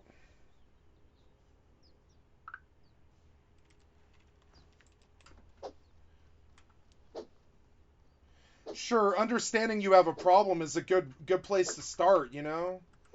But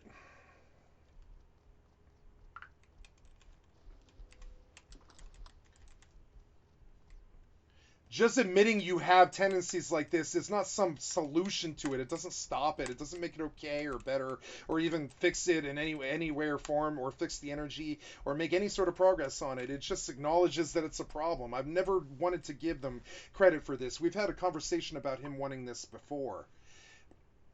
They want credit for it. They shouldn't get it.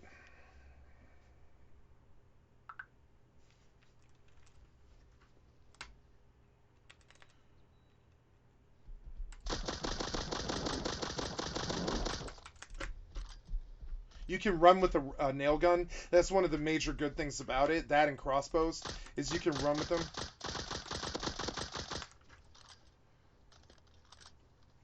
Man, I had to dump like 10 rounds to get that, but oh well, that's okay. At least I didn't have to chase him to fucking Narnia, you know?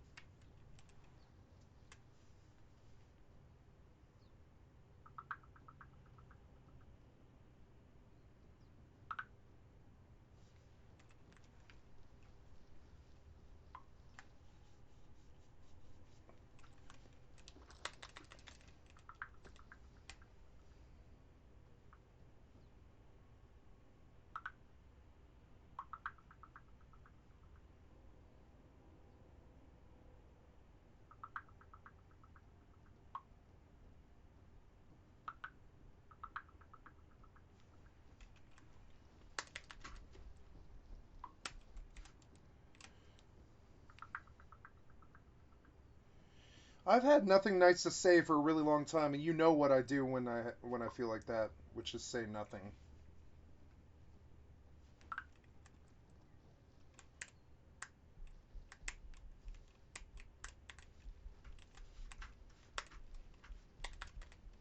Got enough ammo.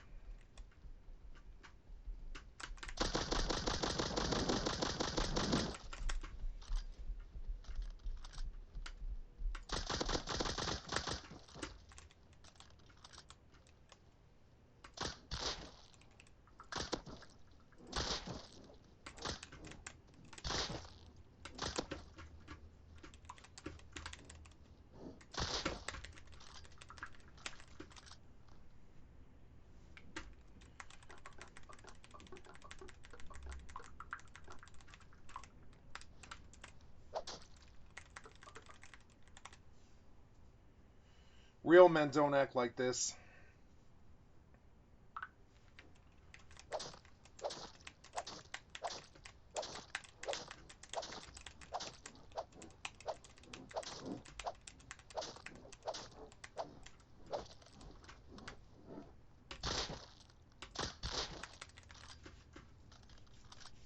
Lining up headshots all day. Oh yeah. I'm gonna fix my... I gotta put a repair bench down. God, all the loot is abysmal. I wonder if it's in the charts somewhere and I'm not really understanding it. That might be it.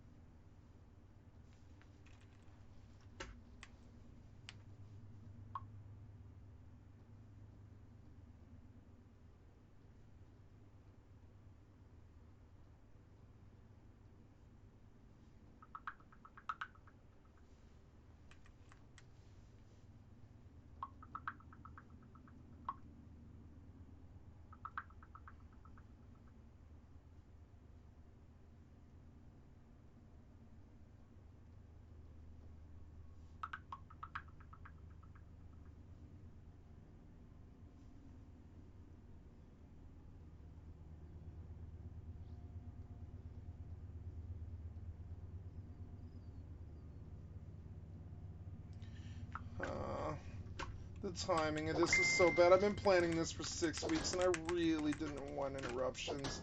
But people in my life, they don't. I mean, it's not like this is their fault. This has nothing to do with them. It's not their fault that I planned to do this for 14 hours today. I try to tell everybody, but nobody really listens when I speak. It's fun when you're basically a ghost, you know.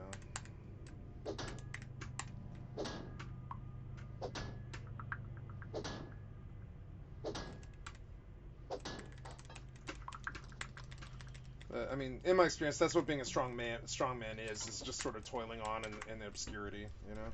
Trying to take care of your people. That's kind of how it is for me, at least. That's how it's been. Ooh, I didn't realize I didn't have a headpiece on. Man, armor has just not even been, like, a thing for me. You aren't aggro? No, he's not aggro.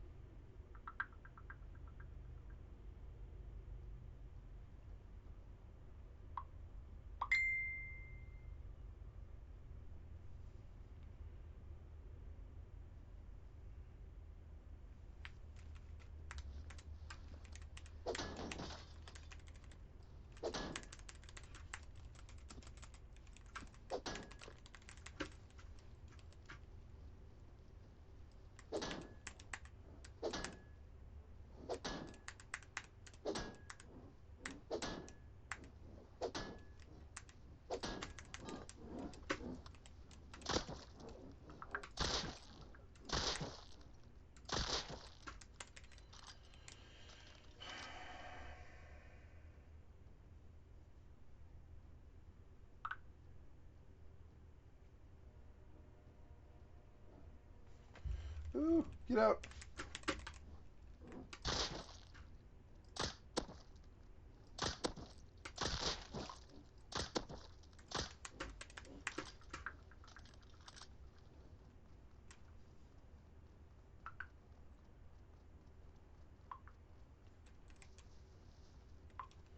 a bunch of times, and leaving is always the solution.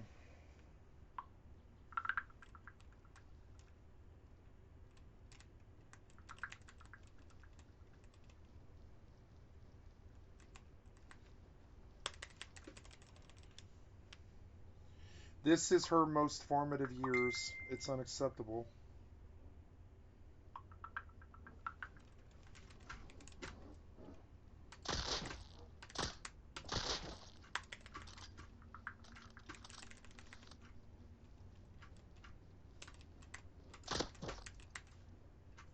That guy died without a headshot. That's weird.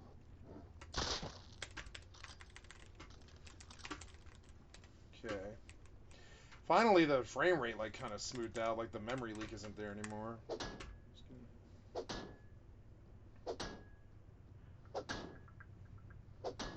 That is correct. Yes. Even the system will back you up on that one, and if the system will back you up on something, it's an actual truism.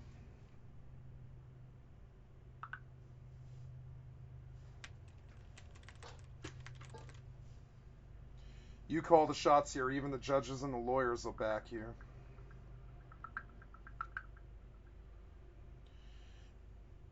Will back you. Why are you repeating two paragraphs?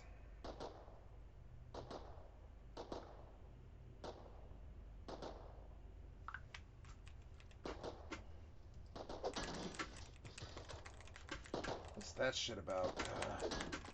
How much scrap do I have? Ooh, not bad. So, let me put this where I can get to it, like that. Oop.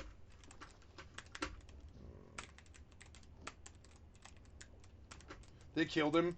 It sucks when the gunshots end, because it means the zombies won. You don't really want that. That's not too good, you know?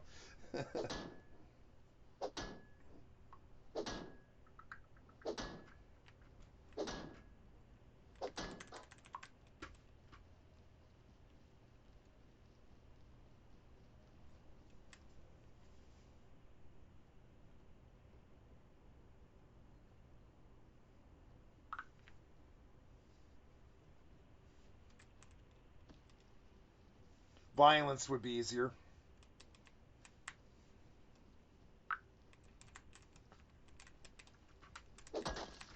Wow, look at all this crap. Okay, well, I don't know. I don't know. A lot of this I don't value. Like, I really don't. I don't value a lot of this. Like, get it all gone. Like, that shouldn't be there. That is not needed. That can go in there. Get rid of that. Don't need that.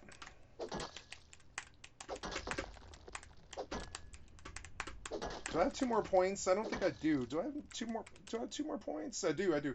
So in the woodcutting chart, we will take the other 2 of breaking a tree, right? And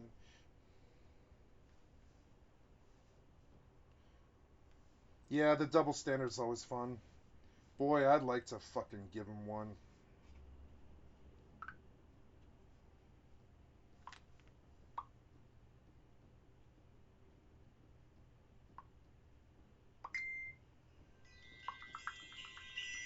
I'm sorry.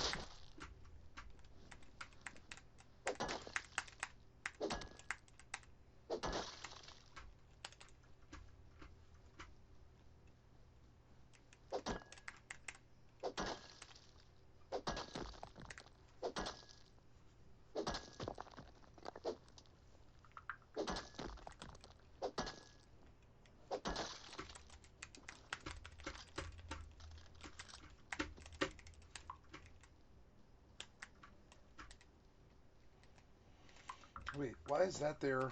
Why is that there? That's very weird. I didn't drop that. Whatever. I need more stone than this.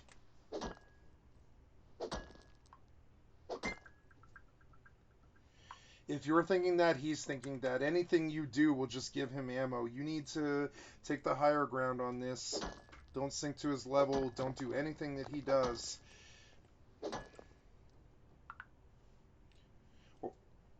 Or the court just penalizes both of you.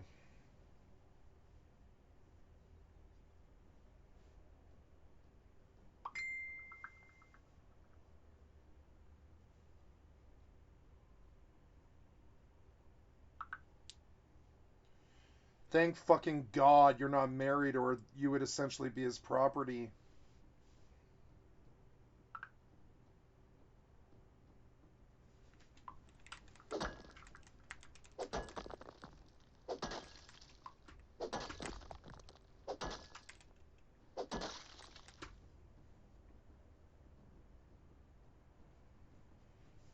Why wouldn't you? That's how everybody is, Jay.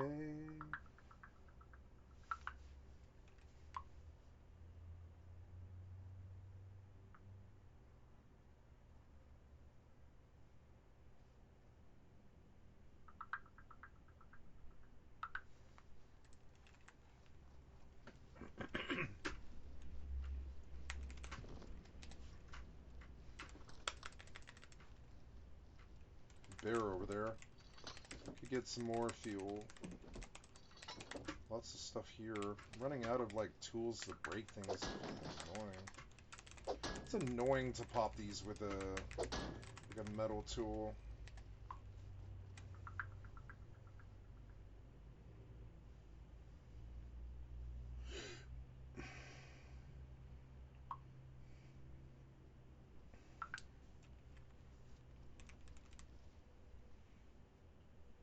A lot of the problem here is actually my fault.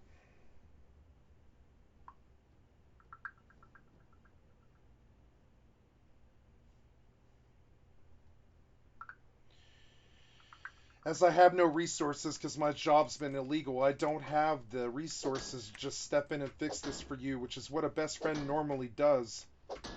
Or your family.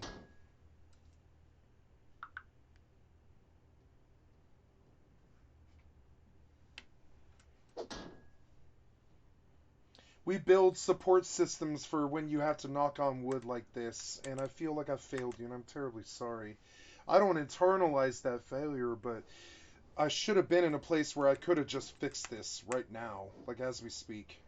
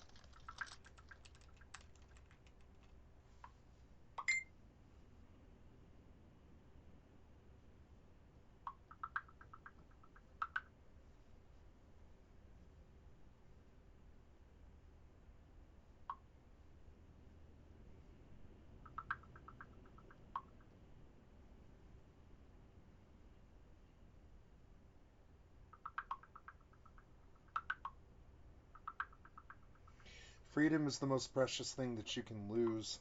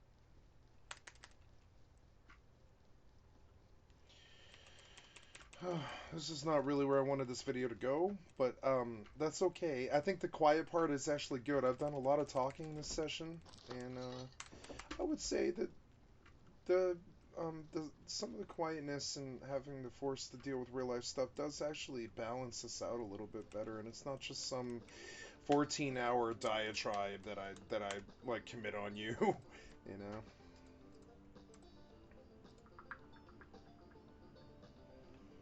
Oh no, did you crash? Oh no.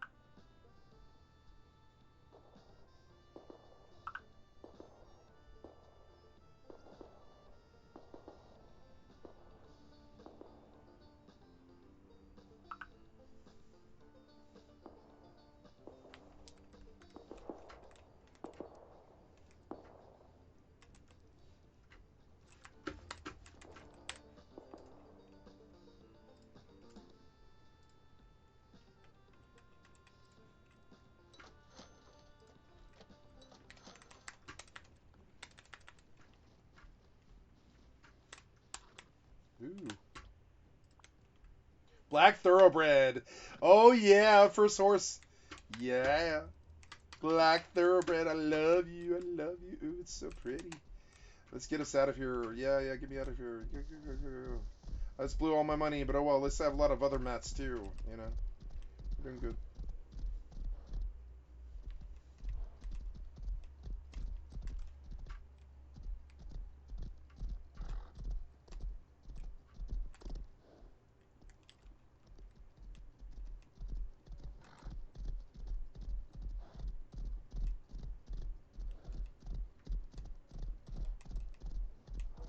Ooh, wow.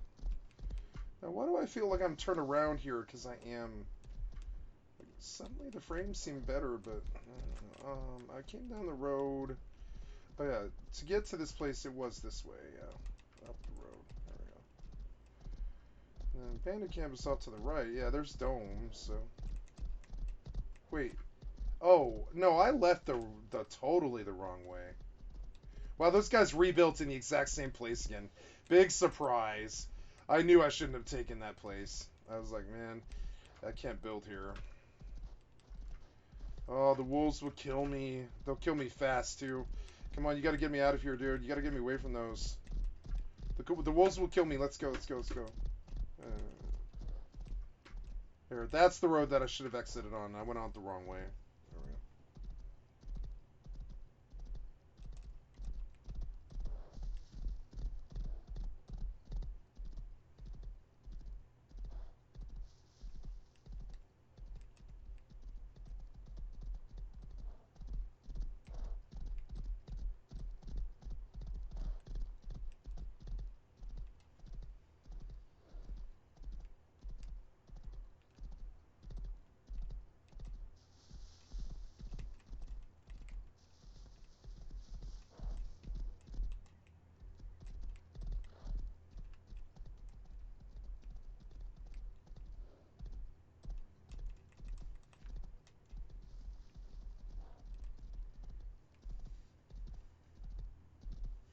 If you need us to move mountains, Jay, we will.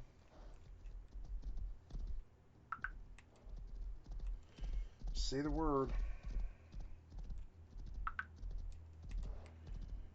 You alone know the situation best.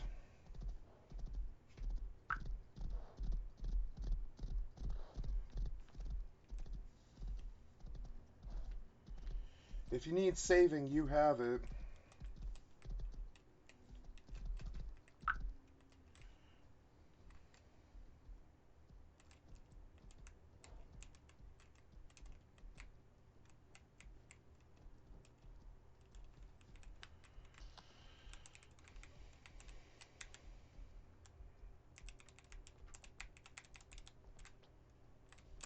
Did you eat the pumpkin, you dirty horse? Yes, you did. You dirty, greedy horse. You ate my pumpkin. Oh, wait, no, you didn't. No, you didn't. There you go. Greedy horse. Okay, so here we go. We got 2 pumpkins for you. We got some nice human meat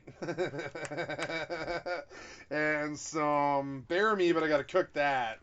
So I'm gonna go cook that. Maybe I can get this. Yeah, I can get that corn. Yeah, corn.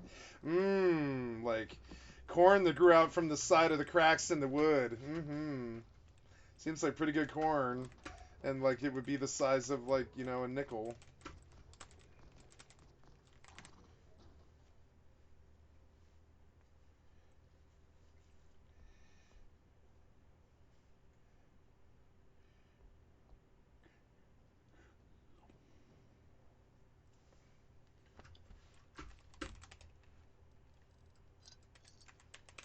So okay, you ran out of wood. Yeah, you did. Let's keep those burning. So we have metal and sulfur. We're gonna put wood in there. All the rest of it. Plus is good. It's good, good, good. I guess I need a repair bench at this point because ignoring the repairs is not going well for me. Yep. So pull, no, I mean, 11 stop signs and 11 pipes. That's the rest of the scrap that I need for the T2, which isn't bad progress for what I've been dealing with.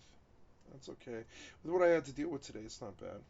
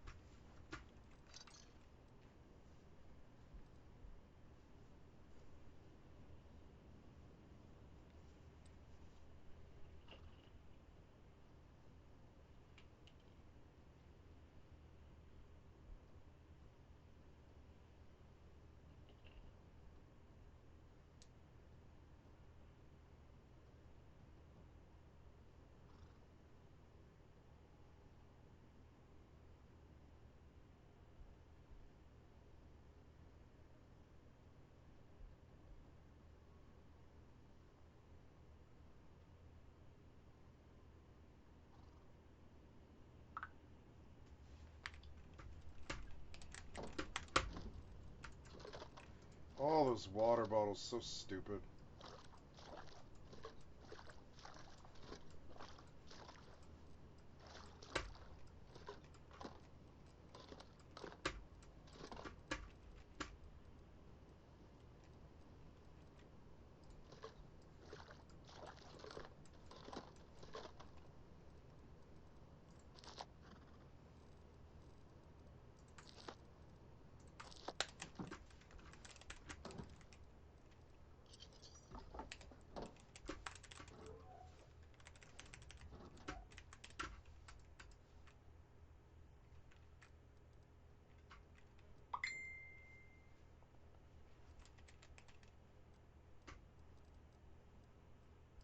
Gotta make a barbecue to cook all this meat for the horse. I also want to make a small box to hide all the, or well, to hold all the manure. And the manure is like a money trade thing. It's like actually really good money, so whatever. Come over here and make like a fucking like a barbecue. Put like some wood in it. Not a lot, some. Yeah. Some food in there to cook. Yeah, some food. Where did the bear meat go? I just had it. Damn it.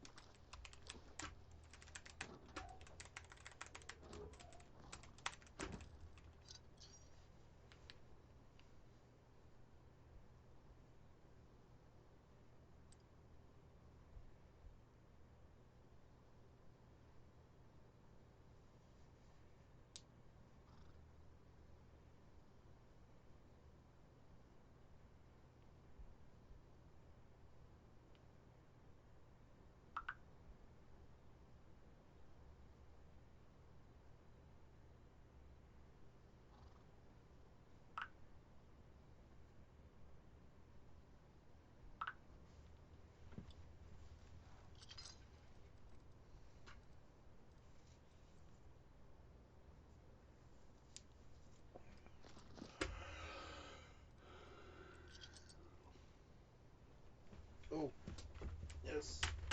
Have fucking space. Excuse me, guys. I'm being brought dinner. I have to go grab it. It is 9 o'clock. Hello. Hi, Jerry. I'm sorry. I was about to come up there. Well, thank you very much. I'm sorry to make you come down. Oh, Okay. Well, thank you, sir. okay, you're all set. All right. Good to see you.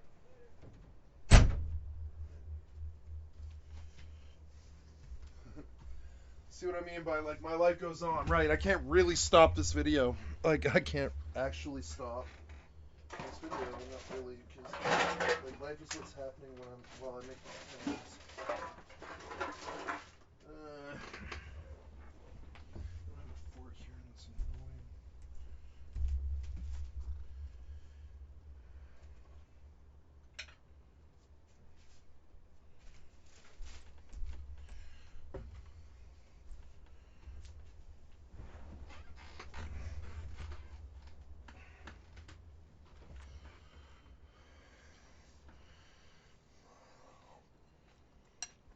Mmm.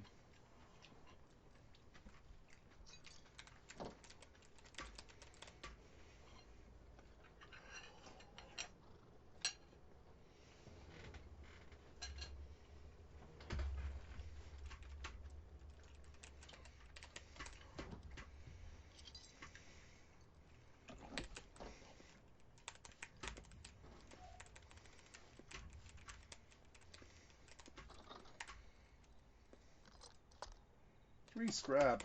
Yeah.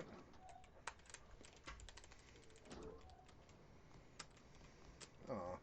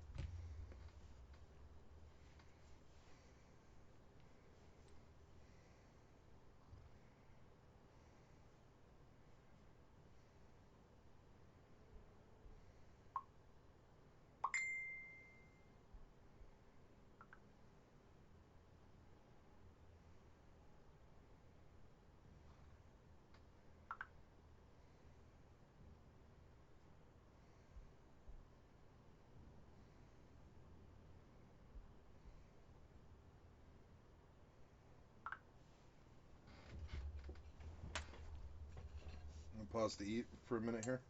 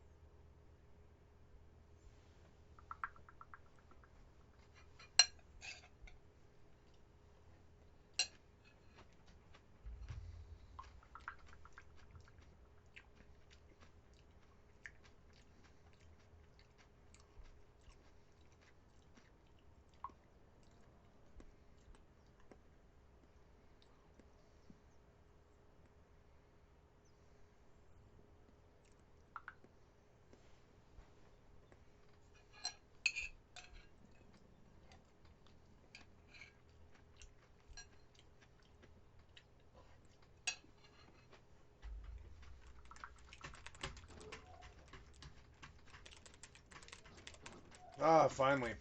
Long night. Nights are so dark on this server. I haven't done well. I usually do really well at night in PvP situations. I actually like the night. I use it all the time. They can't see you most of the time. But on this server, it's so dark and there's nothing to do because there's only like a few people. So I just tend to bypass the night and I tend to eat and stuff. And I suppose it is a real authentic look at what Rust actually is. You kind of get a little bit cockblocked by the night, you know, unless you got a big crew to protect you and shit. You know, it's. Yeah, I mean, a lot of people go out solo. I definitely do. I'll hunt at night. I just, I don't know. The zombies make it fairly hard. You can't just go stumbling through the night here. They will pop right behind you. That's what really worries me. I've definitely seen it a lot. If you are fighting like 3 or 4 of them in front of you, a couple will pop directly behind you, like 5 feet behind you. And you have to be moving forward or sideways or something all the time, or you just take a bite from behind. It happens way too much on this server. The back aggro is real.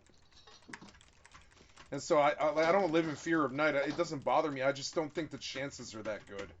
Specifically because, you know, some of the zombies just pop right behind you. Like literally 5 feet behind you. And you have like a second to move or you're just, you know, you're already bit. And that can be very bad in the dark. If you die in the dark some place away from, you know, a monument or at least like some way to spot the bag in the middle of the day, like 15 minutes later when the sun finally comes up and it's fully bright enough for you to be able to see, like right about now, right?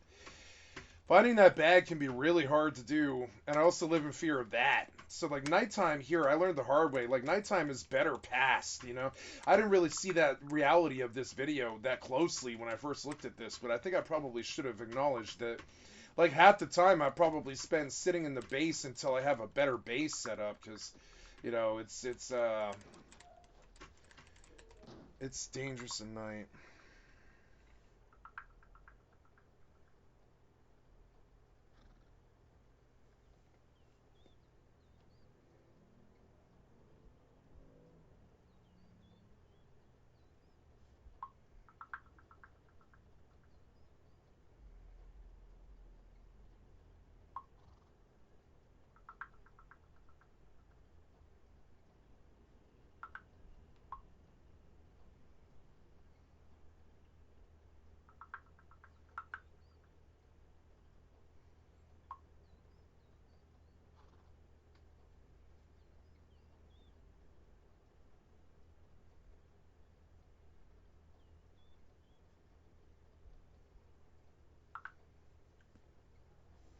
I think one of the best things you can do for somebody who's in a situation like you're in is to say that you got a raw deal and that, you know, you should feel some validation that you have experienced a raw deal here and it's unfair.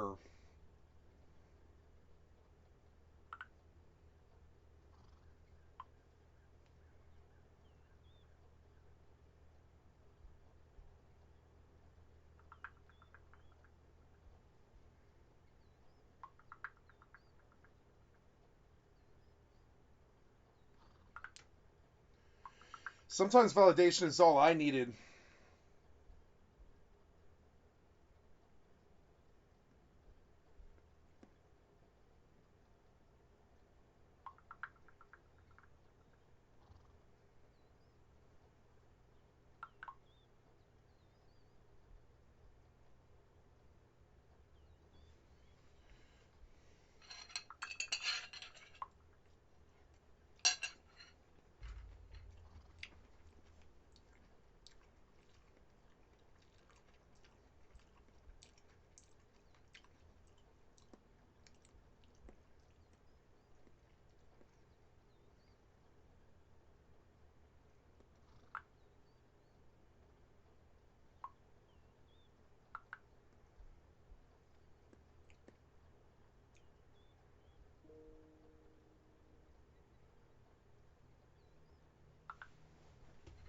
God, what a shitty situation.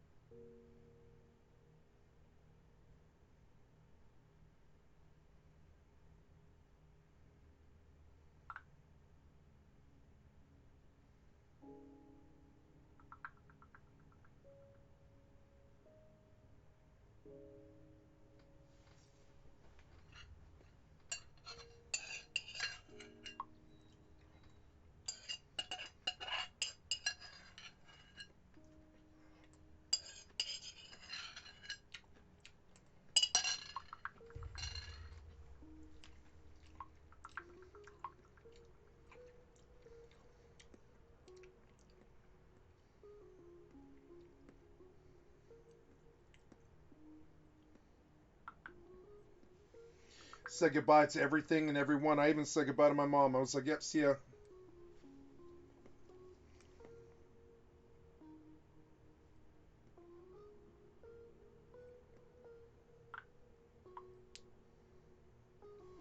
Done with humanity, see ya.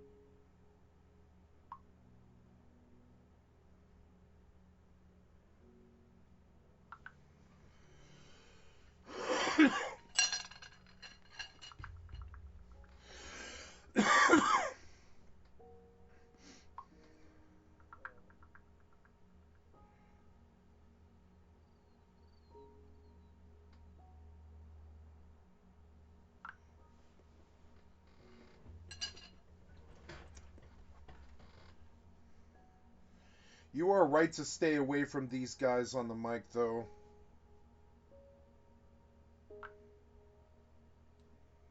There's a real invalid fear that you will just be attacked repeatedly.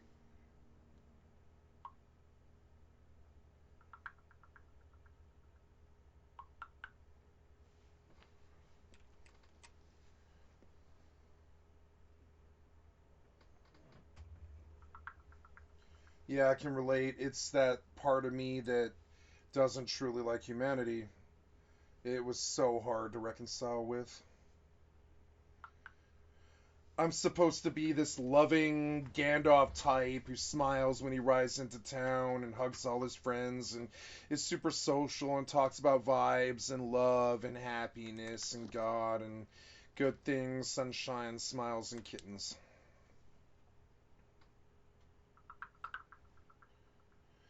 But who I really am is like, oh no, are we really going through this again? Why was my job illegal my entire life? Why does everybody I love basically die? Why do people try to kill me for no reason I've never even crossed? Why was I never able to take care of any actual problem in my whole life? I was always so broke that it was like, might as well be $1 trillion rather than 100.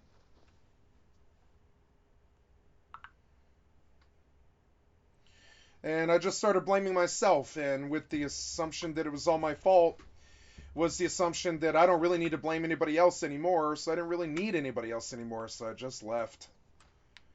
And I think most people would call that essentially quitting.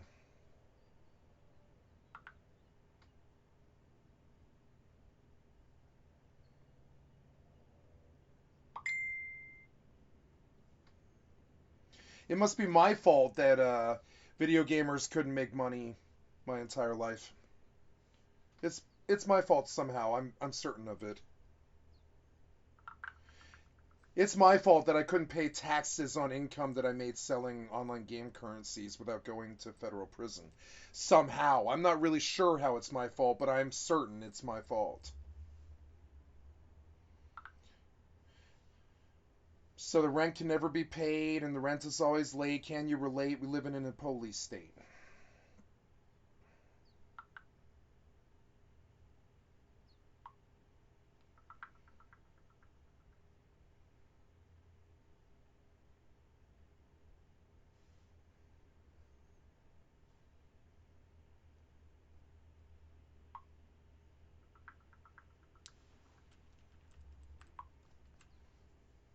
It's like that song you always have me look at where the girl talks about science and how it was supposed to be this beautiful thing that we could follow, but instead they just used it to make, you know, the bombs that they dropped on Hiroshima and stuff.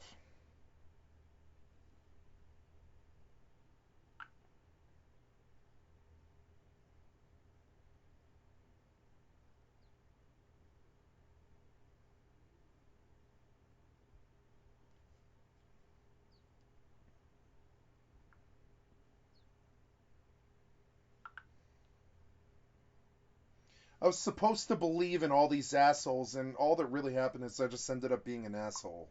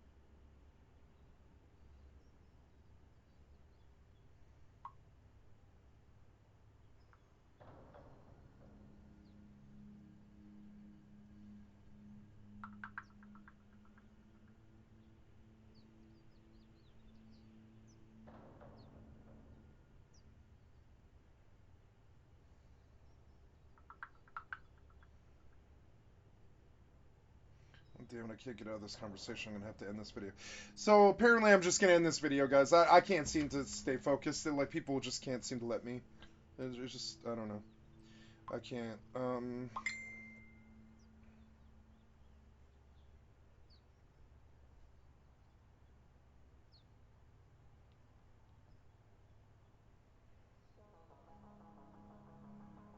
Trying to get a video to link. I'm so sorry this is taking so long.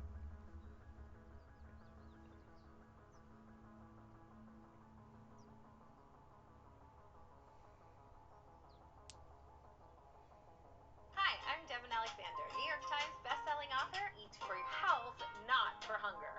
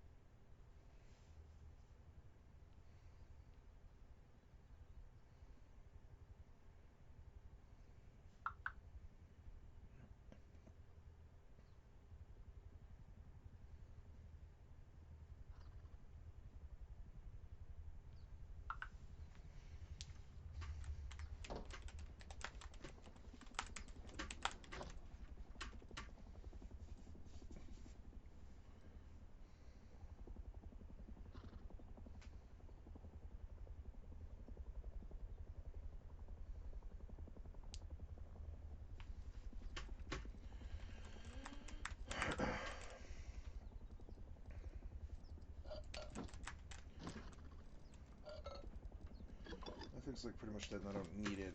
I just need, like, more. 400. I want to need, like, tarp, but I'm not getting any. I guess I'll have to edit this video. I'll have to learn how to edit because all the people in my life, they can't seem to leave me alone for a day. Even though I have no money, I don't play any fucking actual role in their lives whatsoever.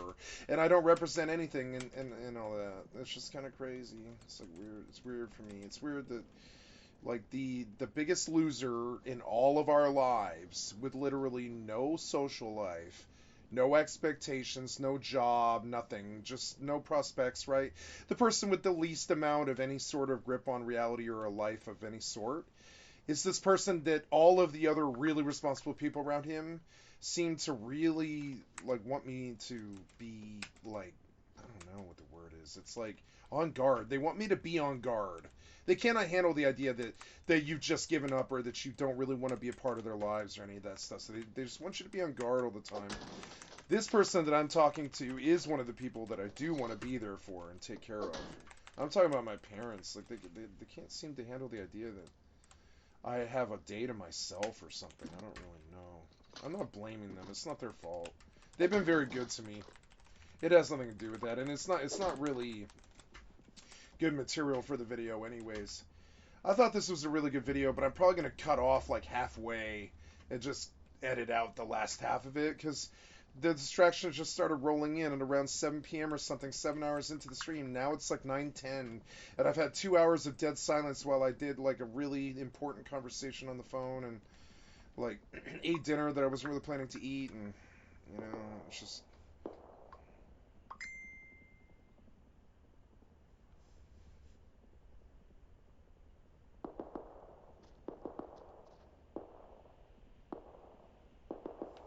What does that sound?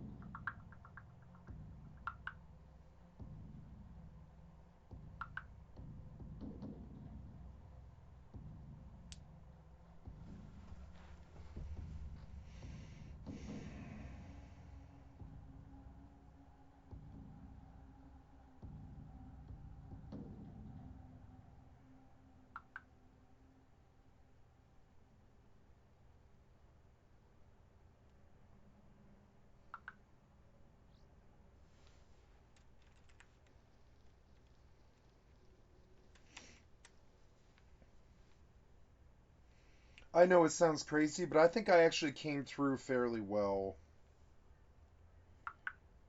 Despite all the drug addictions and crazy exes and stuff, the destruction of everything and the attempts on my life and all that.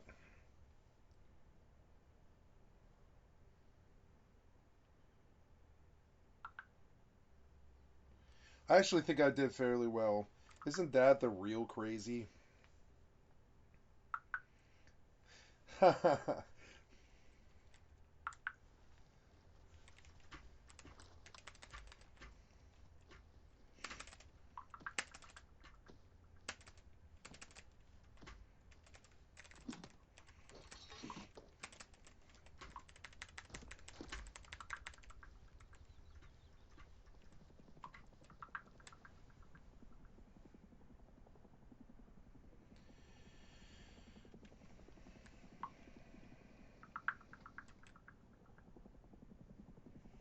I need humanity, and I'm done with that.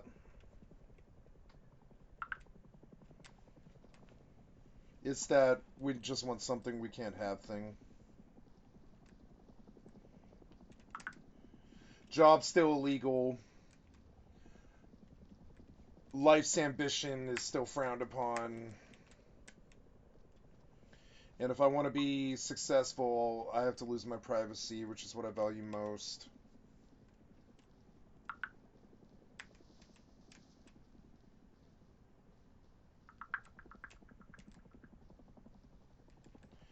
At least we're not as socially bad as drunk crackhead bums anymore. It was like that for about 25 years.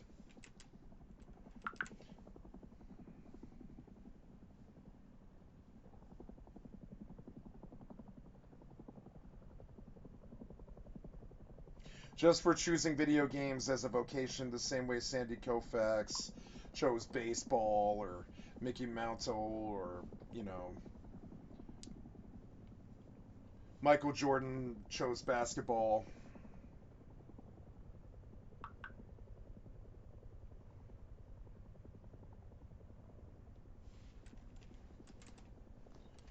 What's this? Wow.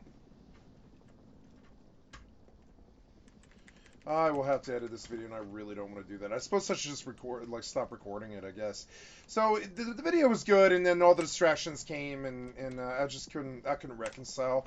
I'm going to stop this 9-hour video now, guys, and I guess I'll just edit it, and I'll be forced into something I don't want to do as usual.